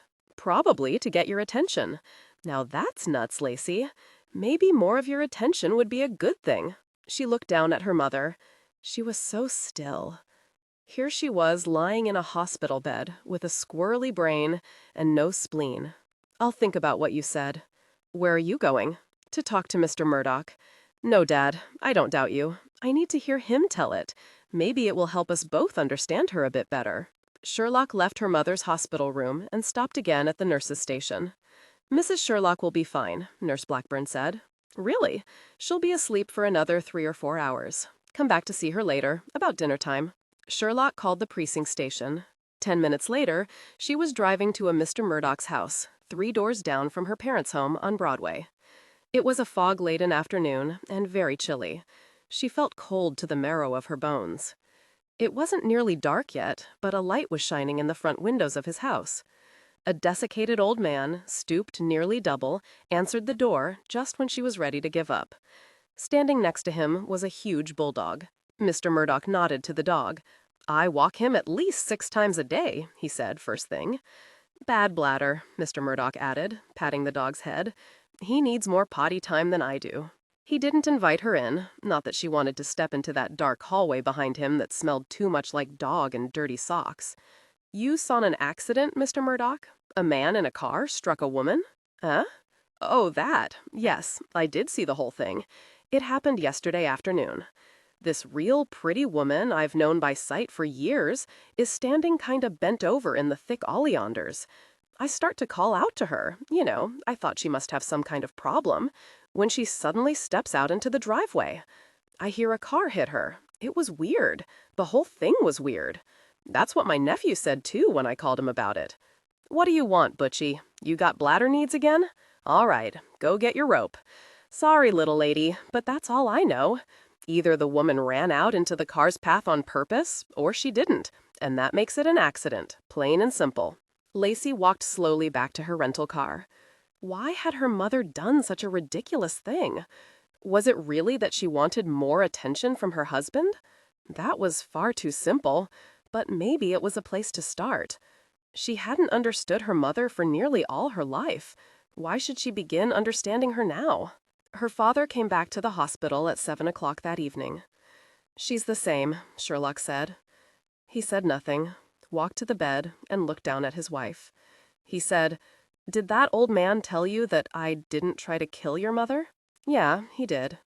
Look, Dad, you know I had to go talk to him, hear everything in his own words. You're my kid. I can understand that. I called a new psychiatrist to come talk to your mother tomorrow. I told her what had happened. We'll see. I'm glad you didn't think I was stupid enough to try something like that. Oh, no. I found myself wondering if I could have done it. Maybe, if it had been dark and we'd been in the Andes with no possible witnesses who spoke English. You're joking. Yes, I'm joking. He looked at his watch. I've got to be in court early tomorrow. I'll see you at lunchtime, Lacey. He paused in the doorway. It's easy to fall into certain ways of thinking, of behaving. You know that your mother could irritate a saint into wickedness. We'll see. She spent the night in her mother's hospital room on a cot, an orderly brought in for her. She lay there, listening to her mother breathing, thinking about Dillon, and wondering, always wondering, where Marlon was. She got a call from Dillon at nearly 11 o'clock, which made it 2 o'clock a.m. his time. I was going to leave you be, at least for tonight, but I couldn't. How's your mom? She'll make it. I personally interviewed a witness who told me that my mother appeared to be hiding in some bushes, then dashed out when my father was backing out of the driveway. I had a good talk with my dad. He's bringing in a new psychiatrist to see her tomorrow. I mentioned that maybe she was trying to get his attention. Should I have opened my mouth? What do you think? I still think it sounds like your mother really wants something she's not getting from your father. You're the daughter. Of course you should say what you think. You know she might really be mentally unstable. As my dad said, well, see. You hanging in there? Yes, don't worry about me. Any word on Marlon Jones? No. It's driving everybody crazy. It's as though he's just disappeared off the face of the earth. Oh yeah, Hannah called me about an hour ago. She wanted to come over and talk. When I said no, she told me how you'd attacked her in the women's room this afternoon. She told me you'd accused her of blackmailing me so I wouldn't fire her. She said you were furious that we'd slept together. The last thing she needed in this crazy mix was Hannah. I don't think so, Dillon. But that's a thought. Let me consider it. I don't know. She's pretty strong. It's possible she could take me down. He grunted. Yeah, she probably could. Call me at the bureau tomorrow with an update. Sherlock? Yes? I miss you really badly. I had to go to the gym by myself. It used to be just fine. In fact, I used to like going by myself. But now all I could do was one lap pull down before I was looking around for you. At least she was smiling when she gently punched off her cell. When a shaft of light from the hospital corridor flashed across her face, Sherlock was awake in an instant, not moving, frozen, readying herself. It had to be a nurse, but she knew it wasn't. She smelled Douglas's distinctive cologne, a deep, musky scent that was very sexy. She remembered that scent from the age of 15 when he'd first come into their lives. She lay very still. She watched him walk slowly to her mother's bed. He stood there for the longest time in the dim light sent in through the window, staring down at her mother. She saw him lean down and kiss her mother. She heard him say quietly, "Evelyn, why did you do this stupid thing? You know he's a bastard. You know surely he'll always be a bastard. What did you expect to prove by running out like that behind his car?" Her mother made no sound. Douglas lightly caressed her face with his cupped palm. Then he straightened and turned. He froze in his tracks, staring down at Sherlock. "Lacey, what are you doing here?" "I wanted to stay with my mother," she said, very slowly coming up onto her knees, her back against the wall. She was wearing one of her favorite Lands flannel nightgowns that came up high on her neck and covered her feet. "Didn't my father tell you I was staying with her?" "No, I guess not." "What are you doing here, Douglas?" He shrugged. "I was naturally worried about her. I wanted to make sure she was all right. I wanted to see her when I knew your father wouldn't be here. Visiting hours were over a long time ago. How did you get in?" "Not a problem. I know the nurse, Lorette. She let me in. Seeing you is a surprise. I didn't know you'd come.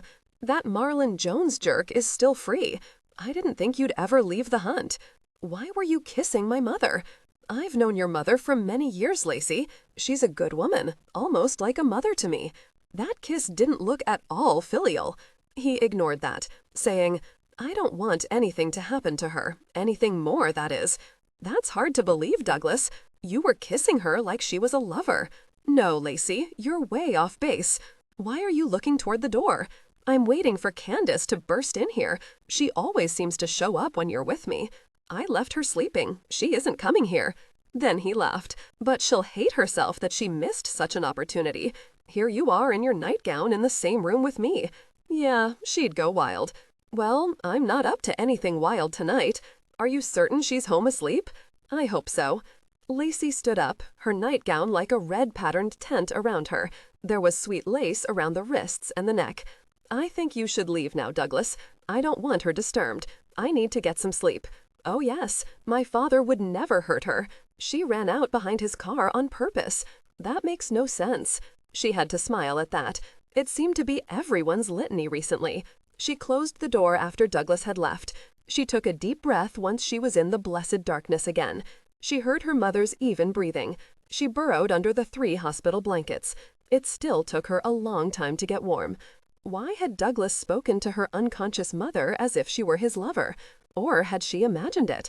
Her head began to pound. She wanted nothing more at the moment than to go home, to Dillon. 33. I didn't run into the driveway. Your father saw me pruning some oleander bushes. He called out to me, told me he wanted to talk to me about something. When I walked onto the driveway, he gunned his BMW and deliberately ran into me. Lacey said very quietly, Mother, there was a witness. He's an old man who lives down the block from you. He claims you were hiding, then ran out so that Father could run into you. Old man Murdoch, her mother said, her voice deep with anger. Then she winced at the pain. That old liar. He wanted me to have an affair with him years ago, after his poor wife died of breast cancer.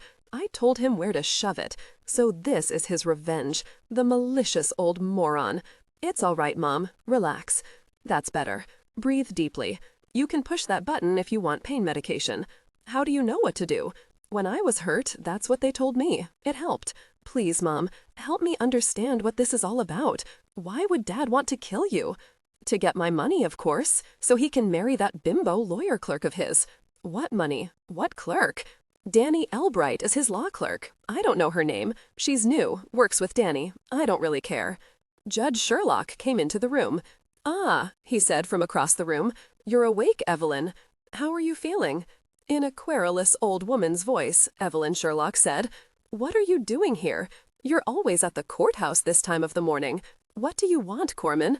This isn't exactly a day to have business as usual. I'm here to see how you're doing, naturally. I'll live. No thanks to you. I'll be pressing charges. You can count on that. Oh my head feels all soft. What's on TV, Lacey? I always watch Oprah. Is she on yet? Oprah is on in the afternoon, Judge Sherlock said. Get a grip, Evelyn. Oh, then it's The Price is Right. That's a great show. I can guess the amounts of money better than those stupid contestants. Do turn it on, Lacey. It was down the rabbit hole, Sherlock thought as she switched on the TV, then handed her mother the remote. You can leave now, Lacey. I'm not going to die. Your father didn't hit me hard enough. I guess he couldn't build up enough speed to get it done once and for all. All right, Sherlock said. She leaned down and kissed her mother's white cheek. You take it easy, okay? What? Oh yes, certainly. I'll bet that powerboat with all that stuff on it costs exactly $33,500. As Lacey walked from the room, she heard Bob Barker call out, It's $34,000. She wasn't aware her father was there until he stepped into the elevator with her. I'll see that she's well taken care of. I've decided Mrs. Arch isn't keeping good enough control. She never should have let her get away like that. Also, after the new shrink sees her this afternoon, I'll call and let you know what she says. I'll tell you one thing, though. Right now, she certainly doesn't sound as if she wants any attention from me. She sounds as if she wants me hung up by my balls. As you said, well, see. She looked up at her handsome father, at the uncertainty and confusion in his eyes, at that stern set of his jaw. She lightly laid her hand on his forearm. Take care, Dad. You don't really think she'll try to press charges? Probably not. She'll forget all about it by this afternoon. If she doesn't, the cops will treat her gently and ask me to see that she has better care. Dad, does Mother have money of her own? Yes, something in the neighborhood of $400,000. It's safely invested, has been for years. She's never had to touch it. Why do you ask? Oh, I know. Your mother's been claiming I married her for her money again. Not likely, Lacey. On a hunch, she called San Quentin from the airport. Belinda's father, her mother's first husband, Connell Francis, had been out of jail since the previous Monday. She pressed her forehead against her fisted hand. Where was Belinda's father? Was he as crazy as her father had said he was? She called Dillon from the plane and got his answering machine. He was probably at the gym. She'd surprise him. She could see him walking through the front door, all sweaty and so beautiful she'd have to try to touch all of him at once, which was great fun, but impossible. Suddenly, in her mind's eye, she saw him and Hannah in the shower. The jealous rage surprised her. She was breathing hard, wanting to yell, but the person seated next to her on the plane probably wouldn't understand. It was in the past. Every woman he'd ever had sex with was in the past, just as Bobby Wellman and his yellow Jaguar were in her past. That made her smile. It was raining hard in Washington, cold, creeping down into the 40s, and utterly miserable. She couldn't wait to get home. Home, she thought. It wasn't her own townhouse. It was Dillon's wonderful house, with the skylights that gave onto heaven. She got into the taxi at the head of the line and gave the black middle-aged driver directions. "Bad night," the driver said, giving her a huge white-toothed smile in the rearview mirror. "I'm hoping the night is going to be a lot better than the day was," she said. "Pretty little gal like you. I hope it's a hot date." "Yes, it is," she said, grinning back. "In fact, I'm going to marry him. This guy get lucky or what? Oh, yes." She leaned back and closed her eyes. When the taxi pulled up in front of Dillon's red brick house, she was asleep. The driver got out of the cab and walked to the front door. When Savich answered, the driver gave him a big grin. "I've got a nice little present for you, but she's asleep in the back of my cab. I guess you're her hot date, huh? And the guy who's going to marry her? She told you that, did she? That's a really good sign. Women always tell me everything," the driver said, walking back to the taxi. Savich couldn't wait to get her inside the house. "Dillon?" "Yes, it's me. Go back to sleep, Sherlock. You're home now. But I'm not going to let you sleep very long. That all right with you?" He leaned down and kissed her nose. "Okay," she said, and bit his earlobe. She giggled. He thought it was the sweetest sound he'd ever heard in his life. The phone was ringing as he laid her on the bed. She lay on her back, looking over at him, listening to his deep voice, his very short answers. When he punched off, she said, "Have they caught him?" Savich shook his head. "No, but it might be really soon." That was Mr. Maitland. A call came through from this woman in southern Ohio, claiming to have seen both Marlin and Erasmus in a restaurant off the turnpike. It sounds like it's for real. They're going to check. They'll get back to us when they know one way or the other. Nothing to do now but wait. Is this the first time both Erasmus and Marlin have been reported being seen together? He nodded as he pulled his navy blue sweater over his head. He smiled at her as he unfastened his jeans. Sometime later, she whispered in his mouth, "Please sing to me." His rich baritone filled the air. "You're my gateway to heaven, all tied up in a bow. Let me at your hinges, and I'll oil them really slow." The bedroom phone rang. He held her close as he rolled to his side. "Savich here?" "We think it's Erasmus and Marlin," said Jimmy Maitland, more excitement in his voice than Savich had heard in 3 months. "So, it looks like they're in Ohio. I'll get back to you when I hear any more." "That's a relief," Savich said, and slowly hung up the phone. He turned back to her, saw that the sated, vague look was long gone now, and there was fear there, haunting fear.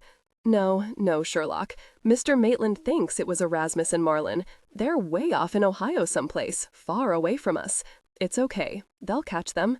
Still, the fear didn't leave her eyes. He said nothing more, just came over her again. He didn't ease his hold on her until he was certain she was asleep. He kissed her temple. He wondered what had happened in San Francisco. Then he wondered if they'd caught Marlin yet, and if they'd dispatched him to hell. Sherlock was feeling mellow as she sipped Dillon's famous home-brewed tea. Morning sunlight poured through the kitchen windows. She was leaning against the refrigerator. Dillon took her cup and kissed her until she was ready to jump him. Then he gave it back to her. It took another 3 long drinks of coffee and a distance of 3 feet from him before she could function again. He grinned at her. When she had her wits together, finally, she told him about her parents, about Douglas. "Douglas was treating my mother like she was his lover. He kissed her, caressed her face, called her by her first name. I'm not wrong about this, even though he denied it quite believably. He nearly dropped his spoon. You're kidding me? No? Well, I guess I shouldn't be surprised. When it comes to your family, I'm willing to believe about anything. Do you think it's possible Douglas was sleeping not only with his wife, but also with his wife's mother?" She took a bite of toast, added another dollop of strawberry spread. "I have no idea. Maybe he wanted all the Sherlock women. After all, he wanted to sleep with me too." She sighed, rubbed her stomach, knew she was going to have to relax, or she'd get an ulcer. "It's as if I know them, but they're strangers to me in the most basic ways. I found out that Belinda's father, my mother's first husband, his name is Connell Francis, was released from San Quentin a short time ago. Interesting. He's the one your father told you tried to kill him? That he was nuts? Yes, my father told me that's why Belinda shouldn't have kids. She had too many crazy genes in her. My father also told me Belinda was already well on her way to being as nuts as her father. I think I'll call the shrinks at San Quentin and see what they have to say about it. He rose. Go ahead and call San Quentin. That's a good idea. You want to ride downtown with me? Ollie greeted her with a hug and began talking immediately about a string of kidnappings and murders in Missouri. It's the same perps, that's pretty well established. They kidnap a rich couple's child, get a huge ransom, then kill the kid. Actually, it's likely that they kill the kid immediately, then string the parents along. There have been 3 of them, the most recent one in Hannibal, the birthplace of Mark Twain. These folk are real monsters, Sherlock. She took a deep breath. After all, monsters were their business. She understood that, she accepted it, and wanted to get them put away. That, or get them on death row. But children, that was more than monstrous. Once they had Marlin and Erasmus, she wanted to concentrate on the kidnappers. No, they were murderers. The kidnapping really didn't count. She went back to her desk and booted up her computer. Dillon had put a lion on her screen, and he roared at her out of the small speakers on either side of the console. She heard 2 agents shouting at each other. She heard a woman laugh, saw a Coke can go flying past her desk, heard the agent shout his thanks. She heard the hum of the Xerox, someone cursing the fax machine, heard an agent speak in that deep, rich FBI voice on the phone. Everything was back to normal chaos, only it wasn't, not for her, at least not yet. Marlin Jones was still free. Belinda's killer, whoever that was still out there. She prayed that both Marlin and Erasmus were in Ohio, with the state police getting really close. She hoped the police would take both of them out. She looked up to see Ollie stretching. Anything new on Missouri? Ollie shook his head. Nothing, nada, zippo. But, I got this funny feeling in my gut. I know we're going to get the perps. Despite Maxine being really stumped on this one, I know it's going to come to an end soon now. She sighed. I hope so. But what she was thinking about was smoke and mirrors. Her life seemed filled with smoke and mirrors. Everyone looked back at her, but their faces weren't real, and she wondered if they were looking at her or at someone they thought was she. No one seemed as he really was, except for Dillon. You haven't called Chico for a karate lesson, Dillon said as he revved up the engine of his 911 just after 6 o'clock that evening in the parking garage. Tomorrow. I swear I'll call this madman of yours tomorrow. You'll like Chico. He's skinny as a lizard and can take out guys twice his size. It will be good training for you. Hey, can he take you out? Are you crazy? Naturally not. He gave her a fat smile. Chico and I respect each other. You gonna trump me into the ground tonight? Sure, be my pleasure. Let's swing by your place and pack up some more things for you. Actually, he wanted all of her things at his house. He never wanted her to move back to her townhouse, but he held his tongue. It was too soon. But it was Sherlock who swung by her own townhouse, Dillon having gotten a call on his cell. He dropped her off at home for her car, then headed back to headquarters. An hour, no longer. There's this senator who wants to stick his nose into the kidnappings in Missouri. I've got to give an update. What about Ollie? Mr. Maitland couldn't get hold of him. It's okay. I'll see you at the gym in an hour and a half, tops. You be careful. He kissed her, patted her cheek, and watched her walk to her own car. He watched her lock the car doors, then wave at him. The night was seamless black, no stars showing, only a sliver of moon. It was cold. Sherlock turned on the car heater and the radio to a country western station. She found herself humming to Mama Don't Let Your Babies Grow Up to Be Cowboys. She'd have to ask Dillon to sing that one to her. Her townhouse was dark. She frowned. She was certain she'd left on the foyer light that lit up the front door area. Well, maybe not. It seemed as though she'd been gone for much longer than a week. She supposed she might as well rent the place out, furnished. She'd have to call some realtors to see how much would be appropriate to ask. Why had Douglas been leaning over her mother, kissing her, talking to her, as if she were his lover? She knew this was one question she'd never be able to ask her mother. And Douglas had denied it was true. She wondered if all families were as odd as hers. No, that wasn't possible. Not all families had had a child murdered. She wasn't humming when she slid the key into the deadbolt and turned it. She was wishing she were at the gym. She wished he were throwing her to the mat when she turned the lock and pushed the front door open. She felt for the foyer light, flipped it on. Nothing happened. No wonder. The miserable light bulb had burned out. It had been one of those suckers guaranteed for 7 years. She had replacement light bulbs in the kitchen. She walked through the arch into the living room and found the light switch. Nothing happened. Her breathing hitched.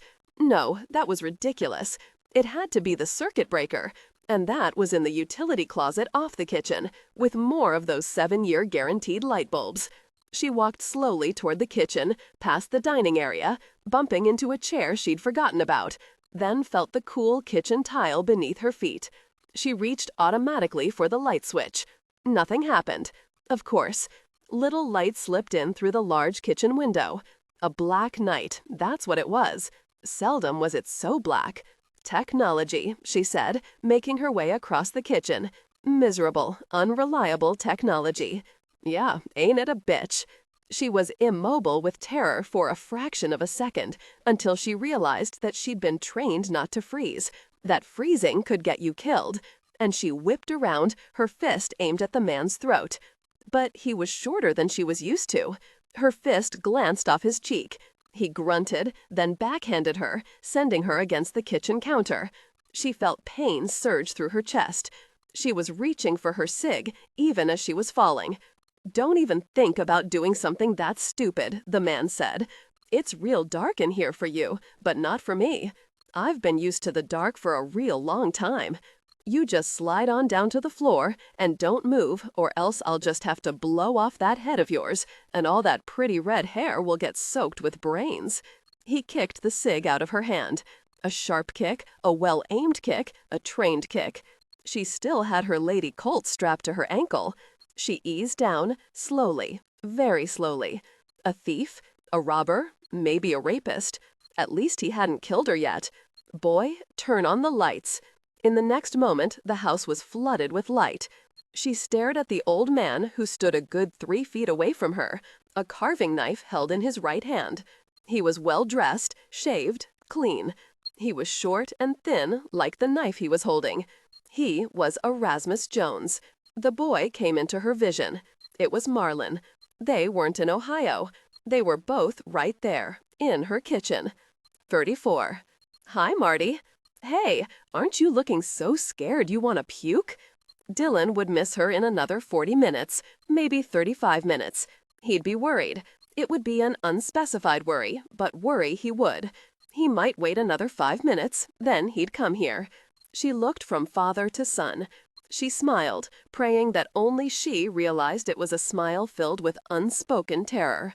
"Hey, Marlin, how long have you and your dad been squatters in my house?" Erasmus Jones answered as he hunkered down to her eye level. 3 days now. That's how long it took us to get from Boston to here. We had to be real careful, you know." "I would imagine so." "Lucky I wasn't here." "Oh, no," Marlin said. "I wanted you to be here. I wanted you, Marty, but you'd gone. Were you with that cop? Savich is his name, right? You sleeping with him?" He said to his father. "He's a big fella, real big, lots of muscles, and he fights mean." "I bet he ain't as mean as your mama were," Erasmus said, and poked the tip of the knife into the sole of Lacey's shoe. It was so sharp that it sliced through the sole and nicked her foot. She winced, but kept quiet. "Mama was a bitch, Pa. I remember her.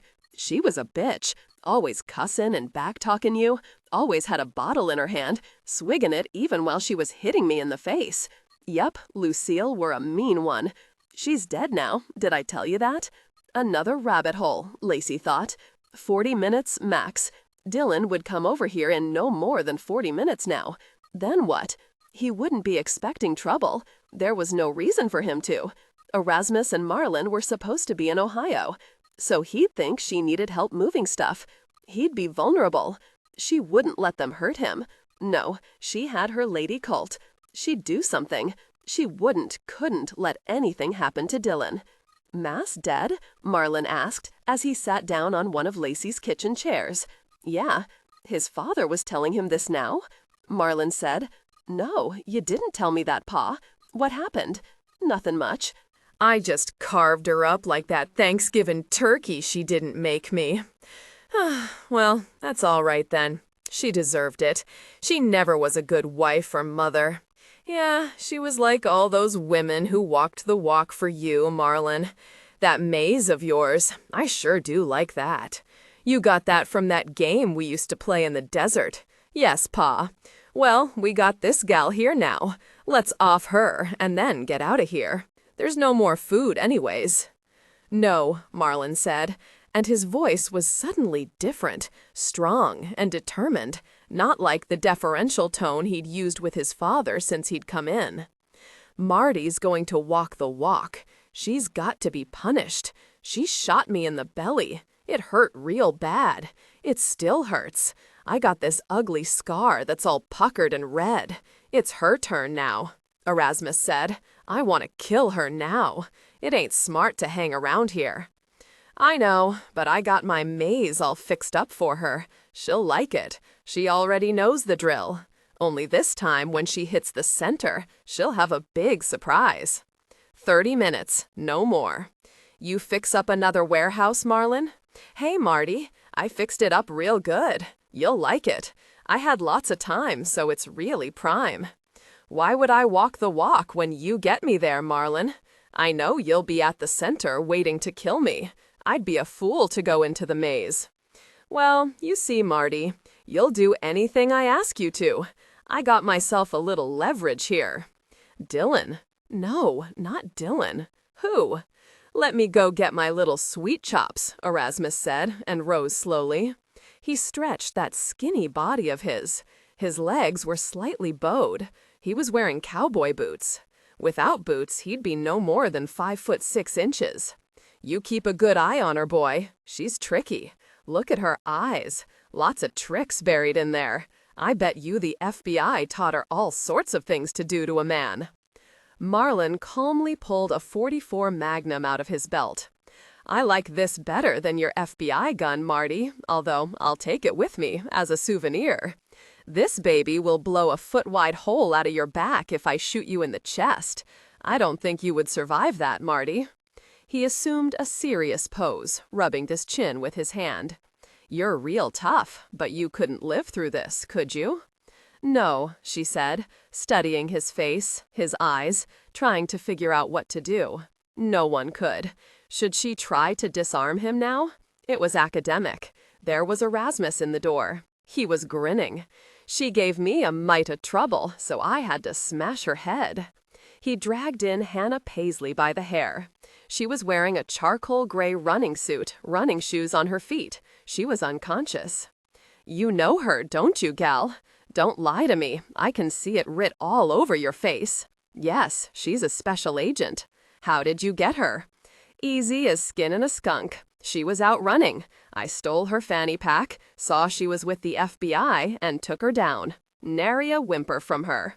"I'm real pleased you know her, personal-like. That's gotta make a difference." "You don't want me to kill her, now do you?" "How did you know I knew her?" Out of 10,000 FBI agents, he had to get Hannah Paisley? No, it was too much of a coincidence. "Oh, I was watching you come out of that huge, ugly Hoover building. There was this one standing there, waving at you, but you didn't see her. I knew I had the one I needed right then." "Yep, she knew you." Hannah groaned. Sherlock saw her hands were lashed together behind her back, and her ankles were tied tightly together. "Don't hurt her. She didn't do anything to you." Marlon laughed. "No, but I knew you wouldn't cooperate unless we got someone. Pa followed her. He figured she was FBI, and he was right. Now, Marty, you ready to come to the warehouse with me and walk the walk? 20 minutes. No more than 20 minutes. There would be no way Dillon would find her if they left. No way at all." She looked around then. They had trashed the kitchen, the living room. He would come in, and he would know that she was taken, but he wouldn't know where. For the first time, she smelled spoiled food, saw the dishes strewn over the counters and the table. "Did anyone ever tell you you were a pig, Marlin?" She wished she'd kept her mouth closed. He punched her hard in the kidney. The pain sent her to her knees. "I might be a pig, Marty, but you'll be dead. Not long now, and you'll be dead and rotting, and my pa and I will be driving into Virginia. There's some real pretty mountains there, and lots of places to hide out. Do your business now, Marty. We've got to get out of here. Hey, you gotta pee because you're so scared, right? That's right, Marlin." She closed the door on his grinning face, heard him lean against it, knew he was listening. She knew she didn't have much time. He banged on the door as she flushed the toilet. "That's long enough, Marty." When she walked out, he shoved her back in. He looked around. "I'm not the pig. It's my pa. He never learned how to do things 'cause his ma never taught him anything. Left him lyin' in his own shit when he was just a little tyke. Made him lyin' in his own shit when he was older to punish him. She wasn't nice, my grandma." "She doesn't sound nice," Lacey said. "Why'd you come here, Marlin? Why do you want to kill me? It's a really big risk you're taking. Why?" He looked thoughtful for a long moment, but the gun never wavered from the center of her back. "I knew I had to take you out," he said finally. "No one can beat me and get away with it. I thought and thought about how I could get out of the cage in Boston, and then that judge handed me a golden key. Those idiot shrinks were a piece of cake. I acted all scared, even cried a little bit. Yes, it was all so easy. There was my pa, sent me a message in prison, and I knew where he was waiting.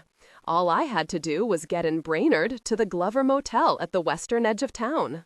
There he was, had clothes for me, everything, a car with a full tank of gas. I knew then that I could get you, take you out, and then I'd be free.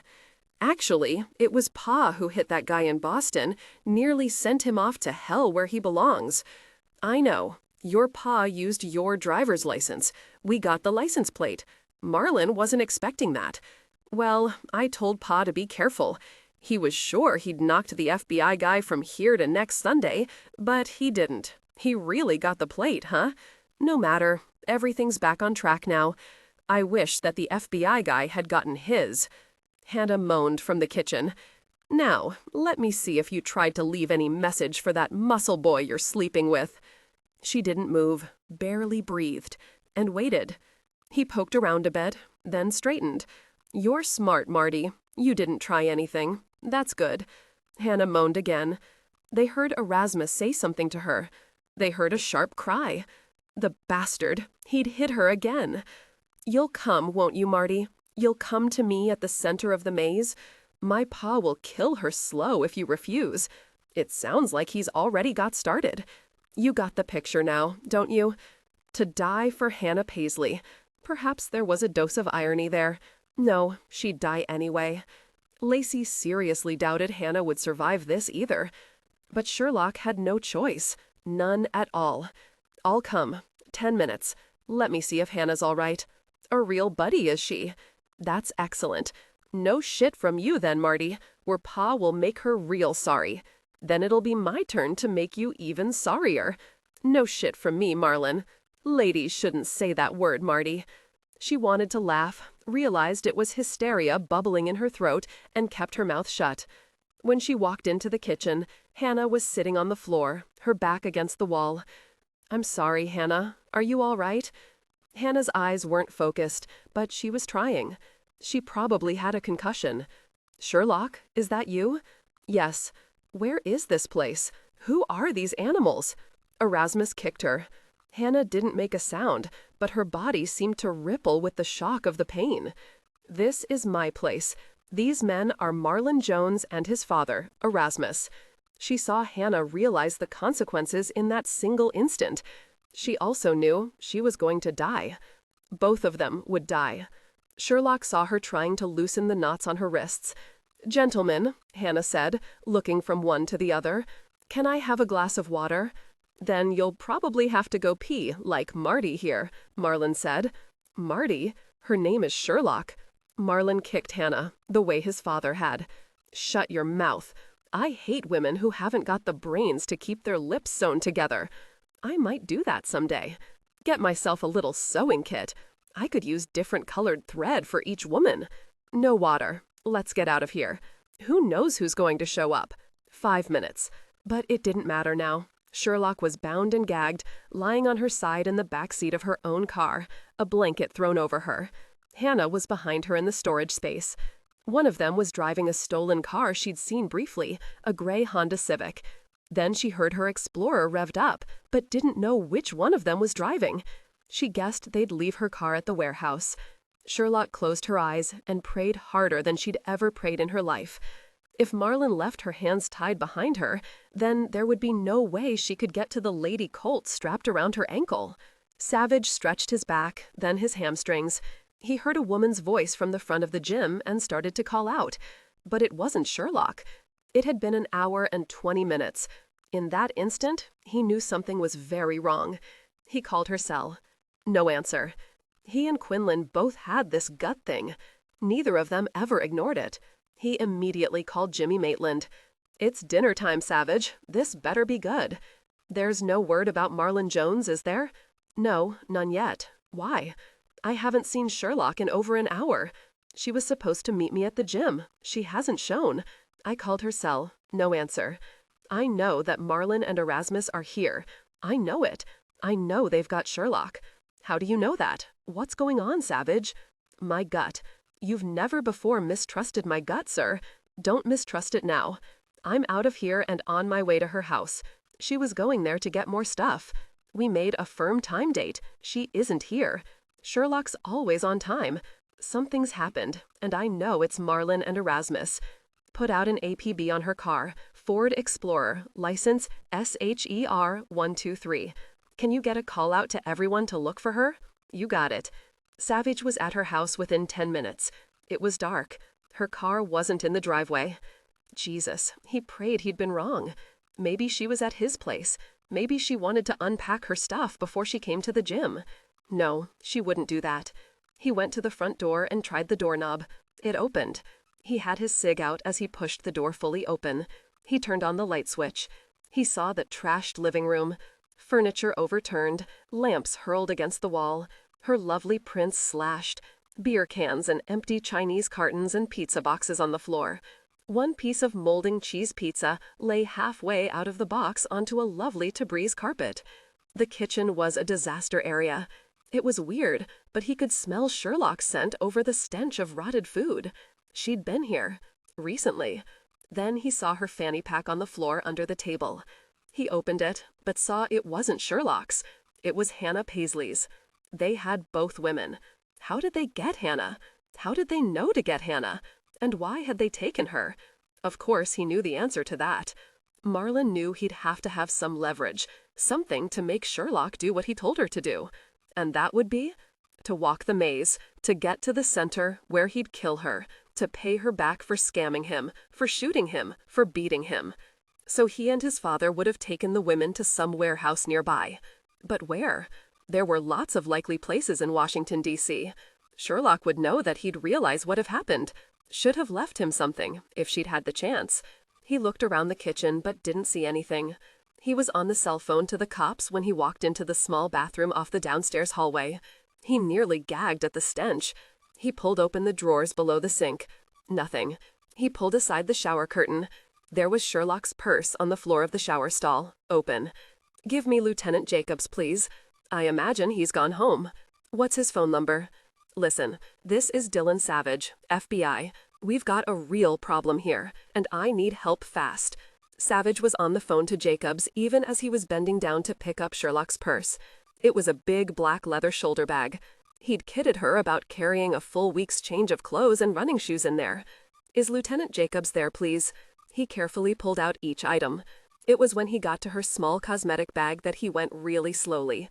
He unzipped it a little bit at a time, holding it upright. "Is this you, Lewis? Savich here. I've got a huge problem. You know all about Marlin and Erasmus Jones? Well, they're here in Washington, and they've got two of my agents, Agent Sherlock and Agent Paisley.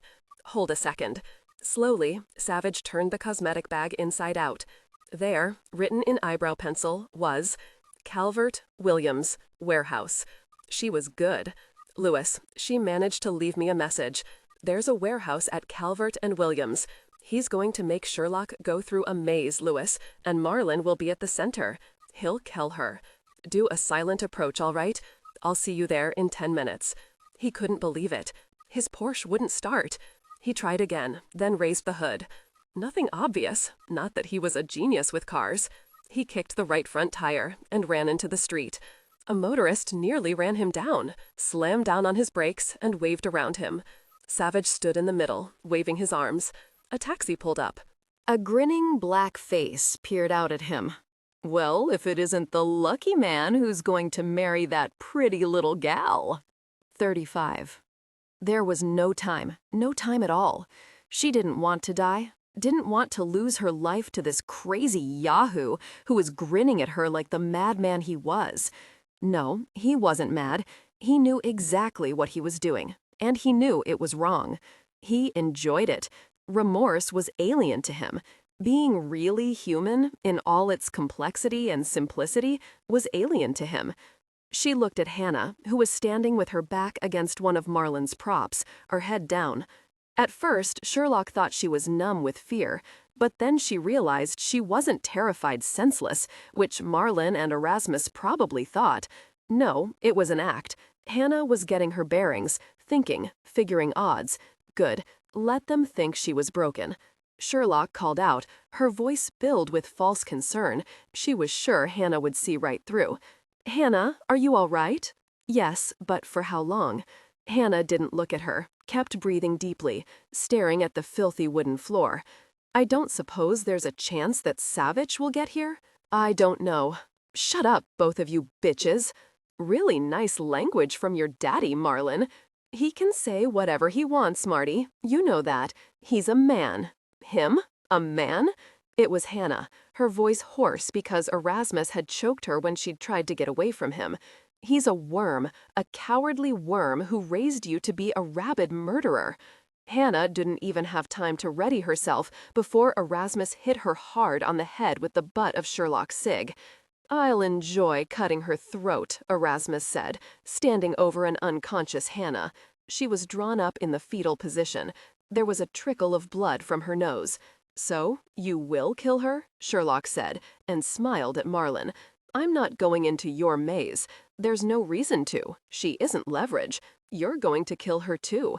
You heard your sweet daddy. Erasmus raised his hand to strike her, but Marlin grabbed his wrist. Marty's mine. I'll handle her. Looky here, Pa, a little druggie. You want to take care of her? A young black girl, dressed in ragged, filthy jeans and an old Washington Redskins jersey with holes in the elbows, was crouched by the door of the warehouse, her eyes huge, knowing she was in the wrong place, and knowing, too, there was nothing she could do about it. Erasmus walked to the girl, took her by the neck, and shook her like a chicken. Sherlock heard the girl's neck snap. It was unbearable. She closed her eyes, but not before she saw Erasmus toss the girl aside like so much garbage. I'll see if there are any more scum inside, Erasmus said, and slid through the narrow opening into the huge derelict building. The area was God-forsaken, bleak, an air of complete hopelessness about it. All the buildings had been abandoned by people who had given up. All were in various stages of dilapidation. There were old tires lying about, cardboard boxes stacked carefully together to cover a homeless person. It was the nation's capital, and it looked like the remains of Bosnian cities Sherlock had seen on TV a while back. Marlin took her chin in his palm and forced her face up. Guess what, Marty? My name's Lacey. No, you're Marty to me. That's how you came on to me in Boston. That's how you'll go out. Guess what I found? She stared at him. He pulled her Lady Colt out of his pocket. I remembered this little number. This is the gun you shot me with in Boston. You were hoping I'd forget, weren't you? You wanted to blast me again, didn't you? Well, you aren't going to do anything now. I win, Marty. I win everything. You won't win a thing, you slug. I'm not going to walk into your maze. What if I promise you I'll let her go? She laughed. Your daddy's the one who's going to kill her, Marlin, not you. All right then, I have another idea. Marlin twisted her chin, slapped her. Come on, Marty, showtime. Erasmus came out of the warehouse, dragging a ragged old man by his filthy jacket collar. Only one, Marlin, this poor old heap of bones. He's gone to his reward. I bet he'd thank me for releasing him if he had any breath left. Erasmus lowered the old man to the rotted wooden planks outside the warehouse, kicked him next to a stack of tires. Take your girlie, Marlin, and have her walk the walk. I want to get out of this damned city. It's unfriendly, you know. And look around you. People ain't got no pride here. Ain't nothing but devastation.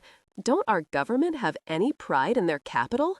Marlin smiled down at Sherlock, raised the .44 Magnum, and brought it down on the side of her head. She was unconscious before she hit the ground.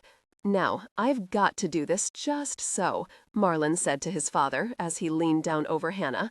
Yes, just so.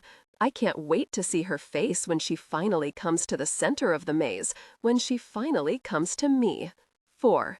Local police cars cruised in silently. All of them parked a good block from the warehouse. Men and women quietly emerged from the cars, Louis Jacobs bringing them to where Savich had just arrived in a taxi, a tall, middle-aged black man next to him. Jimmy Maitland will be here soon, along with about 15 special agents, Savich said quietly. Now, here's what we're going to do. Sherlock awoke slowly, nausea thick in the back of her throat, her head pounding.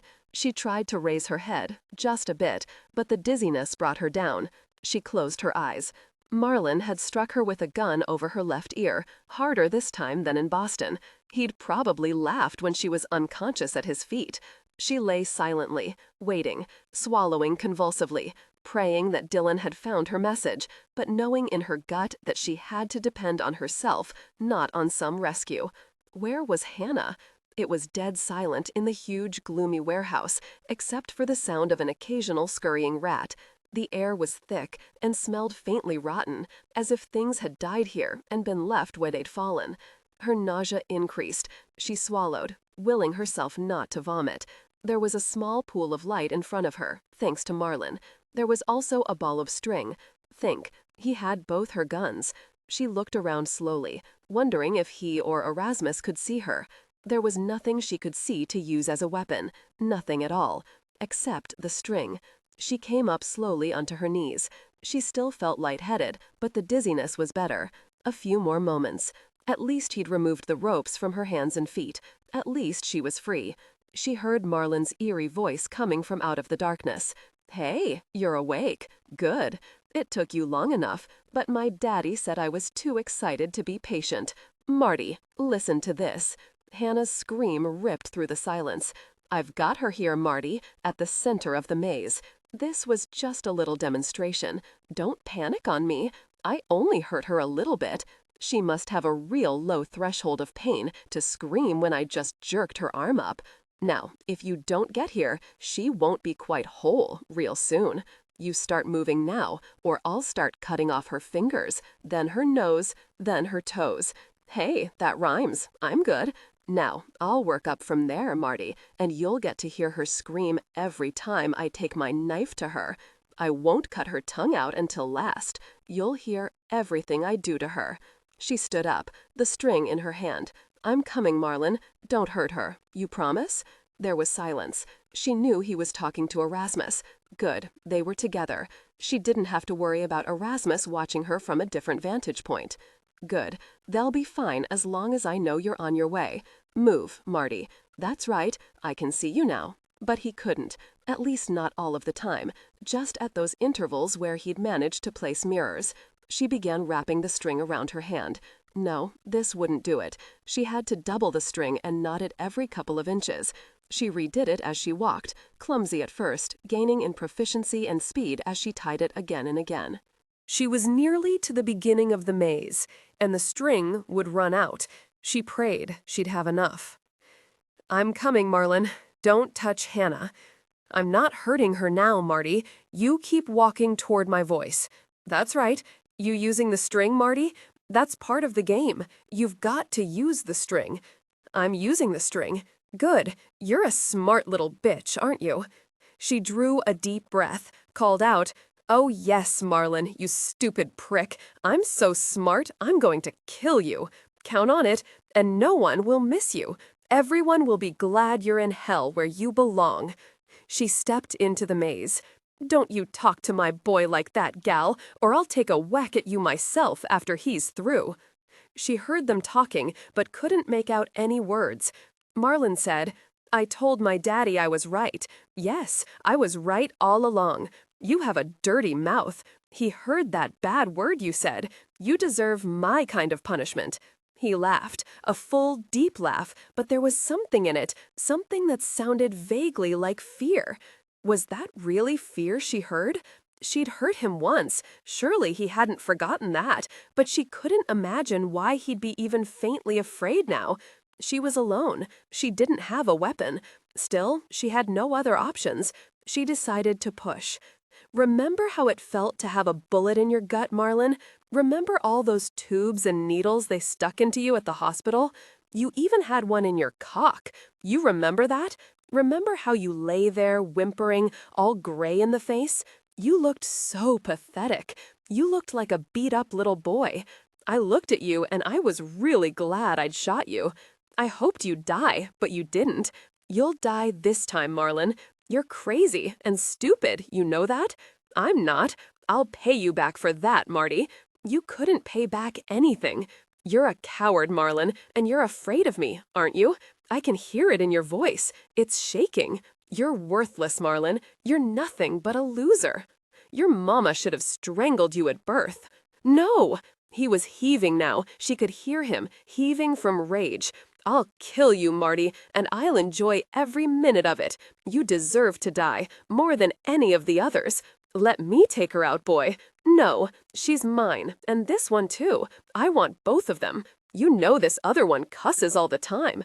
Yes, I want both of them. You wait and see how well I slice them up. You'll be proud of me, Pa. He was screaming and pleading with his father, both at the same time. He was really close to the edge.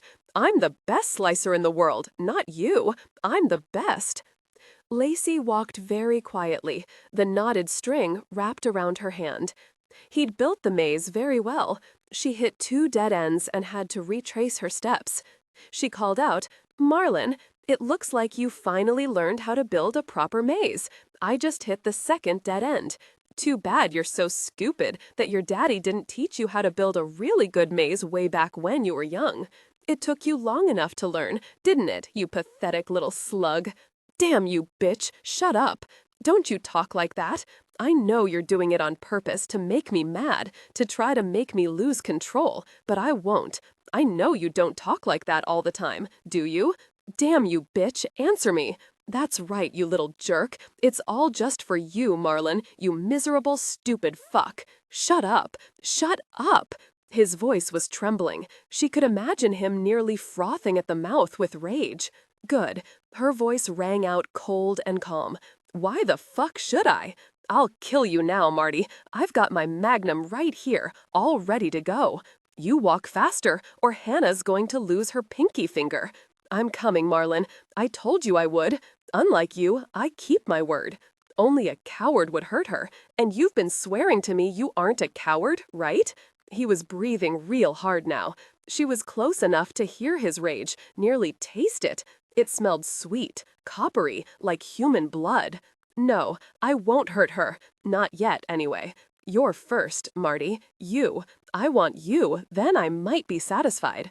She walked into a narrow pool of light. She carefully held the string at her side. Where's your daddy, Marlin? Is he lurking around one of the corners of the maze? He's a coward, too. You got it all from that precious father of yours, didn't you? I ain't lurkin' no place, girlie, Erasmus shouted out. I'm just lettin' my boy do what will make him happy. You do what he wants and I won't skin you. Did you skin your wife, Erasmus, after you slit her throat or before? Ain't none of your business, girlie. You come along now, you hear me? I want to get out of this place. It ain't comfortable. It makes my skin crawl. Yes, I hear you. He was on her left, some 30 feet away. Marlin was only about 10 to 12 feet away, at about 10 o'clock. Imagine anything making Erasmus's skin crawl. She'd wrapped about 6 lengths of string around her hand. String, she thought. All she had was a handful of string to take out 2 killers with 3 guns.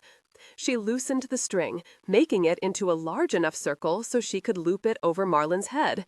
No, it had to be even bigger. It took time. She felt bile in her throat and swallowed.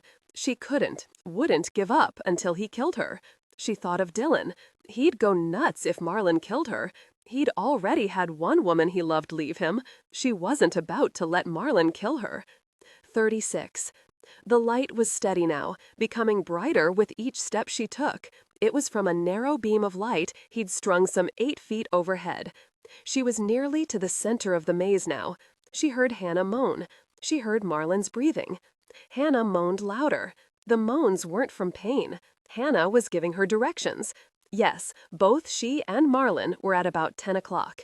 She could picture him standing over Hannah, the magnum in his hand, a big smile on his face, waiting for her. He couldn't wait. Where was Erasmus? Had he moved at all? Hannah? Can you hear me? Are you all right? I'm all right, Sherlock. Then she moaned again, a nice lusty moan. The bastard kicked me.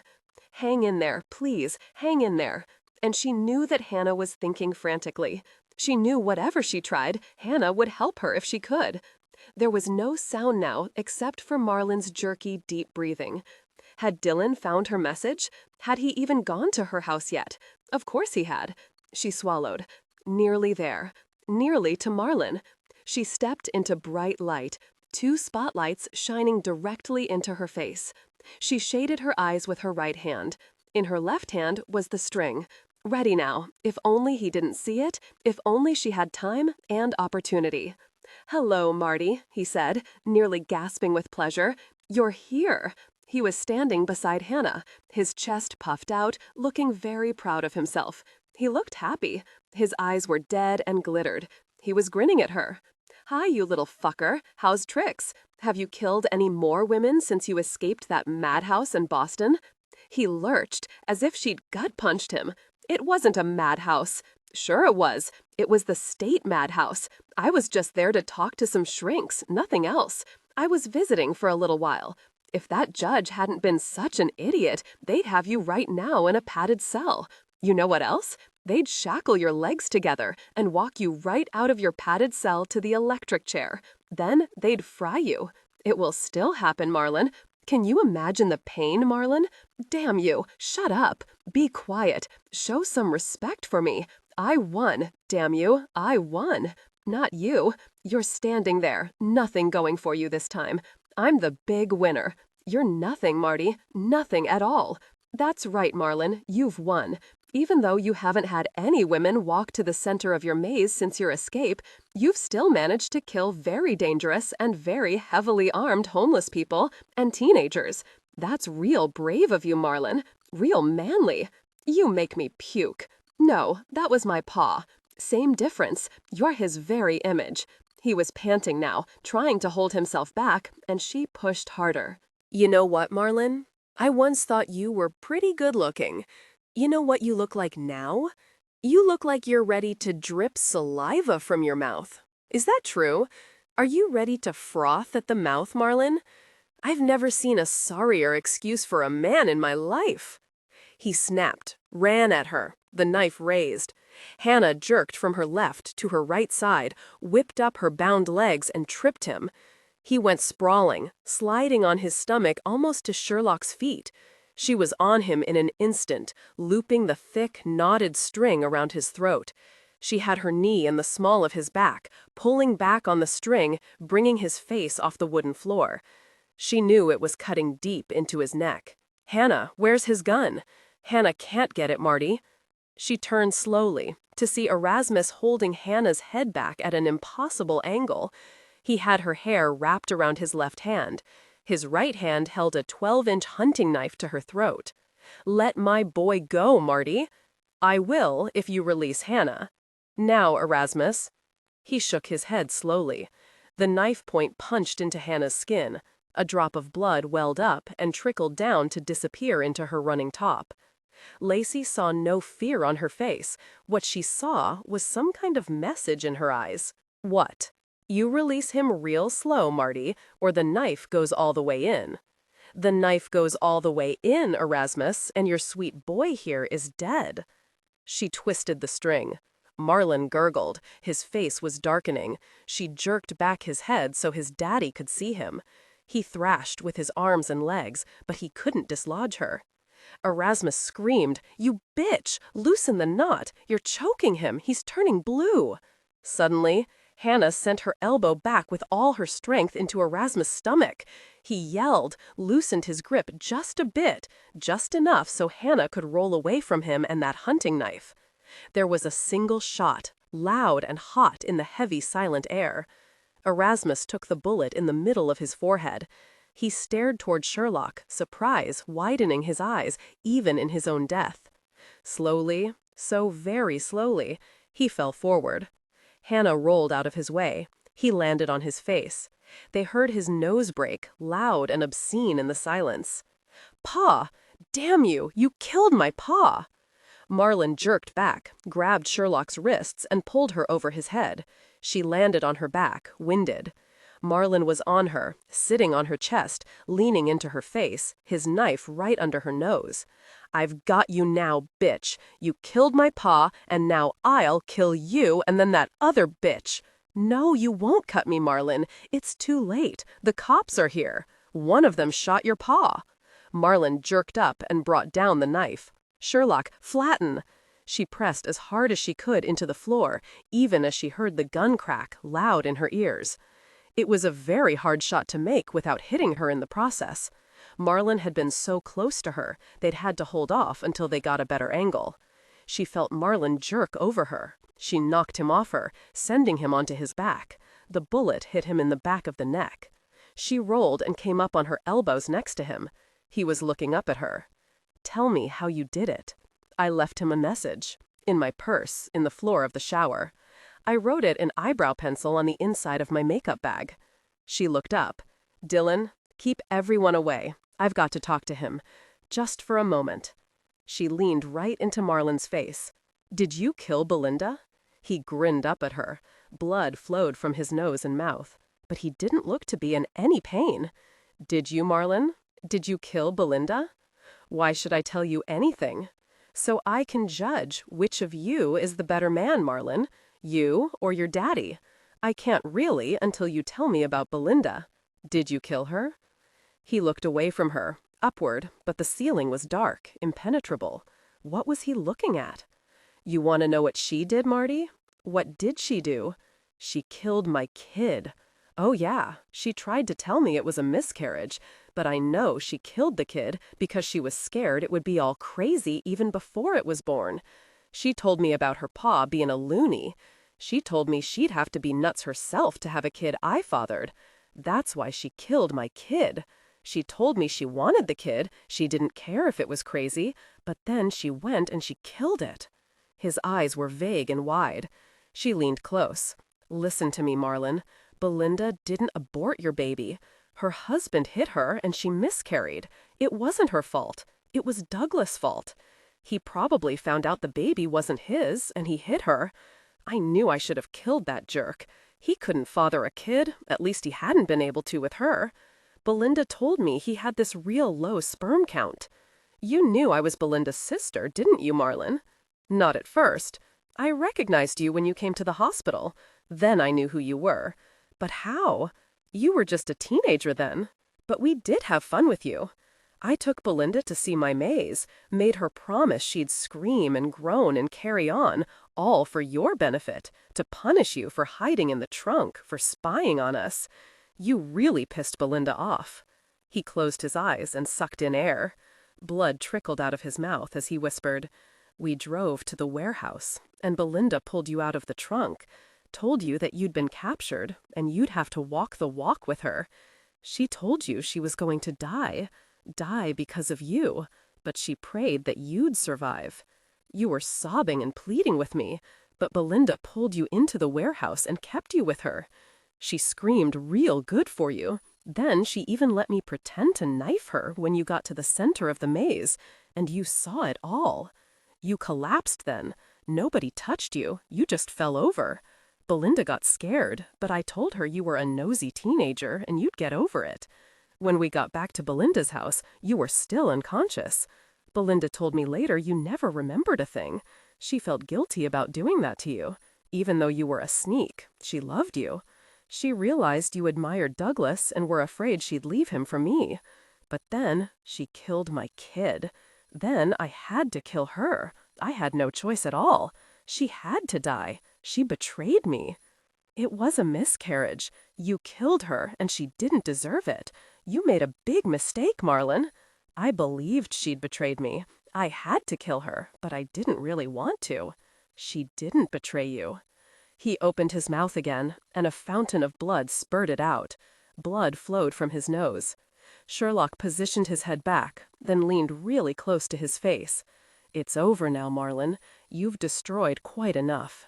Yes, Marlon, die now. He tried to raise his hand, but couldn't. He whispered, his voice liquid with his blood. You sure are pretty, Marty. Not as pretty as Belinda, but still pretty. His head fell to the side, his eyes still open, a small smile on his mouth.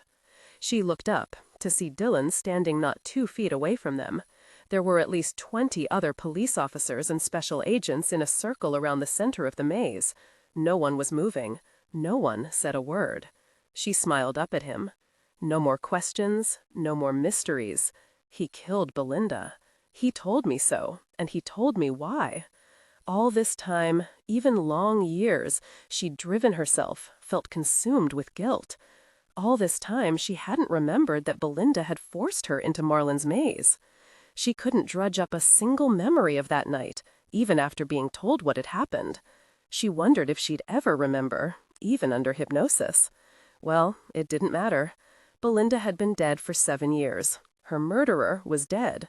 Lacey's life was her own again, and she had Dillon. She had a future. Yes, Dillon said. We all heard him confess. It's over, Sherlock. Who shot Marlon? A grizzled old cop raised his hand. Sorry, I had to wait so long, but I couldn't get a clean shot. You did perfectly. She looked at Hannah. Are you all right? I'm fine now. She was standing beside Dillon, leaning against him. Lacey looked at her. Thanks for tripping Marlon. That was really well done. I wasn't quite sure how to get him low enough to loop him. I knew you'd be ready. You'd best stand up straight now, Hannah. I don't want you leaning against Dillon ever again. You got me? Hannah laughed, a raw, ugly sound that was quite beautiful.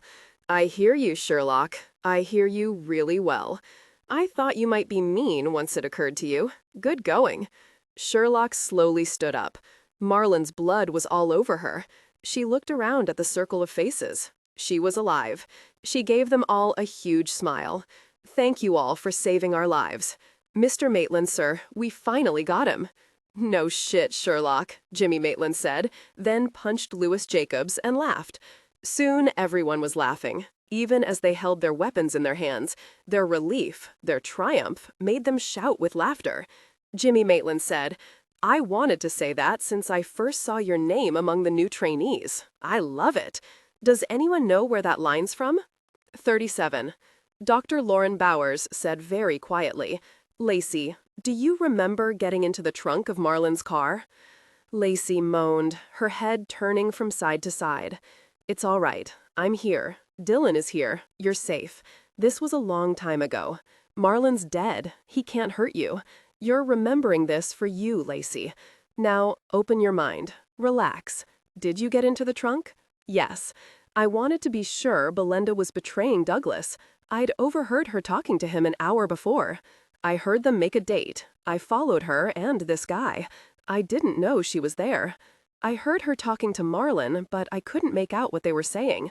When we got to the warehouse and they dragged me out of the trunk, I'd never been so terrified in my life. Then Marlon made me walk to the center of the maze with Belinda.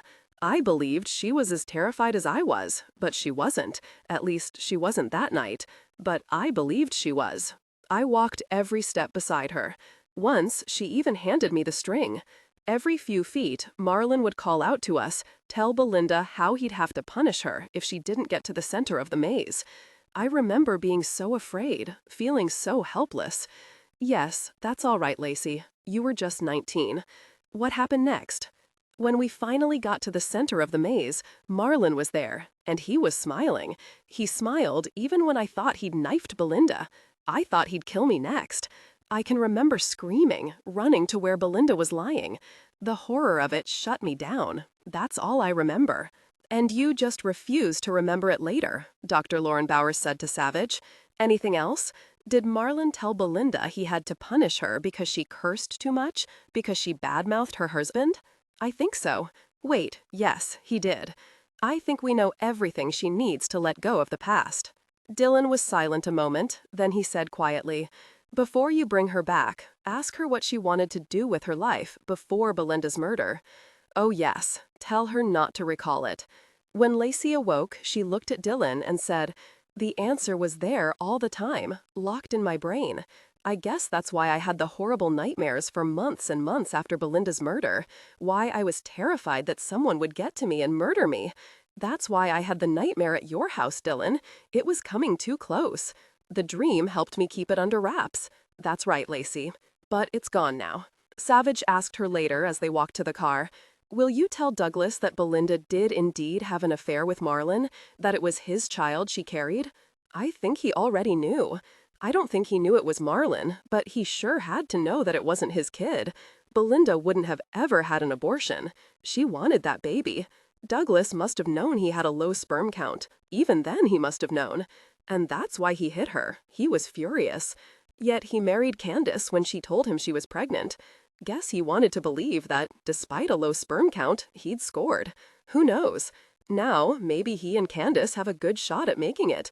If he can't sire a kid and she doesn't want one, well, then all problems are solved. Now that I can remember, I can see that Belinda's life was out of control. I don't think she was difficult, like our mother, which is what my father told me, but she was over the edge. And I was a bratty teenager, bugging her, spying on her. Yes, you're probably right. And that's the answer to the differences Wild Bert York found in all the physical comparisons he did of the murders. Marlon killed Belinda for different reasons, and the differences show up in how he built the props. You know something else, Sherlock? She cocked her head to the side in that unique way she had. He patted her cheek. It's all over now. Every shred of it. Every scintilla. They'll be the media, but you can handle that. Mr. Maitland will try to protect you from the vultures as much as he can. Oh yeah, there's one other detail. He paused a moment, frowning down at his shoes. Hannah hired a hood, one of her informants, to go after you in that car, and the same guy broke into your house. She claims he didn't follow orders. She never told him to rape you, just scare you. She says she's really sorry, Sherlock, claims she never meant to hurt you. She's been asked to leave the bureau. It's up to you if you want her prosecuted. Did she tell you why she did it? She claims she lost it. She was crazy jealous.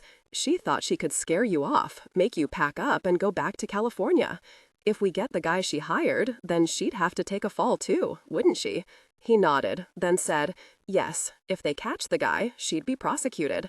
Let me think about it. He helped her into his Porsche, then walked around to the driver's side. He gave the left front tire a good kick. I can't believe it wouldn't start that night. If Luke hadn't come along, we might have been in deep trouble. Luke's coming to the wedding? Oh, yes. He leaned over and kissed her. Fasten your seatbelt. I'm feeling like a wild and crazy guy. I'm feeling kind of wild and crazy, too. Tell you what, why don't we go home and watch old movies and eat popcorn? Why don't we go home and make our own movies? Popcorn is optional.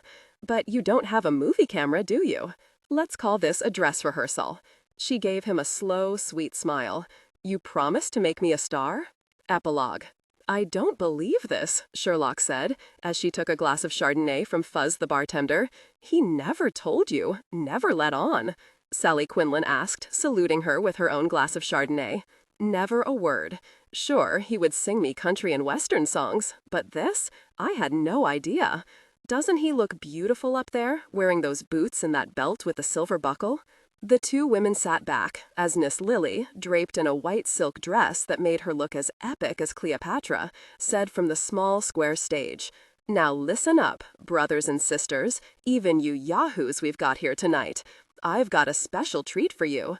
We've finally got our Savich back. He and Quinlan have agreed to play for us. Take it away, boys." "This ought to be great," said Marvin the bouncer, at Lacey's shoulder. You sit back and enjoy, chickie." Dillon's beautiful baritone filled the smoky bar, his guitar a mellow background, Quinlan's sax running a harmony with the melody. His voice was deep and rich and sexy, carrying clearly to every darkened corner of the club.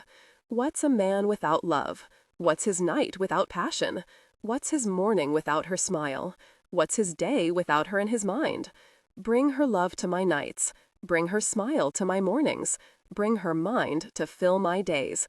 Just bring her back to me. What's a man without his mate? What's his life without her laughter? What's his soul without her joy? What's a man without his mate? Bring her love to my nights. Bring her smile to my mornings. Bring her joy to my days. Just bring her back to me. Sherlock was crying. She hadn't meant to, didn't even realize she was doing it. Not making a sound, just letting the tears gather and trickle down her cheeks. When the sax and guitar faded out, there was absolute silence in the Bonhomie Club. A woman sighed. A man said, "Ah, shit." Then the applause came on, really soft and light at first, then gathering momentum. The women were clapping louder than the men. "It's his cute butt, Sally," Miss Lily said, leaning over to pat Sherlock. "Well, actually, it's both their cute butts. Now, little gal, when are you and my Savage going to get married? I don't allow any gal shacking up with him. He's innocent. I don't want him taken advantage of. You got me? You'll get the invitation next week, Miss Lily." "Good. Maybe Fuzz will bring another bottle of Chardonnay that has a real live cork, like he did for Sally and Quinlan. You're Dillon's real talented, honey. You let him sing to you and bring him down here once a week. It's good for my soul to hear him wail out his songs. Also, no crooks dare come near the club when the two super cops are playing here. Now, he's looking at you, and he's got that wicked smile on his face. Imagine an FBI agent who could smile at a woman like that. Goes to show you, doesn't it? Well, I'm off to win myself some money in a little poker game. Don't tell my boys about it, will you? Their cop genes might get scrambled, and we don't want them to feel like they're in any moral dilemma." Quinlan announced from the stage. "Savage here is going to get himself married, just like I did. It's about time. Now, we have this song for you that celebrates his short number of bachelor days left. It's called Love Surfin'. Moved myself to the bright blue sea. Knew the change would be good for me. Made enough money in the old rat race, sure to die if I kept my pace. Now I'm lying in the warm, soft sand, checking all the girls showing lots of tan. All these girls, what's a guy to do? I want them all, think I'll surf right through. Goin' love surfin', gonna love 'em all. Love surfin', headin' for a fall. Love surfin', such a greedy man. Love surfin', gettin' all I can." Sherlock was laughing so hard that when she threw her purse at him, it bounced off Quinlan instead. Miss Lily was standing outside of her open office door. She yelled out, "You taking your life in your hands, Savage? What with your chickie being an FBI agent?" Savage was beaming at Sherlock. He said into the mic, "My sister wrote that one. I just came up with the music." "I'll be speaking to your sister," Sherlock called out. "I heard you got an offer on your townhouse." "Yes, a very good offer. It's a done deal. I'm here to stay now, Dillon." "Good. Let's get married on Friday." "That would be nice, but I don't think we've got the time to pull it off. How about next month?" I promised Miss Lily that she'd get an invitation. Actually, I told her she'd get one next week. Also, my friend Ford MacDougall from the Academy just got back from the desert. I want him to come. "You mean a big wedding? All my family? Your family? Even Douglas and Candace? Even your mother and father and the BMW? A ton of people? All with fistfuls of rice? I guess we have to. You once told me that family was family and there was nothing you could do about it. You made the best of it and went about your business. Hopefully, Mom and Dad will try to act normal for the day. Hopefully, Douglas won't start screaming at Candace and then go slave her over my mother. Oh yeah, there's Connell Francis, Belinda's father, my mother's first husband. He's called my mother. My father is livid. Families are grand. Any idea what's going to happen there? Not a clue, but it should be fun to see it played out. I don't think I'll invite him, though. My shot at trying to keep the peace. You know, Sally, Quinlan said a big wedding was great sport. You don't want to? Oh, let's go for it. He kissed her nose, her chin. We don't have to worry about the BMW. Dad just bought a fire-engine red Corvette. He said even Mom, on her worst days, couldn't possibly think he'd want to hit her driving that beauty. He laughed then. He said her new shrink is making progress. He's even had sessions with her. Also, Mom's on some new medication. Families, ain't they great? She kissed his shoulder. Oh yeah, I've got another piece of good news for you. They caught the guys who were murdering those abducted kids in Missouri. Ollie's gut was right. It happened really fast. Turns out it was 3 young males, all 21, who were reported to a local FBI agent by one of the girlfriends who was angry because her boyfriend kicked her out for another babe. He laughed. I heard she skipped bail and took off for Mexico City with all the money. She laughed with him. I'll bet Ollie is pleased. Yep, but he wanted to be the one to make the arrest. Oh yeah, he added, raising his face above hers, your wedding present from me is arriving tomorrow. You took the day off to see your doc, so I set up the delivery. She grabbed his arms, hugged him, then shook him. What is it? Tell me, Dillon, what did you get me?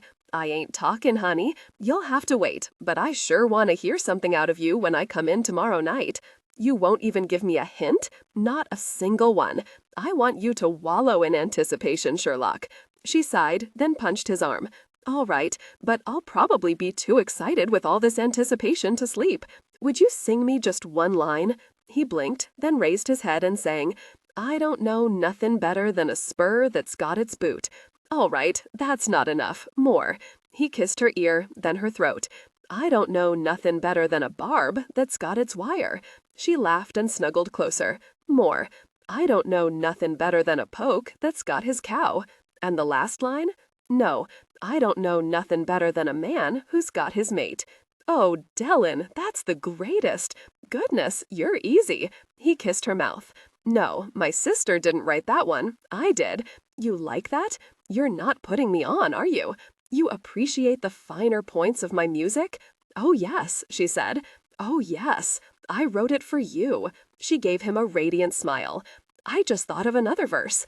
An eyebrow went up. She sang in an easy Western twang. I don't know nothing better than a fetlock with its horse. A team, he said. We make a great team. What's a fetlock anyway? She grinned up at him. He stroked his fingers over her soft skin. He began kissing her and didn't stop for a very long time. When he was finally on the edge of sleep, he wondered what she'd play for him first on the new Steinway grand piano that was being delivered tomorrow.